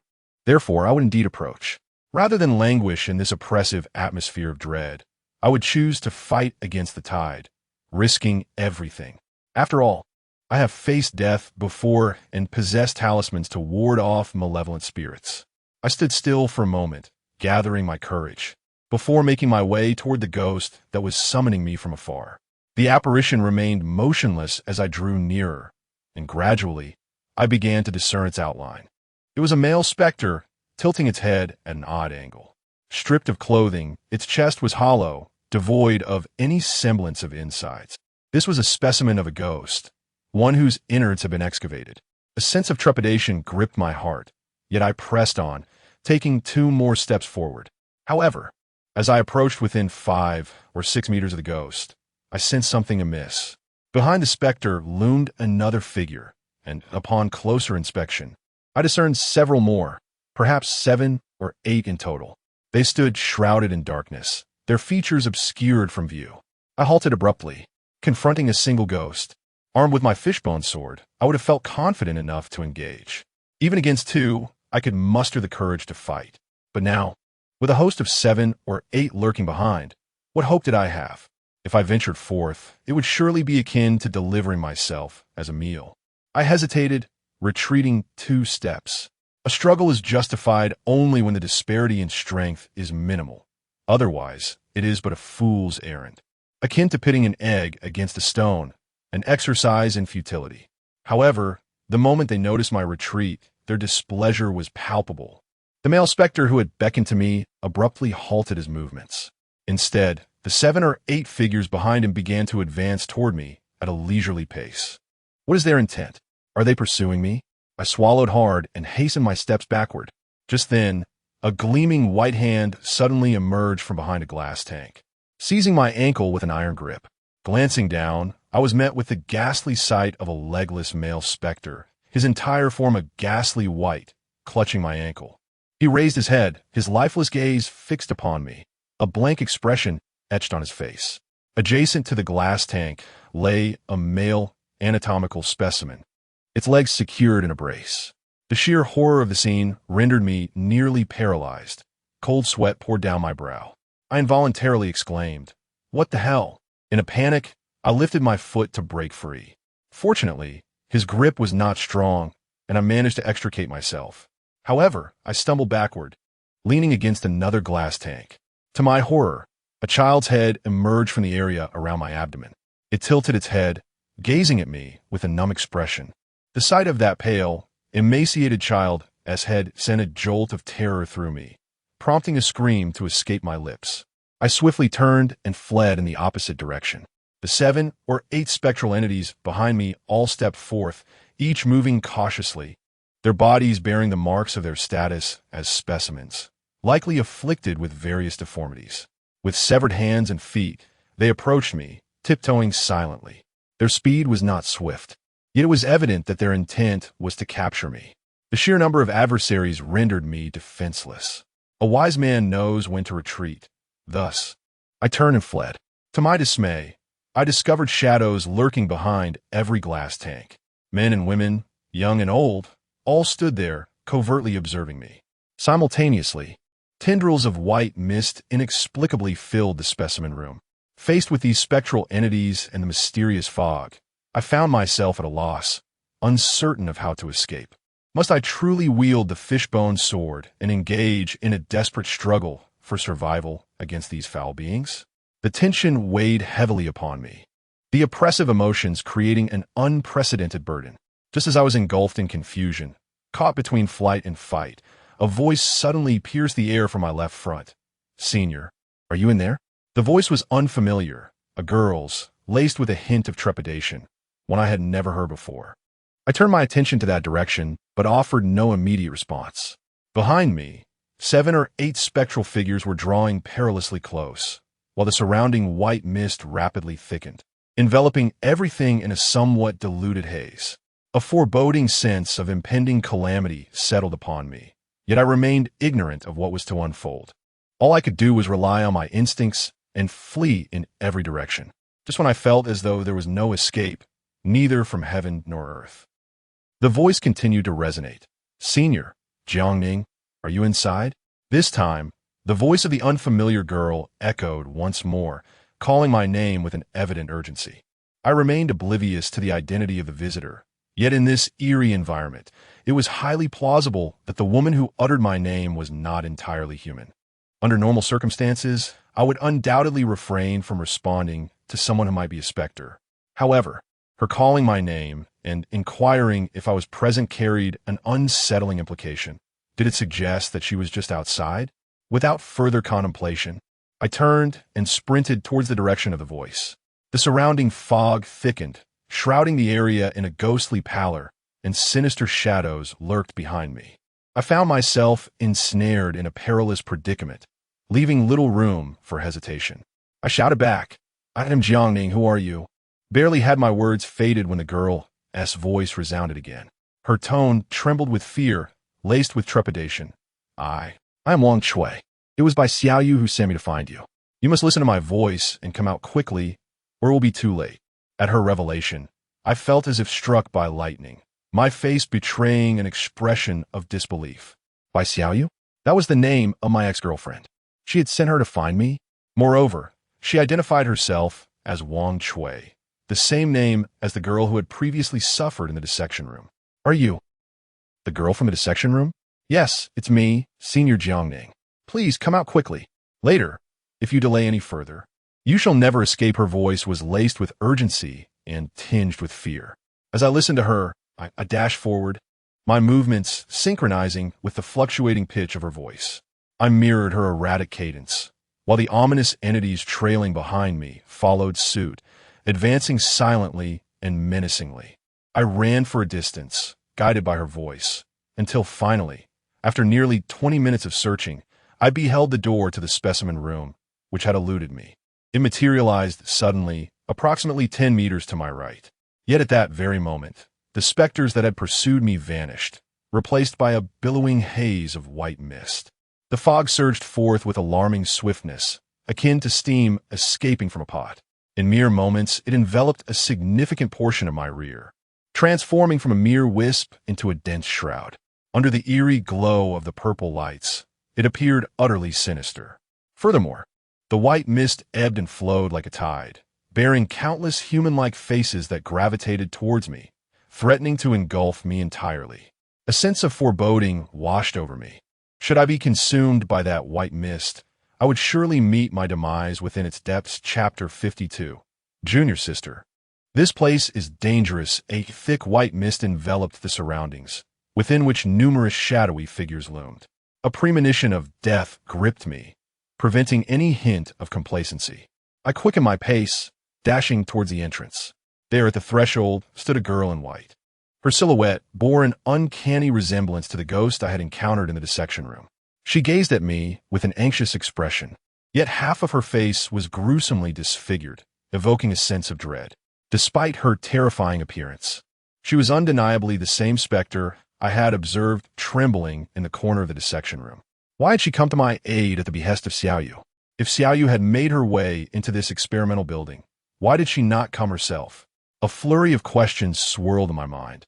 Yet I realized that my immediate priority was to escape this perilous situation before pondering any further. The fog thickened rapidly, surging forth like a tsunami. As I pushed forward, I felt my legs grow increasingly heavy, as if weighed down by lead. Each step became a monumental effort. Meanwhile, the ghost, Wang Shui, stood at the entrance, her anxiety palpable. She repeatedly urged me, "Senior, hurry, please hurry." Her voice was laced with urgency, her gaze fixated on something behind me. I cast a glance over my shoulder and saw that the white mist was now merely 2 or 3 meters away, closing in relentlessly. Gritting my teeth, I summoned every ounce of strength to move my legs.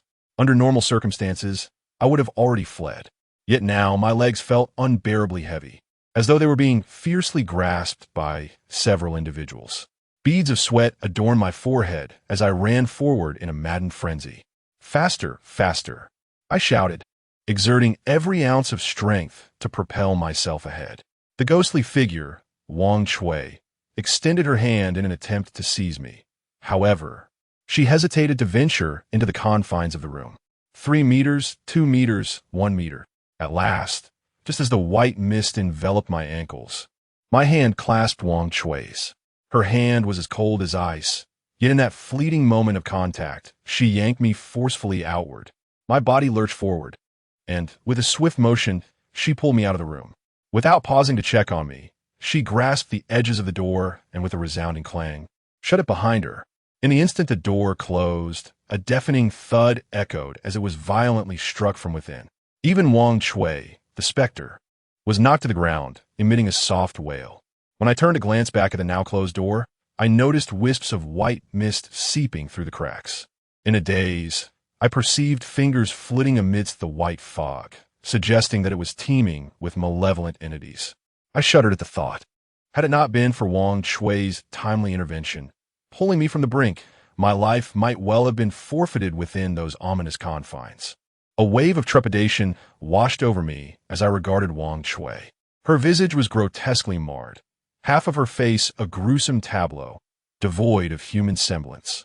In that moment, she appeared utterly wretched. Yet I felt no fear. Instead, I swiftly rose to my feet and addressed the specter who had come to my aid. "Junior, how are you?" As I reached out to grasp her hand, she instinctively covered her disfigured visage with her palm. With a slight shake of her head, she replied, "I am fine. You must leave this place quickly. It is exceedingly perilous here." With that, she stood and urged me to follow her. I too recognized that this was no safe haven. Nodding in agreement, I said, "All right." Thus we began our descent. The dimly lit staircase was fraught with an eerie ambience as the ghostly figure, Wang Shui, tiptoed ahead, while I hastily trailed behind. There were 2 of us, yet only my footsteps echoed in the stillness. Preoccupied with fleeing this haunted locale, I had no time to inquire about my former girlfriend, Xiaoyu. We dashed to the ground floor, the oppressive darkness making the stairs feel interminable. However, we soon reached the first level, where Wang Shui guided me towards the exit of a laboratory building. Casting a glance around, I realized Xiaoyu was nowhere to be seen, prompting me to ask, "Junior, where is Xiaoyu? You mentioned she sent you to rescue me. Where is she?" A sense of anticipation gripped me, for I felt indebted to her. But now, I found myself unable to connect with her. Wang Shui shook her head. "She has left, apparently in a hurry, due to some urgent matter. She told me that if I rescued you, you would be able to help me escape this building. Jiangning, we must hurry. I can sense that there is something terrifying in the basement." A shiver runs through me. The basement, filled with many dreadful entities? What could frighten even a ghost to such an extent? A more formidable spirit, perhaps? However, observing Wang Chui's expression of fear and anxiety, I felt it prudent not to press further. Instead, I suggested, "You should wait for me by the door. I will fetch something from upstairs." Upon seeing my seriousness, Wang Chui nodded and glided toward the entrance. She met her demise in the dissection room, at the hands of the anatomy instructor, Chun Guofu. Alone, she was unable to depart this realm. Thus, she requires the company of a living. This explains why a chicken entered. It was likely brought by her family to summon her spirit. I hastened to the second floor, retrieved a bag, and wrapped the rabbit carcass from the dissection table within it. The object I referred to is indeed this rabbit, though it is merely a creature. I had declared upon entering that if it could spare me from this calamity, I would grant it a proper burial. I am a man of my word, regardless of its status as a mere animal. Moreover, there is a more significant reason. It contains my birth date and time inscribed within its being, and I cannot simply abandon its remains. With the rabbit in tow, I dashed down the staircase. Nothing unusual transpired during my descent. However, I perceived that the entire building had grown more chilling. A thin veil of white mist began to envelop the surroundings. Upon reaching the first floor, I noticed that the staircase leading to the basement was exhaling a continuous, frigid breeze. It sounded as though something beneath was gasping. This building felt utterly wrong, sending a shiver down my spine, compelling me to turn and flee outside. The main entrance was barricaded, leaving us no choice but to escape through the window. I spotted Wang Chui and pointed toward a window of a nearby room, saying, "Junior, I entered through here. We shall exit this way." Wang Chui remained turned to the side, her hand shielding her half-skinned face, appearing distressed as she replied, "Senior Jiangning, I cannot go out unless you either pull me or carry me. Having saved my life, what harm was there in rescuing her in return? Besides, if she intended to harm me, I would have perished long ago. Come on, I will carry you out." I crouched down. At that moment, a faint, eerie wind whistled through the corridor. Each gust caused the female specter, Wang Chui, to shudder. She gazed in terror towards the far end of the staircase. I could not fathom what ghastly entity lurked there. Instinct urged me to leave immediately. "Hurry, Junior," I urged. Wang Chui suddenly snapped back to reality. All right. With that, she clambered onto my back. She was light, almost weightless, yet emanated a bone-chilling coldness. I spoke no further as I carried her. She had aided me once, and I would lead her from this building. I dashed into the room, approached the window, and began to climb upwards. Once we leapt from here, we would finally be safe from this uncanny experimental building. Chapter 53. On the rooftop, still lost in a phantasm after my escape from the basement, the entire building enveloped me in an aura of profound oppression and eerie sensations. Wasting no time, I hoisted the specter of Wang Chui onto my back and clambered through the window. The other side was merely a meter or so high, easily surmountable for an adult. Grasping the window frame, I prepared to leap down. At that moment, however, Wang Chui, clinging to my neck in sheer terror, exclaimed, "Do not jump. This is the rooftop." Her urgent plea halted my descent as I instinctively tightened my grip on the window frame, stabilizing myself just in time to prevent my fall. A rooftop? I was taken aback, glancing downward. To my eyes, it still appeared to be over a meter high, identical to when I had entered. Indeed, we were not on the ground floor, but rather had ascended to the highest level. "Do not jump. I implore you. You will perish if you do." Wang Chui's voice trembled with dread. A chill coursed through me. Yet no matter how wide I opened my eyes, the scene before me remained unchanged from my initial entry. I could even spot my discarded shoes not far away. We had merely ascended one flight of stairs, and I had just descended from the second floor. How had we arrived at the rooftop? What was happening? Were we still ensnared in this ghostly labyrinth? I voiced my astonishment as I clutched the adjacent window frame. As I was preparing to retreat, a sudden change swept over my countenance, revealing a face of sheer terror. My entire being lingered at the window's edge. For upon turning back, I discovered that the previously familiar equipment room had taken on a grotesque distortion. In a haze, I could discern the glass tanks of specimen rooms, as if I had never truly exited from them. The window where I stood seemed to exist independently amidst this surreal tableau. Alas, the haunting phenomenon of the ghost wall had returned. I found myself ensnared in a state of indecision, frozen against the window frame. Before me lay a ground that appeared to be merely a meter in height, yet Wang Shui insisted it was a terrace soaring over 10 meters high. Turning back, what was once the equipment room now warped into a specimen room in my perception. I realized I had again succumbed to this disorienting illusion. In such circumstances, the most unreliable compass is one's sense of direction. Often, what feels like a straight path is merely a circular maze. In that moment, I was immobilized, unable to advance or retreat. Wang Shui, who was behind me, hastily urged, "Jiangning, don't move just yet. I'm uncertain if we can descend from here. Wait a moment. Let me blow some air for you." All right, I responded, though I was bewildered by her cryptic mention of blowing air, which I assumed was meant to assist me. I remained still at the window frame, yet my mind grew increasingly foggy.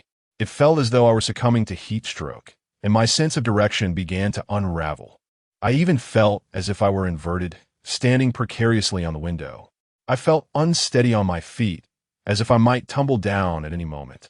I was acutely aware that it must be the malevolent spirits within this building that were toying with me.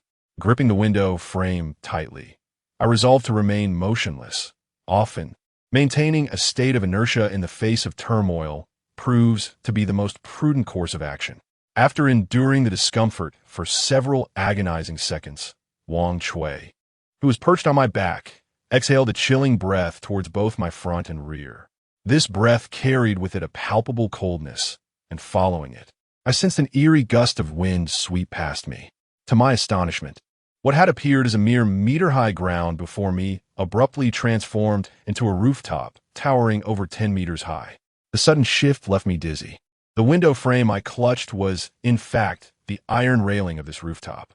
As I glanced backward, the scene continued to warp before my eyes. In the blink of an eye, I could hardly believe what unfolded.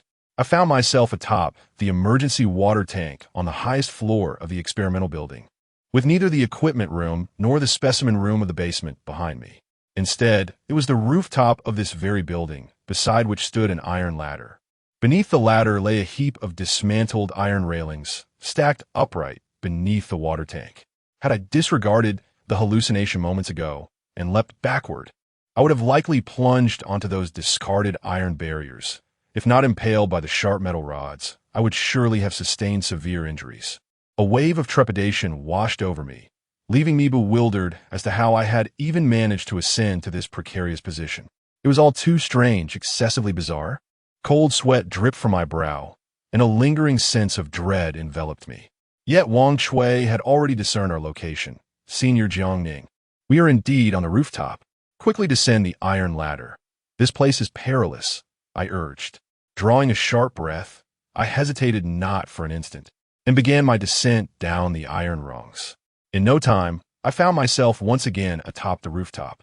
Yet upon my return, I discovered that aside from the imposing water tank before me, there was no door leading down.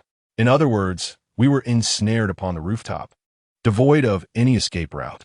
Cursed be this infernal maze. We had yet to extricate ourselves from its clutches. "Junior, can you locate the door leading downstairs?" I inquired, while supporting Wang Shui on my back. She then dismounted, glancing around with apprehension, expelling several breaths of chill air. However, the surroundings yielded no alterations. We took a few steps, yet still beheld no exit from the rooftop. Witnessing this, dread overtook her. It's over. After tonight, I shall never escape this place. We cannot get out. Woe is me. Watching Wang Shui weep, I surveyed our surroundings, drawing forth my fishbone sword, readying myself for whatever may come. "Do not cry. There must be a way," I reassured her. Though my heart raced with trepidation, I recognized the futility of panic and tears. We could only analyze the information at hand, perhaps uncovering a glimmer of hope. I scanned the rooftop once more, realizing that while there were no visible doors leading down, the malevolent forces at play concealed them through cunning illusions. Yet it seemed that the rooftop itself was subtly constricting, exerting pressure upon both Wang Shui and me. "The occurrences here are both eerie and formidable. Instead of directly eliminating us, it employs the haunting technique of a ghostly maze to lure me into a fatal leap.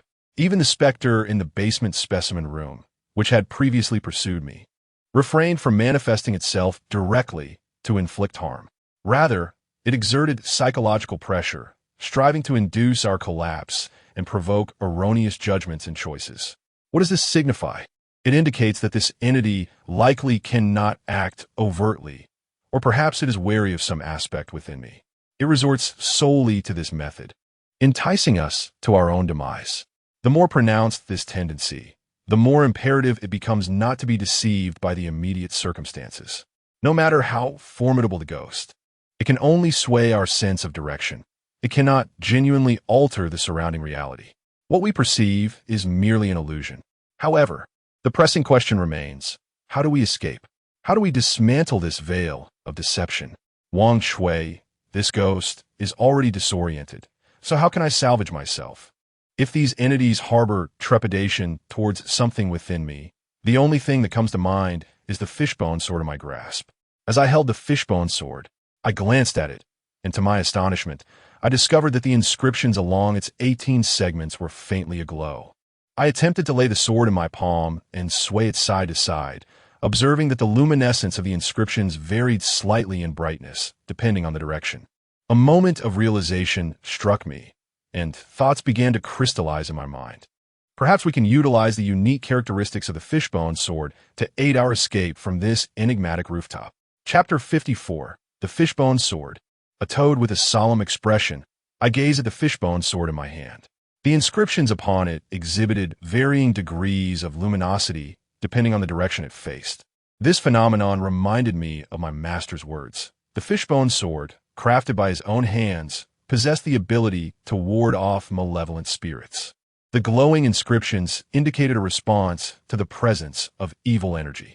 Drawing upon my years of experience in online gaming, I deduced that the brighter the inscription, the heavier the malevolence in that direction, thus leading closer to the source. To confirm my hypothesis, I aimed the fishbone sword at the weeping, ghostly figure, Wang Shui. Beside me, startled, she took a couple of steps back, fearing my intentions. Jiangning, Senior? She stammered. I gestured for her to remain calm and to observe the fishbone sword. Indeed, as I directed it toward her, the brightness of the inscriptions intensified slightly, affirming my theory that the sword could sense the presence of malevolent entities. With this validation in hand, I promptly adjusted the direction of the fishbone sword. In exploring the cardinal directions, I found that only the northern aspect, behind me, exhibited the faintest glow, while the other three directions shone with greater intensity, particularly the south. The brilliance in that direction surpassed that directed at Wang Shui, indicating that the malevolent energy was most concentrated to the south, revealing the potential source of the evil.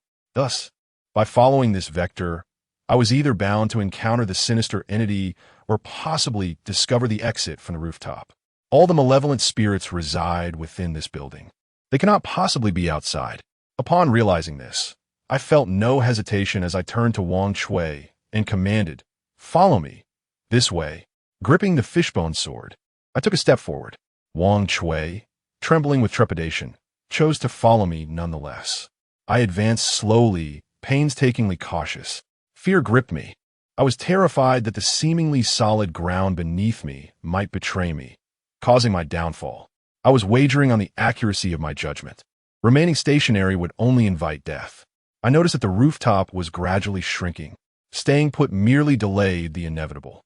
Should the rooftop diminish to a critical size, I might once again experience that disorienting sensation akin to heat stroke. The world would spin, leaving me dazed and utterly devoid of discernment. I have always believed that one carves a path step by step. Rather than awaiting death through inaction, it is far better to take a chance and strive for survival. Wang Shui followed closely behind, and after traversing a dozen or so paces, I observed that the surrounding rooftop had contracted to a mere 20 or 30 square meters.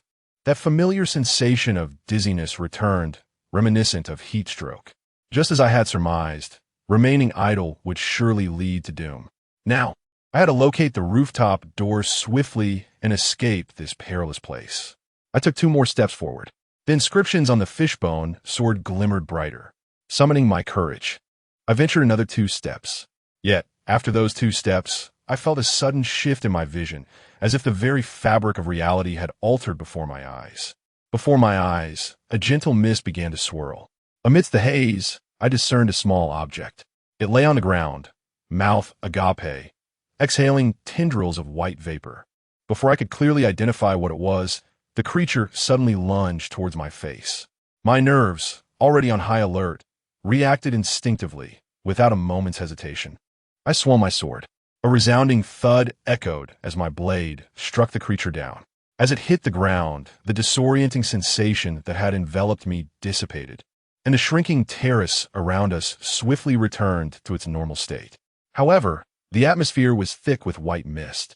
Within this haze, the specter of the female ghost, Wang Shui, and I found ourselves ensnared. The once vanished entrance to the terrace reappeared within the swirling fog. Glancing down at the creature that had lunged at me, I was taken aback to discover it was a dead frog, its body bleached and cleaved in 2 by my fishbone sword. Its form was visibly shrinking at an alarming rate. What on earth is this? I gazed incredulously at the ground and the surroundings. Behind me, Wang Shui echoed my astonishment, exclaiming that everything had returned to normal, the illusion had vanished. I cast another glance at the rapidly desiccating frog, its pungent formaldehyde scent unmistakable. It must have escaped from the specimen room on the lower floor. This was clearly no ordinary creature. Damn it, this wretched thing had ensnared our vision with its white smoke. In my anger, I kicked it, and to my dismay, the desiccated frog disintegrated into dust upon impact. I pay no heed to how I arrived at this predicament. My sole desire is to depart. Turning to Wang Shui, I assert, let's go downstairs. All right. She replies with a nod. This building has bestowed upon me an abundance of the bizarre and the macabre, rendering me exceedingly cautious even as we descend. Upon reflection, I find it utterly perplexing how I became ensnared by the rooftop. I surmise that when I fled from the basement, that lifeless toad must have emerged as well, exhaling a chilling breath upon us, which led us to exist in a realm of illusion since our escape from the first basement level. Fortunately, we recognized the situation in time, averting dire consequences. Upon re-entering the building, the chilling sensation lingers. A dense mist continues to envelop us. Wang Shui and I navigate through the interior, descending further. Yet, after traversing 1 floor, I find myself bewildered. Descending from the rooftop should have brought us to the 3rd floor, but having just come down from the 4th, I now find a conspicuous sign indicating yet another 4th floor. At that moment, my mind teeters on the brink of explosion. This signifies that our efforts on this level have been in vain. We remain ensnared in a repetitive loop. We have escaped the rooftop only to become ensnared once more. Damn it, we are caught in a loop again, I mutter through clenched teeth as I scrutinize the floor marker. Drawing my fishbone sword, I assess the directions. I intend to employ the method I used on the rooftop, utilizing the sword to locate the source of the malevolent energy and discern a means of escape. Scanning the surroundings, I find the illumination nearly uniform, devoid of any variation. This method proves ineffective within this fire escape. Wang Shui, upon witnessing this, also exhales deeply, her breath mingling with the shimmering white mist that drifts within the corridor, yet yields no results. The surroundings remain unchanged. In fact, after expelling a few breaths, Wang Shui appears significantly weaker.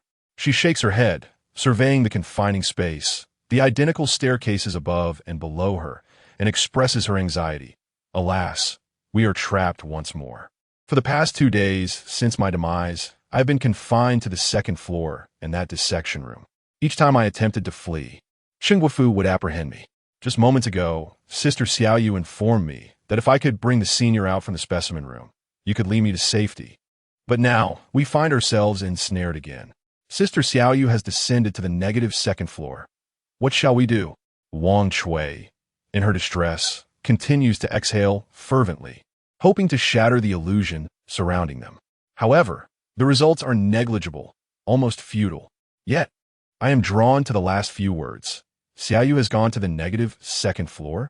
If the negative 1st floor is so terrifying, What horrors must lurk within the negative second floor? Surely, it conceals something even more dreadful.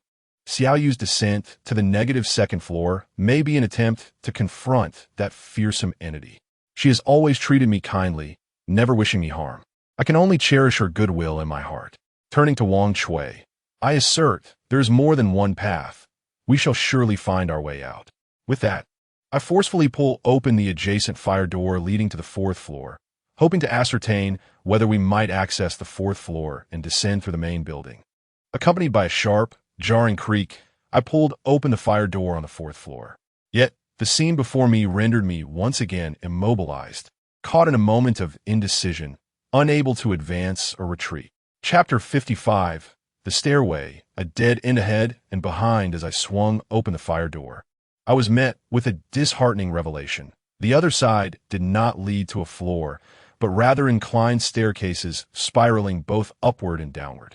We found ourselves at the nexus of a labyrinthine intersection.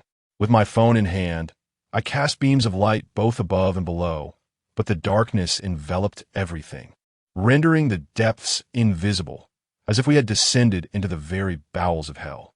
Cursed be this wretched place, a malevolent force intent on ensnaring us within its confines. In a fit of frustration, I struck the door with my fist, producing a dull thud that echoed ominously. Observing my agitation, Wang Chui spoke up, her voice tinged with despair. "Senior, perhaps you should disregard me and find a way to escape on your own. I'm already as good as dead and do not wish to burden you further." Her words were laced with sorrow, despite her disfigurement.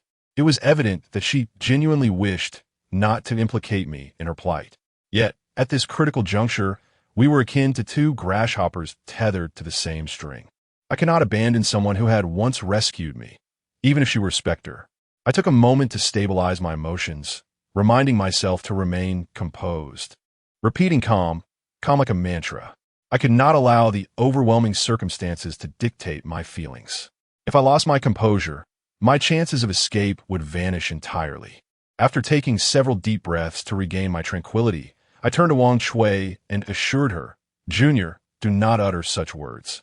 There's always a way out. We will find a solution." With that, I cast a glance at the fishbone sword in my hand. Through the luminosity of the inscriptions, it is evident that the brightness is uniform in all directions. Thus, it appears that we are ensconced within a capsule of equal malevolence. Unless we can breach this capsule, we remain trapped. Wang Chui intermittently exhaled wisps of dark energy, occasionally reaching out to grasp the walls. She was employing her own methods in an attempt to alter our predicament. However, the disorienting nature of this corridor far surpassed that of the rooftop. Her efforts bore no fruit. In that moment, I too found myself at a loss for a more effective strategy, resorting to aimless wandering up and down, seeking a means to break free. Yet, as time elapsed, I began to sense something amiss in the corridor. I noticed the walls seemed to undulate subtly. Unsure, I reached out to touch the wall, feeling its icy chill. In the next moment, the wall indeed quivered, causing me to recoil in shock. The wall was alive. I gasped in astonishment, stepping back. Suddenly, Wang Chui pointed towards the staircase below, exclaiming, "Senior, down there, down there." Upon hearing this, I hastily looked down. To my horror, I beheld a shadow creeping up from the inky depths of the staircase. My countenance paled as I shouted, "What on earth is that?" As I spoke, I brandished my fishbone sword towards the staircase, illuminating the area with my phone's flashlight. In the dimness, a pallid hand slowly emerged from the shadows. Following that, a sparse-haired, glistening white head gently lifted itself. No sound accompanied this unsettling apparition, yet in the obscurity, a ghastly visage became discernible. Two hollow, dark eyes, cocked at an angle, fixated upon us. A faint, eerie smile creased the pale face, a true embodiment of a sinister gaze. This creature lay upon the staircase, merely 4 or 5 meters away, motionless. Behind it, several more silhouettes seemed to linger, but the darkness obscured their forms. However, Wang Chui broke the silence, exclaiming, "Yes, it is them. They have crawled out from the specimen room." The mention of the specimen room instantly conjured memories of the pursuing specters, leaving me thunderstruck. my entire being rendered numb. Those apparitions began to ascend, moving with a deliberate slowness, yet in substantial numbers. Their bodies were entirely white, devoid of clothing. As they lay upon the steps, gradually inching closer to us, they emitted no sound, merely lifting their heads slightly, their dark eyes fixated on us. A perpetual eerie smile lingering upon their faces. The sight sent shivers down my spine. Despite wielding a fishbone sword, the overwhelming number of adversaries posed a grave threat. Furthermore, there was no telling whether more such spirits lurked below. Charging recklessly would surely lead to disaster. So I urged Wang Shui, let's ascend first. With that, we began our ascent. I wished to create some distance, to devise a means of coping. Yet, ensnared within this maze, escape was futile. The distance remained unyielding. After ascending a level, we found ourselves still on the 4th floor, beside a firmly shut fire door. I reached out to tug at it, only to discover that beneath the staircase on the other side, a handful of apparitions were also slowly advancing towards us. Their numbers had swelled to 8 or 9, exuding a pungent odor of formaldehyde that permeated the corridor, an olfactory assault that was particularly overwhelming. The hallway writhed more insistently than before, gradually constricting like an intestinal passage. Moreover, movement echoed from the staircase above, glancing upwards. I was met by the sight of yet another specter descending, its head craned towards us, its pallid visage horrifyingly unnerving. We found ourselves ensconced in the center of a serpentine staircase, surrounded by ghosts both before and behind. If this continued, we would either be crushed to death by the constricting corridor or be overtaken and devoured by these fiends. Wang Shui was in a state of panic. "Senior, they're coming from above and below." Her voice trembled with fear, and I too was drenched in cold sweat. Recognizing the absence of escape, I tightened my grip on the fishbone sword, resolved to charge in a chosen direction rather than resign to a passive demise. At that moment, a sudden sound emanated from the staircase to our left, a rhythmic patter, accompanied occasionally by a peculiar cooing noise. The instant I heard it, I froze in astonishment, for the sound resembled the clatter of chicken claws upon tiled floors. When I initially concealed myself in the dissection room, the sound of the rooster's footsteps was strikingly similar. Beside me, Wang Shui gazed in astonishment at the staircase ahead and exclaimed, "Senior, I hear someone calling a name upstairs." I was taken aback. Could it be that someone was summoning Wang Shui's spirit and had released a rooster? Without hesitation, I made a decisive choice. We shall ascend. With that, I charged towards the staircase to the left. However, after taking just a few steps, I spotted 2 phantoms lurking in the corridor above, their pitch-black eyes fixated on me, seemingly inhaling with delight. Confrontation was inevitable. I had to forge ahead. I narrowed my eyes and shouted sternly, "Clear the way, or I shall not be merciful." Yet, these specters remained unfazed by my threats. The foremost phantom extended its neck and, with a howl, swiftly lunged toward me. Observing its approach, I swung my sword with precision. The specter's movements were sluggish, while mine were swifter. My blade struck its forehead decisively, and it burst like a balloon. An explosive pop echoed as it disintegrated into a cloud of phosphorescent flames. Simultaneously, another ghost from upstairs lunged at me with remarkable speed, knocking me down onto the staircase and causing my head to strike the wall. It opened its mouth to bite my neck. Just as I was about to be bitten, Wang Shui leaped from behind, exclaiming, "Senior, be careful." As she spoke, she extended her hands and embraced the head of the specter. It was precisely this action by Wang Shui that saved me once more. I gripped the fishbone sword tightly, aimed it at the specter's chin, and thrust it forward with determination. With a resounding crack, the specter's head was instantly shattered, transforming into a swirl of phosphorescent flames that vanished into the air. There was no time to express my gratitude to Wang Shui. I swiftly rose to my feet, seized her arm, and raced upstairs. I had realized that the other 3 specters had already crawled to the swastika junction, growling ominously as they swiftly approached us. If we did not flee, we would soon become ensnared by these malevolent apparitions. Chapter 56. The Decapitated Chicken. Escape from the laboratory, building the apparitions that lurked around, including the female specter Wang Shui, were distinctly different. Their eyes were void of sclera, resembling deep, dark voids as if tainted by ink. Their menacing gazes were both fierce and terrifying, and their numbers were overwhelming. I had no desire to be ensnared by such entities. Grasping Wang Chui's hand, I continued my ascent up the staircase. Before long, we arrived at the next level, marked as the 4th floor. However, the singular difference was the commotion emanating from the other side of the fire door on this level. Upon closer inspection, I discerned the sound of clucking, an eerie, rhythmic cacophony reminiscent of chickens.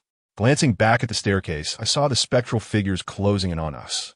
Fixating on the fire door before me, I acted without hesitation and grasped the handle, straining against its weight until the veins on my forehead throbbed. Observing my struggle, Wang Chui joined in to assist. Together, we pulled with all our might. Meanwhile, the walls of the corridor writhed more violently, akin to the movements of a living intestine. The sound of low, mournful growls echoed from the staircase below, the phantoms now mere meters away. With a desperate cry, I summoned every ounce of strength to pull the door. Wang Chui, too, exerted herself to the utmost. The clucking from behind the fire door grew ever louder, almost as if it were responding to our plight. At last, just as the ghastly figures were upon us, we managed to pry the fire door open just enough to glimpse what lay beyond. A large rooster stood there. However, the sight of that rooster sent chills coursing down my spine. I discovered that the rooster was utterly headless. It resembled the large rooster that had its head bitten off in the dissection room. Though it lacked a head, it still stretched its neck, producing clucking sounds from within. Yet it posed no threat to us. Despite the fear that gripped my heart, I was acutely aware that remaining in this corridor would surely lead to our demise. I hastily urged Wang Chui, hurry. Wang Chui, trembling with trepidation, nodded in response and swiftly squeezed through the narrow opening of the door. Suddenly, a ghost lunged from behind, letting out a chilling howl as it pounced toward us. My eyes widened in terror as I quickly pressed myself against the door's gap. Though I too squeezed through, the ghost claw still managed to scratch my back. Observing its intent to escape, I disregarded the pain and retaliated with a swift stroke of my sword, severing several of its fingers. The severed fingers fell to the ground, transforming into phosphorescent flames before vanishing. The ghost emitted a mournful wail, rapidly retracting its hand. At that very moment, the heavy door slammed shut, trapping the pursuing specter within the fire escape. In the instant the door closed, I noticed that the floor indicator on the fire door had changed to the 2nd floor. I distinctly remembered that we had descended 3 levels and ascended 2.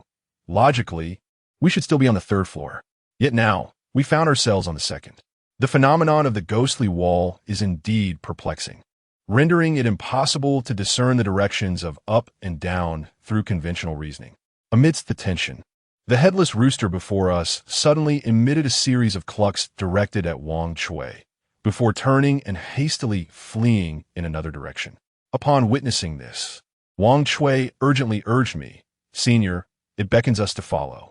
To me, it merely sounded like the clucking of a chicken, leaving me puzzled as to how Wang Chui deciphered its meaning. Nevertheless, I nodded in agreement, for this rooster was undoubtedly our savior. "Let us proceed," I exclaimed, swiftly joining Wang Chui as we dashed after the headless rooster. A glance around revealed layers of fog enveloping the surroundings. The sound of the rooster's feet pattering against the tiles resonated clearly. We followed the headless rooster through one dissection room after another. As we passed the room where Wang Chui had met her demise, I stole a glance inside. Under the dim moonlight, I distinctly saw the lifeless body of a headless rooster. Looking ahead, the headless rooster continued its advance. A shiver ran down my spine. Was this a ghostly apparition of a chicken? I swallowed hard, but did not falter my steps. It became evident that the entity capable of controlling the spirit of the rooster was indeed someone of great prowess. Not only could they summon the spirit of a rooster, but they could also manipulate its very essence. At that moment, the rooster led us to the main staircase of the 2nd floor, guiding us down towards the 1st floor. As we ran, a cacophony of clucks resonated from the imposing rooster, causing the surrounding white mist to part in trepidation, forming a pathway for us. Wang Chui and I hastened our descent. the fog thickening and the chill intensifying, a clear harbinger of impending peril. If we did not escape swiftly, death was assured. Upon reaching the first floor, we were met with a density of mist that rendered visibility to less than 2 meters. Even with the flashlight from my phone, the path ahead remained obscured, despite the rooster leading the way. We could only quicken our pace, propelling ourselves forward. Faintly, I perceived a rustling sound behind us, an eerie cacophony of movement, drawing ever closer. It resembled the sound of something crawling. I dared not glance back, consumed by the instinct to survive. Soon, we arrived at a room, the very equipment room I had entered by scaling the wall. The rooster stood in the center, clucking at us. Wang Shui urgently spoke, "Senior, it is urging us to leave quickly. This is as far as it can escort us." I nodded and addressed the headless rooster. "Thank you for saving our lives." After expressing my gratitude, I crouched down and said to Wang Shui, "Junior, I'll carry you." Only then did she notice the injuries on my back. "Senior, you're hurt. It's nothing, just get on." As I spoke, the rustling sound behind us grew louder, seeming to reach the threshold of the door. The mist surged forth like a tide, thick and enveloping. The headless rooster, with unwavering resolve, dashed out of the equipment room and into the hallway. In the next moment, a cacophony of frantic clucking and the fluttering of wings filled the air, reminiscent of the village roosters clashing with one another in a fierce competition for mates. Surely, it had ventured out to buy us some time. At that moment, I was carrying Wang Shui on my back, and I called out to the battling rooster outside the equipment room, "Take care, my feathered friend." After uttering this, I hurriedly approached the window. This time, I grasped the window frame and swiftly climbed over it. Peering down, I was momentarily stunned. Below me lay a rooftop, towering over 10 meters high. It seemed that a host of apparitions were sprawled beneath, at least a dozen, all gazing up at me with hungry eyes, as if eagerly awaiting my descent. My heart raced as I involuntarily exclaimed, "Goodness!" Wang Shui exhaled nervously and stammered, I can't discern whether this is real or a figment of our imagination." I surveyed the daunting height before me, the specters below, then glanced back at the equipment room and the incessant clucking of the rooster. A decision loomed, to leap or to retreat. Retreat? Confronting the dense fog and the relentless pursuit of countless phantoms? Or should I plunge down and take my chances? Either escape or meet a tragic end. Gazing at the precipice before me, towering over 10 meters high, with a churning abyss of despair below. The cacophony of roosters battling behind me echoed in my ears. Though my heart was ensnared in turmoil, it took less than 2 seconds to make my decision. Life and death are dictated by fate, and fortune lies beyond our grasp. With that thought, I propelled myself forward, leaping into the void. In that moment, I felt as though I were shattering through a barrier, followed by a dizzying whirl of sensations. The distance of the lofty rooftop distorted before my eyes, and my entire being spun in the air. Then, everything dissolved into nothingness akin to shattered glass. Soon, my feet made contact with the ground. As I looked around, we had indeed leapt from the confines of the experimental building and emerged into the open air. This time, we had truly escaped. Chapter 57. The cold man and the rooster he released in the fleeting moment of leaping from the window, I experienced a sensation akin to piercing a thin membrane.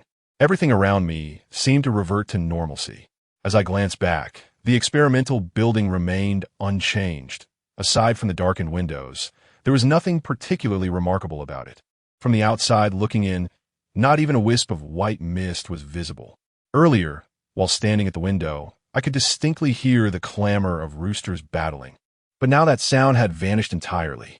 The surrounding silence was profound, devoid of any movement or noise. I had already encountered the eerie nature of this experimental building. It appeared tranquil, yet it harbored a multitude of sinister secrets, far more formidable than I had anticipated. I quickly slipped on a nearby shoe and rose to my feet. Turning to Wang Shui beside me, I urged, "Let us depart from this place swiftly." "All right," Wang Shui replied, visibly trembling, her eyes reflecting a profound fear of the building, yet tinged with a hint of astonishment. With that, I led Wang Shui, this spectral companion, towards the exit. However, after running merely a dozen meters, I noticed a flicker of flames emanating from the flower bed ahead. and a figure emerged from that spot. Upon seeing the silhouette, I instinctively sought to hide. To my surprise, the figure from a considerable distance called out to us, "Brother, we meet again." The voice conveyed a calm demeanor, yet upon hearing that tone, I froze in my tracks. My desire to conceal myself forgotten, for I recognized that voice. It belonged to the young man from whom I had purchased a rooster earlier in the market today. The distance was somewhat considerable, rendering me unable to discern his features, yet he recognized me. Gazing in his direction, I inquired, "Was it you who released the rooster?" At that moment, Wang Shui also directed her gaze towards the silhouette, whispering to me, "It was him calling me just now. That was the voice." Upon hearing Wang Shui's confirmation, a sense of calm enveloped me. The individual who had guided us out of the haunted building with the rooster turned out to be this young man. As he approached, I was able to make out his appearance. He was fair-skinned, quite handsome, tall, yet there was a certain coldness in his demeanor. He smiled and said, "Indeed, this rooster was a gift from you to me." As he spoke, he drew nearer and extended a hand towards me. Introducing himself, "Hello, I am Mao Jing. I admire your courage for daring to venture alone into this eerie building at such a late hour." While speaking, he glanced up at the experimental building, revealing a hint of trepidation. I couldn't help but smile wryly at this. I had been utterly unaware of the perils within the haunted structure prior to this moment. Moreover, had it not been for the persistent entreaties of the dissection instructor and the haunting presence of Zhang Chang, I would not have wished to enter at all. Nevertheless, seeing him lead us out with the rooster, I graciously shook his hand, expressing my gratitude. "Thank you for your chivalrous assistance. My name is Jiang Ning." The man named Mao Jing nodded in acknowledgement and then turned his attention to the female ghost, Wang Shui, saying, "Wang Shui, I have been sent by your parents to bring you back." Upon hearing this, Wang Shui became visibly agitated. "Mom and Dad? Where are they now?" "They are all in the morning hall. Come back with me shortly. I will take you to meet them." Mao Jing spoke calmly, pulling a packet of white powder from his pocket. I was uncertain of his intentions as he poured it into his palm and blew it onto Wang Shui's face. The white powder covered her visage entirely. "It itches," Wang Shui exclaimed, attempting to scratch, but Mao Jing stopped her, saying, "Do not move. Soon your face will return to normal." He maintained his nonchalant demeanor. Wang Shui restrained herself from scratching. It was evident to the naked eye that the half of her face devoid of skin was gradually healing. In approximately 30 seconds, her face returned to its normal state, appearing serene and quite lovely. Unfortunately, her fate was unfortunate, having fallen victim to the malevolent anatomy teacher within this building. Were it not for my intervention and that of the aloof Mao Jing, she might have remained trapped. Of course, had it not been for Wang Shui's assistance, I too would not have escaped. It seems my master underestimated this building, I pondered. Meanwhile, Mao Jing had noticed the fishbone sword in my hand and expressed surprise. The fishbone sword?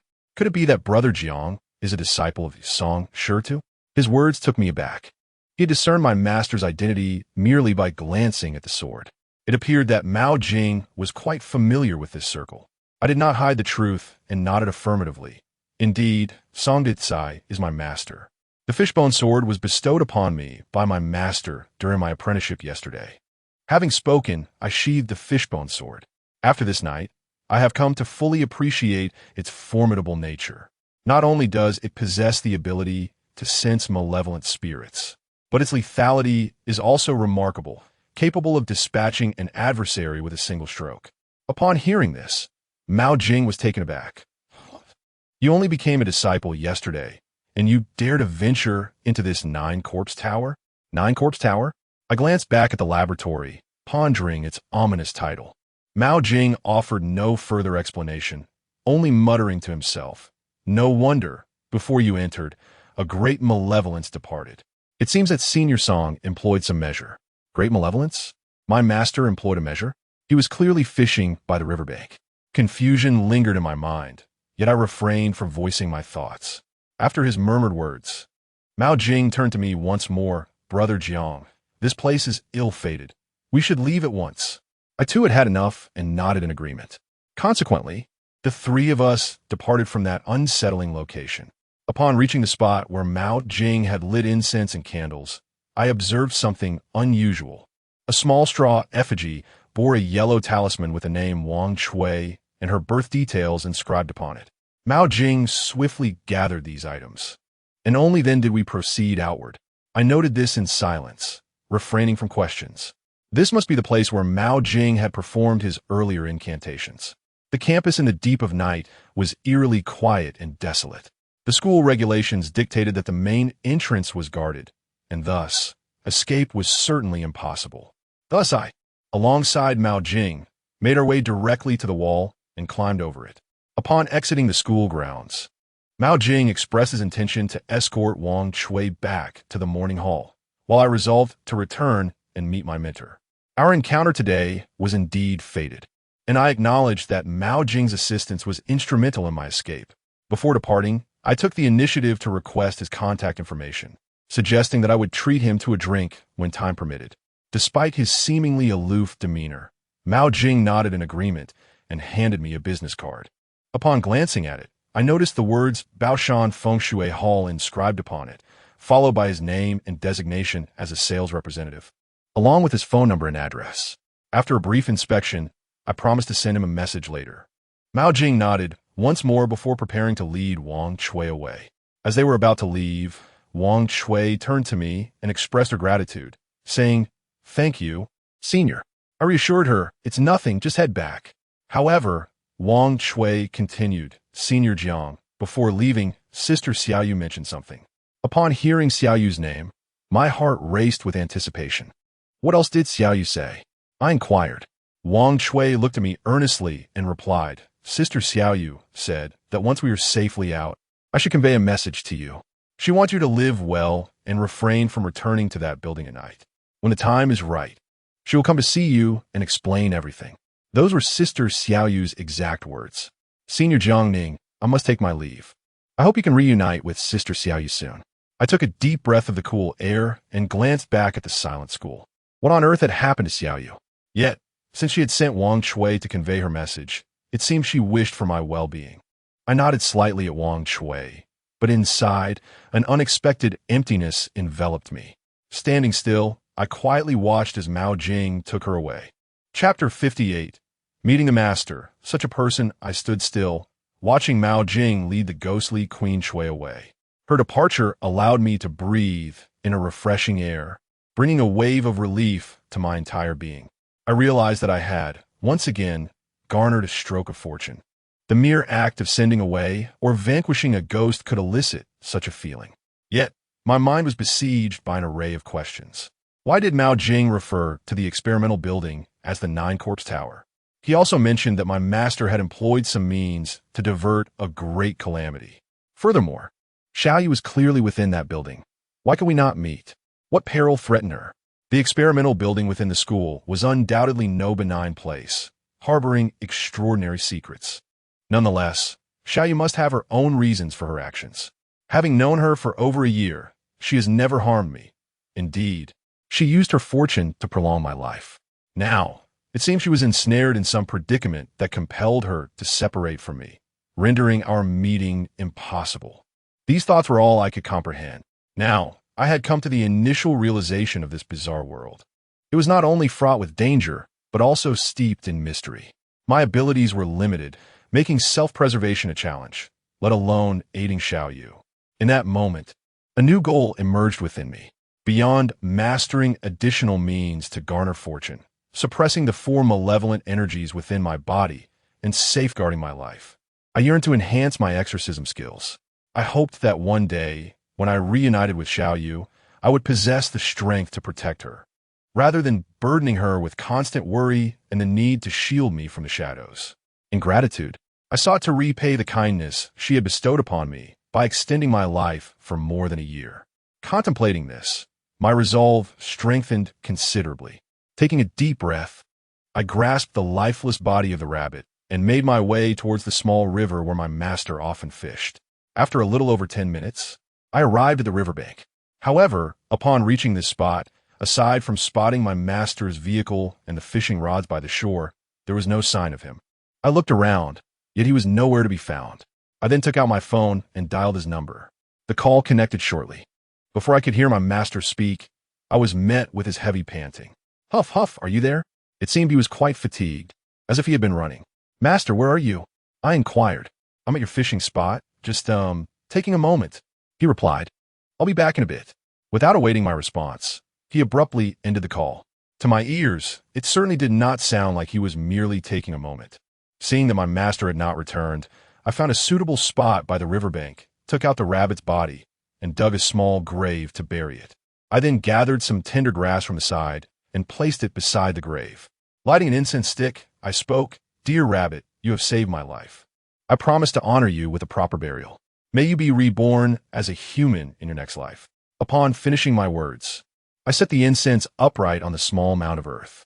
At that moment, I heard my master's voice behind me. "Who would have thought you, my boy, possess such loyalty and sentiment? Even in death, you offer a rabbit a stick of incense." I immediately turned around. I could see Master approaching me, having just returned. "Master." He nodded and reassured me, "Do not worry. A creature that dies for the sake of a human will accumulate great virtue. Unless it was utterly wicked in its past life, it will surely be reborn as a human in the next, escaping the path of beasts." As he spoke, he drew closer. Yet, I observed him, drenched in sweat, his complexion somewhat pale, and a trace of blood at the corner of his mouth, his attire soiled. How could such a man be reduced to this state? I recalled the murmured words of Mao Jing, who claimed that my master had employed some means to divert the malevolent spirit from the haunted building, thus allowing me to enter a place even Mao Jing dared not approach. Utilizing the methods he had imparted, I intended to eliminate the relentless anatomy instructor who had tormented me, thereby resolving my predicament. From the very beginning, Master had deceived me, stating he was fishing and would not accompany me, when in truth, he wished to shield me from the harsh reality. After my departure, he had secretly aided me by drawing away the more sinister entities within that building, enabling me to dispose of the anatomy instructor successfully. Observing his current condition, pale and bloodied, I was struck with concern. To inflict harm upon someone like Master, the malevolent force within the experimental building must be extraordinarily formidable. A wave of emotions surged through me. This irascible yet tender-hearted old man was, indeed, a truly good person. "Master, why is there blood at the corner of your mouth?" I asked, my voice thick with emotion, yet I refrained from pressing further. Master feigned nonchalance. "Blood? Is it possible?" As he spoke, he absent-mindedly wiped his hand, only to discover bloodstains. With a smile, he remarked, "I've been fishing too much lately. It's just a bit of inflammation causing my gums to bleed. Now that you've settled everything, let us return and rest. Please, tidy up my fishing gear while I light a cigarette." After saying this, he began to smoke, seemingly unfazed by the earlier incident. However, I noticed that his hand trembled as he retrieved his lighter, and his fingers bore wounds with traces of blood. They appear to be punctured, akin to the injuries sustained by the sorcerers in television dramas when performing their spells. I nodded in agreement, feigning composure. Yet I was acutely aware of the sacrifices he had made for me, his apprentice for just a day. Soon, I had gathered everything. The master then inquired whether I could drive. When I admitted my inability, he suggested, "You should take the time to learn. It will make future endeavors more convenient." I agreed, though a pang of bitterness struck my heart. During my university years, many classmates had learned to drive, but my circumstances did not permit such financial indulgence. Suddenly, my phone chimed repeatedly. Upon checking, I was astonished to see that the master had transferred 30,000 yuan to me in 3 installments via WeChat. "Master, what is this?" I gazed at the figure in disbelief. He shrugged nonchalantly. "Oh, that asks for your driving lessons, to ease your future work. Isn't this a bit excessive?" I exclaimed in astonishment. The master remained unconvinced. "Find a reputable driving school and learn quickly. As for the rest, visit a hospital tomorrow to examine the wounds on your back. You've bled profusely. If you have any left, you might as well save it. Occasionally, I may ask you to purchase some items as a form of labor compensation. Naturally, the cost of your driving lessons will be gradually deducted from your future earnings." With that, the master opened the car door and got in, leaving me outside, staring at the transfer amount on my phone. Clearly, this was merely an excuse to send me money. For a moment, the pain from the scratches on my back felt less intense. "What are you dawdling for? Get in." The master beckoned me from the lowered window. Without further hesitation, I opened the door and climbed into the car.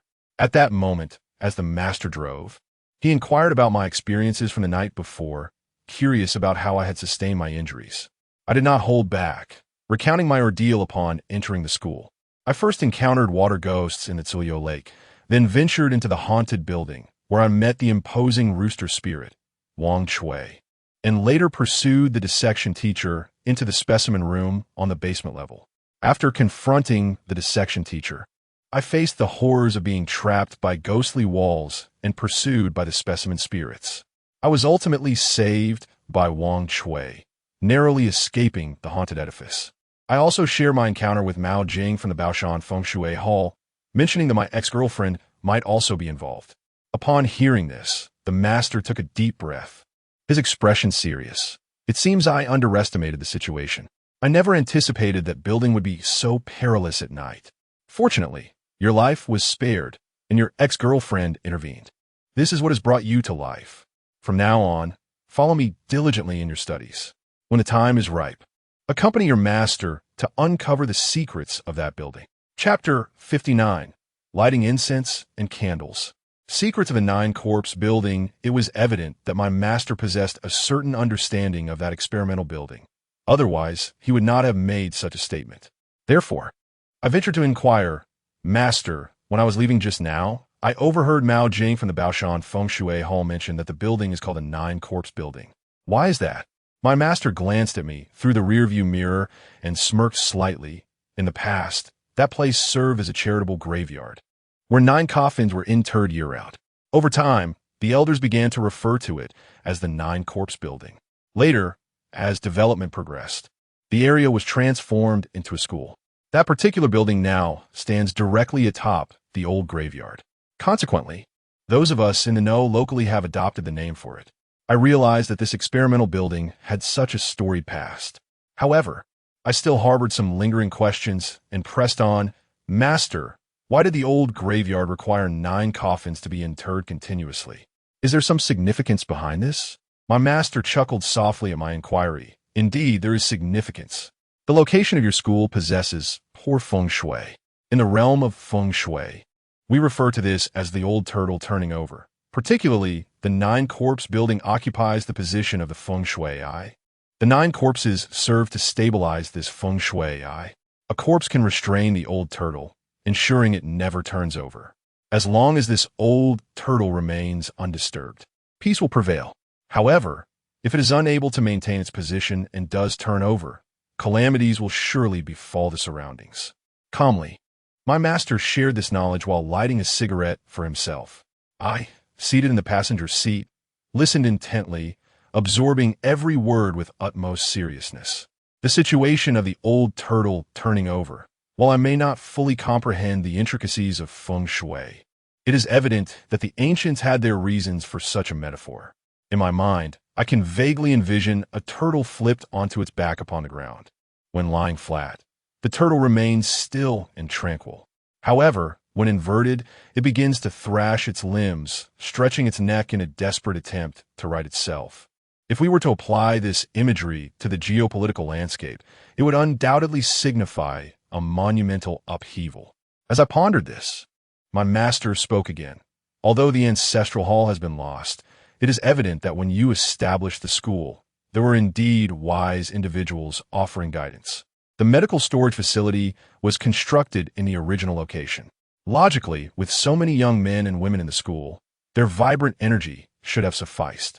Moreover, the numerous corpses that have long been interred at the feng shui nexus, with their continual rotation, should serve to mitigate any adverse influences. Yet, it seems there are complications. Something has emerged from beneath, affecting the entire institution, including the specimen room and all the bodies in the storage facility. Your former girlfriend's remains have likely been subjected to some influence, resulting in her own predicament, thus rendering her vulnerable and leading to her body being exhumed. Your teacher and a fellow student were involved. One disturbed the remains, while the other meddled with the coin in her mouth, leading to their untimely demise. At this point, my master ceased speaking. Eager to hear more, I inquired about the disturbances below the building, but he merely squinted his eyes and refrained from elaborating further. Though he did not utter a word, The solemnity etched upon his countenance imparted an answer to my heart. It was undoubtedly something dreadful that had transpired. Such was the gravity of the situation that even my master appeared somewhat apprehensive. Thus, we sat in silence within the vehicle for a while, our car journeying from the school towards the Yuzue Wharf. Before long, we approached the vicinity of People's Park. Upon spotting it, I instructed my master to halt the car. He inquired about my intentions, to which I replied that I wished to offer some paper to a spirit. He did not press further, merely acknowledging my request with a sound, and parked the vehicle near the intersection. I retrieved the paper money and incense from the car and proceeded to the intersection where, in the past, a delivery man had aided me with ash and a porcelain bowl. I had promised to return and make offerings once I had overcome my tribulations. Having regained my footing, it was time to fulfill my vow. I, being a person who believes in repaying kindness and avenging wrongs, lit the incense upon my arrival at the intersection. As I burned the paper, I spoke aloud, "Brother, I am grateful for the life-saving methods you once taught me. I have returned to offer you this paper. May you receive it well below." As I uttered these words, I sensed a cool breeze enveloping me, and the flames of the burning paper crackled audibly. In the past, such an occurrence might have felt eerie, yet I had grown accustomed to it. I squatted down, completing the burning of several stacks of ghost money before returning to the car. Upon my return, my master did not glance in my direction, but simply started the engine. I merely inquired, "That ghost, is he the one who first taught you to smear your body with paper ash?" I nodded affirmatively. Indeed, it was at this very crossroads where I witnessed him fall, and I rushed over to assist him. My master chuckled warmly. It must be the nature of medical students. Had it been someone else, who would dare to lend a hand? However, in aiding him, you also salvaged your own fate. Otherwise, that ghost would have been doomed to reenact the scene of his demise every night, enduring endless suffering in a relentless cycle, until he is either liberated or becomes a wandering spirit.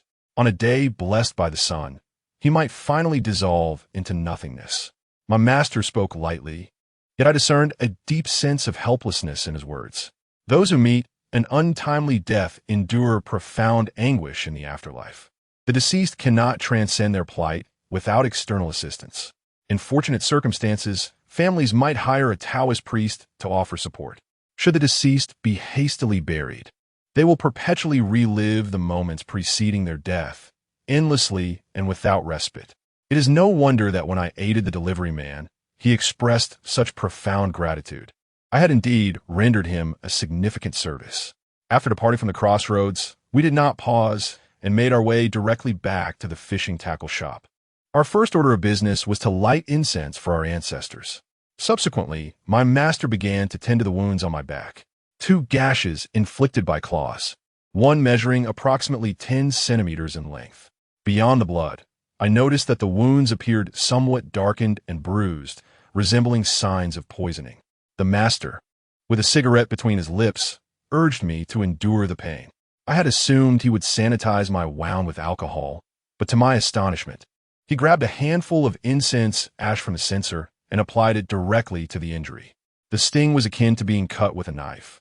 I inquired about the use of incense ash, to which the master replied, "You have been wounded by a ghost, and the energy has entered your body. Do you think merely applying a bit of alcohol will cure you? The ash from our ancestral master is specifically meant to repel malevolent spirits. Tomorrow, cleanse yourself, and then visit the hospital for proper bandaging." After saying this, he yawned. Just like the night before, he gestured towards the locked door and added, "By the way, it's time to sleep. If you hear any noises from that room, pay them no mind." Without waiting for a response, he waved his arms wearily and retreated to his own quarters. I cast a glance back at the locked room. It appeared ordinary enough, yet I suspected it contained nothing of interest. Lacking the reckless curiosity to investigate further, I completed my simple evening routine and returned to my own room. However, as soon as I closed the door, I heard footsteps coming from the adjacent room, the very one that had been locked. Straining to listen, I confirmed the sound of footsteps, distinctly echoing on the wooden floor, the rhythmic tread unmistakably clear. Exhausted, I kept the master's words in mind.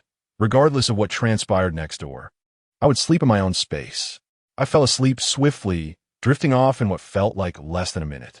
After what seemed like an eternity, I hazily heard someone knocking at the door. Hood, hood, hood, hood. Chapter 60. The knocking sound. Who is next door? I was in a deep slumber when a faint knocking roused me from my dreams. As I slowly opened my eyes, the persistent knocking continued. Thud, thud, thud, thud. The sound was gentle, yet seemed to emanate from the very door of my room. I lifted my head slightly, attempting to discern the rhythm of the knocks. Something felt amiss. The cadence of the knocking was reminiscent of my past experiences in a haunted house. A human would knock thrice, whereas a specter would do so 4 times. Who, in their right mind, would disturb me at my master's residence? It was akin to provoking fate itself. Unless, perhaps, something from the locked room next door had escaped. Aside from the entity residing in that adjacent room, I could scarcely fathom anything else daring to intrude upon my master's domain, audaciously rapping at my door. As these thoughts swirled in my mind, the relentless knocking persisted. I sat up cautiously, refraining from responding or opening the door, for I had firmly etched my master's words into my memory. Any sounds I heard were to be ignored. As for safety, I felt assured. Yet the annoyance was palpable. Even in sleep, I found no peace. At that moment, I heard the sound of a door creaking open, likely my master's door. Moments later, his irate voice boomed, "Get back inside. Do you not know I suffer from poor sleep? This is infuriating." As soon as my master's voice rang out, the knocking ceased abruptly. Then came the sound of the master closing the door. A few seconds later, the rhythmic footsteps of someone walking echoed from next door. At this point, I could ascertain with a degree of certainty that the master was indeed nurturing a ghost, one that resided adjacent to me. While others might find the notion of ghost rearing unsettling or terrifying, I felt little more than curiosity. Firstly, the master posed no threat to me. Had he intended harm, I would have long since met my demise. Moreover, I had been in a relationship with a female ghost for over a year, and I bore several ghostly ties. Nurturing a ghost seemed rather trivial in comparison. Why should others fault him for indulging in a harmless peculiarity? I settled into bed, content as long as I was not disturbed. When I awoke, it was already noon the following day. As I stepped outside, I noticed that the door to the neighboring room remained firmly locked, showing no signs of having been opened. The dust on the heavy iron lock had not been disturbed in the slightest, further confirming my suspicions that a ghost indeed inhabited the space next door. I was left wondering whether the ghost was male or female. After a brief glance, I chose not to dwell on it. I washed my face and noticed a marked improvement in my complexion. The livor mortis that had marred my skin had completely vanished. I felt as though I had returned to a state of normalcy, though how long this would last remained uncertain. Taking a deep breath, I retrieved the baby bottle that Master Chow had given me and placed it in my bag. After all, I had promised him that if I encountered that spectral vehicle again, I would convey a message. With my own situation now stable, I knew I could not afford to be untrustworthy. Moreover, I find myself in constant need of encountering more elusive spirits, perpetually seeking blessings to ward off misfortunes. Subsequently, I descended the stairs, intending to consult my master regarding his insights on the hearse. I planned to attend to my wounds at the hospital, visit Uncle Yu, and finally return to school. Upon reaching the ground floor, I discovered my master tidying his fishing gear, seemingly preparing for an outing. "Master, are you going fishing?" I inquired. Upon seeing me, my master nodded and replied, "Yes, I'm feeling restless and am ready to cast a few lines. You can manage your wound at the hospital. In the coming days, do as you wish, just refrain from visiting that building at your school during the night. I will call you if I need anything. By the way, here is a spare key for your convenience." With that, he retrieved a large door key from the drawer of the counter and casually tossed it to me, treating me without any pretense of formality. He then answered a phone call, presumably from a fishing companion. Balancing the phone with his neck and clutching his fishing gear in both hands, he hurriedly made his way outside. As he departed, he asked me to ensure the door was closed behind him, while he continued conversing on the phone. "Yes, all right. What? Over 30 pounds? I'll be there shortly." With that, he dashed toward the entrance, but I swiftly pursued him, calling out, "Master, wait." My master heard my voice, but did not respond verbally. Instead, he turned to look at me, still clutching the phone with his neck, signaling for me to speak my mind. With a hint of impatience, I inquired, "Master, May I ask under what circumstances one might encounter a spirit vehicle? The master paused momentarily, suppressing his annoyance.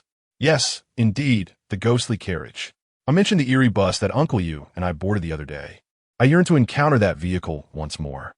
I spoke candidly, motivated by two reasons. Firstly, to fulfill a promise made to Master Chow, and secondly, driven by personal ambition.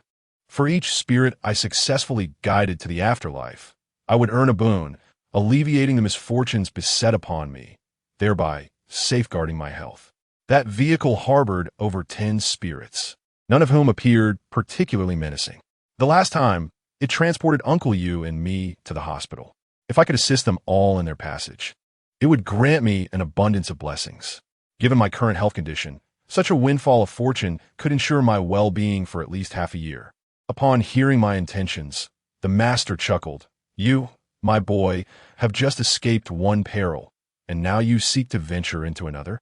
Do you not realize that your previous escape from the 330 was a stroke of sheer luck? Do you truly wish to tempt fate again? If you ascend that vehicle once more, you may find it impossible to return.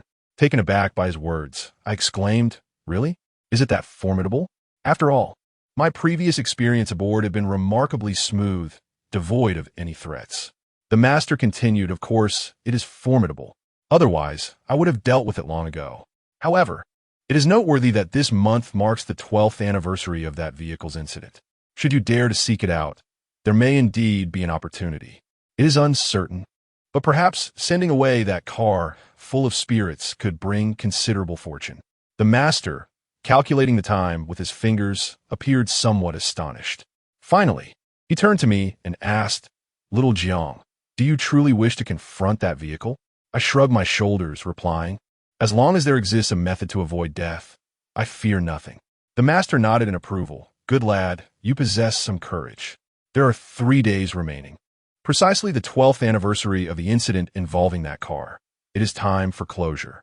By then, the spirits within should have dissipated their resentment. Allow me to share a method with you. Purchase a paper vehicle, inscribe the license plate number along with your birth date. Burn it along the route of the spirit vehicle. At the hour of the goat, you are sure to encounter that car. Once you board it, instruct the spirit driver to take you to the pier. At that time, I shall assist in sending them away. I will send you the detailed steps via WeChat later. Prepare yourself accordingly. I shall now go fishing. After saying this, the master paid me no further attention. He swiftly packed up his fishing gear and drove away in his grand Audi. I pondered, as he had earlier mentioned, taking me to receive blessings from our ancestral master. It seemed this matter had completely slipped his mind. I watched the master, who drove a luxury vehicle, to go fishing, and glanced at the opulently decorated fishing tackle shop with its 3 grand entrances, offering a slight smile. He hardly resembled a mortician, nor did he seem like a businessman running a fishing tackle store. Indeed, he was a passionate angler, having constructed this fishing gear warehouse for himself. Collecting corpses must merely be his side endeavor. I lit a cigarette for myself and stepped out of the shop. Outside, I had the most inexpensive rice bowl before heading straight to the bus station. Chapter 61. A visit to the hospital. Uncle Yu's arrangement after a brief wait. The vehicle arrived. Upon entering, my first action was to discern the identity of the driver. By a stroke of fate, I immediately recognized Master Chow behind the wheel. It was he who had previously guided me here. Master Chow, I exclaimed joyfully. He, too, recognized me and, noticing my cheerful demeanor, responded with surprise. Ah, it's you? Young brother, have your matters been resolved? I nodded affirmatively, almost there. As for you, I promise to bring you what you seek in 3 days. Upon hearing this, Master Chow's expression shifted to one of astonishment. His eyes widened as he gazed at me. 3 days hence? I had little time to elaborate.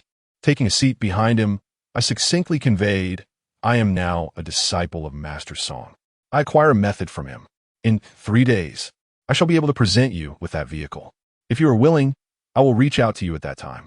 Really? Truly? He stammered in disbelief. Indeed, I affirmed with certainty. Wonderful, simply wonderful. Master Chow's excitement surged suddenly. The other passengers in the vehicle cast him curious glances, bewildered by his exuberance. After a moment, he regained his composure and pressed the accelerator, steering the car forward. Throughout the journey, he persistently inquired about the particulars, questioning how I came to apprentice under Song Dek Hai, the reasons behind the 3-day timeline, and what he should do upon his arrival. The details were extensive, and I found little inclination to elaborate further. It is said that I share a unique bond of master and disciple with Song Shirtu, who has taken me as his apprentice. The matter at hand requires a wait of 3 more days, as it can only be properly addressed on a specific date. At that time, my master will also intervene to ensure their passage. Thus, I have merely asked him to hold on a little longer. My understanding of this matter is limited, and my master has not divulged much information. Therefore, I cannot elaborate further, but I assured Master Chow that he need not worry. Master Chow was filled with emotion, his eyes glistening with tears. He expressed that after 12 long years, he could finally see the mother and child at peace. The long-awaited opportunity for a family reunion had finally arrived. Master Chow's emotional outburst instilled a sense of fear among the other passengers in the vehicle, particularly when terms such as hearse, rest in peace, and car accident were uttered, which rendered them visibly anxious. In fact, 2 passengers disembarked before their designated stop. When the vehicle arrived at the 3rd hospital station, I too alighted. Master Chow expressed his profound gratitude, watching me leave with a heavy heart. I made my way directly to the inpatient department of the 3rd hospital to check on Uncle Yu's condition. Upon my arrival, I discovered that Uncle Yu's health had improved. He was in the process of packing his belongings in preparation for discharge. Seeing me brought him joy, especially as he noted my own recovery, which led him to surmise that my troubles had been resolved. I nodded in affirmation, stating that the 4 calamities destined for me had been temporarily subdued. As long as I continued to seek blessings and perform rituals for the departed, I could maintain my health. My visit today was also to ascertain his well-being. Uncle Yu waved his hand dismissively, assuring me that he was fine. Subsequently, I accompanied Uncle Yu to complete the discharge formalities. The 10,000 yuan I had paid was not fully utilized, leaving over 2,400 yuan remaining. I wished to bestow all of it upon Uncle Yu for nutritional supplements, considering he was injured because of me. However, Uncle Yu adamantly refused, insisting that as my elder, he could not accept my money. In the end, he returned the funds to me.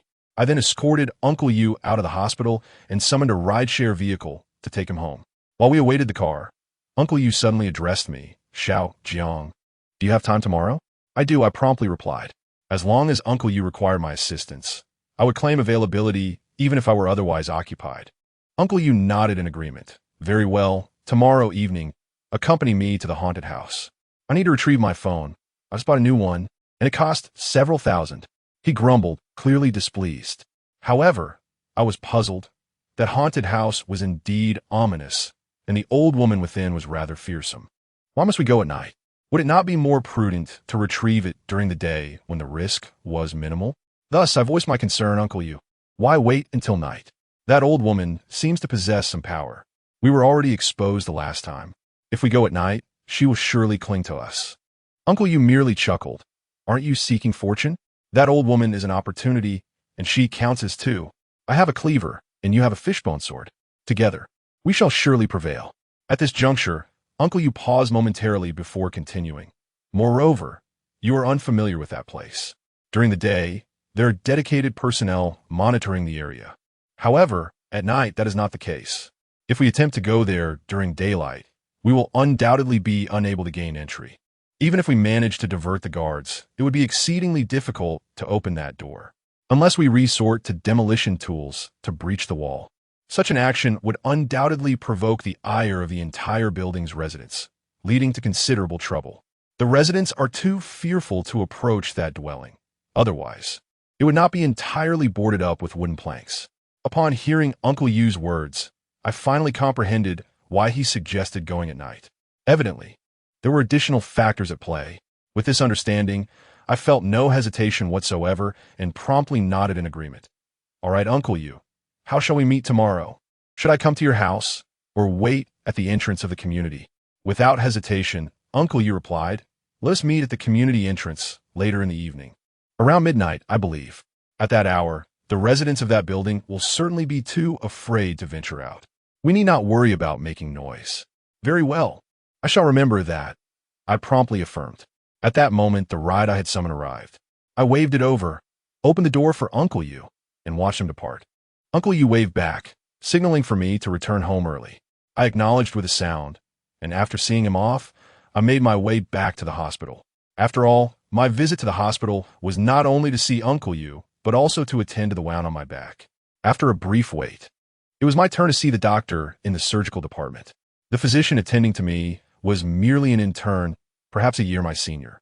As he unwrapped the bandage from my back and discovered it filled with ash, he couldn't help but express his discontent, chastising me for allowing such debris to infiltrate the wound, warning that it could lead to infection or even sepsis. He smiled faintly, choosing silence over explanation. Had he known that these marks were the result of a ghostly encounter, intended to remedy a malevolent force, he might have refrained from such remarks. Once my wound was tended to, I returned to the campus alone. The dormitory, once shared with a companion, now felt solitary.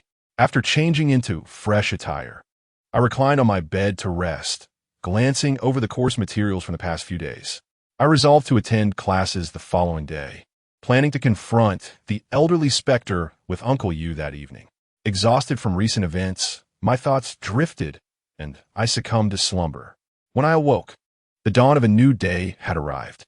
The first thing I did was cast a glance at Zhang Chong's empty bed, sighing softly. Why had he been so tempted by that coin? In the end, it cost him his life. I gathered my textbooks and made my way to the cafeteria for a meal before proceeding class.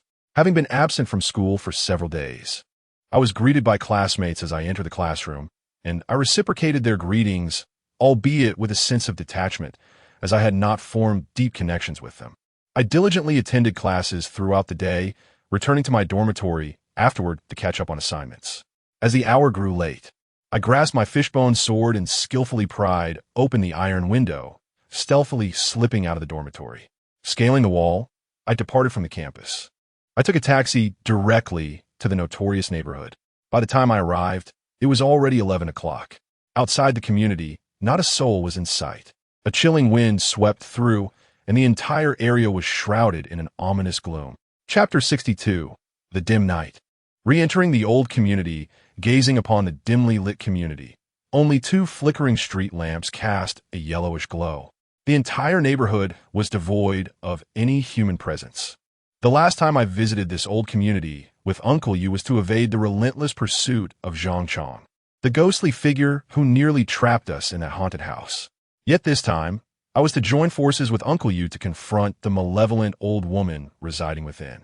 Our mission was twofold: to reclaim Uncle Yu's phone and to seek a stroke of fortune from this vengeful spirit. I stood at the entrance, waiting for over half an hour. Eventually, Uncle Yu arrived on his electric bike. "Uncle Yu," I called out as I approached him. He acknowledged me with a grunt and parked his bike at the door. This time, he produced a sturdy iron lock and secured his bike. During our last visit, Uncle Yu's electric bike had been stolen. I glanced at the bike and remarked, "Uncle Yu, is this a new one?" After locking the bike, Uncle Yu shook his head. "The belongings of Yulong are not so easily pilfered. This morning, the scoundrel who stole my bike returned it, bruised and battered, along with 2,000 yuan as compensation for my losses." Uncle Yu spoke with evident pride. Surprised, I inquired, "Uncle Yu, do you have connections in the underworld?" If he didn't, who would return a stolen electric bike so willingly? Uncle Yu chuckled heartily. "Upon returning home yesterday, I prepared a couple of dishes for the spirits and summoned a few of my deceased comrades from the underworld. They consumed my dishes and promptly attended to my affairs overnight. This morning, the vehicle was returned. Such efficiency is commendable." Upon hearing Uncle Yu's words, I widened my eyes in astonishment. This level of efficiency is truly remarkable. Uncle Yu, being a culinary master of the underworld, naturally summoned his brethren from the spirit realm. This led me to ponder further. Could it be that Uncle Yu, by cooking, could also summon formidable spirits to assist us in dealing with the malevolent entities in the haunted house? This sudden inspiration sparked a question within me. "Uncle Yu, does this mean you can enlist those beings to carry out your tasks? Why not summon some powerful entities to accompany us to 73? Wouldn't that ensure greater safety?" Uncle Yu, holding a food container, glanced at me and chuckled. "Ha ha ha, you clever lad. You can indeed draw parallels. Theoretically, There is no issue with this approach. Although I am a chef of the underworld, if the dishes are prepared well, I can indeed attract formidable spirits. However, you have limited experience with ghosts and do not fully comprehend them.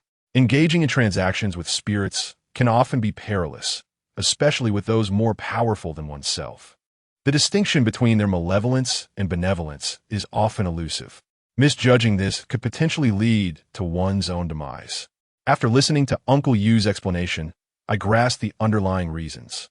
Uncle Yu possesses the remarkable ability to summon formidable spirits, yet persuading them to serve his purposes proves to be a daunting task. Additionally, as merely a shadow chef, his combat prowess is rather inadequate. While he can manage to contend with more mundane, malevolent entities, confronting more powerful ones may result in their disdain, or worse, retaliation against him. Nevertheless, through this ability, he can attract ordinary spirits. For instance, the brother from the underworld that Uncle Yu summoned last night. By offering a suitable remuneration in the form of incense and sustenance, he can easily establish a cooperative relationship with them. Utilizing their connections from their past lives, they can swiftly assist Uncle Yu in recovering his stolen electric bicycle. However, the act of summoning spirits through offerings carries significant risks, particularly when dealing with formidable apparitions, where the drawbacks often outweigh the benefits. Upon grasping this understanding, I acknowledged with a soft "oh" and nodded slightly at Uncle Yu. My gaze then fell upon the food box in his hands, prompting me to inquire once more, "Uncle Yu, what do you have prepared for tonight?" Uncle Yu glanced at the food box and replied with a smile, "This is a meal for spirits, specifically for the elderly ghost who has a fondness for it. For the past 3 months, I have come here to deliver meals regularly. By offering this sustenance, I aim to alleviate the old woman's grievances." Subsequently, Uncle Yu led the way as he elaborated on his meticulously devised plan. He recounted how the old woman's spirit's resentment had diminished significantly after consuming his meals for 3 months. Armed with my fishbone sword, the two of us would find it relatively easy to subdue the elderly ghost. There would be no need for elaborate tactics. After a brief wait, we shall proceed to their doorstep. He intends to use this deceitful tactic to coax the elderly woman's door open. Once she grants us entry, we must not rush in recklessly. Rather, we should swiftly incapacitate her without hesitation. It is said that this woman has taken lives in the past and is enveloped in a malevolent aura. Given our limited capabilities, it would be impossible to escort her alive. Hence, it is best to eliminate her to prevent her from continuing her reign of terror. At that point, we shall both accumulate merit and fortune. I listened attentively, assuring Uncle Yu of my resolve. Once we enter, we shall act decisively, without a moment's pause. As we spoke, we arrived at the haunted building. Looking up, I noticed that the windows of the 73rd floor were tightly boarded up, creating an eerie atmosphere. Uncle Yu recounted that the elderly woman had been a solitary figure in life. Initially, the neighbors were quite considerate, providing her with provisions during festive seasons. However, she was known for her unscrupulous behavior, often engaging in petty thefts and harboring a malevolent disposition. Before her demise, she lured a young child to the back of the community and pushed him into a construction well. Fortunately, the child was discovered in time. Otherwise, the consequences would have been dire. At the time, the old woman pretended to be a good Samaritan, assisting in the search while misleading the investigation with false directions. It was only after reviewing the surveillance footage that the child was located. Even when apprehended, she denied her guilt, claiming she was wronged and protesting vehemently. It was only upon seeing the footage that she begrudgingly admitted her actions, attributing the incident to the child's lack of upbringing. After drinking water, the plastic bottle was not given to her, and she intended to teach the child a lesson. The child's parents showed no inclination for reconciliation. Despite her advanced age, the old woman faced the prospect of imprisonment. Terrified, she resorted to theatrics, crying and causing a scene, even attempting to hang herself from the ceiling fan with a white cloth. When the commotion escalated, 30 or so residents gathered in the hallway. Yet none dared to intervene and save her. Thus, the old woman met her demise, hanging lifelessly in her room. Her death was met with a sense of relief within the community, with many believing she deserved her fate. The removal of such a scourge was seen as beneficial for the neighborhood. However, What no one anticipated was that, although she had passed, the old woman still felt wronged in her final moments. Her unresolved grievances transformed her into a vengeful spirit, haunting the premises. For 3 consecutive months, she wreaked havoc in that house, claiming the lives of 3 individuals. Fear enveloped the community, and the residents grew increasingly apprehensive. In response, they sought to seal the windows, forbidding anyone from approaching during the day, and enlisted the help of those with strong spiritual fortitude to guard the place. At night, no one dared to venture near the building, with the streets eerily deserted. In the vicinity lived Mr. Yu, known for his expertise in spiritual matters, and he had been called upon twice to perform rituals. With many capable individuals having fled, those who remained could only hope for the old woman in the haunted house to find peace. Mr. Yu arrived and quickly grasped the situation. His capabilities were limited, rendering him unable to resolve the situation or send the old woman away in one fell swoop. He could not lower himself to seek assistance from my master, Songdetsai. Thus, he could only resort to his own methods, utilizing the offerings of Yin food to gradually dissipate the malevolent energy surrounding her. According to Uncle Yu's plan, with an additional 2 to 3 years of such offerings, the old woman's vengeful spirit would be neutralized, and even if she could not be banished, there would be no further loss of life. Unfortunately, just a few days prior, Uncle Yu had brought me to this refuge and had struck the old woman with a blade. Now, attempting to appease her spirit with offerings was no longer feasible.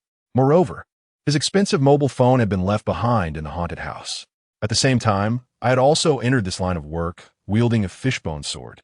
Thus, Uncle Yu sought my assistance, believing that our combined efforts, armed with the fishbone sword and the dragon-headed cleaver for protection, would surely enable us to effortlessly confront the malevolent spirit of the old woman haunting the house. Chapter 63. Before the haunted house. Yuzu leaves, open the eyes as I spoke. Uncle Yu and I had already ascended the stairs. Within this building, there were but a few remaining residents. The corridors were devoid of any illumination, shrouded in darkness, making it difficult to discern the path ahead. Uncle Yu guided me step by step towards the 7th floor, all the while imparting words of wisdom. Xiao Jiang, take these and rub them on your eyes and forehead. In that moment, Uncle Yu produced several leaves from his pocket and handed them to me. The staircase was so dim that I could not clearly identify the type of leaves he had given me, save for their considerable size and firmness. Holding them in my hand, I felt somewhat perplexed and inquired, Uncle Yu, what type of leaves are these and why should I rub them on my eyes and forehead? In a hushed tone, Uncle Yu elucidated, these are pomelo leaves. They can be used to cleanse the eyes. Pomelo leaves? Cleanse the eyes? I paused for a moment, then recalled the film featuring Jioshu that I had previously watched. In that film, to unveil the true form of the ghost, he had rubbed pomelo leaves over his eyes, thus revealing the spectral visage. Did Uncle Yu imply that cleansing the eyes meant to open the third eye? With this thought in mind, I hurriedly asked Uncle Yu, does that mean you're going to open my third eye? However, my master had mentioned that my fiery temperament had been low during this period. There was no need to open my eyes, as I could still perceive the malevolent entities. Uncle Yu nodded in acknowledgement. Your master is indeed correct. However, your fortune has begun to improve, and your yang energy has increased considerably. Consequently, your ability to perceive these entities may not be as clear as before. Thus, using the pomelo leaves to cleanse your eyes will enhance your vision. Otherwise, the room was enveloped in darkness, rendering everything invisible. Uncle Yu, ever thoughtful, had prepared me in advance. I hesitated no longer and nodded to him, saying, all right, I will now rub this on my eyes and forehead. With that, I took the pomelo leaves and began to massage them against my forehead and eyelids. However, as I did so, I noticed that these leaves were somewhat different from the pomelo leaves I was familiar with. In addition to the typical scent, there was an unpleasant odor, foul and tinged with a sourness. Uncle Yu, why does this pomelo leaf smell so peculiar? I inquired after rubbing for a moment. He chuckled softly. It has been smeared with cow tears, hence the odd fragrance. Your internal heat is currently too low, making it unsuitable for direct application of cow tears on your eyes. Thus, we must resort to these pomelo leaves that have been in contact with them. As he spoke, I felt a chilling sensation on my forehead and eyelids.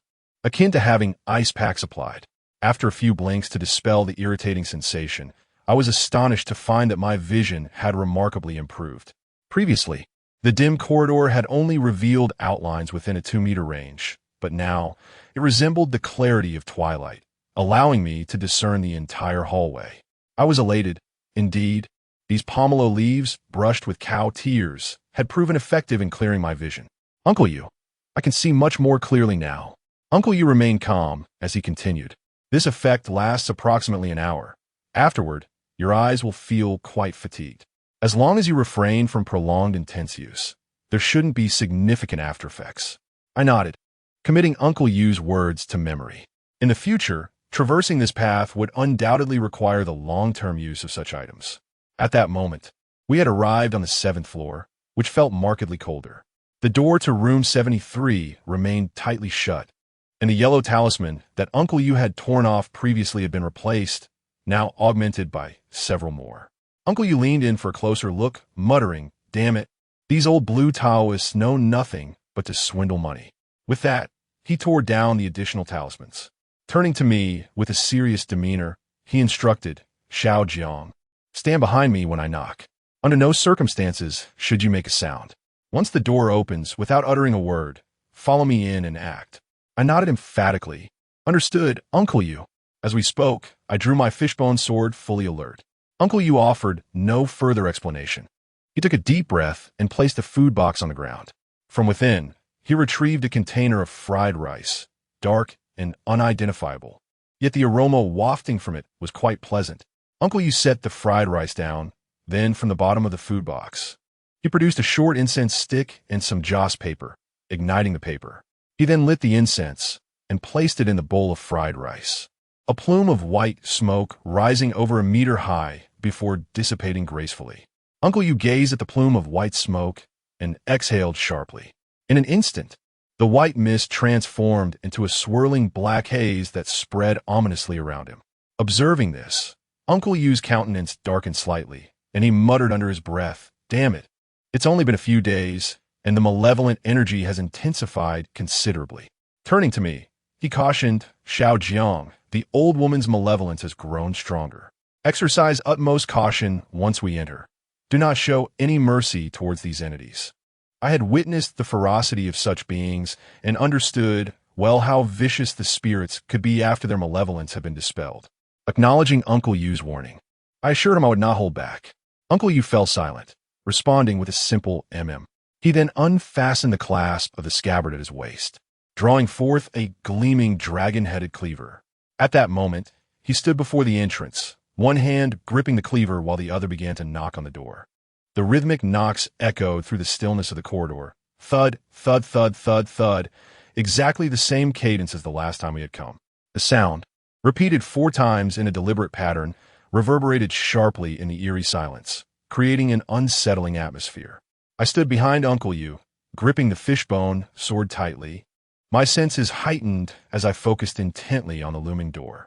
After his 4 knocks, silence enveloped us. The aroma from the rice bowl at the entrance flickered brightly, burning at an alarming rate.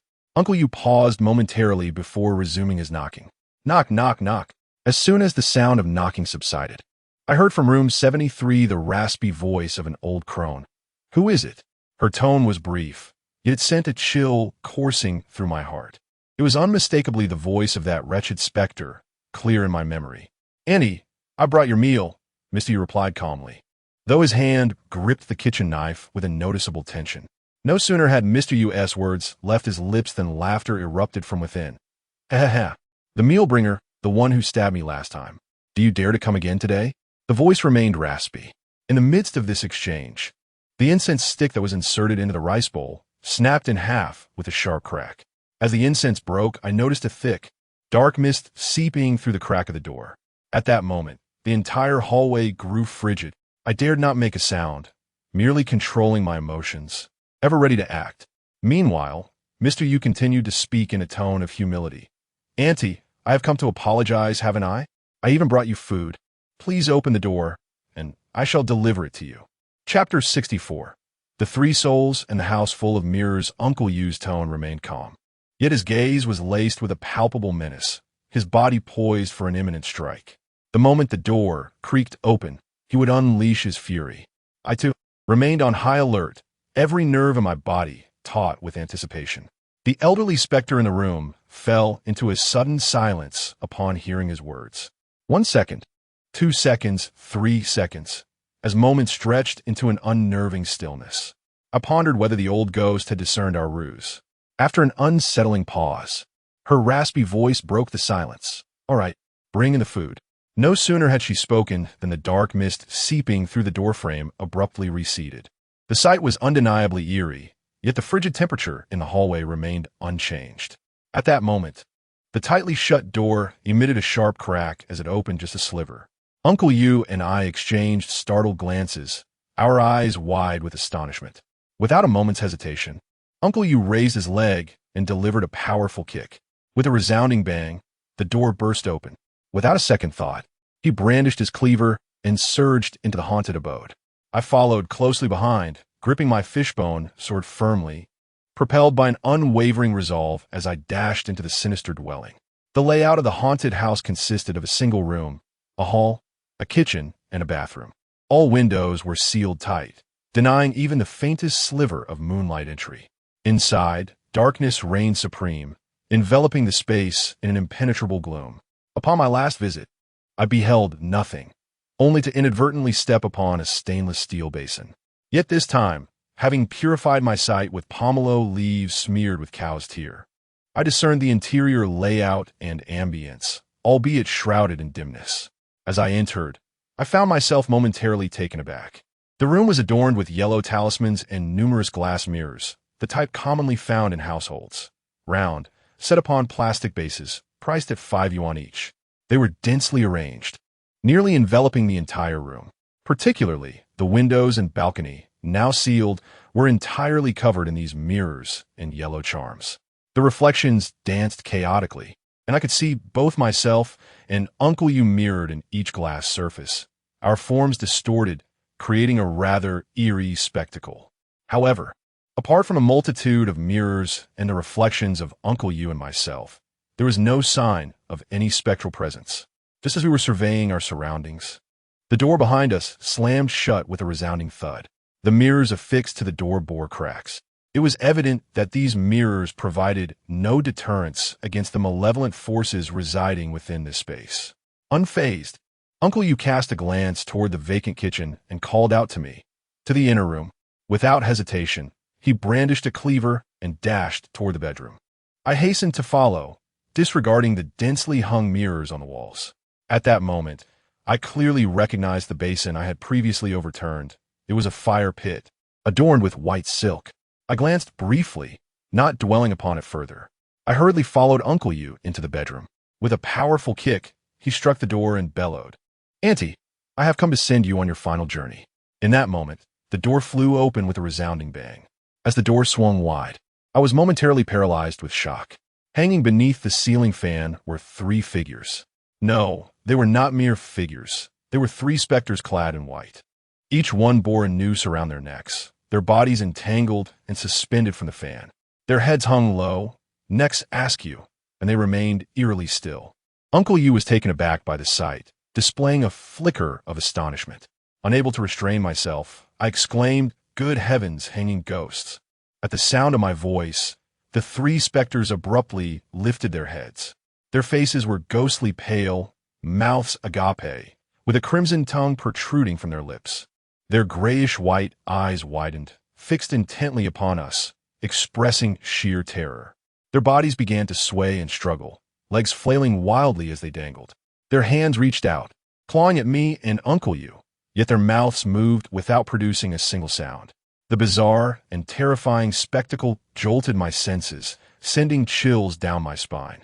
However, Uncle Yu, seasoned and composed, quickly regained his composure.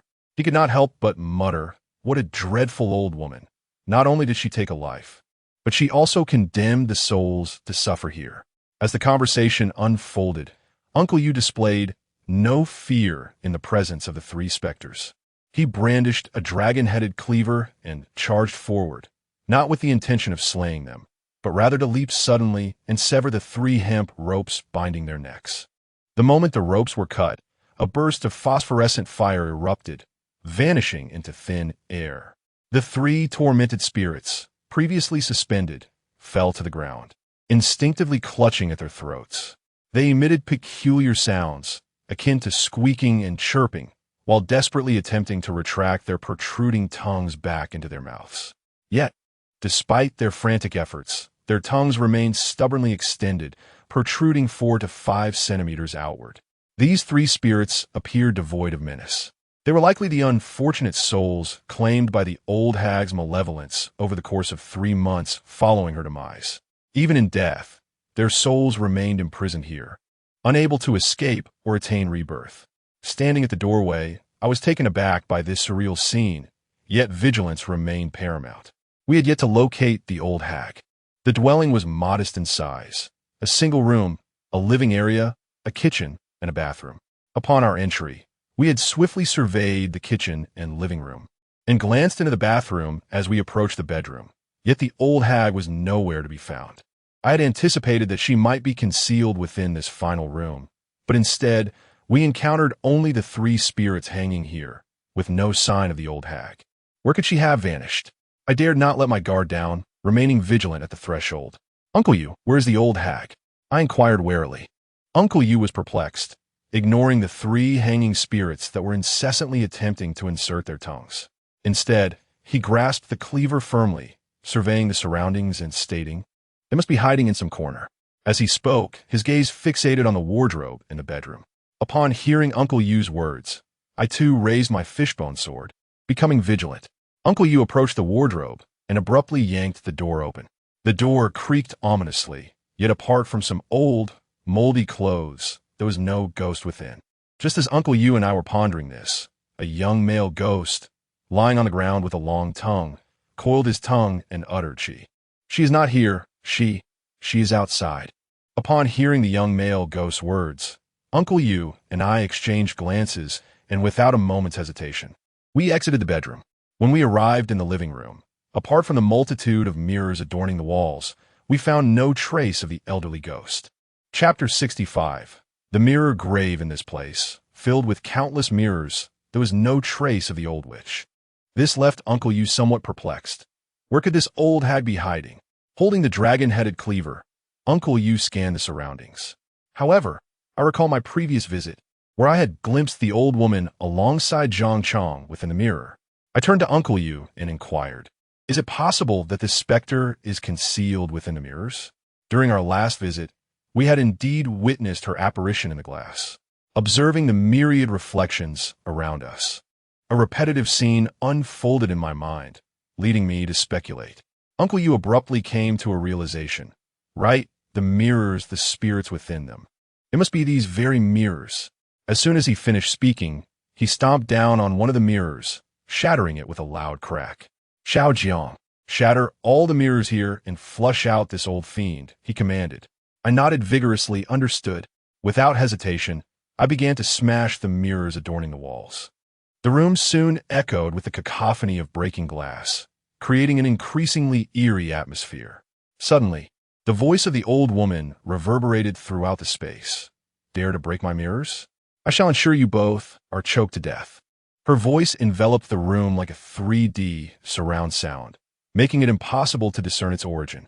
I scanned the surroundings, unable to locate the old witch, and a chill ran down my spine.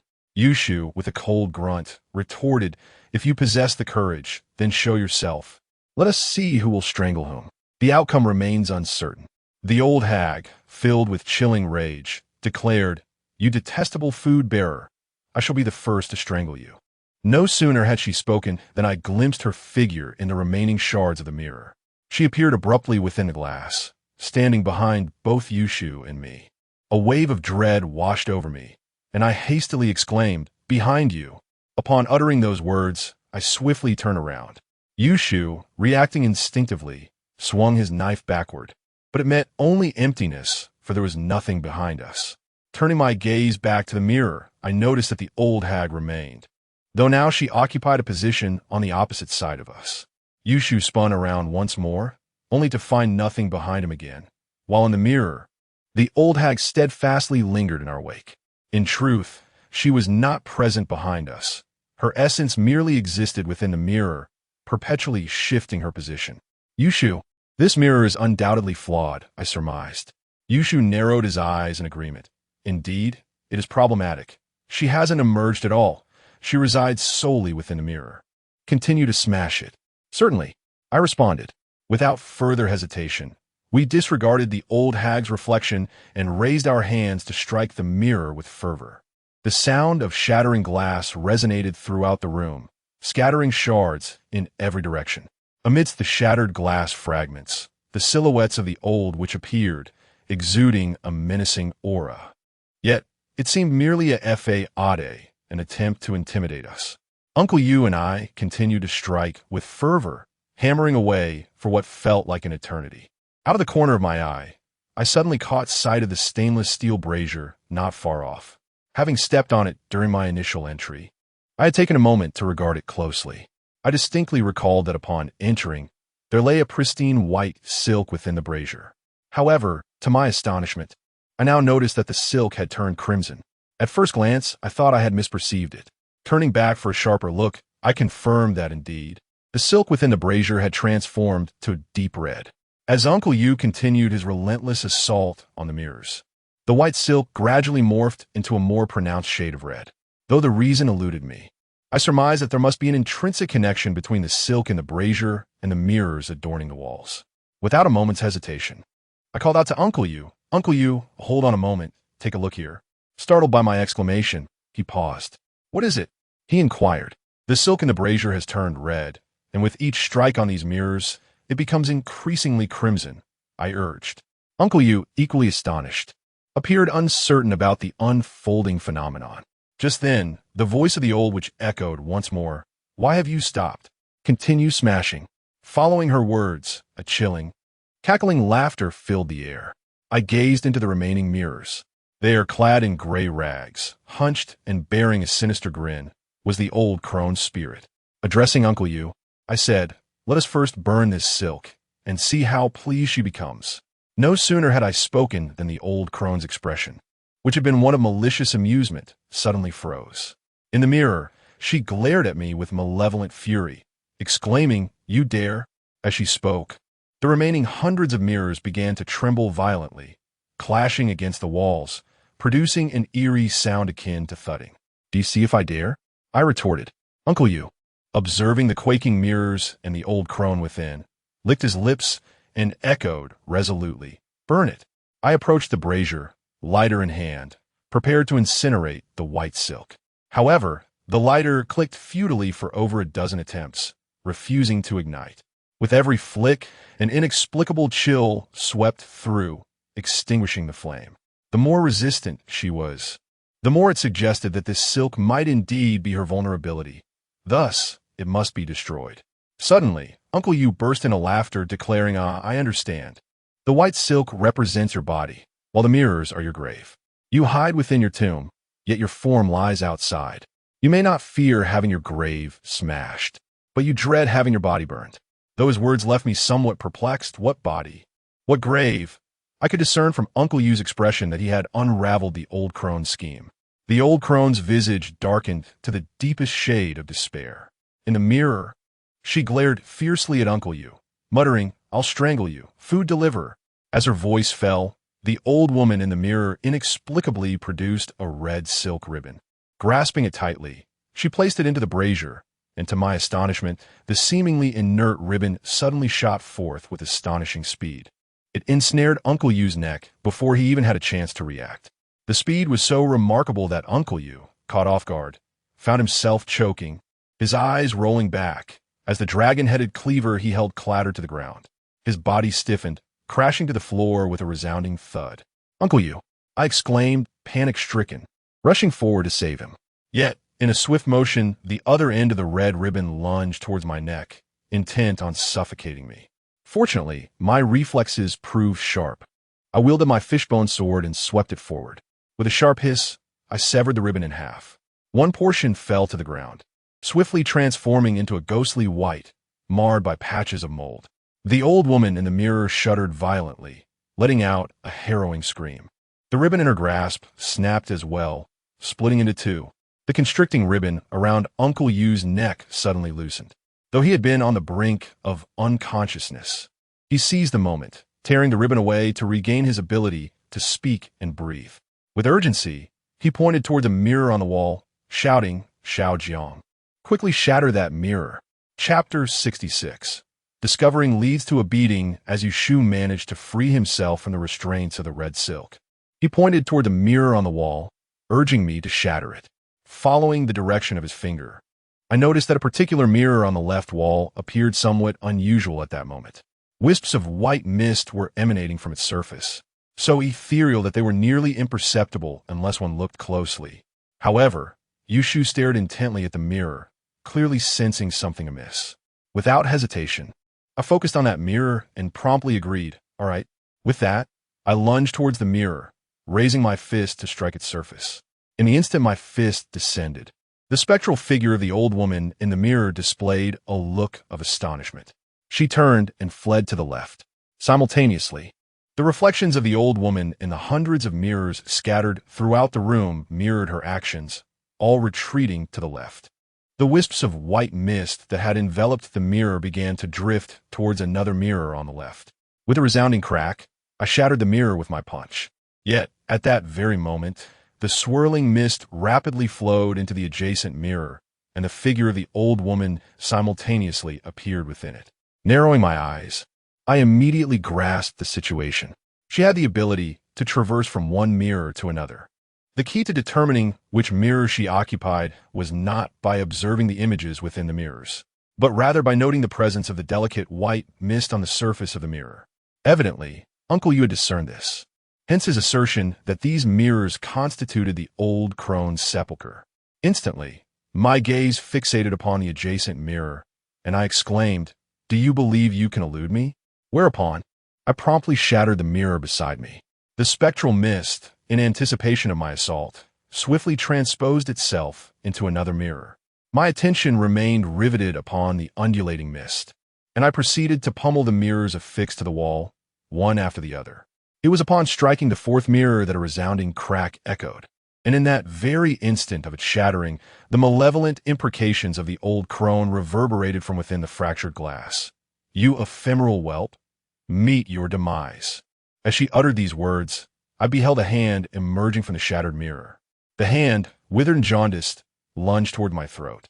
Its velocity was astonishing, and I had not anticipated that she would manifest in such a manner, extending a hand from within the mirror. In a hasty retreat, the old crone herself materialized from the fragmented looking glass. Her desiccated, spectral hand seized my throat, her sharpened nails inflicting a searing pain upon my neck. Her intent was to asphyxiate me, to sever my trachea with her acuminate talons. Though I had been unable to evade her grasp entirely, I did not succumb to panic in this critical juncture. I executed a judicious countermeasure. Enduring the agony in my neck, I firmly grasped the fishbone sword and thrust it upwards with vehement force. A rending sound ensued as the fishbone sword impaled the old crone's arm. Upon the fishbone sword, 18 runes shimmered instantaneously. The old witch, pierced through the arm, emitted a piercing wail. "Ah!" The hand that grasped my neck instinctively loosened due to the pain. After catching his breath, Uncle Yu rose to his feet. He seized the dragon-headed cleaver and struck decisively, nearly severing the witch's head from her body. The old witch shrieked in agony, her form retreating continuously. "Are you all right, Xiao Jiang?" Uncle Yu inquired with concern. I touched my neck, noting a slight trace of blood, but it was inconsequential. "Ien me fine, Uncle Yu. Now that this old witch has emerged, let's confront her together." I too steel my resolve. When dealing with such malevolent spirits, one must not harbor any compassion. Swift execution is paramount. Uncle Yu nodded, refraining from further speech. He brandished the dragon-headed cleaver and lunged at the old witch. I followed closely behind, flanking her from both sides. The old witch's face contorted with rage, her white eyes glaring fiercely at us. A mere cook delivering food, and a short-lived boy dare to bully an old woman? I shall fight back. Her words dripped with indignation. No sooner had she spoken, she trembled violently, releasing a torrent of black mist, reminiscent of the malevolent, dissecting instructor from the experimental building. The chilling aura enveloped us, sending shivers down our spines. Yet, Uncle Yu remained undeterred, striking again with his cleaver. However, this time, before he could close the distance, the witch opened her mouth wide. With a sudden cry, a long, crimson tongue lashed out, extending over 2 meters in length. Like a whip, it struck Yushu with a sharp crack, causing him to lose his balance and tumble, his head colliding against the wall, leaving him dazed and sprawled on the ground. That tongue was exceedingly lengthy. Truly, it was the mark of a vengeful spirit. I mused to myself. Yet, amidst my astonishment, I hesitated not for a moment. The fishbone sword was already in motion, aimed directly at the elongated tongue. However, its remarkable agility allowed the tongue to evade my first strike. As I prepared to unleash a second blow, the old hag lunged towards me, her claws aimed squarely at my face. The sight of those razor-sharp talons sent a chill through me. A single scratch would surely mar my visage. I had no choice but to evade. In the midst of my dodging, her long tongue ensnared my ankle, yanking me forward and causing me to fall. The tongue retracted, pulling me closer to the old hag. Seizing the opportunity, I thrust my sword downwards, piercing her tongue. With a swift motion, I drew back, severing it in two. The old hag shrieked in agony, her spectral tongue quickly retracting into her mouth. I intended to rush forward and finish her off while she was in pain, but with a fierce glare, she rasped, "I will kill you, you wretched little soul." In that instant, a violent, malevolent wind surged through the confined space. The wind howled through the room. The remaining mirrors hanging on the wall shattered and fell to the floor, splintering into countless pieces. Fragments of glass flew towards us with a sharp hiss.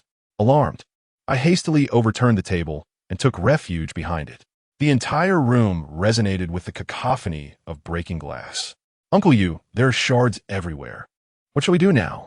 In this predicament, I found myself at a loss and could only turn to Uncle Yu, who was crouched behind the sofa, cradling his head.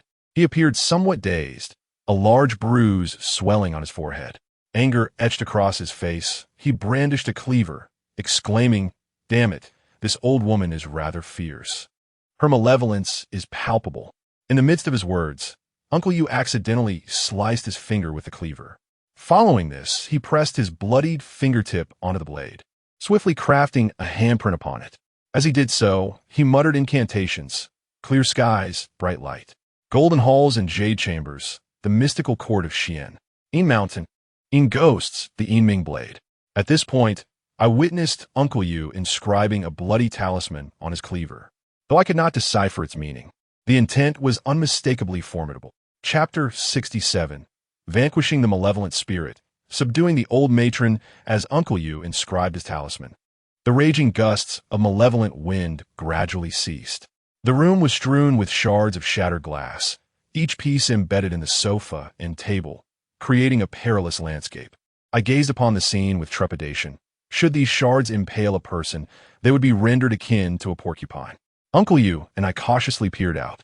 The old matron stood a short distance away, but her appearance had transformed into something far more grotesque. Her countenance was twisted with fury, and a crimson tongue flickered menacingly in front of her.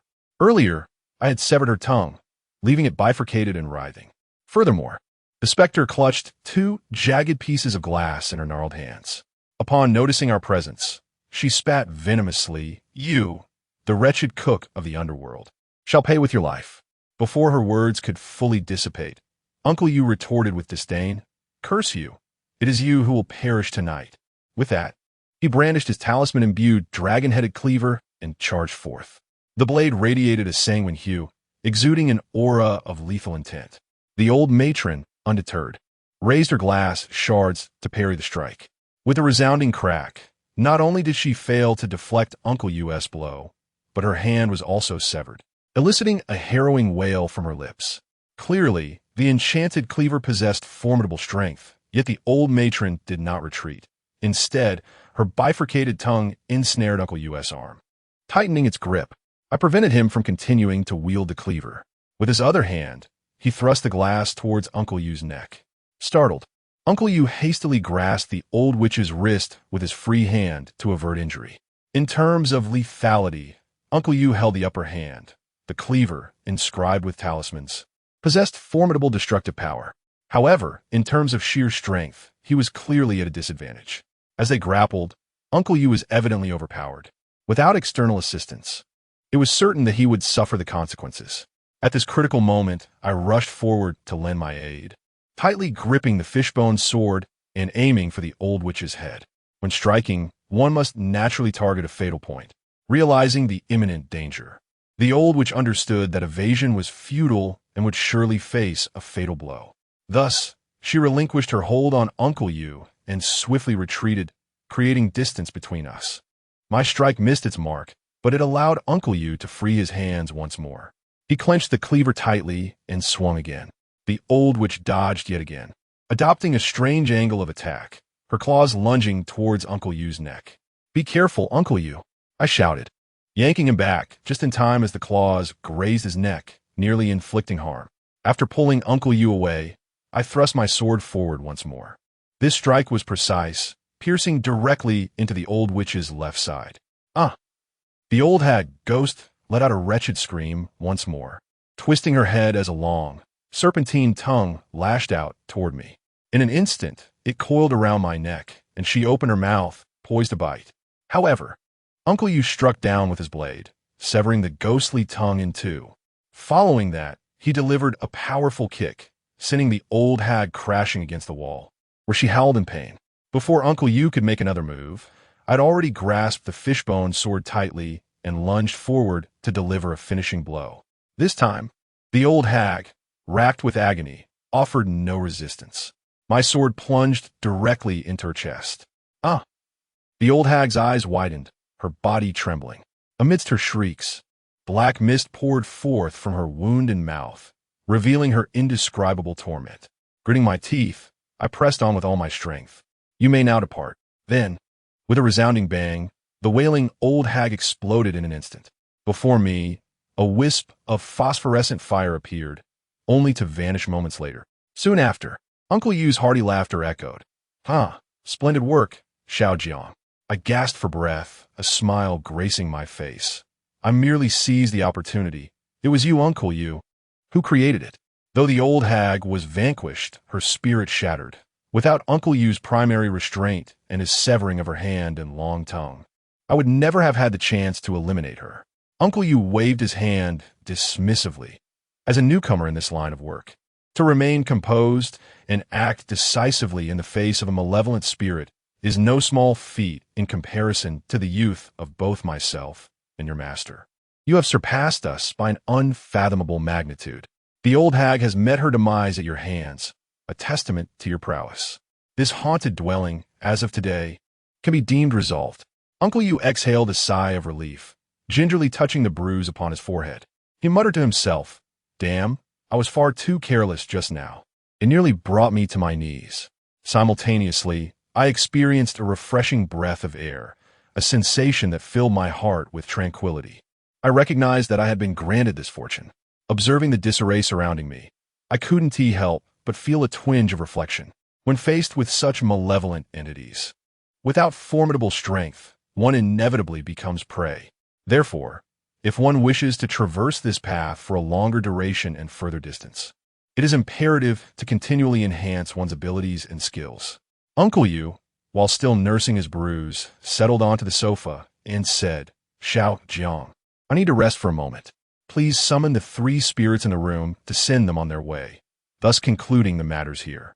"Understood, Uncle Yu," I replied, proceeding into the inner chamber.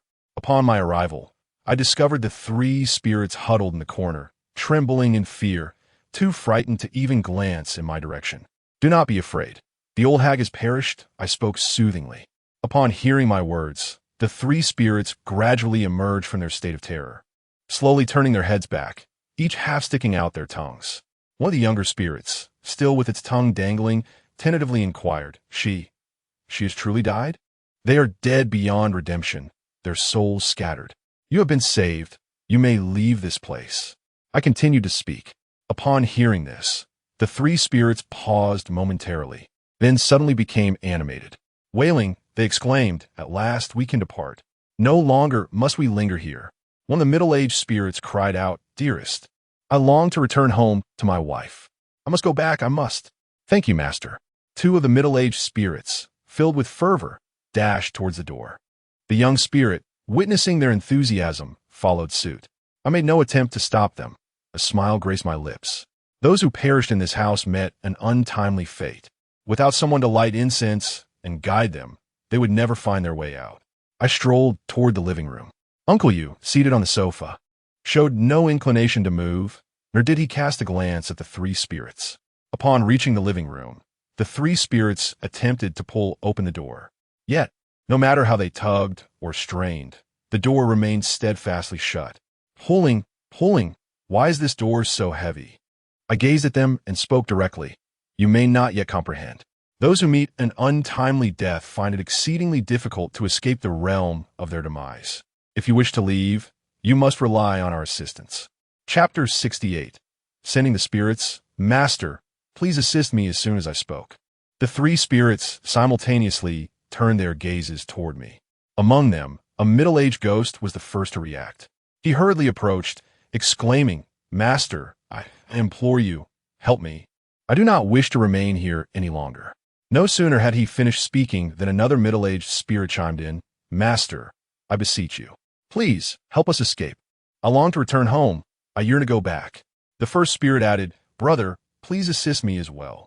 I miss my mother dearly. The three spirits incessantly pleaded for my aid. In order to garner blessings, I must continually accumulate merit through kindness to spirits. Thus, when they reached out to me, I knew that assisting them would yield me their goodwill. Without further ado, I responded, very well. With that, I made my way to the door. I twisted the handle, and the door swung open effortlessly. Upon seeing the opening, one of the middle-aged spirits rushed forward. However, as he reached the threshold, it was as if he had collided with an invisible barrier, causing him to be violently rebuffed. He fell to the ground, clutching his head in agony, rolling about and emitting muffled cries. Observing this, I calmly stated, Do not rush. I'm the only one who can guide you out. You cannot escape on your own. If you hold on to me, you'll be able to leave. With that, I extended my hand. This method I had learned from Wang Chui in the experimental building. Seeing this, the three spirits eagerly grasped my hand. With my guidance, we were ready to proceed. Accompanied by me, they effortlessly strode out of the doorway, encountering no impediment whatsoever. Upon reaching the threshold, the three specters frolicked with exuberance, expressing their gratitude profusely, declaring their imminent departure. Yet I merely smiled, causing the trio to abruptly halt in their tracks.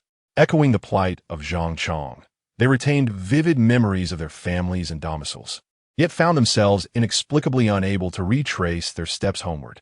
They stood transfixed, as if bereft of reason, their minds struggling in vain to conjure the path back.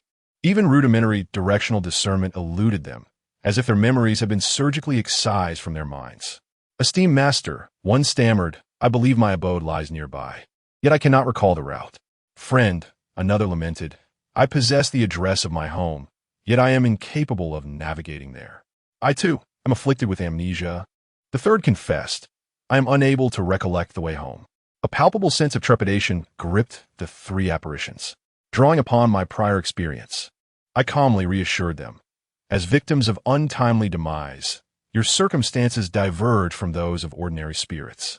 Furthermore, having languished for months without the guidance of a soul-guiding lamp or a beckoning banner, it is only natural that your homeward path remains obscured. However, fret not, for I shall inscribe a talisman and ignite a joss stick, thereby facilitating your return. Oh, magnanimous master, I implore your assistance. Master, I beseech you, for I yearn to reunite with my beloved wife. Kind sir, I long to see my mother once more, to return to her embrace. The three specters were practically prostrating themselves before me, imploring me for assistance. Without further ado, I opened the box that Uncle Yu had placed by the door. Inside, I found several pieces of yellow paper, incense, and a cinnabar brush. I fetched some water inside and ground the ink. Addressing the three ghosts, I inquired, Tell me your birth dates and home addresses. The three ghosts eagerly complied, each providing their addresses and birth dates. As it turned out, two of the ghosts were residents of this very neighborhood, while the young male ghost resided in the adjacent community. Noting their proximity, I continued, Since your homes are not far, after I light the incense, you will swiftly return home. Upon arrival, position yourselves beside your loved ones, men to the left and women to the right, and you shall enter their dreams. Bid them farewell, and then return here. I will then send you on your way. Of course, you are free not to return. However, as victims of untimely demise, your bodies harbor resentment. If provoked, you may transform into the next hag-like specter, inflicting harm upon your loved ones. Alternatively, you may become wandering spirits, vulnerable to dissipation under the scorching sun.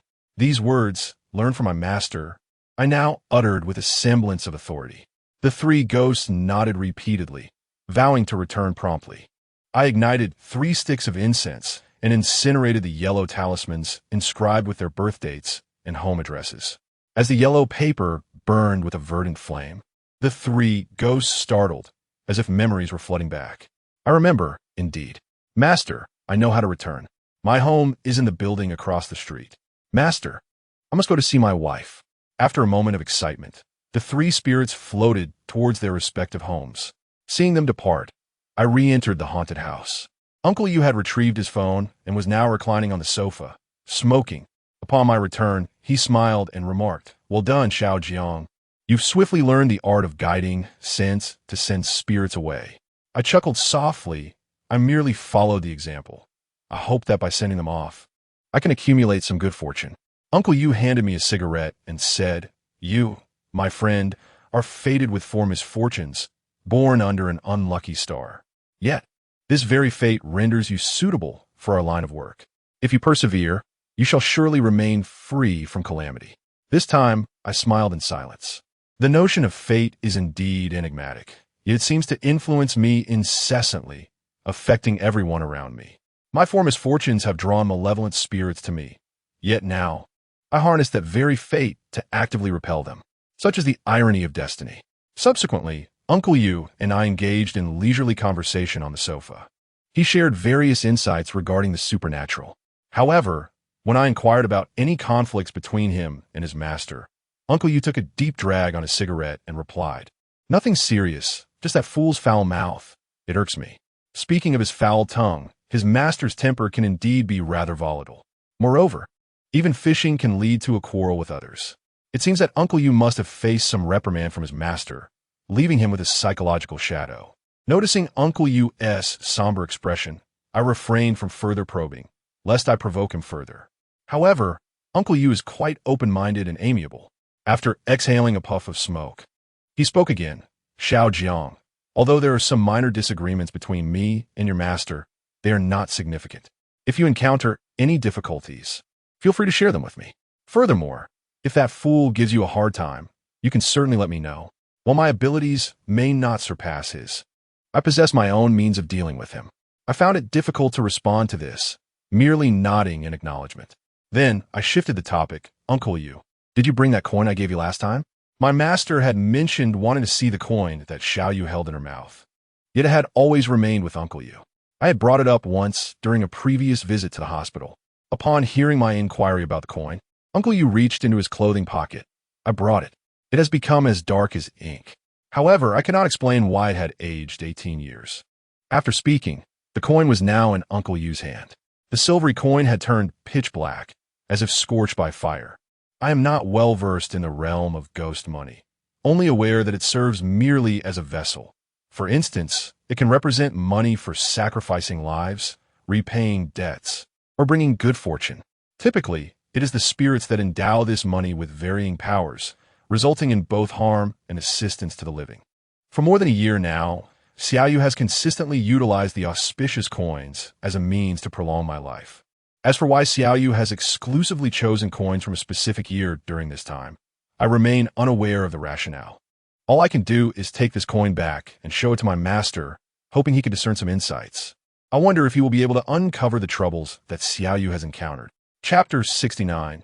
In waiting, blessings are a process. I took the dark, lacquered coin and carefully tucked it away. This is now the only remnant of Xiao Yu. Whenever I gaze upon this coin, memories of our past together flood my mind. She was a spirit, yet never inflicted harm upon me. Each moment, each gesture, resonates with her kindness towards me. I yearn to comprehend the tribulations she faced, the troubles that beset her, I wish to extend my assistance, but alas, my abilities are limited. Even Master, a renowned collector of souls, dares not venture into that experimental building at night. All I can do is silently pray for Xiaoyu, hoping she navigates through this difficult time. I chatted with Uncle Yu for a while longer, primarily discussing knowledge concerning malevolent entities. He inquired, Xiao Jiang, you have indeed entered our realm of the Yin. Have you received the blessings from our ancestral master? Pray tell, what are they? I shook my head, no. Master was preoccupied with fishing today and did not take me to receive them. Uncle Yu chuckled lightly. Naturally, the blessings are tangible, but whether they are truly bestowed by our ancestral master remains debatable. When I entered the fold, the ancestral master granted me a half-eaten bun. Then your master declared that the bun was sustenance, imparting upon me the skill to prepare offerings for the spirits. I was somewhat taken aback. I had already researched the name of this ancestral master online. It is said that the Emperor of Fengdu, also known as the Northern Emperor of Fengdu, oversees the realm of the dead and holds the highest authority in the underworld. We certainly regard him as our venerable master, which indeed carries a certain gravity. Yet, how did this half-eaten steamed bun come to be bestowed upon us? Could it be that he consumed it in the netherworld and then had it delivered? A sense of bewilderment enveloped me, prompting me to inquire, Uncle Yu, how did you acquire this bun from our master? Did he truly ascend from below to present it to you? My astonishment mingled with skepticism. Uncle Yu, however, puffed on a cigarette and replied, how could that be possible? I have been in this line of work for decades and have never encountered even a ghostly messenger, let alone a deity of such high caliber. Then, Uncle Yu, could you elaborate on how we receive the blessings from our master? My curiosity was piqued. With nothing else to occupy his time, Uncle Yu, amidst the clouds of smoke, revealed to me the manner in which our lineage receives blessings.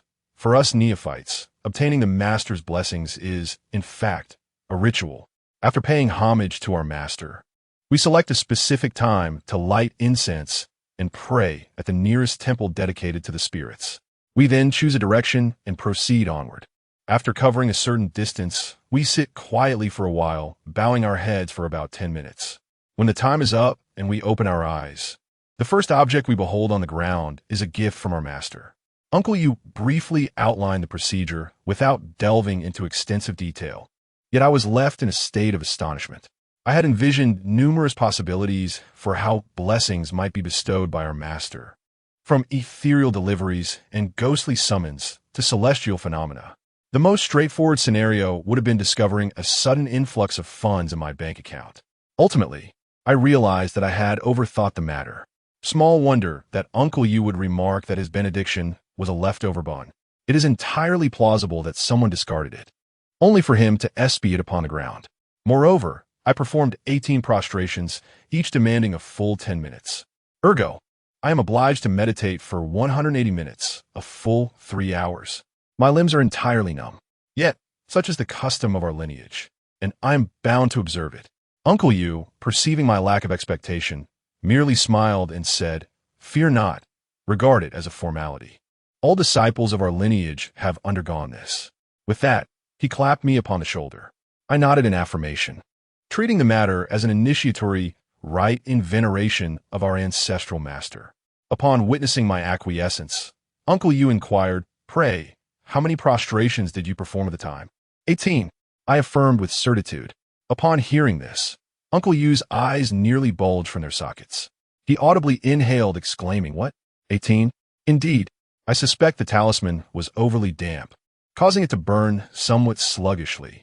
However, Uncle Yu gravely shook his head, retorting, impossible. Songditsai is no mere itinerant Taoist. Furthermore, the fire employed to consecrate your Taoist name is a talismanic flame.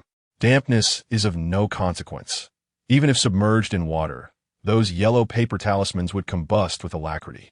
Young man, it appears you possess a certain destiny. As Uncle Yu spoke, he scrutinized me with astonishment. I found the matter arcane and knew not what to say. After a brief moment of astonishment, Uncle Yu spoke up, expressing his anticipation for what the ancestral master might bestow upon me. It is worth noting that when I entered the path under the tutelage of Songditsai's master, I had only bowed 8 times, and with my own master, merely 3. Yet, you have bowed 18 times. Your fate must indeed be extraordinary. I sensed a flicker of excitement in Uncle Yu's gaze, which made me feel somewhat uneasy. Observing my skepticism, Uncle Yu refrained from elaborating further, simply requesting that I inform him at the earliest opportunity what blessings my master would grant me. I nodded in agreement, and then stepped outside to ensure the incense remained lit. Approximately an hour and a half later, a chilling wind began to stir. One by one, the three spirits returned. Upon seeing me, they were overwhelmed with gratitude, recounting how they had encountered their families and entered their dreams to bid a final farewell, alleviating their families' worries. Observing their return, Uncle Yu finally rose and said, "Let us proceed outside to see them off. We can conclude our work as well." I nodded and led the three spirits downstairs. Before departing, I cast one last glance at the haunted house, now strewn with shards of glass. The previous chill had dissipated, and the malevolent spirit of the old woman was no longer present. This night had unfolded rather smoothly. Together with Uncle Yu, I escorted the three spirits to a crossroads outside the community, where I raised 3 sticks of incense.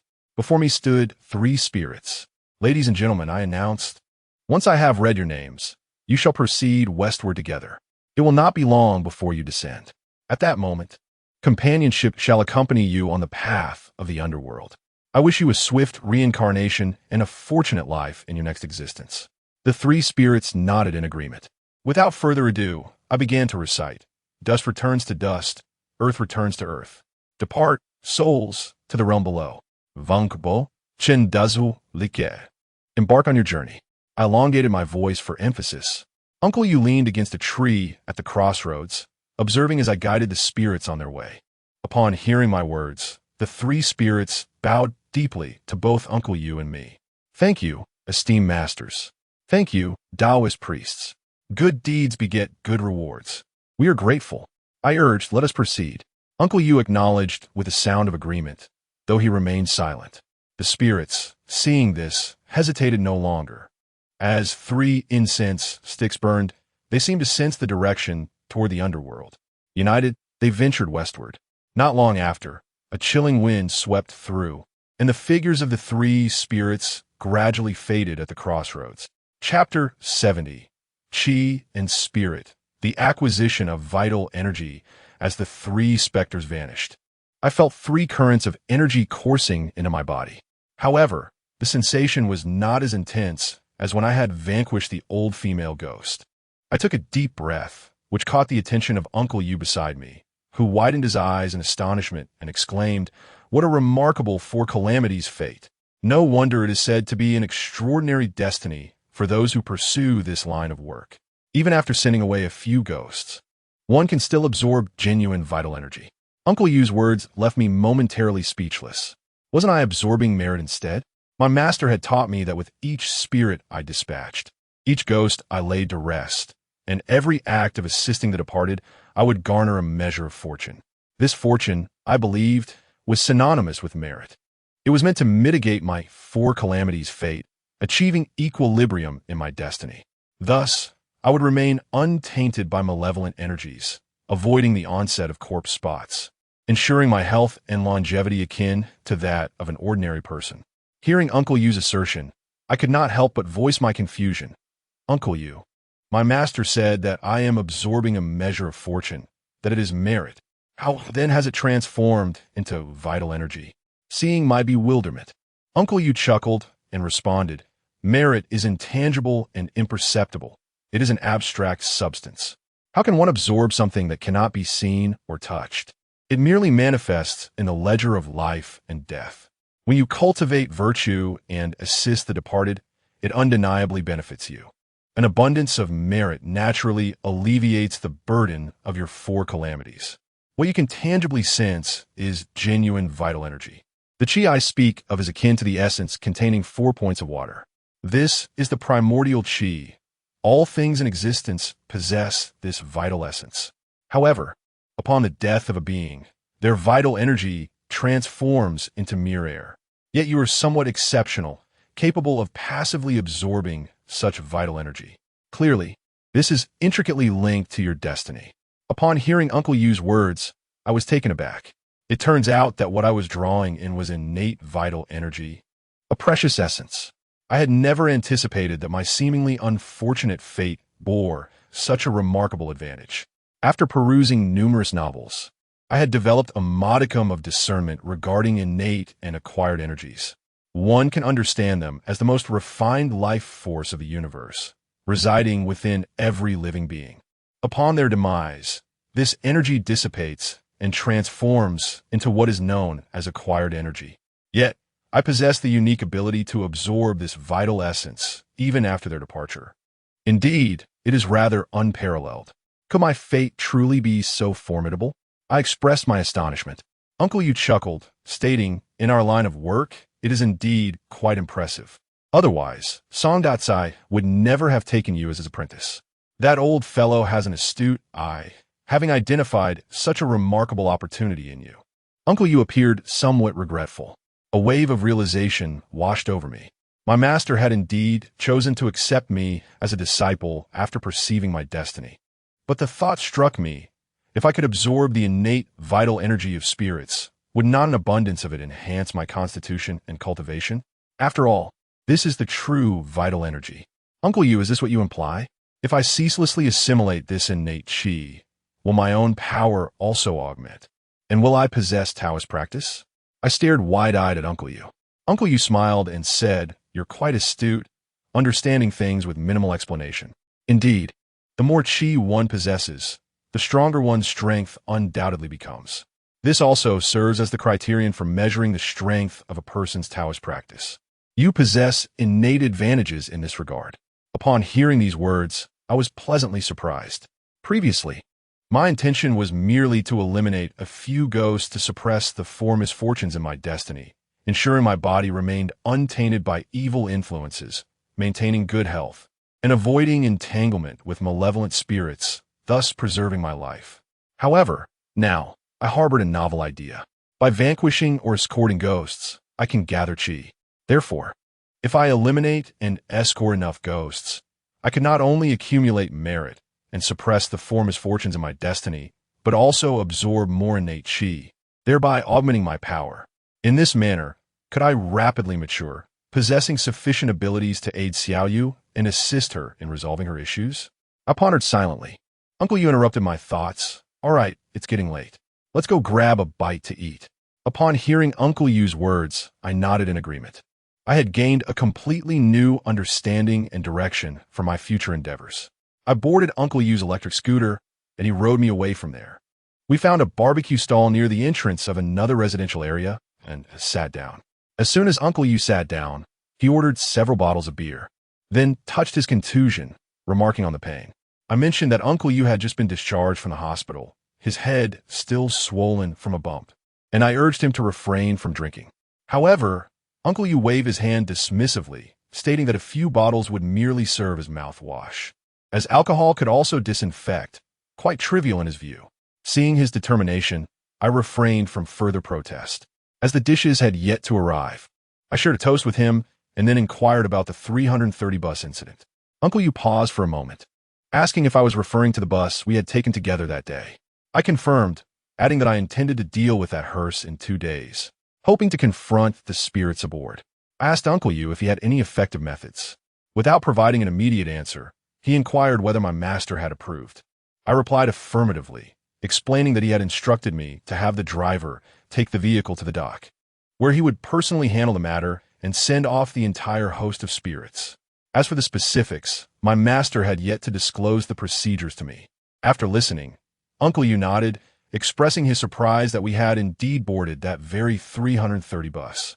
He remarked that my master possessed greater prowess in dealing with supernatural entities and advised me to adhere to my master's arrangements, as he would merely prepare some offerings for me. He instructed that on the day of the task, I should first go to the school gate, where he would provide me with some offerings.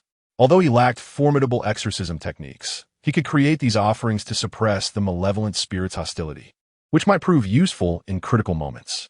I acknowledged his assistance, expressing my gratitude to Uncle Yu in advance. That evening, we engaged in conversation over drinks, discussing various topics late into the night, allowing me to gain a deeper understanding of Uncle Yu. Uncle Yu now finds himself alone, yet he once embraced the joys of marriage and fatherhood. However, Those cherished ties have since vanished. He refrained from divulging the reasons, merely stating that once those events transpired, he began selling grilled squid at the entrance of our school. Occasionally, he would engage in some esoteric practices to dispel malevolent spirits, offer solace to the departed, and accumulate virtue. Perhaps this is the very reason why, upon witnessing my survival, Uncle Yu resolved to extend his assistance to me. Seeing the melancholy that enveloped him as he spoke of these matters, I chose not to probe further. Instead, I diverted the conversation, inquiring if he was familiar with the Baoshan Feng Shui Hall. I recounted my encounter with a salesman upon exiting the Nine Corpses building. Uncle Yu nodded in acknowledgement, confirming his awareness of this Feng Shui establishment, which had been inaugurated 3 years prior. The resident master is a Taoist priest who has studied under the teachings of Qingqing Mountain. Over the past 3 years, this hall has addressed numerous matters, earning a modicum of renown in our city. However, Uncle Yu had little interaction with them. He merely recognized the existence of such a figure within the community. Our conversation flowed freely, and it seemed I had consumed 4 or 5 bottles of liquor. My tolerance is feeble, and I felt somewhat dizzy.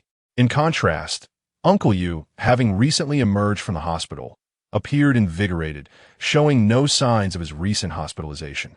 After our barbecue feast, the clock had already passed 3 in the morning. Neither of us returned home. Instead, we rented 2 rooms at a nearby hotel. As I lay in bed, I reflected on the events of the past few days. I had never anticipated such upheaval in my life, transforming from a medical student into an apprentice of a mortician. Previously, my studies revolved around healing and saving lives. Now, I delve into the arcane arts of exorcism and banishing malevolent spirits. Under the influence of alcohol, I succumbed to slumber before long. Upon awakening the following day, I glanced at my phone and found 2 messages. One was from my master, and the other from Uncle Yu. Uncle Yu informed me that he had returned and instructed me to meet him at the bus stop for Route 330 the day after tomorrow, where he would provide me with protective talismans. In contrast, my master sent me an address accompanied by a note urging me to arrive before midnight tonight, as he would be awaiting my presence there. Upon examining the address, I discovered it was located in a remote area on the outskirts of the city, seemingly isolated, devoid of any nearby roads. Chapter 71. In the desolate mountains, a city god temple, I sent a message to my master inquiring about the location. He did not respond, and I was preoccupied with checking out of my accommodation and returning to school, so I did not call him either. With classes scheduled for the morning, I purchased some breakfast on the street and then returned to my dormitory to gather my books before heading to the classroom. I arrived just in time and waited for a while until my advisor appeared. Meanwhile, my master replied to my message. I glanced at the content, which contained only 2 words, "Receive blessings." Upon reading this, I felt a surge of excitement. Recalling what Uncle Yu had told me the previous night about receiving blessings, a traditional ritual in our lineage, I was curious about what this blessing would entail for me. I couldn't help but feel a sense of anticipation. During the class, my mind wandered, and I found it difficult to concentrate. By the end of the day, I had not fully absorbed what my advisor had lectured on. However, after the last class that afternoon, a female classmate unexpectedly approached me. "Jiangning." I heard someone call out, and I looked up to see that it was our class's sweetheart, Li Xiaomin. She was strikingly beautiful, academically accomplished, and well-liked among her peers, possessing a kind demeanor. Our relationship was amicable, albeit primarily centered around academics.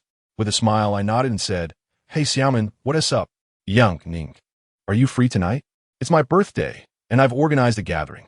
I would love for you to join us," Li Xiaomin invited earnestly. However, I couldn't help but display a hint of hesitation. Hearing my silence, a classmate beside me chimed in, "Jiang Ning, tomorrow and the day after the weekend. We can play in the escape room later. You're quite skilled at it, so lead us." Under normal circumstances, I would not have declined. However, I had prior commitments that evening. Regretfully, I replied, "I'm sorry, Xiaomin, but I have something to attend to tonight. I want to be able to join you. I hope you all have a wonderful time." Upon hearing my refusal, Li Xiaomin did not press the matter further. She merely nodded and said, "All right then, let's gather next time." I nodded in agreement and took my leave, clutching my books as I exited the classroom. Little did anyone know that this particular birthday gathering for Li Xiaomin would toll the death knell for each of them. As the address provided by my mentor was somewhat distant, I anticipated a travel time of 3 hours. Thus, I returned to my dormitory to stow my belongings and equip myself with a fishbone sword before grabbing a quick bite to eat outside. I then made my way to the subway station. The subway journey lasted over an hour, traversing from one end of the city to the other. After disembarking, I still needed to take a bus, followed by a half-hour walk with the aid of navigation. By the time I reached the foot of the mountain, it was already 10 in the evening. I glanced around. It was a desolate area. The only nearby feature was a rural road, and the location my mentor had designated was still deep within the mountain. According to the navigation, I needed to walk for several more minutes. I decided to call my mentor to inquire about his whereabouts. The call connected swiftly. "Master, I've arrived at the foot of the mountain. Where are you?" My mentor appeared to be driving. Upon hearing that I had arrived, he instructed, "You should head up the mountain. There's an abandoned city god temple up there. Wait for me at the entrance. Do not venture anywhere else, nor descend the mountain, and certainly do not wander about. Just remain at the entrance. Remember, do not enter alone. I shall arrive in half an hour." "All right," I agreed, then switched on the flashlight on my phone and began my ascent. The mountain path was overgrown with weeds, indicating that it had been ages since anyone had visited this place. After climbing for over 10 minutes, I indeed spotted a dilapidated house on the slope. As I drew nearer, I recognized the temple of the city god that my master had mentioned. A broken wooden door stood ajar, surrounded by weeds, with grass even sprouting from the roof. The ambience was eerily quiet, disrupted only by the sound of the wind rustling through the branches. In the past, I might have felt a twinge of fear, but now it seemed inconsequential. Beyond the darkness, I found no cause for trepidation. My master did not permit me to enter the temple, so I waited outside. However, after standing there for a while, I sensed something amiss. The atmosphere around me suddenly turned chilly. A gust of cold air wafted out from the temple, and I faintly perceived a shadow moving within its confines. My entire being tensed, my gaze fixated on the temple. The moon was particularly bright tonight, illuminating the decrepit structure standing amidst the forest. Within the open door, it appeared as though a dark figure was stirring. In this remote wilderness, I harbored no illusions about the nature of such shadows, especially now, as I felt a distinct chill in the air. This chilling sensation has become all too familiar to me during this period. Whenever something sinister manifests, it is accompanied by this icy feeling. Goodness, could there be a ghost in that temple? I pondered, my senses sharpening as one hand instinctively grasped the fishbone sword. My master had instructed me not to venture anywhere. Thus, I remained at the entrance of the city god temple, concealed behind a nearby thicket, neither advancing nor retreating. I have encountered spirits before, yet generally, as long as one does not provoke malevolent entities, they tend not to pursue you. There I stood, beside the shrubs at the entrance, awaiting my master's return. After what felt like a quarter of an hour, the chill intensified. The previously pitch-black interior of the temple suddenly ignited with flames. The flickering light rendered the figures I had glimpsed earlier much clearer. From a distance, it appeared as though a few individuals were huddled around the fire, seeking warmth. However, the more I observed, the more I sensed an uncanny atmosphere. The brilliant flames offered not an ounce of warmth. Instead, they accentuated the temple's eerie coldness. I remained hidden, striving to make no sound, yet the surroundings grew increasingly frigid, accompanied by a chilling breeze. Despite the height of summer, it felt as if winter had descended. Goosebumps erupted across my arms in layers, and my body involuntarily shivered multiple times. At that moment, I noticed a figure clad in gray emerging from within the temple. I could scarcely discern his features, only noting that his face was rather pale. He lingered at the doorway for a moment, then turned his gaze towards my concealed position. Suddenly, in a hoarse voice, he called out, "Young man standing over there, it's quite cold outside, and you appear to be shivering. Come inside and warm yourself by the fire, shelter from the wind." His voice was not loud. It reached my ears with perfect clarity. Meanwhile, I remained well hidden. From his vantage point, he could not possibly see me. Nevertheless, he was aware of my shivering, which heightened my alertness. I chose not to respond, standing motionless behind the bushes, gripping my fishbone sword tightly. Noticing my silence, the silhouette at the doorway continued, Young man, in this desolate wilderness, there are many wild beasts. Come in, warm yourself by the fire, and perhaps enjoy a drink. It would be more comfortable. I remain mute, my gaze fixed upon him, observing my continued reticence. His tone grew somewhat brusque. What is it? I extend a sincere invitation to you. You offer no response. Is this how you repay kindness? He added, if my companions inside grow impatient, they may not be as accommodating as I am. Chapter 72. A voice emerges. Drawing in the vitality of the sun this time, the voice bore a hint of menace. I observed that the flames within the city god temple, once a vivid red, gradually transformed into an eerie shade of green. The atmosphere grew foreboding, exuding an unsettling aura. A deep desire to flee this place surged within me, for the figures inside were unmistakably not human. Their overt eagerness to beckon me inside certainly boded ill. Yet, my master had explicitly instructed me over the phone to remain at the entrance, forbidding me from descending the mountain or stepping inside. Thus, I found myself tethered to this spot, awaiting the unfolding of subsequent events. As the fire shifted to its ghostly green hue, the remaining figures within the temple seemed to rise, yet they did not emerge. Instead, they circled the mysterious green flame, their movement spectral. Faintly, I discerned their whispered exchanges. What does he mean? Standing at our doorstep, neither speaking nor entering. How rude to linger and spy for such an extended time. If he remains silent, I shall go and drag him here. A tremor of unease coursed through me. The pale figure at the threshold finally spoke. Little brother, do respond. If you remain silent, my brother will soon emerge to capture you. I heard him clearly, yet I was not foolish. The more he urged me to speak, the more I sensed the underlying danger. I stood my ground, simultaneously sending a message to my master. Master, there are spirits in the temple, persistently trying to draw me in, and they claim they will come for me. What should I do? The message arrived swiftly. Pay no heed. They're trying to ensnare you. I ascended the mountain. Upon seeing my master's message, a wave of relief washed over me. With my master present, those little imps should not pose a significant threat. I stood outside, disregarding them completely. One of the spirits at the doorway, noticing my prolonged silence, suddenly let out a disdainful snort. A fool who doesn't know his place. I invite you to warm yourself, yet you refuse to come in. After scrutinizing us for a while without uttering a word, he declared, you'd best be gone. At that moment, I felt a chill breeze sweep across me. The wind howled through the surrounding trees, causing them to sway violently, leaves rustling in a tumultuous cacophony. I remained steadfast, holding my ground against him. Seeing my refusal to budge, he advanced toward me, declaring, if you won't leave, then I shall force you to. His footsteps were deliberate and menacing, drawing ever closer. I watched as the distance between us shrank from 10 meters, his figure becoming increasingly distinct. He was a middle-aged man of average build, yet his complexion was unnaturally pale. His gray eyes glimmered ominously in the moonlight. As he approached, I grasped the fishbone sword, preparing to unsheath it. Just then, a hand suddenly pressed down on mine. Startled, I looked closely to find that it was my master. Master, I exclaimed in surprise. He nodded. I have come. With a casual demeanor, my master responded. As if I had consumed a tranquilizer, my previously anxious heart swiftly settled back into my abdomen. Mere 5 meters away from me stood a ghost. Upon hearing the voices of my master and myself, it suddenly exhibited a look of delight.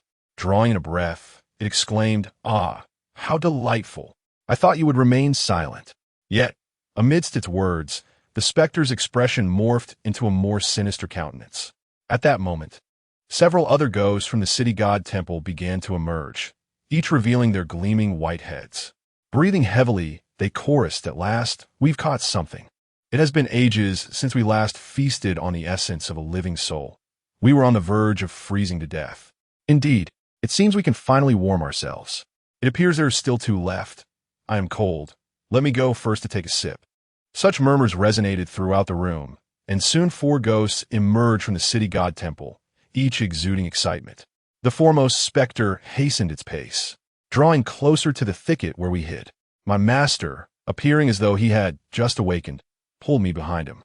Without seeking concealment, he strode directly out from behind the bushes. How dare these impertinent creatures lay their eyes on us? He remarked as he advanced outside. The first ghost rushing towards us was utterly oblivious to my master's formidable prowess. As it approached, it remained exhilarated, its entire form lunging forward. "Let me take a sip first," it exclaimed, opening its mouth to draw upon my master's life force. As a result, my master remained utterly still, merely raising a hand to seize the ghost by its neck. In an instant, the ghost was rendered immobile, emitting desperate gasps of struggle. Just a moment prior, it had been filled with exhilaration, but now it was overtaken by sheer terror. My master regarded the ghost without so much as a furrowed brow and spoke coldly. "Go on, absorb. Show me what you can do." Gripping the ghost's neck, my master tightened his hold, and the ghost's initial excitement transformed into panic. "No, I won't absorb anymore. I was wrong, utterly wrong." Yet my master merely snorted disdainfully. Too late. No sooner had he uttered these words than he tightened his grip. With a resounding pop, the ghost was obliterated, bursting into a cloud of phosphorescent flames, its spirit scattering into the ether. I stood by, utterly astonished. My master was indeed formidable, his temper somewhat fierce, yet his strength was undeniably remarkable. The four ghosts that had rushed out of the temple were equally stunned, frozen in place as they gazed in fear at my master. He then shifted his gaze to the four specters, causing them to tremble in fright before they turned and fled back into the temple. My master did not hasten to pursue. Instead, he beckoned to me. "Let us enter." "Yes, master," I replied, following closely behind him as we advanced. The four ghosts hastily retreated into the temple, and with a clang, the rickety wooden door of the city god temple slammed shut. My master paid it no mind and continued onward. Upon reaching the entrance, he raised his leg and delivered a powerful kick. With a resounding bang, akin to the sound of cannon fire, the decrepit wooden door of the city god temple shattered instantly into several splintered pieces. The force of that kick astonished me. My master strode through the entrance, elongating his voice with disdain. "Did you not wish to absorb our yang energy? Come fort." He exuded an air of arrogance. As I followed closely behind, I beheld four specters standing within the room, trembling in fear and trepidation. "No, we shall not absorb it any longer. Esteemed one, spare us, spare us. We were mistaken. We were mistaken. It was not our intention, not our intention." The four spirits incessantly confessed their wrongs. My master paid them no heed. Instead, he turned to me and said, "Little Jiang, today I shall impart a lesson to you. Such malevolent spirits, regardless of how sweetly they speak, should not evoke your pity, nor should you show them mercy. Approach them and dispatch them one by one." Chapter 73. When I strike. It must be with ferocity, based on my recent understanding of malevolent entities, I have discerned that they can be both benevolent and malevolent. I have also come to realize a fundamental truth. Benevolent spirits should be treated with kindness, while malevolent ones must be dealt with decisively. The entities before me, intent on causing harm, warrant no second thought. They must be vanquished without hesitation. This situation is starkly different from my roommate Zhang Chang's encounter with the drowned spirit, which had succumbed to control and lost its sanity. The malevolence before me demands no mercy. As soon as my mentor's words fell, I acted without a moment's hesitation, drawing forth the fishbone sword.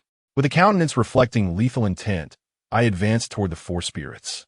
Upon perceiving my approach, they were seized with trepidation. "Please, spare us.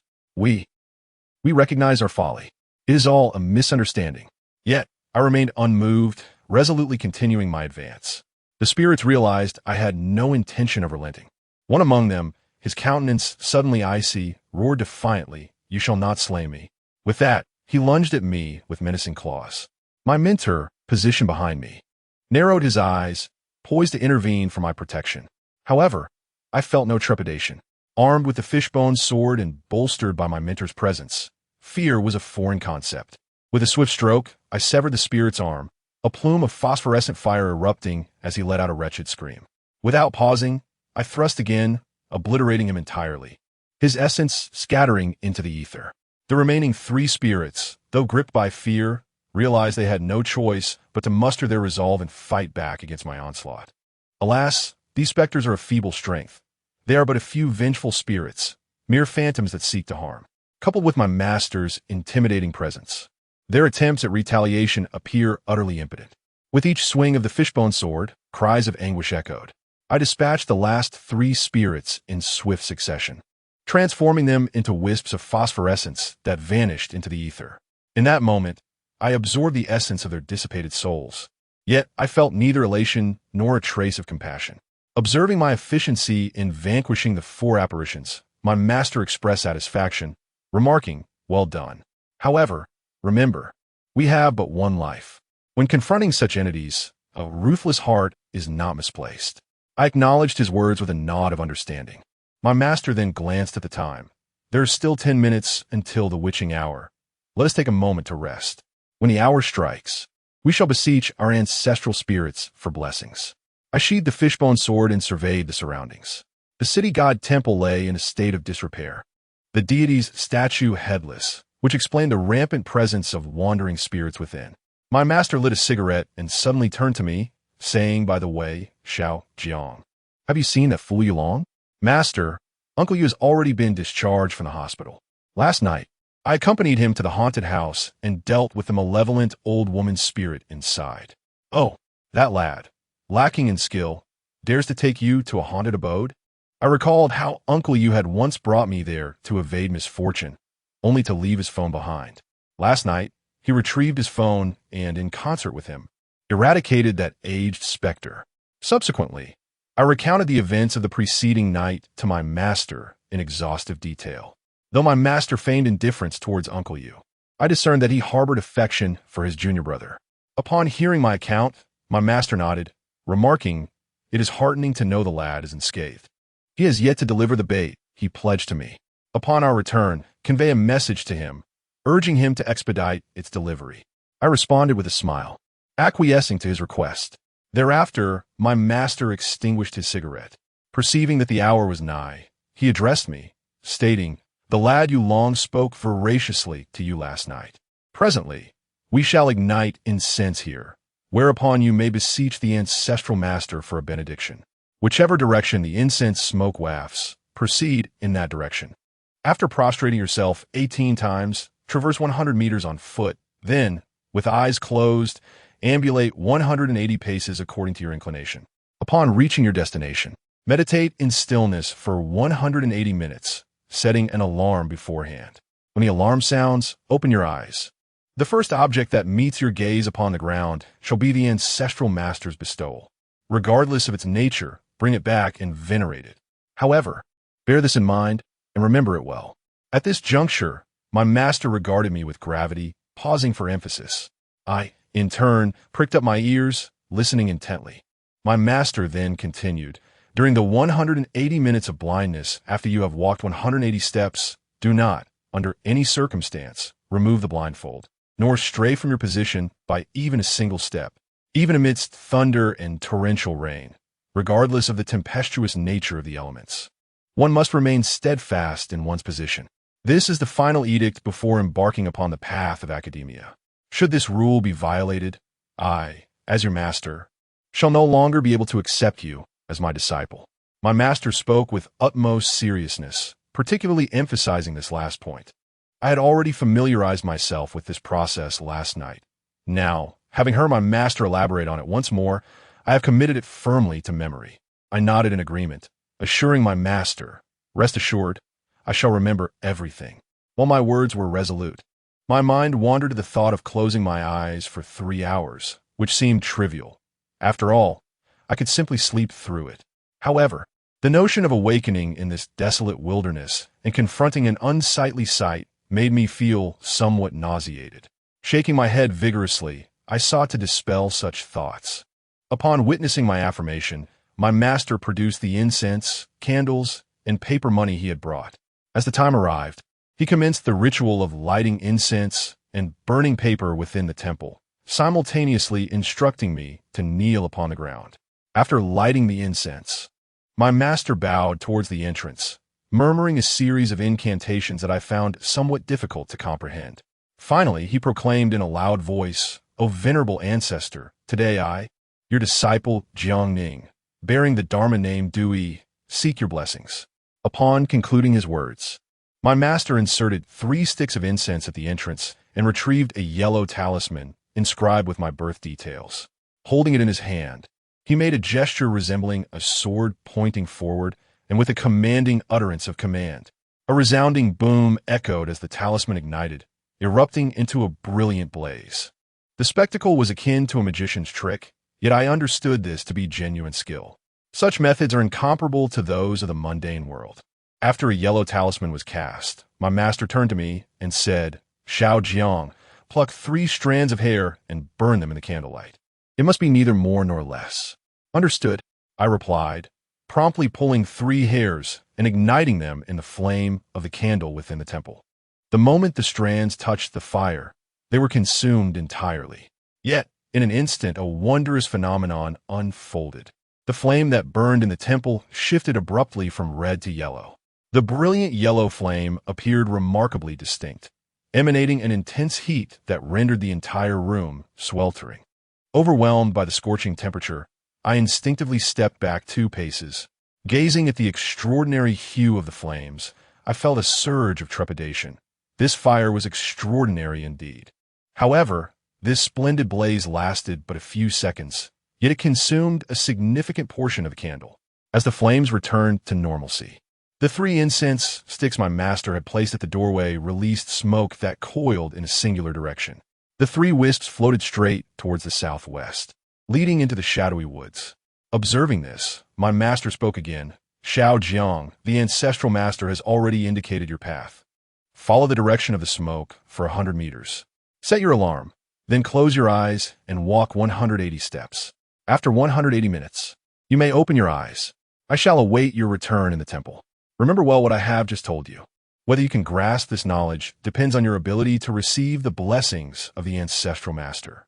As I spoke, my master handed me a strip of yellow cloth adorned with a rune intended to blindfold me. This ritual of blessing was indeed unique. Without uttering unnecessary words, I took the cloth from him and assured, "Master, rest assured, I shall proceed." He nodded in silence. I then stepped forward in the direction guided by the fragrant incense. Each stride approximately a meter long, advancing 100 paces. I exited the city's temple and found myself amidst the woods. Fortunately, the moon shone brightly tonight, and the foliage was not overly dense. With the aid of moonlight, I could vaguely discern my surroundings. After traversing 100 steps, I was deep within the forest, surrounded by the incessant chirping of insects. Upon nearing the completion of my 100 meters, I retrieved my phone to set an alarm. With the rune-imbued yellow cloth still covering my eyes, I continued onward for another 180 steps. My master instructed me to walk freely during this portion, yet I had to maintain an exact count, no more, no less. I endeavored to ascertain a safe direction and navigated through the thicket, blinded and amidst the mountains. I stumbled twice, but fortunately, there were no cliffs to threaten my safety. Upon completing the 180 steps, I found myself disoriented. However, I felt a stone beside me and leaned against it, patiently awaiting the passage of 180 minutes to see what would greet my eyes first. Chapter 74. Blessings, Wild Boars, and Mountain Serpents in this desolate wilderness. One is either ensnared by weeds or hindered by shrubs, stumbling with each step taken. At this moment, I find myself seated beside a stone, enduring a span of 180 minutes, an entire 3 hours. Sitting here with my eyes covered, the discomfort is palpable. I had hoped to rest against the stone for a brief slumber, having set an alarm for myself. However, the incessant presence of mosquitoes in this ancient forest is particularly bothersome. Just as I settled down, I could hear the relentless buzzing of mosquitoes flitting about my ears, tormenting me with their bites. Sleep eludes me as I swat at these pests. Had I known, I would have brought along a couple of mosquito coils to ward them off. Time slips away, and as I scratch at the itching bites that cover my body, a sense of irritation washes over me. Suddenly, I become acutely aware that something is amiss. A profound stillness envelopes my surroundings. The incessant chirping of summer insects diminishes gradually, fading into a whisper. Even the mosquitoes that have been swirling around me have vanished into the ether. This abrupt change heightens my alertness. From the tales recounted by my elders, I learned of their hunting exploits in the mountains, where they spoke of the innate ability of the fauna to sense impending danger. The greater the silence, the more perilous the situation often proved. This unsettling quietude surrounding me serves as a harbinger of potential threats lurking nearby, compelling me to remain vigilant. Instinctively, I raise my ears to listen intently to the sounds that may betray the presence of unseen dangers. A hand had already reached for the fishbone sword, standing still in the stillness. The surroundings were eerily quiet, devoid of any sound. Not even the whisper of the wind could be heard, and I dared not move, remaining perfectly still. After a while, I faintly detected an unusual odor in the air. I twitched my nose a few times and realized the scent was reminiscent of excrement. I was certain it emanated from some animal. My immediate thought was whether a large beast had appeared nearby. However, in the urban area where I resided, the only large wild animal could possibly be a wild boar. I pondered, could a wild boar have emerged in this vicinity? If so, it would pose a significant danger. Locally, there exists a saying, first the pig, then the bear, and finally the tiger, indicating the escalating danger of encountering these three animals in the wild. The wild boar, with its tough hide and substantial bulk, would not be easily subdued. Even armed with a shotgun, one might not be able to bring it down on the spot. A wave of anxiety washed over me, and I instinctively reached to remove the blindfold. Yet, as my hand grazed the fabric, I halted. My master had been quite explicit. The blindfold must remain until the time was right, for removing it would bar my entry. Such was the initiation rule. Thus, I had no choice but to continue blindfolded, leaning against the stone. I refrained from shouting. Attracting the beast would be perilous. I could only pray for its swift departure, eagerly awaiting the passage of 180 minutes. Yet, the more I feared, the closer it seemed to come. The foul odor intensified, and I faintly heard the grunting of pig. The sound, though not loud, resonated distinctly within the tranquil forest. A sudden jolt coursed through me. Indeed, it was the unmistakable grunt of a wild boar. Were there wild boars lurking in my vicinity?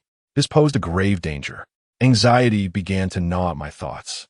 Had I ventured here to receive the blessings of my ancestors, or to encounter misfortune, to arrive at a desolate mountain, first to face a ghost, and now to confront a wild boar? What ill fate was this? The grunting grew louder, and the pungent odor of its presence intensified. I could hear the crackling of twigs and leaves beneath its weight as it approached. It seemed to be heading directly toward me. Should I flee? No, I must remain steadfast. I am here to learn, to acquire genuine skills, not solely for my own sake, but also to aid the silent guardian of my life, the one trapped within the 9-corpse tower, Xiaoyu. Thus, I stood my ground, gripping the fishbone sword tightly, my heart racing with trepidation as I scanned my surroundings warily. Was this a test set forth by my ancestors? My palms were slick with cold sweat as I endeavored to remain silent, hoping to evade the boar's notice or convey that I posed no threat. Time trickled by, each second stretching into eternity. The boar seemed to be meandering just beyond my line of sight, its grunts punctuating the stillness. My heart was besieged by the torment of the unknown, a tempest of anxiety swirling within me. Moreover, at that moment, I discerned faint sounds emanating from behind me. Hiss, hiss, hiss. The sound is faint, yet the moment it arises, a shiver runs down my spine. To one such as myself, a denizen of the mountains, this sound is all too familiar. It is unmistakably the sound of a serpent flicking its tongue. A snake has slithered forth behind me, drawing ever closer with its hissing, advancing rapidly. I feel a profound numbness enveloping me. Before me looms the raucous presence of a wild boar, while behind me lurks the sinister hiss of a mountain snake. Blinded, I cannot see either of them, and I am left standing rooted in place, unable to stir. I cannot shake the feeling of misfortune. Entering this place, I am beset by both wild boars and snakes. To compound my dismay, there exists this wretched rule. Yet the ordeal is far from over. Shortly after the serpent's hiss first broke the silence, I sensed a chilling sensation upon my foot. Something was crawling over my shoe. It felt as though a snake was slithering past me. My body jolted instinctively, and I nearly lifted my foot to kick it away. However, recalling the rule, I dared not move an inch. The safest course of action was to allow it to crawl away on its own. Soon enough, the feeling of movement upon my shoe dissipated, yet the hissing persisted nearby, a constant reminder of its presence, perhaps poised beside me, its head raised, flicking its tongue. The raucous cries of the wild boar grew closer still. Before long, I sensed a large creature approach me. The unmistakable stench of excrement wafted through the air, pungent and overwhelming, mingling with an odor that bore a warm, putrid breath. Occasionally, I could still discern the coarse bristles of a wild boar brushing against my thigh. Undoubtedly, the creature had approached, its breath warm upon me as it tested the air. The fishbone sword clutched in my hand was rendered ineffectual, seemingly offering no deterrence to these feral beasts. Despite the fear gnawing at me, I recalled my master's parting words. Transgression would preclude my acceptance as his disciple, barring me from his true teachings. This boon from our founder must be received according to tradition. Thus, I steeled myself against the terror, remaining motionless. However, even in this extremity, opening my eyes would avail me naught. Any erratic movement could provoke the beasts, leading to injury. Therefore, I resolved to submit to fate, accepting that life and death were beyond my control. Simultaneously, the thought occurred to me. Could this be an unconventional trial set before my initiation? Why else would my master have repeatedly cautioned against prematurely removing the blindfold?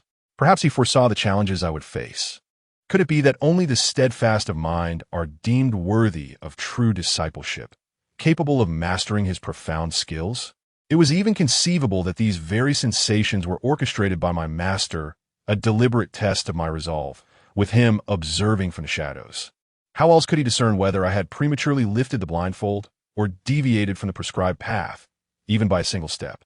As this notion took hold, I found it increasingly plausible. This may very well be the final trial imposed upon me by my master before imparting the true essence of his teachings.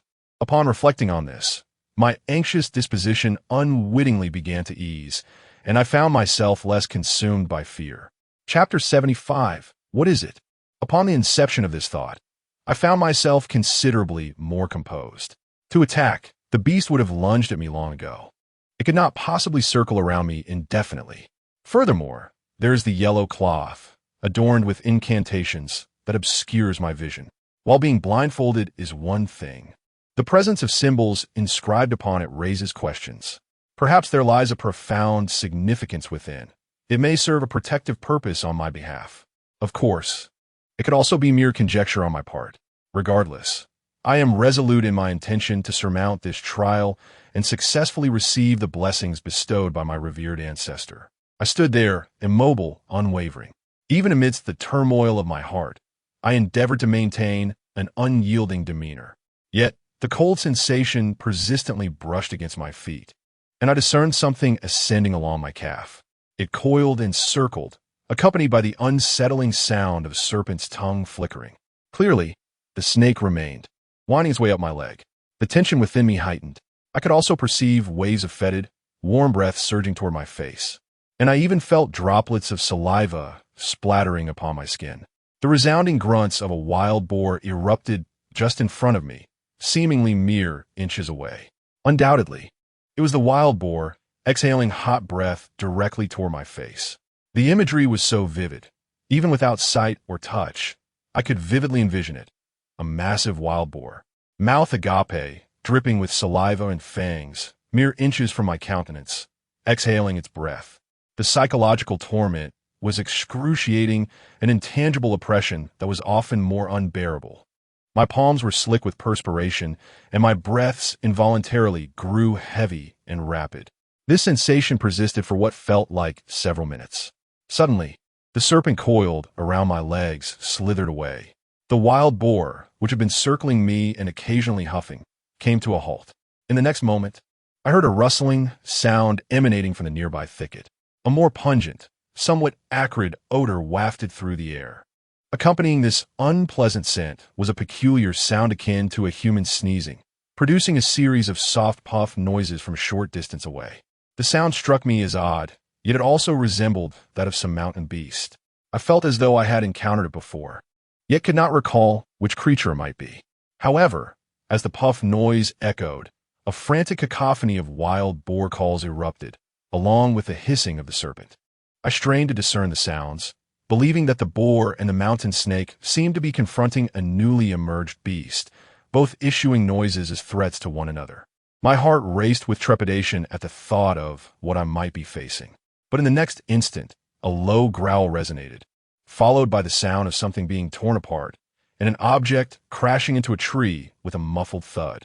This was followed by a heart-wrenching scream from the wild boar, echoing through the forest, accompanied by rapid, labored breaths, accompanied by the sound of flesh being torn and the grotesque crunching of mastication. The rough grunts of the wild boar and the hissing of a serpent faded away within a mere 2 seconds. Only the incessant crunching remained, mingling with the heavy, metallic scent of blood in the air.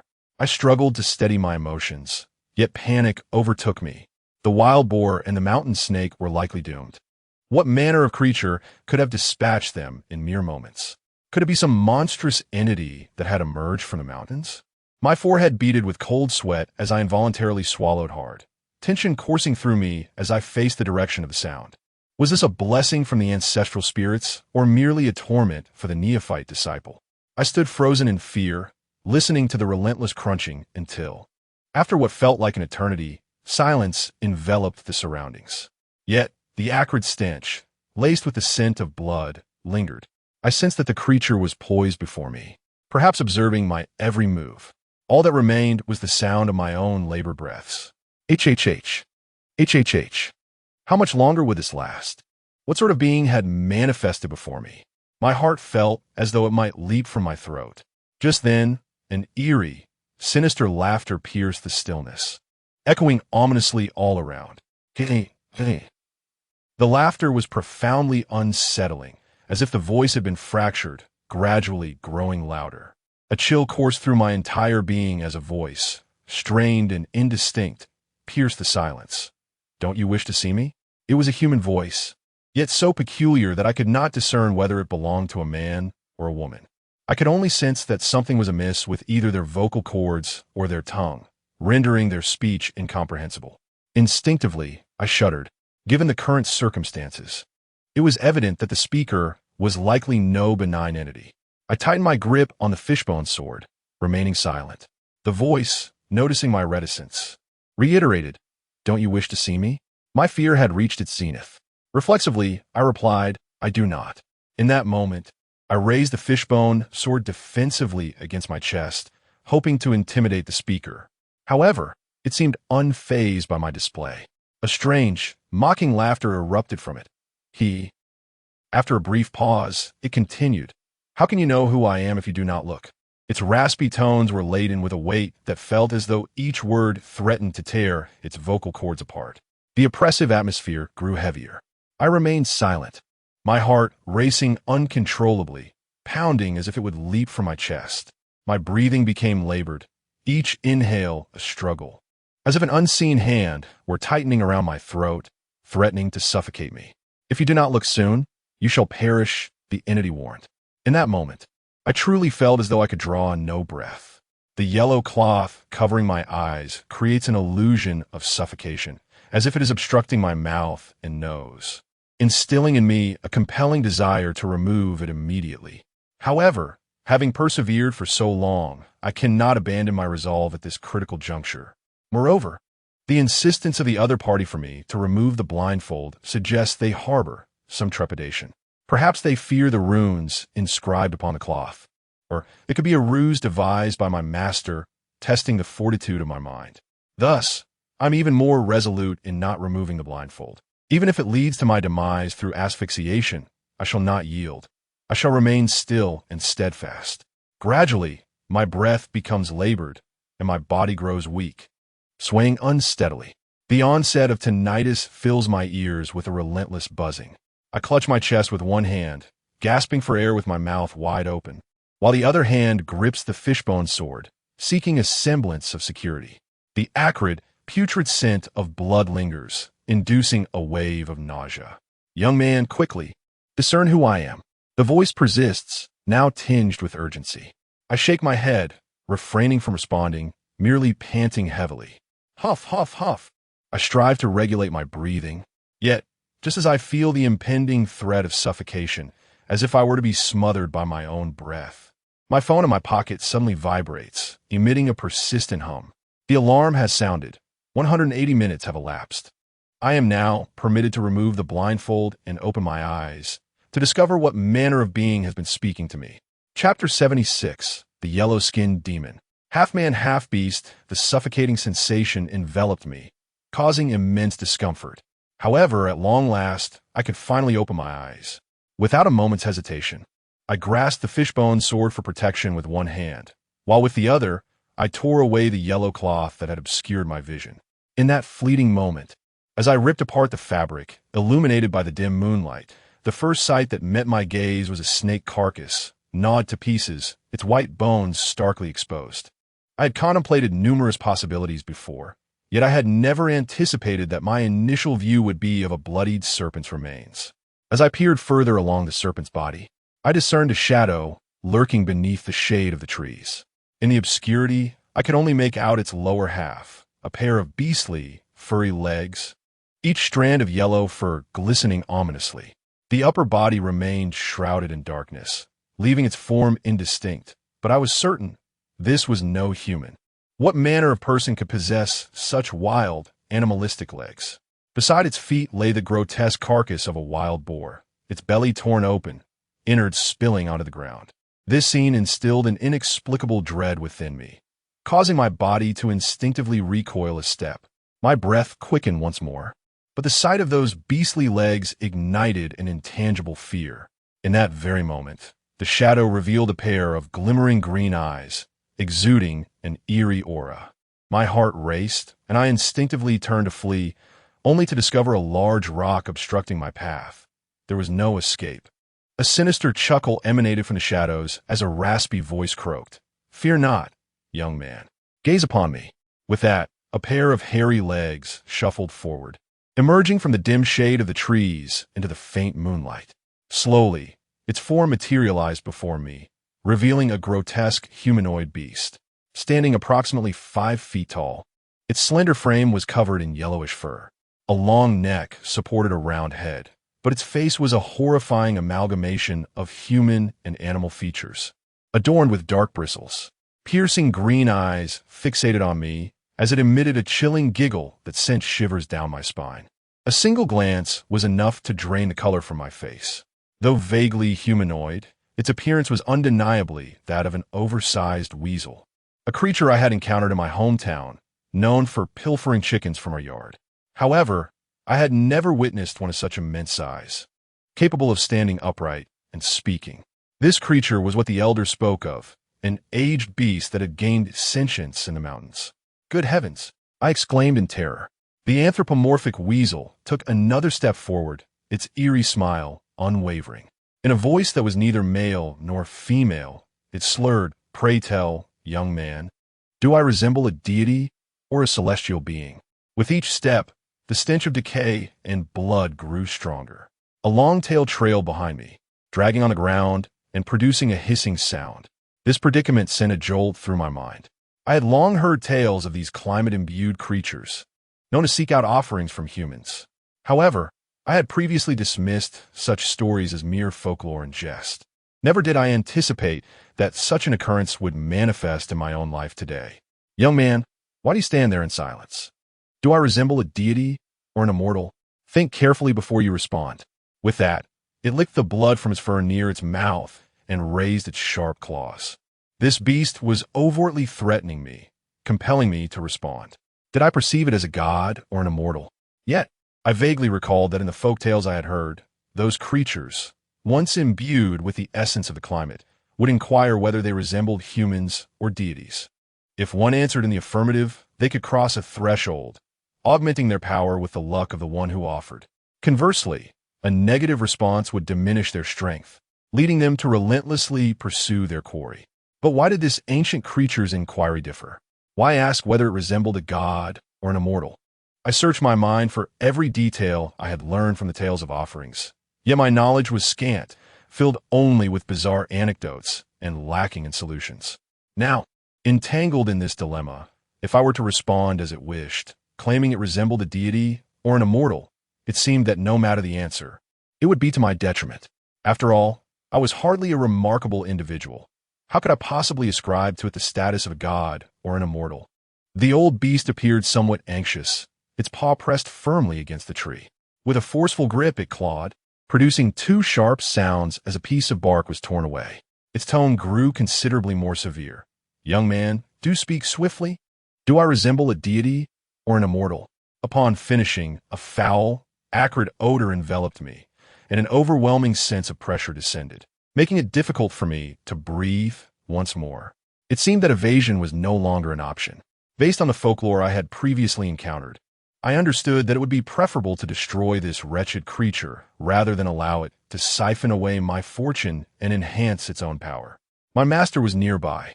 If I could endure just a little longer, my master would surely arrive to vanquish this old beast, rendering me unafraid of its relentless pursuit. With this thought in mind, I steadied myself and spoke. "Do you truly wish for my answer? Speak quickly. Do I resemble a deity or an immortal?" The creature, now agitated, dug its claws deeper into the tree trunk. Its emerald green eyes turned menacing, and its yellow fur bristled, creating an exceedingly terrifying visage. "Very well, I shall respond," I declared.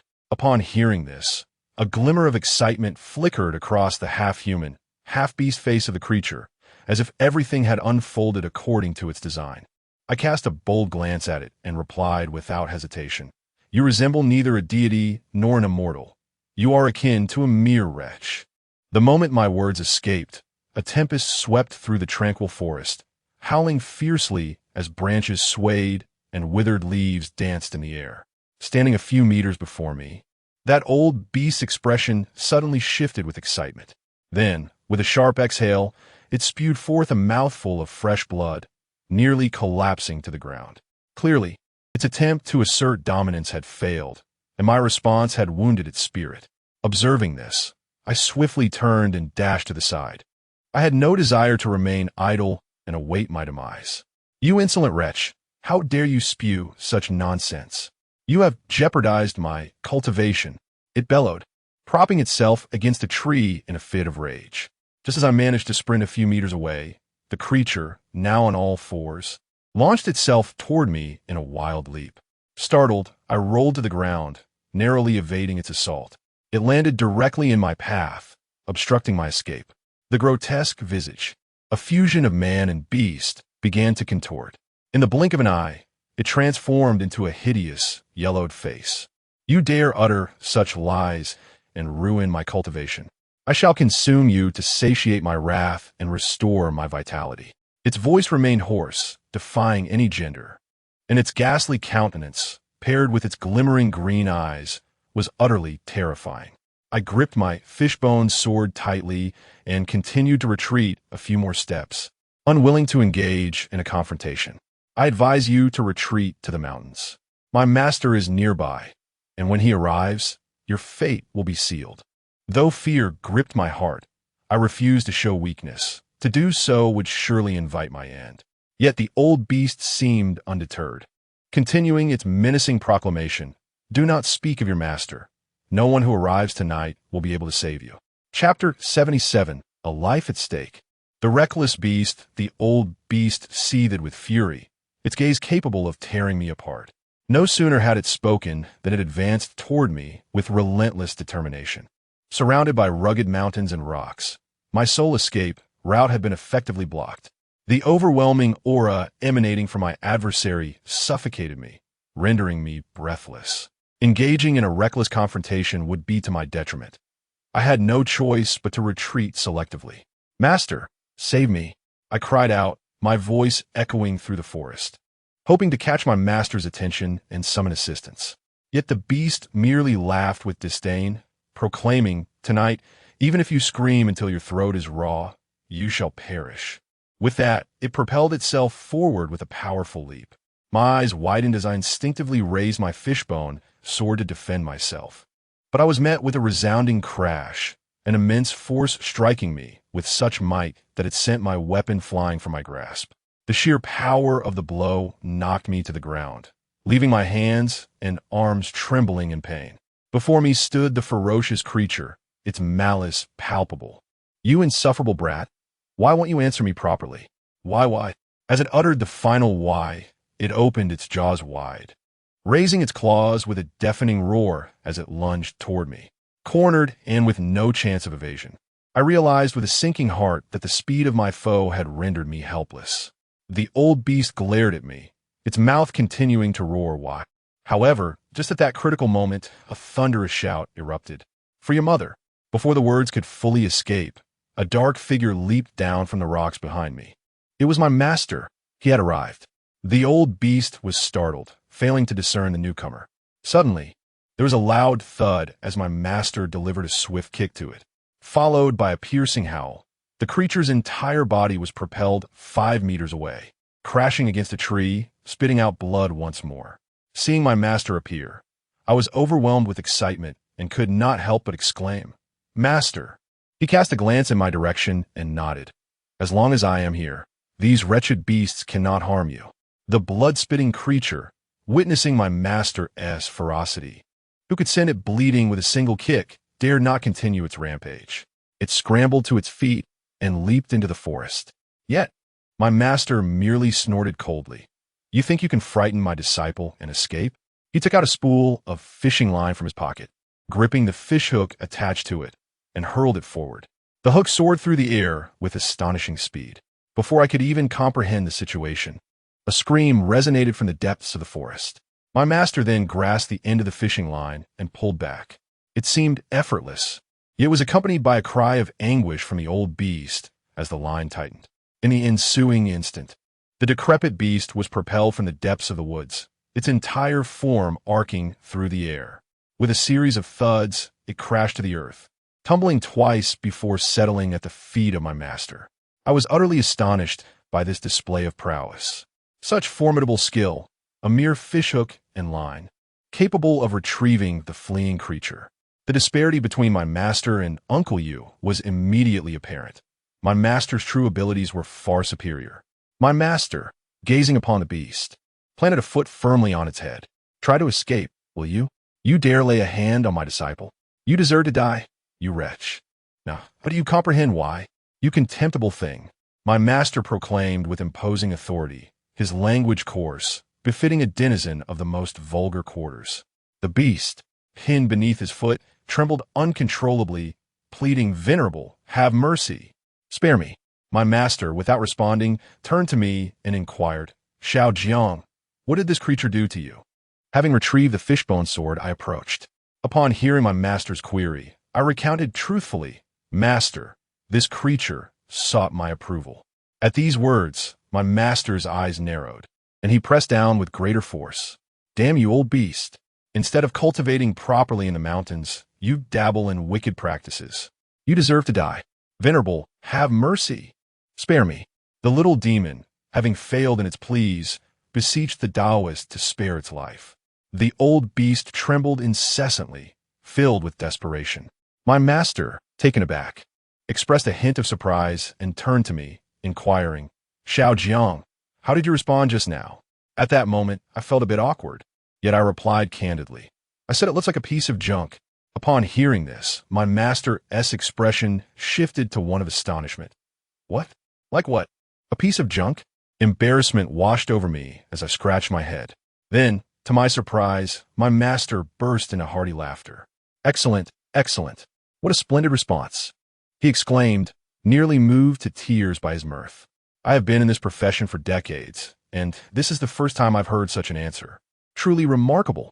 While my master chuckled, the old beast beneath him remained in a pitiful state, caught between the desire for life and the inevitability of death.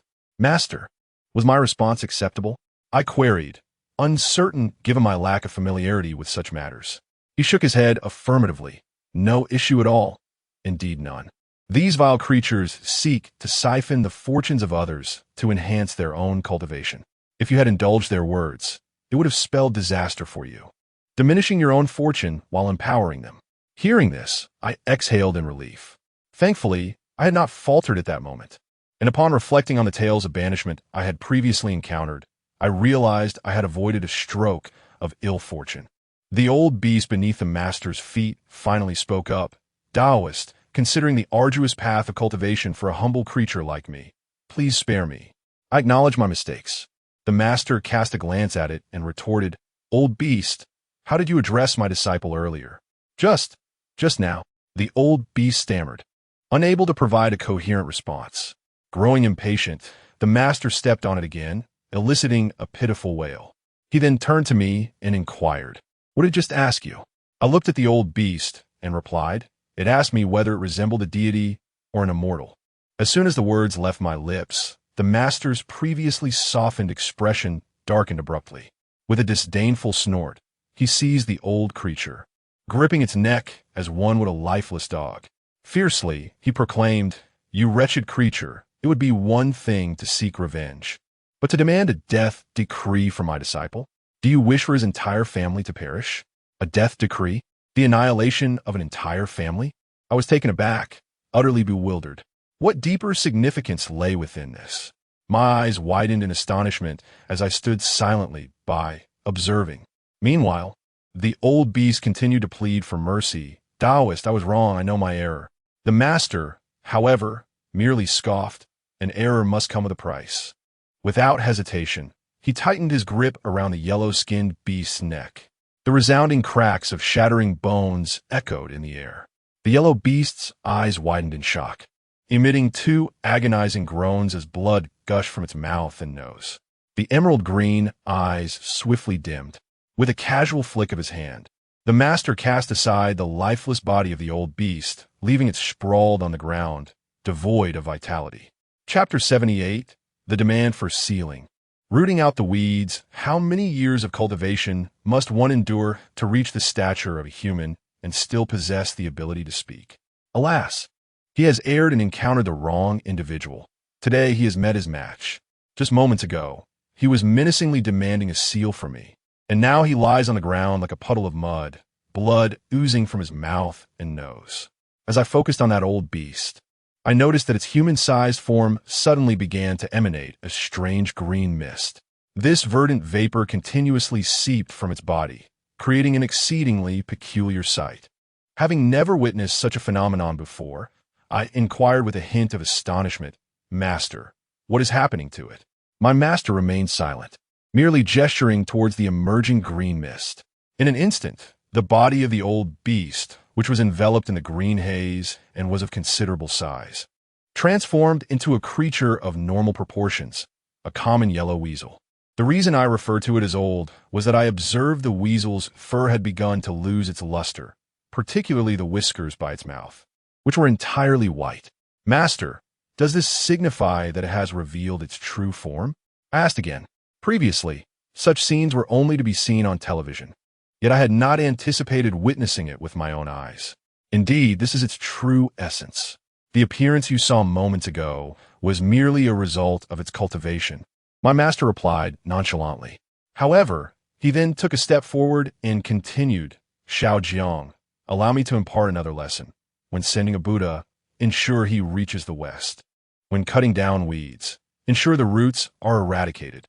With that, my master's hand suddenly grasped at the air. In an ephemeral moment, I felt a sinister wind sweep through. It howled fiercely in place. My master grasped at the air with one hand, as if seizing something tangible. I beheld him squinting slightly, and to my astonishment, a yellow weasel materialized intermittently in his grasp. The creature writhed in terror, yet it was utterly unable to escape his hold. I stood there, dumbfounded. Was this the soul of the yellow weasel? "Immortal, please spare me. Grant me a chance at life." I faintly discerned the weasel's voice pleading. I could barely make out the figure of the weasel held captive by my master. However, my master remained unfazed, his brow unwrinkled. He merely turned his back to me and said, "Xiaojiang, in our line of work, compassion is our greatest foe. It seeks your demise and that of your kin. Thus, you must harbor no mercy towards it. I am but a small demon." Descending from beneath the white mist mountain, the yellow weasel stammered urgently. Yet, my master did not allow it to finish, interjecting sharply, "I care not from which mountain you hail. Harm my disciple, and you shall pay the price." With that, my master exerted his grip. A piercing scream echoed, followed by a thunderous pop, reminiscent of a balloon bursting. The yellow weasel, caught in his hand, explosively disintegrated into a swirling mass of phosphorescent light that scattered into the air. The surrounding malevolent winds promptly ceased, returning to an eerie tranquility. My master was indeed ruthless.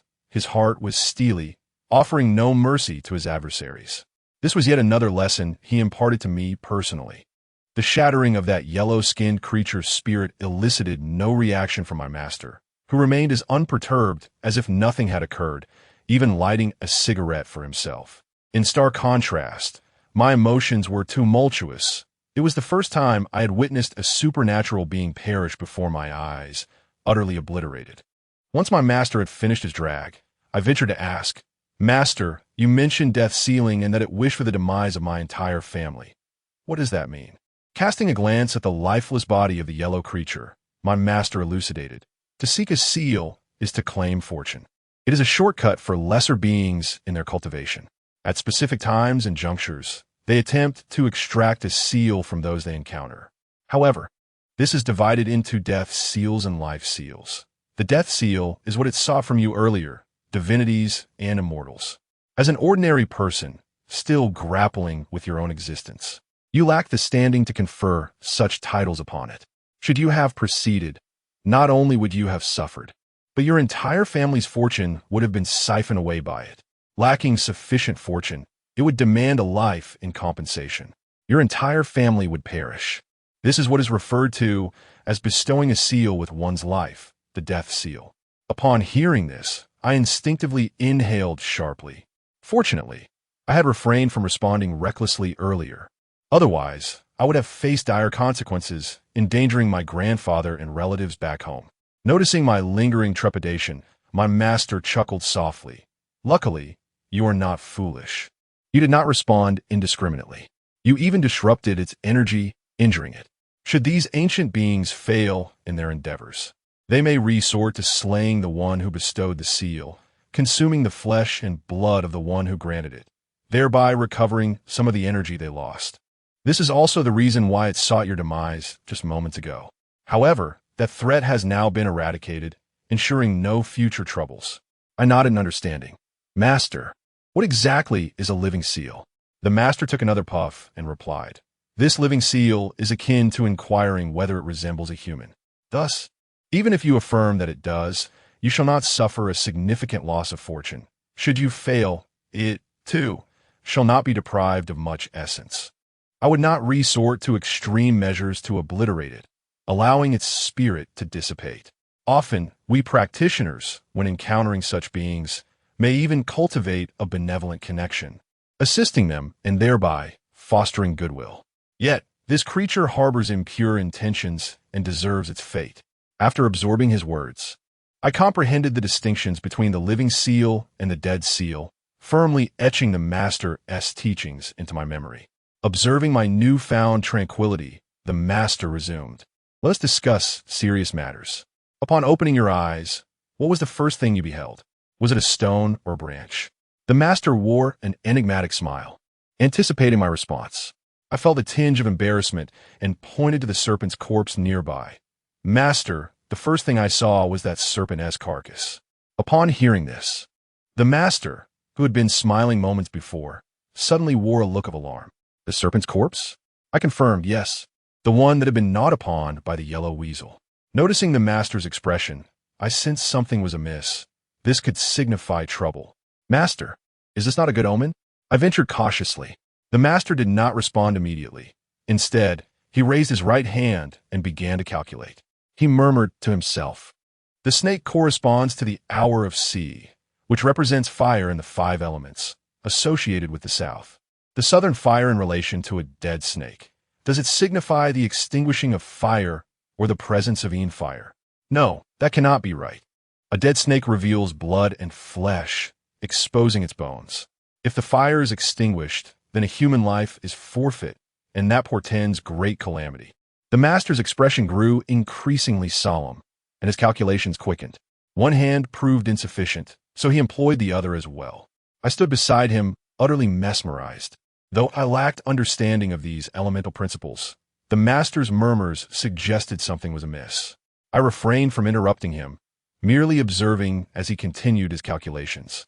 After more than 10 minutes, the master suddenly cursed, "Damn it, I can't calculate this any longer." Witnessing his abrupt outburst, I sensed the gravity of the situation and inquired, "Master, why have you stopped?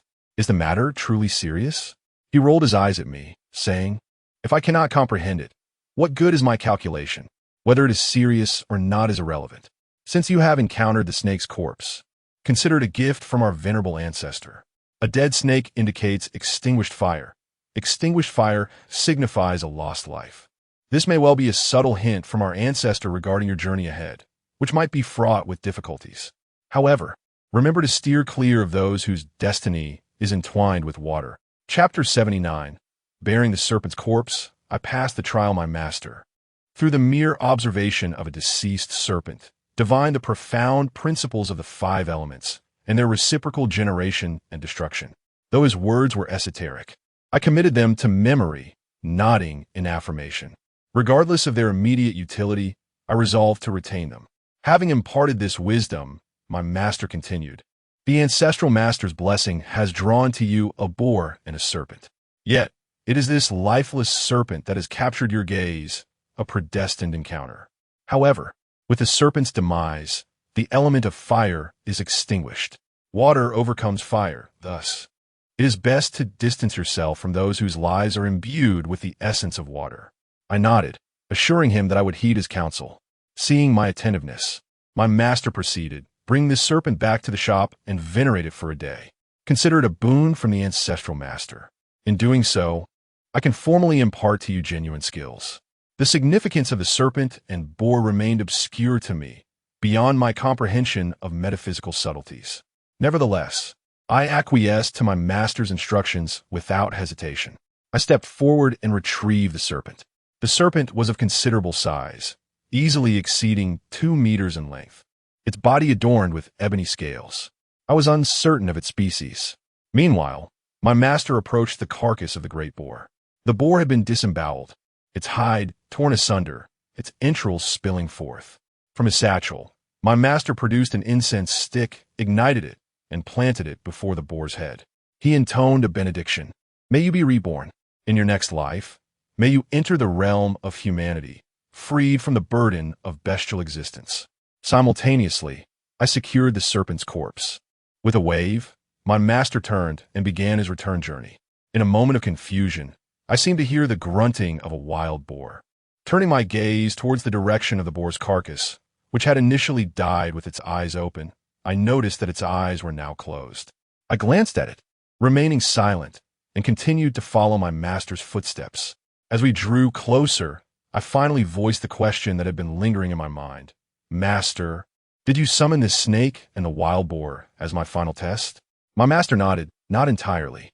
While the initiation is one thing, to truly learn the craft, one must undergo the trials set forth by our ancestors. Do you remember the blindfold talisman I gave you?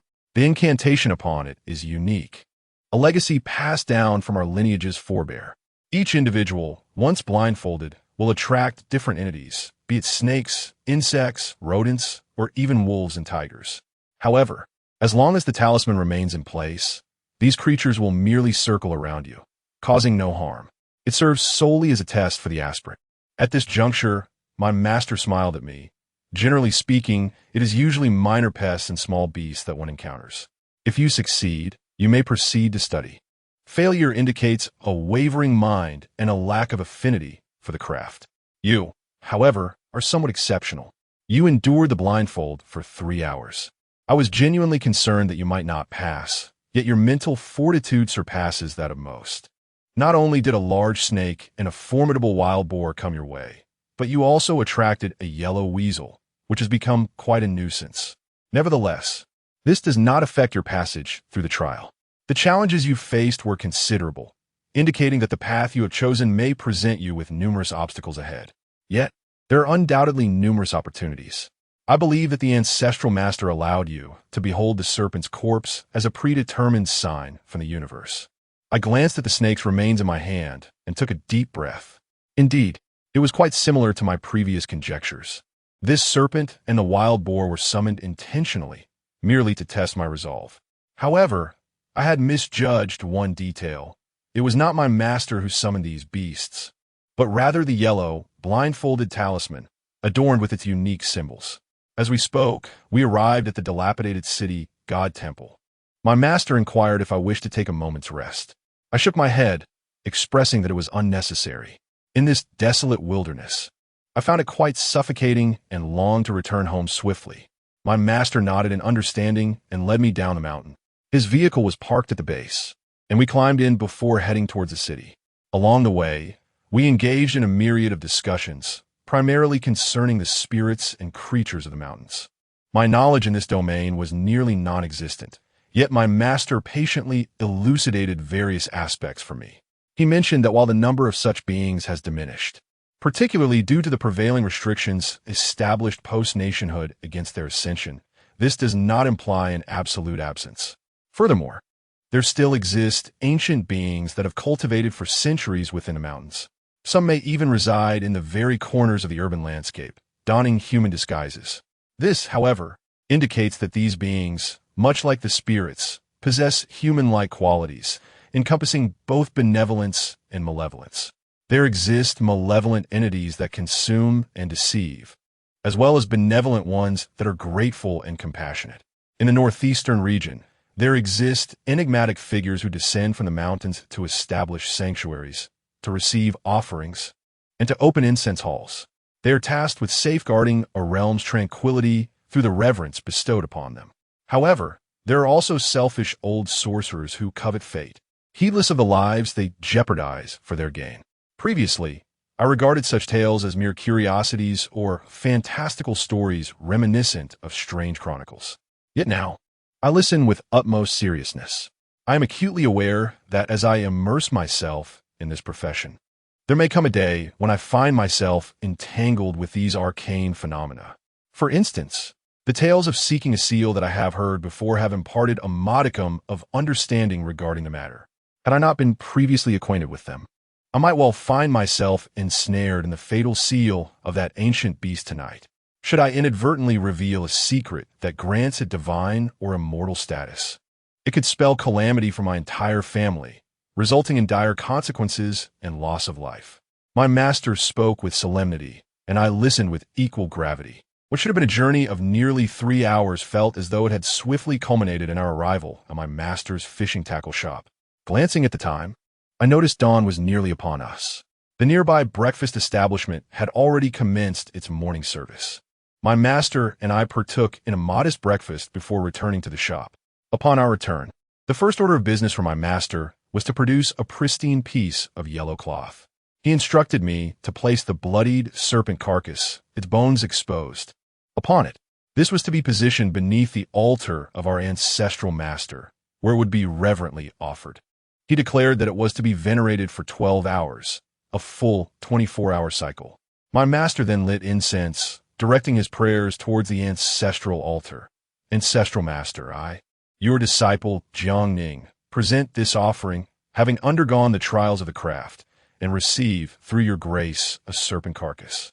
In a few days, I shall inherit the teachings of the esteemed ancestor, and I earnestly seek the ancestor's protection.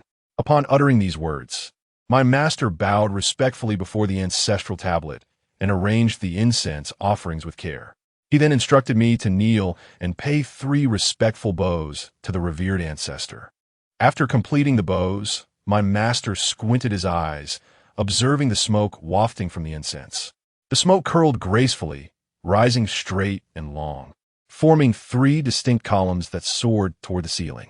Upon witnessing this, he sighed in relief and turned to me, saying, "Little Jiang, you may rise."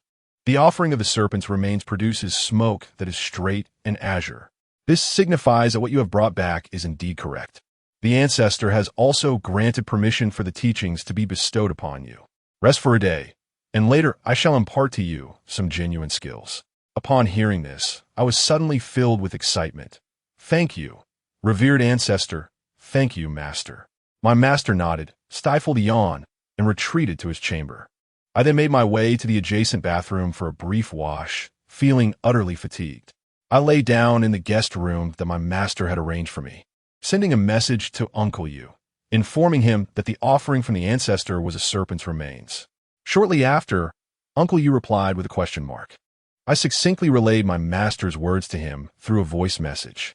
Upon hearing this, Uncle Yu advised me to heed my master's guidance and reminded me to remember to collect the items at the school entrance the following afternoon. I agreed and set my phone aside to sleep. Throughout the day, I noticed no activity from the adjacent room, despite having not slept all night. The anticipation of my master's teachings stirred my mind, making it difficult to rest. I tossed and turned in bed, only succumbing to a deep slumber as noon approached. Upon awakening once more, I discovered that it was already evening. As I stepped out of my room, I found my master seated in the living room. Upon noticing my wakefulness, he smiled and remarked, "Awake at last. Come, let's indulge in a delightful meal, followed by a massage." His words left me momentarily taken aback. A meal was one thing, but a massage? Had he not mentioned imparting genuine skills to me tonight? I inquire, "Master, did you not say you would teach me authentic abilities this evening?" Yet, he merely chuckled and responded, "Sharpening the axe does not hinder the cutting of wood. You have been working too hard lately. Let us discuss it further after the massage." Chapter 80. Healthcare, Acupuncture, and Massage. Having spoken, my master instructed me to wash my face while he proceeded to the garage to fetch the car. Though I was eager to acquire genuine skills and delve into the academic aspects, the anticipation of encountering that supernatural bus tomorrow night loomed large in my mind. However, my stomach also grumbled with hunger, and my body ached, particularly around my lower abdomen. There was a peculiar sensation, a fullness that felt somewhat uncomfortable. I surmised it might merely be a disruption in my gastrointestinal function, a blockage in my energy flow. In the restroom, I caught my reflection in the mirror. Despite having stayed up late the previous night, my visage radiated vitality, my complexion rosy and vibrant. This was a stark contrast to my previous pallor, and I owed it all to the assistance of my master and Uncle Yu over the past few days. Upon descending the stairs, I found my master waiting for me in his grand Audi. I swiftly closed the door and made my way to him. Once I entered the car, he promptly drove me to the luxurious hotel where we had dined previously. This meal would undoubtedly cost no less than 1,000. Yet, my master appeared unfazed by the expense, even expressing delight. He shared that he had lived alone for many years, but now, with me as his disciple, things had taken a turn for the better. I appreciated his kindness, recognizing that my initial decision to apprentice under him was born of necessity. Nevertheless, he truly proved to be a remarkable mentor. After our meal, my master guided me upstairs. The upper level of the hotel housed a high-end wellness center, offering a fusion of massage therapy and foot baths. I had never set foot in such an establishment before. However, my mentor navigated the establishment with practiced ease. Upon arrival, the greeters recognized him immediately, one exclaiming, "Mr. Song, welcome back." She then contacted the floor manager via her headset. It was my inaugural visit to such a place. Upon entering, I surveyed my surroundings, noting the opulent decor and predominantly male clientele. Attractive young women, scantily clad, circulated around the bar, carrying small cases. It became clear to me why the commoners online were so fond of such establishments. Even without partaking in the services, the sheer abundance of beautiful women was a feast for the eyes. At that moment, a man in his 30s approached us at a brisk pace. His name tag identified him as the manager. He greeted my mentor with deference. "Mr. Song, it has been a while. Is your usual suite prepared?" It was evident that my mentor and the manager were well acquainted. My mentor nodded and produced a black membership card from his pocket, handing it to the manager, Manager Wong. "This is my apprentice. It's his first time here. Please see to his arrangements. Nothing too extravagant, mind you. Find someone with good technique to give him a massage and relax his muscles." Manager Wong nodded profusely. "Of course, Mr. Song." He then summoned a female attendant, whispered instructions to her, and ushered us inside. My mentor's membership status must have been quite high, as most patrons seemed to remain on the first 2 floors. We were escorted directly to the 3rd floor, where separate rooms were prepared for each of us. The room was dimly lit, a style I found rather unappealing. The attendant instructed me to wait, suggesting I could take a shower and change my attire while a technician would arrive shortly. Having never experienced a massage before, I merely stood there, expressing my uncertainty with a couple of sounds. After a shower, I hesitated to wet the bandages I was wearing. I then settled into the room, patiently awaiting the technician's arrival. After a few minutes, a middle-aged woman entered. She was not particularly attractive and dressed quite conservatively, introducing herself as my service provider. I was somewhat taken aback, as I had anticipated a more youthful and alluring technician, given the attire of those I had seen outside. Nonetheless, I was there solely for the massage and had no ulterior motives. The technician maintained a rather impassive demeanor, scarcely engaging me in conversation. However, I must admit, her technique was exceptional. She skillfully massaged me from feet to head, providing immense relief. She even mentioned her knowledge of acupuncture and offered to administer some needles. As a medical student, I am well aware of the prowess of traditional Chinese medicine, especially considering several of my school as TCM mentors are renowned figures in the field. I was eager to exchange insights. However, she seemed disinterested in conversing. Thus, I fell silent. After she removed the needles, she instructed me to lie flat and unexpectedly press down on my lower abdomen several times. Following this, she proceeded to apply pressure to my chest. The sensation was somewhat painful, and I instinctively clenched my teeth, about to voice my discomfort when a couple of involuntary burps escaped my lips, punctuating the silence. Burp, burp. Then, I felt a warm sensation in my lower abdomen, and the previously uncomfortable feeling of stagnation vanished entirely. A remarkable surge of vitality coursed through me, leaving me in a state of utter relaxation. I inhaled deeply twice, experiencing a profound sense of liberation throughout my entire being, an exquisite comfort enveloping me. Wow, how delightful! Not only had the aches and pains dissipated, but it also felt as though my internal organs had been rejuvenated. The middle-aged woman, with a satisfied grin, declared, "Your service has concluded." Without another word, she gathered her belongings and departed. I paid her no mind, instead choosing to stretch a bit within the room, invigorated by newfound energy. The injury on my back felt as if it were on the mend, an overwhelming sense of comfort washing over me. It was a feeling of extraordinary vitality and spiritedness. After a brief moment of movement, I sent a message to my master, inquiring when he would finish. As my massage had come to an end, he replied to hold on, as he needed a little more time, suggesting I head to the leisure area to enjoy some fruit while I waited. I dressed promptly and stepped outside. Just as I did, I noticed the door to the adjacent room opened, revealing a stunningly beautiful woman emerging, followed by the sound of my master's voice exclaiming, "Oh, how delightful!" Peering through the crack of the door, I caught a glimpse of the scene inside.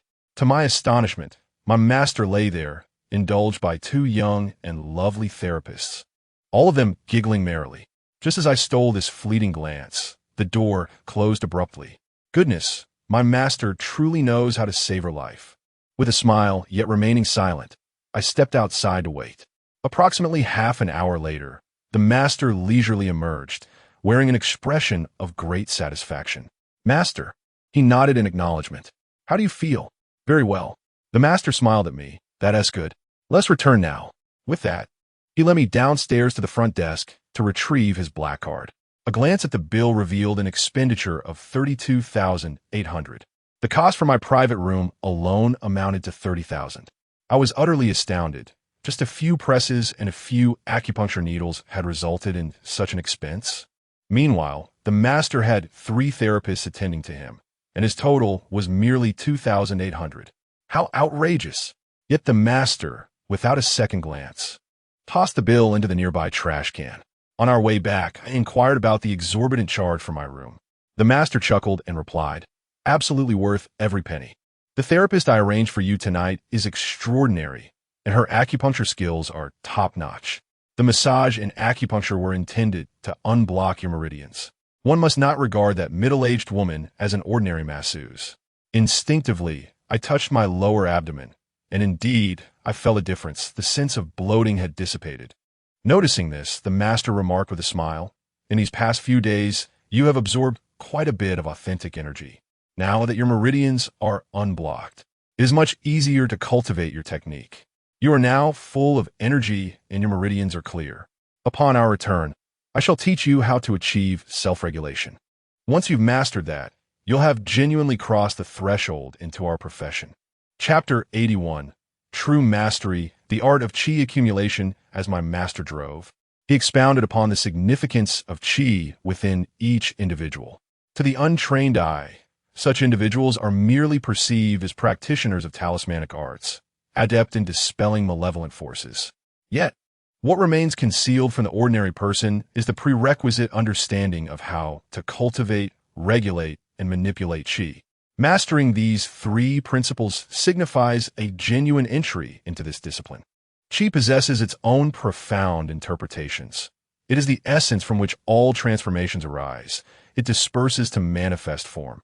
It permeates to foster growth, and it ultimately transfigures. The processes of creation, growth, reproduction, and demise of all things are interwoven with qi, which serves as the foundation and essence of existence. As Zhuangzi states, the life of a person is a gathering of qi. When gathered, it is life. When dispersed, it is death. Only by fully grasping the dynamics of one's own qi and understanding how to replenish it can one truly claim to be a part of this realm. Once one has learned to harness qi, the subsequent step is the mastery of talismans. Acquiring proficiency in talismanic arts signifies an initial glimpse into the path, a journey into a profound state of being. To genuinely distinguish oneself from the ordinary, one must cultivate authentic mastery. My master's words were spoken with a lightness that belied their weight, each phrase a pearl of wisdom. Only those entrenched in this vocation can fathom such insights. I listened with utmost seriousness, acutely aware that each word uttered by my master held immense significance. Upon our arrival at the shop, my master led me directly to the second floor. He first offered incense to the ancestral deity, then instructed me to wait in the living room while he retreated to his own chamber. A mixture of apprehension and excitement coursed through me. I was eager to discover the true mastery that my master was poised to impart. A few moments later, he emerged. In my hand, I held a brush and ink along with a sheet of yellow paper, accompanied by a small incense burner. The master placed these items upon the tea table. "Master, are you going to teach me how to draw talismans?" I inquired, my excitement palpable. The master lightly nodded, then shook his head, replying, "Do not rush. First, we must adjust our qi." As he spoke, he ignited a stick of sandalwood incense within the burner. The fragrance enveloped the room, instilling a sense of tranquility. The master instructed me to take a seat on the sofa while he lit a cigarette, exclaiming, "Let me first teach you the art of breathing." He guided me to perceive the essence of my breath, the inhalation and exhalation, while emphasizing the importance of the dantian region, observing whether it descended and expanded. The master stood beside me, smoking as he instructed me on the nuances of breathing, how to inhale, how to exhale, and how to harness the energy within. He elucidated the transformation from qi to the more refined qi, detailing its application. I studied earnestly.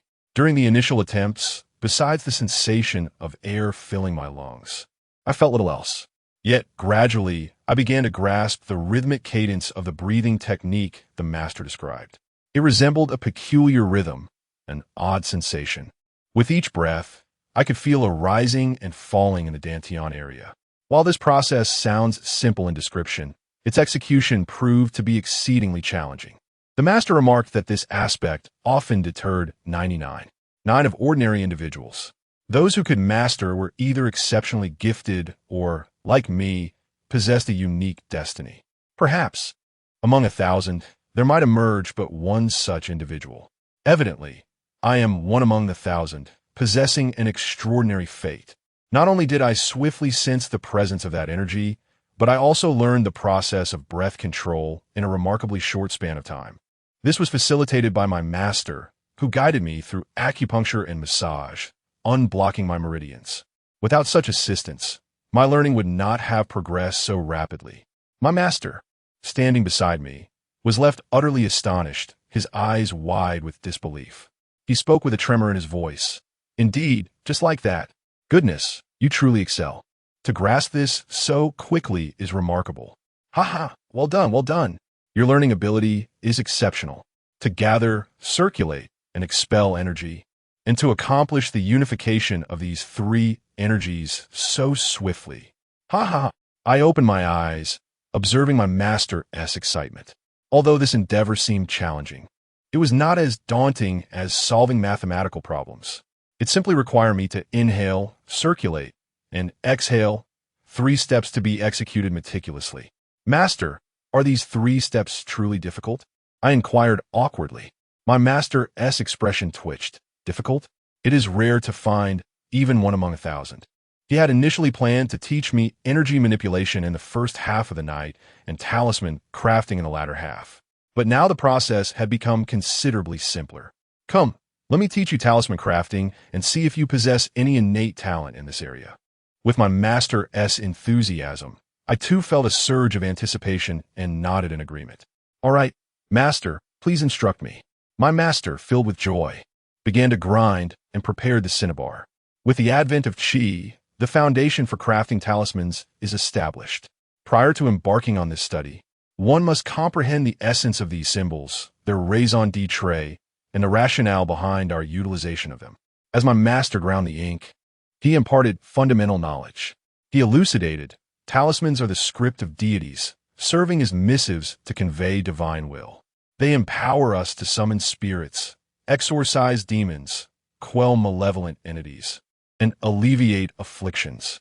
Through them, we can amass a more potent Qi, enabling the manifestation of power exceeding our inherent capabilities. Diverse incantations unleash distinct forces. Yet a correlation exists between the talisman and its wielder. Formidable talismans necessitate the activation by a user possessing substantial Qi. Our vocation entails perennial interaction with malevolent entities. To exorcise them, one must master the art of subduing them. Thus, the inaugural talisman I shall impart is the talisman of subjugation. Having completed the grinding, my master, with vermilion-stained brush in hand, bade me to observe intently. I nodded, eyes wide with anticipation. With a deliberate stroke, he began intoning, "Heaven is round, earth is square, the law is in 9 chapters. As I inscribe, may all specters lie prostrate." Each stroke was executed with vigor and precision. Presently, a yellow talisman materialized before me. With 2 fingers, my master tapped the talisman, whereupon the once creased paper straightened as if smoothed by an iron. Meanwhile, I heard the master continue to speak. The talisman is divided into 3 parts. The head of the talisman initiates creation, the core gathers spirits, and the tail connects to the earth. Each component must be executed flawlessly. Among these, the greatest variability lies within the core. The distinction of the core signifies the differing efficacy of the talisman. This particular talisman's core is designed for suppression, serving primarily to subdue.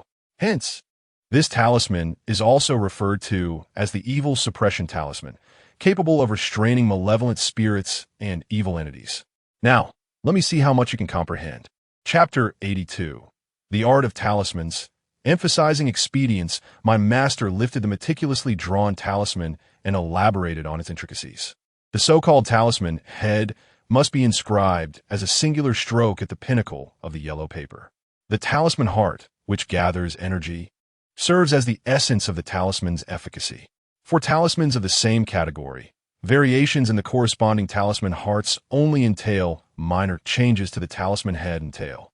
The concluding talisman tail also requires a single stroke positioned at the very bottom of the yellow paper. After imparting this knowledge, my master emphasized that drawing talismans is not akin to merely painting. It necessitates a tranquil mind, genuine intention, and harmonious connection. The energy must flow through the brush, and the strokes must be executed in one continuous motion from beginning to end to successfully create the talisman.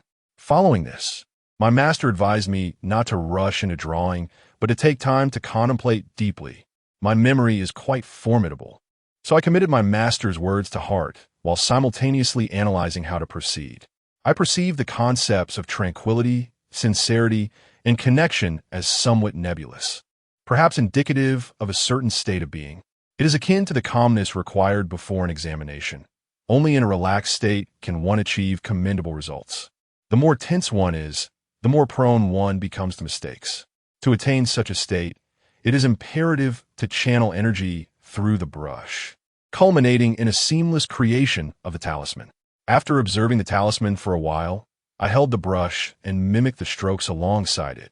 refraining from committing ink to paper.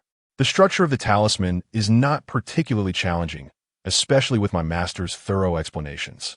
Thus, I retained every step and every line's technique in my memory. Consequently, under my master's watchful gaze, I took the initiative to attempt the drawing. First, I employed the breathing technique imparted by my master, attuning myself to the vital energy within the dantian. With this energy, I began to paint. My master observed me closely, noting that my structure and steps were flawless. However, just as I drew the final stroke, the yellow paper symbol unexpectedly cracked. I felt a wave of disappointment wash over me. Frowning, I spoke up. My master, witnessing my failure, did not display anger but instead smiled gently, saying, "Ah, little Jiang, crafting symbols is not as simple as harmonizing the three energies. Even the most straightforward talisman for dispelling evil requires time and patience to succeed. To achieve this level on your first attempt is quite extraordinary. You have managed to gather energy and form a symbol, which is commendable. I recall that it took me an entire day to master this art. You possess a remarkable talent. Perhaps you will even surpass me."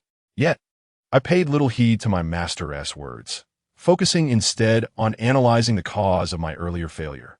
I deduced that my inconsistency in rhythm while channeling the energy had led to the mishap.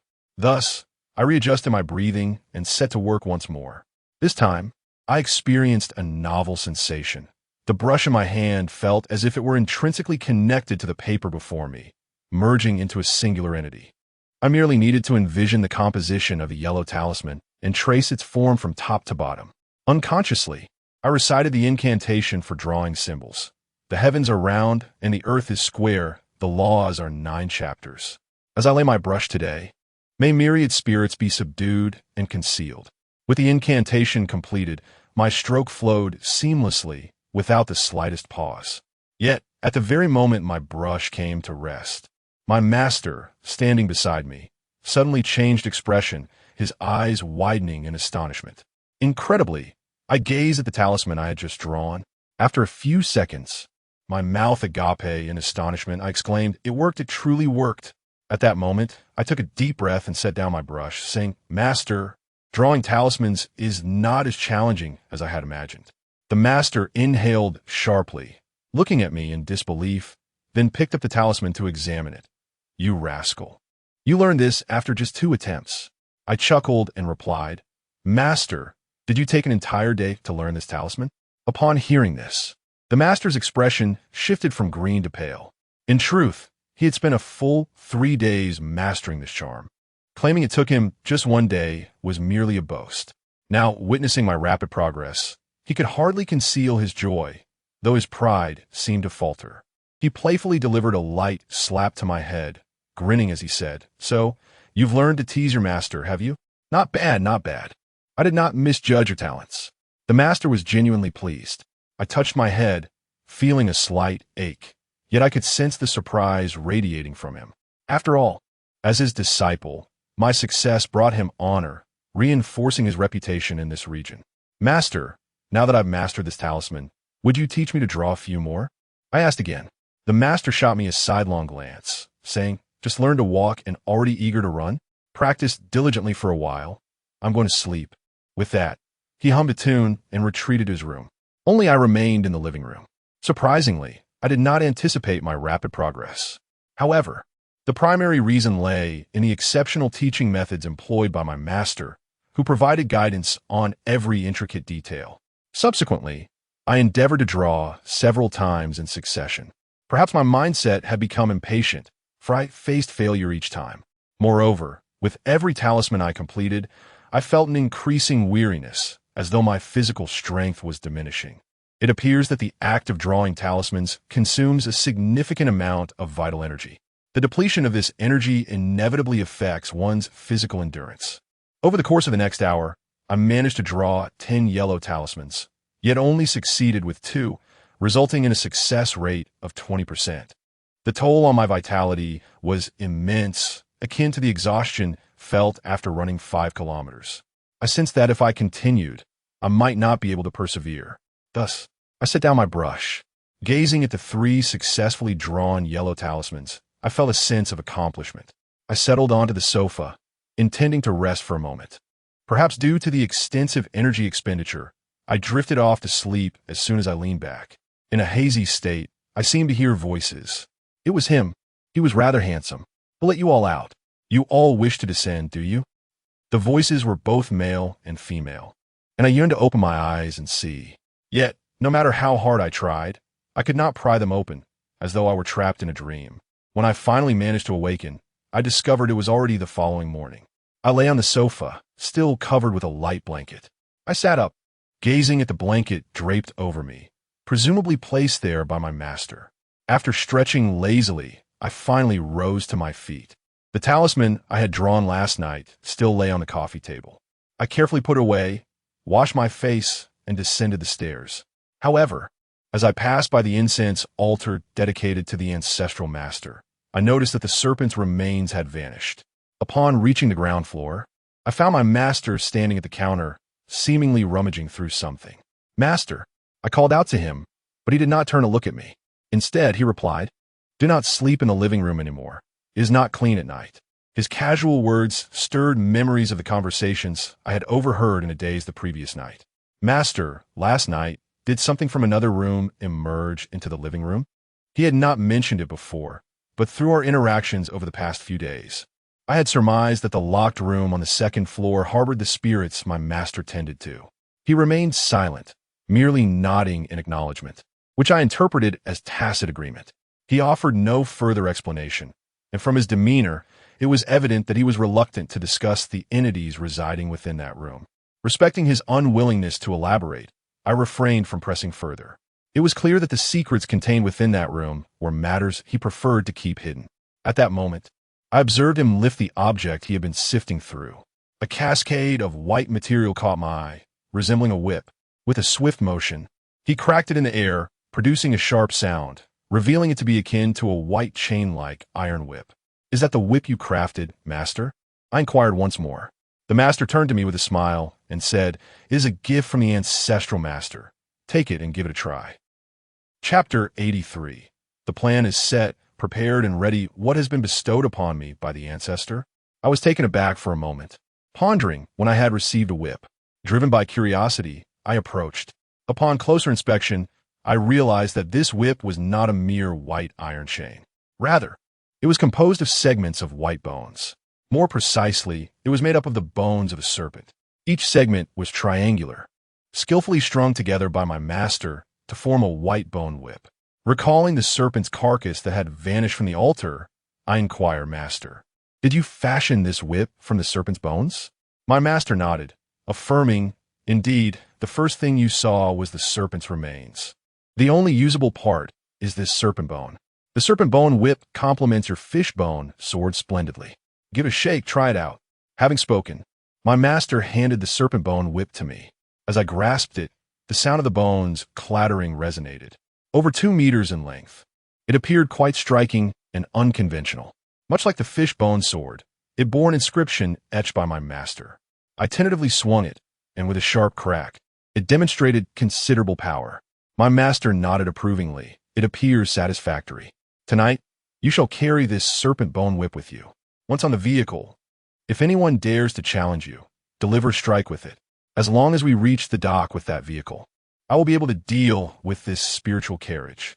It will also allow me to replenish the energy expended in last night's talisman drawing. The 3-day period has come to an end. Tonight marks the time to address the 330 bus." I nodded repeatedly, saying, "No problem, master.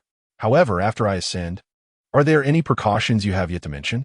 The master had previously stated that he would send me detailed instructions via WeChat, yet he was preoccupied with fishing. The following day, I visited the city god temple, and last night, I devoted myself to learning breathing techniques and drawing talismans.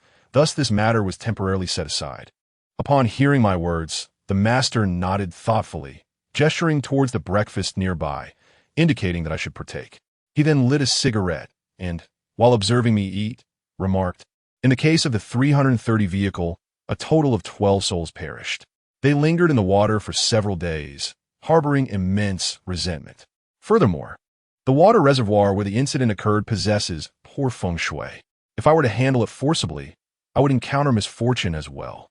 Thus, I employed 12 stone statues to suppress the spirits below. After exhaling a puff of smoke, the master continued. Now, 12 years have passed, and the resentment of these 12 individuals has largely dissipated. They should no longer harbor malevolence. However, they remain unaware of their own demise, perpetually traversing that same route. Occasionally, they may drag some unfortunate souls down with them. This evening, proceed as I previously instructed. First, board the vehicle. Once aboard, instruct the driver to head towards the dock. As long as the vehicle can reach that location, all will be manageable. I nodded in agreement, but inquired, Master, what if they refuse? Should I resort to force? The master, with an air of certainty, replied, Of course. They are, after all, vengeful spirits. Even though, after these 12 years, their malevolence has nearly dissipated. It is not a simple task to bid farewell to them. Most of these spirits do not believe they have perished. Thus, one must first remind them of their demise. Should they react vehemently, articulate your reasoning. If clarity eludes you, employ the fishbone sword and snakebone whip to demonstrate your resolve. Of course, it is also possible that malevolent spirits, already transformed, may linger in the vehicle, those with eyes turned white. However, after 12 years, their strength should have waned. If they are present, the talisman you inscribed last night will come in handy. Remember, when encountering such spirits, do not engage in futile dialogue. Simply eliminate them. Upon hearing this, I nodded and continued, Master, is there no incantation or mantra for using the talismans? You have yet to teach me. The master waved his hand dismissively. For ordinary exorcism talismans, no incantation is necessary. Just act decisively. Exorcising evil and capturing spirits is, in essence, straightforward. One need only be more formidable than they are. If you fail, it simply means you lack sufficient ferocity. I understood clearly now. It was indeed a case of using force against force. All right, master. I shall prepare myself today and venture forth tonight. The master acknowledged with a grunt and reiterated how to board and disembark from the vehicle. He also mentioned that if I found myself in dire straits, I should shatter the window with the talisman and leap out of the vehicle. In conclusion, the master addressed me once more, Little Jiang, the 330 bus has been running for 12 years. Tonight marks your inaugural venture into the realm of the supernatural. Whether or not you can send them away rests in your hands. Rest assured, Master, I shall fulfill the task. I responded with unwavering resolve. The foremost priority, after dispatching the otherworldly bus, is to accumulate virtuous deeds to mitigate the 4 calamities of my fate. Should I succeed, I could enhance my innate essence due to my unique destiny. Upon hearing my reply, the master nodded and stated that he would proceed to the dock to await my arrival. After breakfast, I planned to follow his instructions that evening. With that, the master gathered his fishing gear and departed for the dock, reminding me to prepare my things and keep an eye on the shop in his absence. He instructed me to send him a message when I set off that night. Once the master had left, I found myself alone in the fishing tackle store. I procured several sheets of yellow paper and crafted a makeshift bus, albeit with somewhat clumsy workmanship. Nevertheless, it resembled a bus, adorned with a license plate number JK 7231. On another sheet, I inscribed my birth date and time, assuring my timely arrival at the bus. Thus, I spent the majority of the day in the shop. A few customers came in to purchase fishing gear, which was all clearly priced, allowing me to serve as a salesman without a hitch. As evening approached, I departed the tackle shop and called Master Chow, as I had promised to assist him in fulfilling his long-held wish to reunite with his wife and children after 12 years. The call connected swiftly. Master Chow was visibly excited, stating that he was ready and asking where he should wait for me. I advised him to head directly to the Fishmouth dock. He repeatedly expressed his gratitude.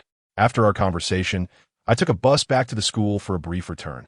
During my time there, I inquired about the route of bus 330, determining where to board this evening and what subsequent actions to take.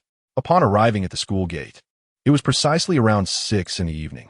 Instead of returning directly to school, I decided to search for Uncle Yu outside.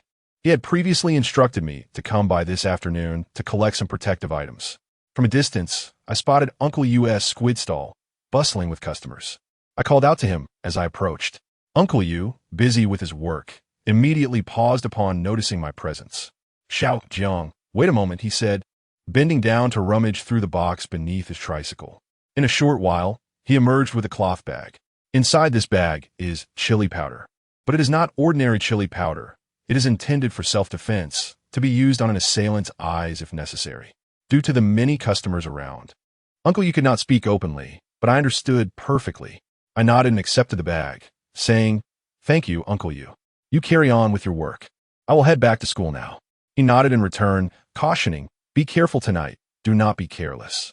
"Rest assured, Uncle Yu," I replied, then departed from his stall. As I opened the bag for a glance, although it was said to contain chili powder, it bore no resemblance to it.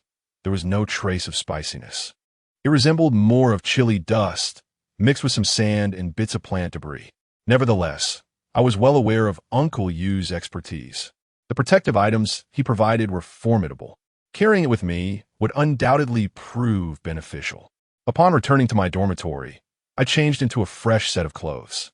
After conducting a thorough examination of the evening's operational plan, I took a brief respite to replenish my energy. I await the moment when the lights are extinguished, signaling the commencement of our endeavor. Chapter 84. The Spirit Car and the 12 Souls Upon Awakening. It coincided perfectly with the hour when the lights were extinguished for the night. After lingering for a while, I stealthily slipped out of the dormitory and scaled the wall to venture outside the school grounds. It felt rather clandestine, akin to the actions of a thief, as I prepared to summon a spirit. Fortunately, there remained just over a month until the conclusion of the semester. At that time, I would vacate the dormitory and reside in my master's shop, which would undoubtedly facilitate my future endeavors. Upon reaching the outskirts of the school, I summoned a shared electric bike and rode swiftly to the nearest bus stop, numbered 330. The clock read just past 11 in the evening.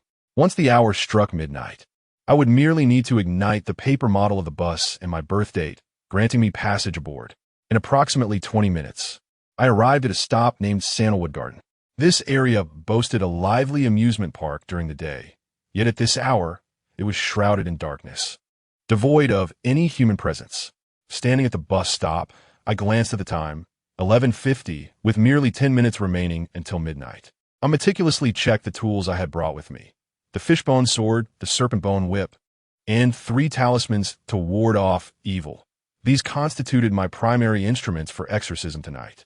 Additionally, there was the ghost-repelling chili powder bestowed by Uncle Yu, along with the yellow paper inscribed with my birth date and the paper model of the JK 7231 bus that I had crafted myself. Lastly, I carried the baby bottle gifted by Master Chow. As for incense and paper money, those preparations were adequately made. I lit a cigarette and stood at the bus stop, awaiting the arrival of the hour. The evening breeze was slightly chilly, accompanied by a gentle drizzle.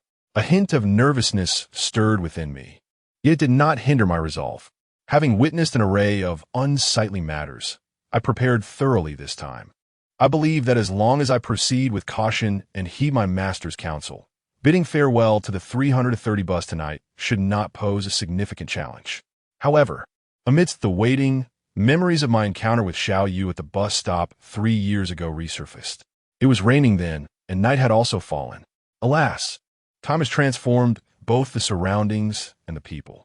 With a sense of nostalgia, I took my final drag of a cigarette, and the moment had come.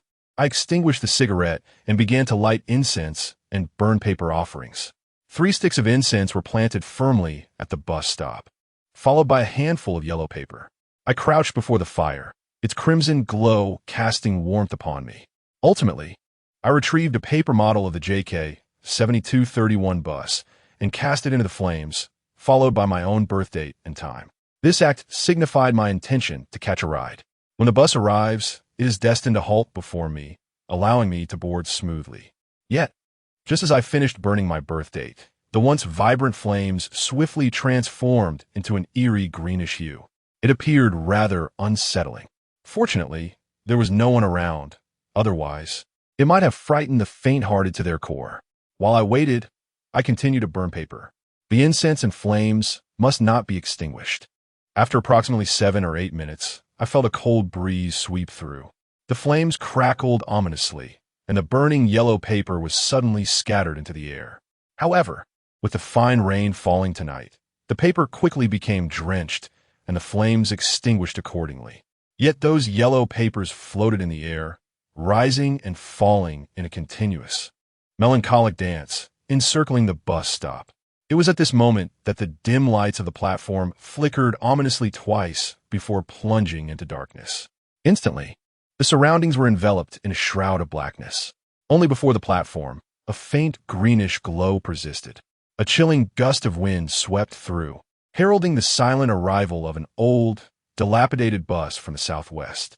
Its pace was unhurried, devoid of headlights, yet within, a soft, amber light flickered. From a distance, I caught sight of the bus. Even with a mere glance, I recognized it instantly. It was none other than the midnight bus, JK 7231. A slight tremor coursed through my heart as I watched it approach. The bus gradually drew nearer, eventually coming to a gentle stop before me, devoid of sound, with nary a whisper of brakes. Yet as it neared, an icy chill enveloped me, as though this vehicle were not a bus but rather a colossal refrigerator. The bus stood steadily before me, and with a soft click, the door swung open. I looked up to see the driver was the same pale-faced, middle-aged man from my previous encounter. He turned his gaze toward me, his complexion devoid of color, still wearing that eerie smile from before. Although a flicker of anxiety stirred within me, I mustered a faint smile and, without hesitation, stepped through the front door of this spectral bus, which had been entwined with the supernatural for 12 long years. The illumination within the vehicle is dim and cold. As I stepped inside, I retrieved a coin and deposited it into the fare box. With a melodic chime, the driver addressed me, instructing, "Move further back. There are seats available." Upon uttering these words, the door swung shut with a resounding clang. The bus then roared to life. Gripping the handrail with one hand, I cast a glance around the interior. Each occupant wore a pallid expression, their faces devoid of color, gazing at me with an air of detachment. In the second row sat the family of Master Chow. Altogether, there were 12 individuals. One might more aptly describe them as 12 specters. I refrained from making any immediate moves, instead scrutinizing the gaze of each apparition aboard.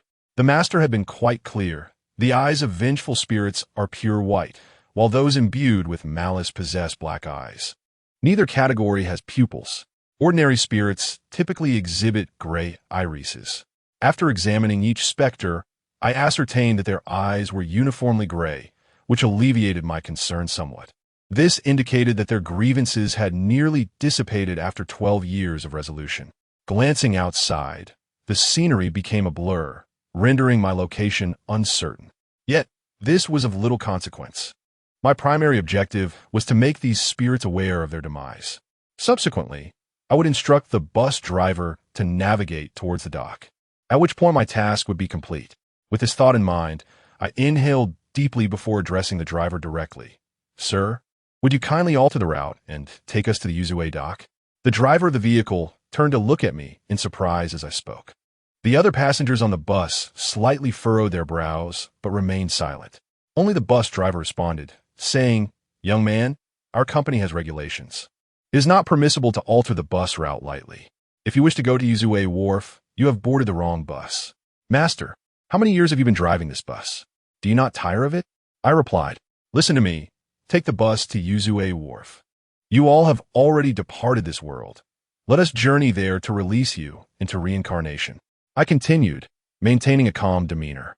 However, as soon as I finished speaking, a tattooed young man behind me suddenly stood up. "You brat, who do you intend to send to reincarnation? Are you looking for trouble?" he exclaimed. "Indeed, young man. Sit down quickly.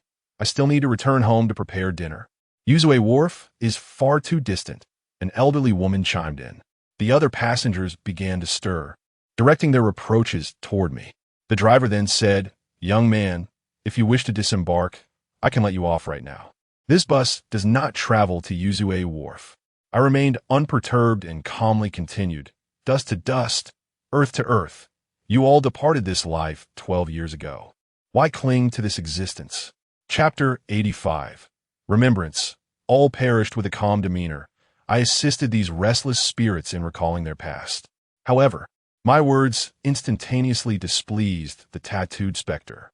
He abruptly rose from the back seat, exclaiming, "Hey, what is your game? If you keep yapping, I'll put an end to you right now." I paid him no heed, merely lighting a cigarette with serenity. The driver, avoiding my gaze, continued to navigate the road. "Young man, we live in a society governed by law. Do not act recklessly," urged the driver. Other passengers chimed in with similar sentiments. "Young man, you've boarded the wrong vehicle. You're meant to go to Uzue Dock, not on the 330 route. You should be on the 340. From their words, it was evident that these spirits remained oblivious to their own demise, trapped in the thoughts they held before death. Little did they know that this very vehicle had claimed their lives. I turned to face the assembly of phantoms and declared, "Ladies and gentlemen, allow me to introduce myself. I am a collector of souls, and indeed, you all perished 12 years ago. Your bodies were retrieved by my master, Song.Sai. Yet, your lingering resentment has kept you bound to this vehicle, repeating the cycle for over a decade. Reflect upon the Daishinwan Reservoir. Are you not aware of your own demise? Dust to dust, this night, I have come to escort you to the underworld." Upon uttering these words, a tumult erupted among the passengers. 12 years. Has he lost his mind? Madness. Indeed, he must be deranged. I had merely just boarded the vehicle after school. The incessant chatter of spirits surrounded me. That tattooed specter pointed at me and barked, "Hey, you better sit down and not hinder the driver. I have plans to accompany my girlfriend to the movies. And if I'm late, I swear I'll make you regret it." Observing the vehement reactions of the other apparitions in the vehicle, none seemed to believe my plight. I then produced a handful of yellow paper money. "Ladies and gentlemen, behold what I possess," I exclaimed. "So what if you have an abundance of cash?" Someone retorted, "Indeed, look at your ostentation." I merely smiled and said, "Keep your eyes wide open and observe for yourselves."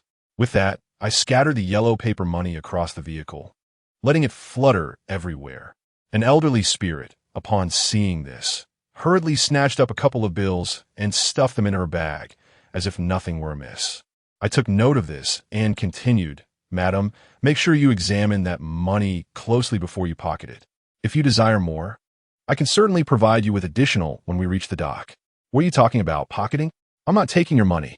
The elderly lady crossed her arms, a hint of guilt flickering across her face. Meanwhile, a young spirit picked up a piece of paper money and examined it closely, exclaiming, "Hey, this Isen TRMB. Why is it paper money?" No sooner had he spoken than Master Chow's wife seized a bill as well. After a brief inspection, she let out a terrified gasp. How did it turn into ghost money? The other passengers, witnessing this, hastily began to pick up the paper money to scrutinize it. After a mere glance, the onlookers inevitably expressed their astonishment. Indeed, it has transformed into paper money.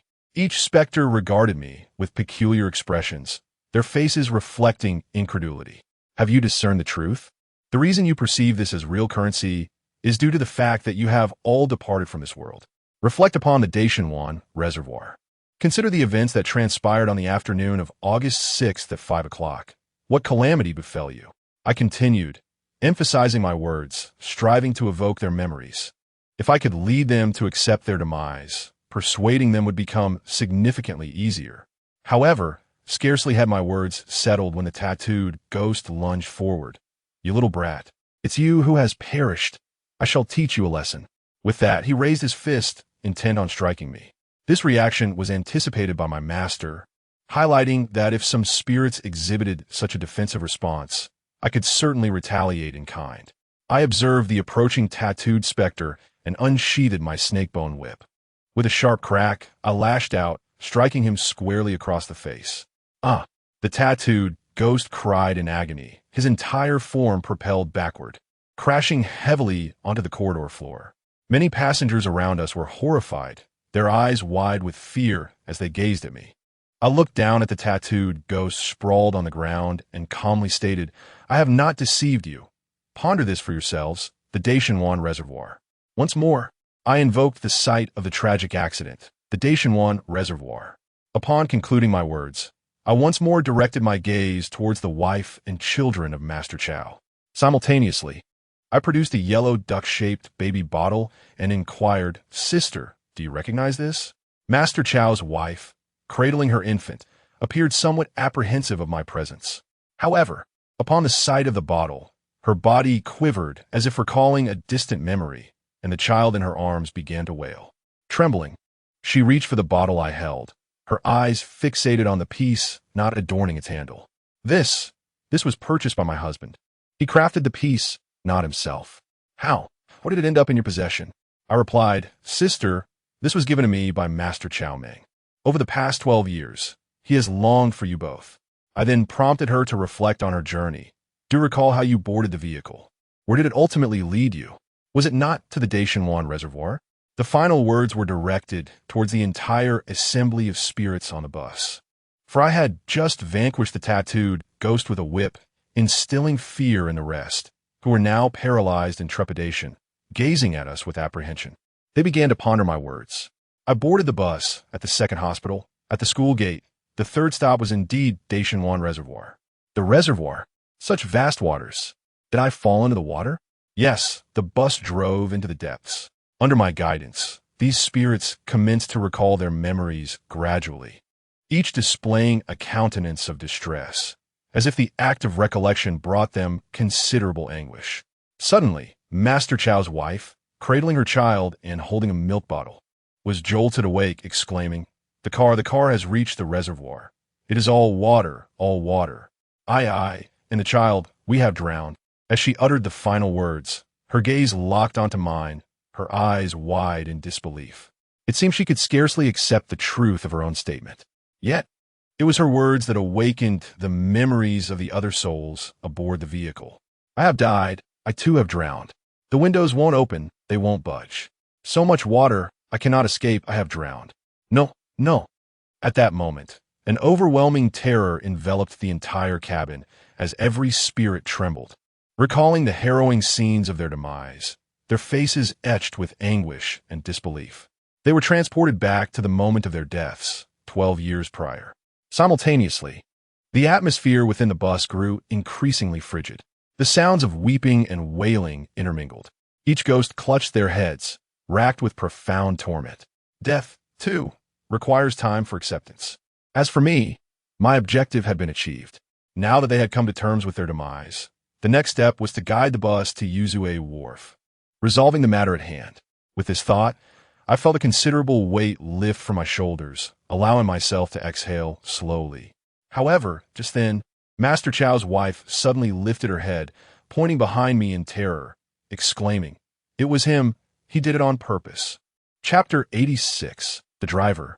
The fierce battle commences suddenly. Master Chow's wife pointed behind me and uttered a warning. A chill swept through the air, accompanied by a deep, foreboding voice that resonated from behind me. Mind your own business. Upon hearing this voice, a sense of dread enveloped me. I turned abruptly, only to find the driver, who had been operating the vehicle moments ago, now standing ominously at my back. His once gray eyes had transformed into ghastly, pallid orbs, resembling the lifeless gaze of a dead fish, filled with malevolence as they fixated upon me. As I turned, he swiftly raised his hand and seized my throat with a vice-like grip. A vengeful spirit, I rasped, the words tumbling from my lips. Coupled with Master Chow's earlier remark, the realization dawned upon me. This accident was likely no mere coincidence. It seemed that this driver had deliberately driven the vehicle into the reservoir.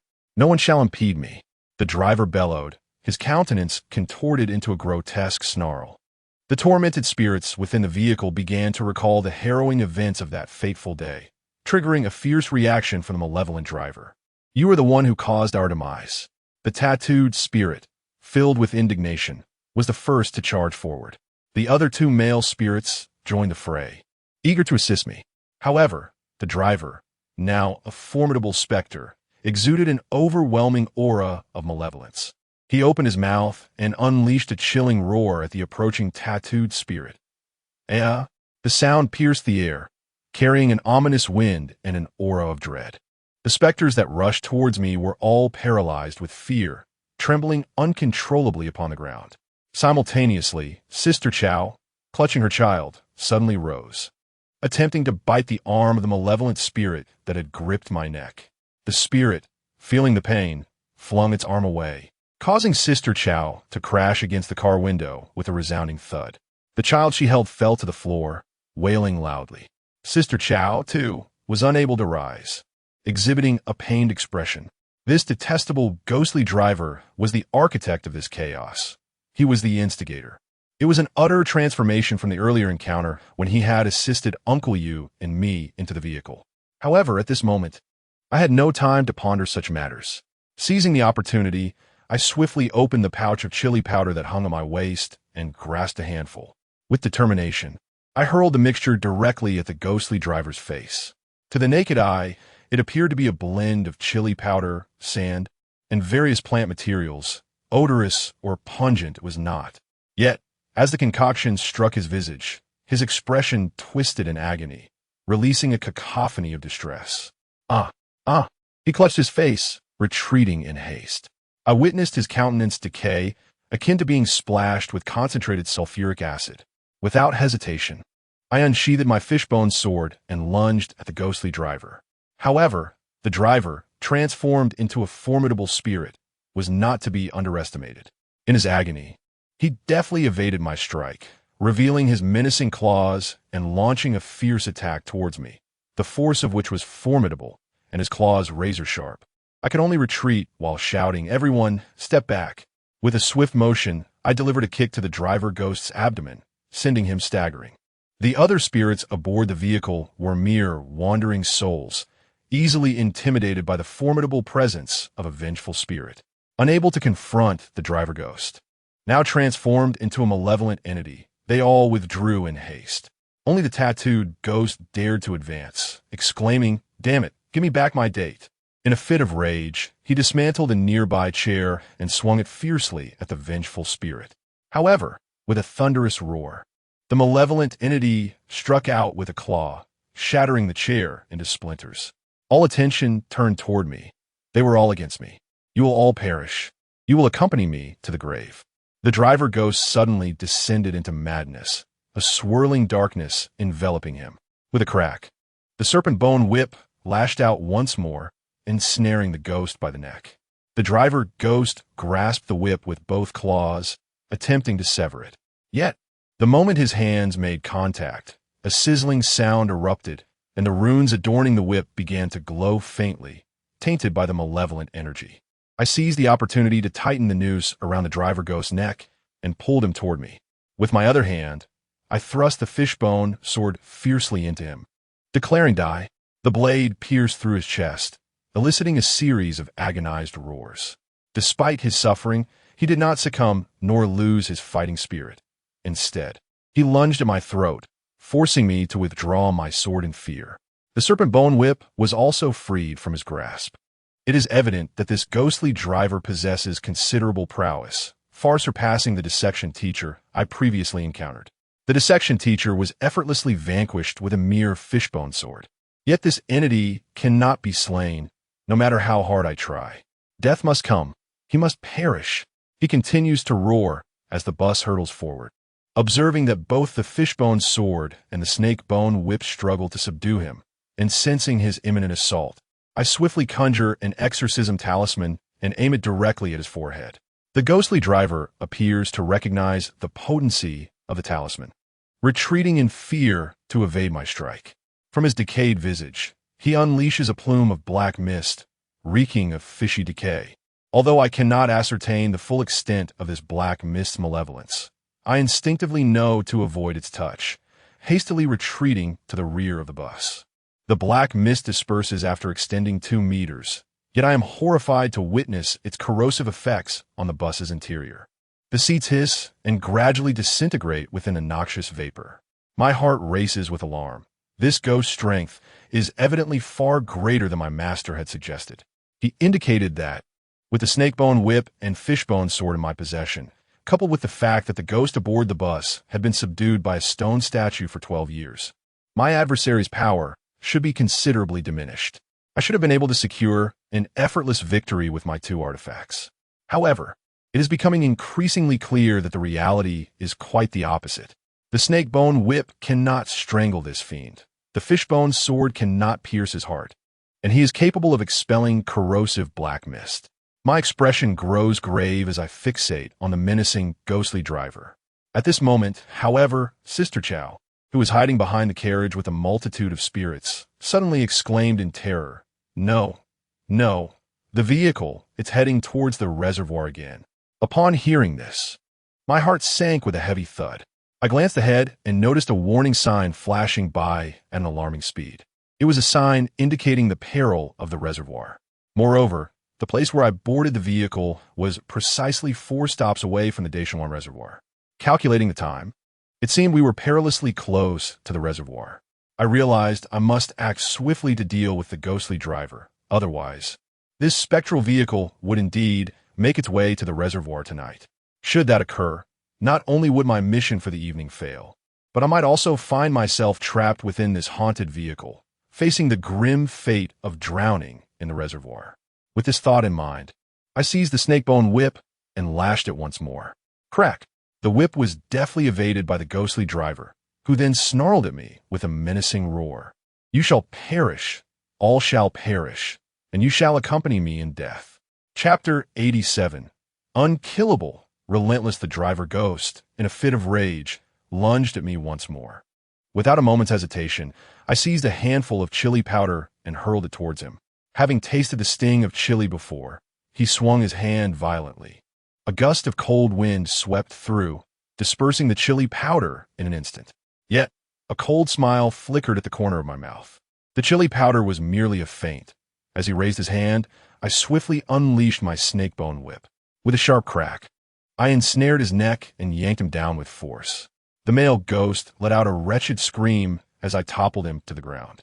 Before he could regain his footing, I had already drawn a talisman meant to subdue evil spirits, slapping it squarely upon his forehead. At that precise moment, the talisman erupted in a radiant yellow light, exploding with a thunderous boom. The ghost emitted another mournful wail as his head was engulfed in the talisman's power, leaving it marred with cracks, rendering his visage grotesque and horrifyingly bloodied. Moreover, wisps of dark energy seeped from the fissures in his skull, an eerie spectacle indeed. I watched in astonishment. This malevolent spirit was exceedingly bizarre. Neither the fishbone sword could slay him, nor could the snakebone whip strangle him to death. Now, even the yellow talisman failed to extinguish his life?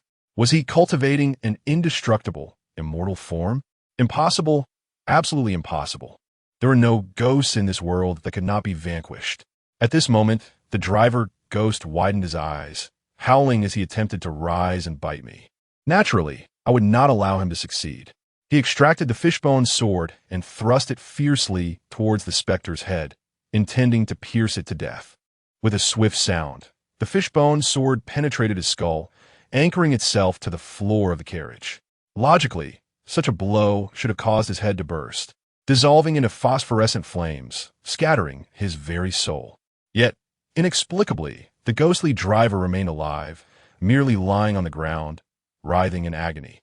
His pair of radiant white eyes fixated on me with unwavering intensity, while he emitted a series of ghastly wails, intermittently uttering, "Accompany me in death. All of you shall accompany me."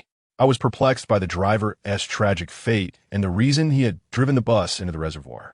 However, it was evident that his obsession was profoundly entrenched, harboring animosity towards all.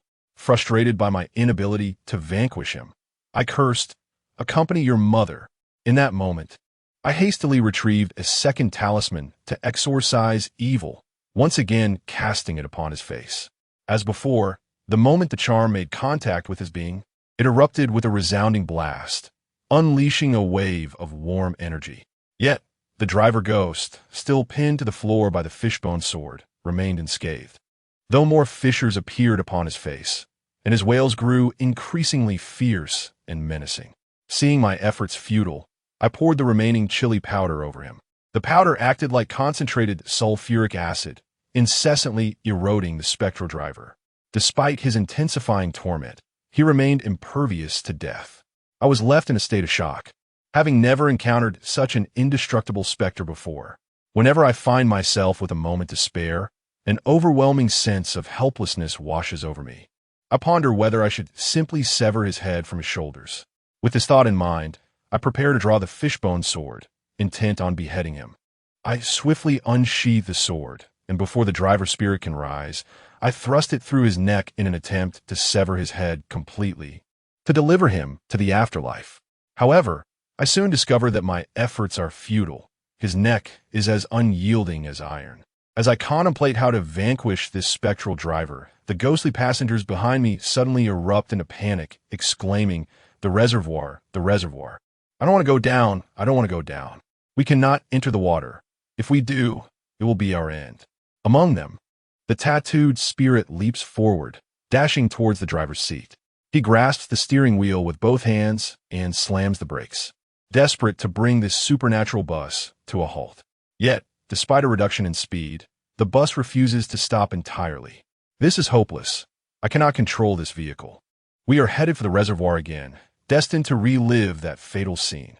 The tattooed spirit laments in despair. Sister Chow, filled with alarm, urgently urges me, "You must run, you must run. If the bus enters the reservoir, you will not survive either. Hurry, hurry. Tell Chow Meng that I miss him dearly. Encourage him to live well." With that, Sister Chow cradles her child in one arm and frantically pulls at the window with the other, attempting to open it and facilitate my escape. Tears stream down her face, yet none fall. Her grief is palpable. The car window, no matter how forcefully he tried, remained obstinately shut. The other spirits aboard the vehicle also attempted to wrench open the windows in a desperate bid for escape. Yet, without exception, the window stood immovable, akin to an iron box. In the distance, I caught a glimpse of the shimmering surface of the water. In no more than a minute, we would arrive at the site of the incident, JK 7231. This was my inaugural solo venture into confronting malevolent forces since becoming a disciple. Should I return empty-handed, I would feel a profound sense of shame towards my master and the trust bestowed upon me by Master Chow. No one could escape. No one could flee. All of you shall accompany me to the grave.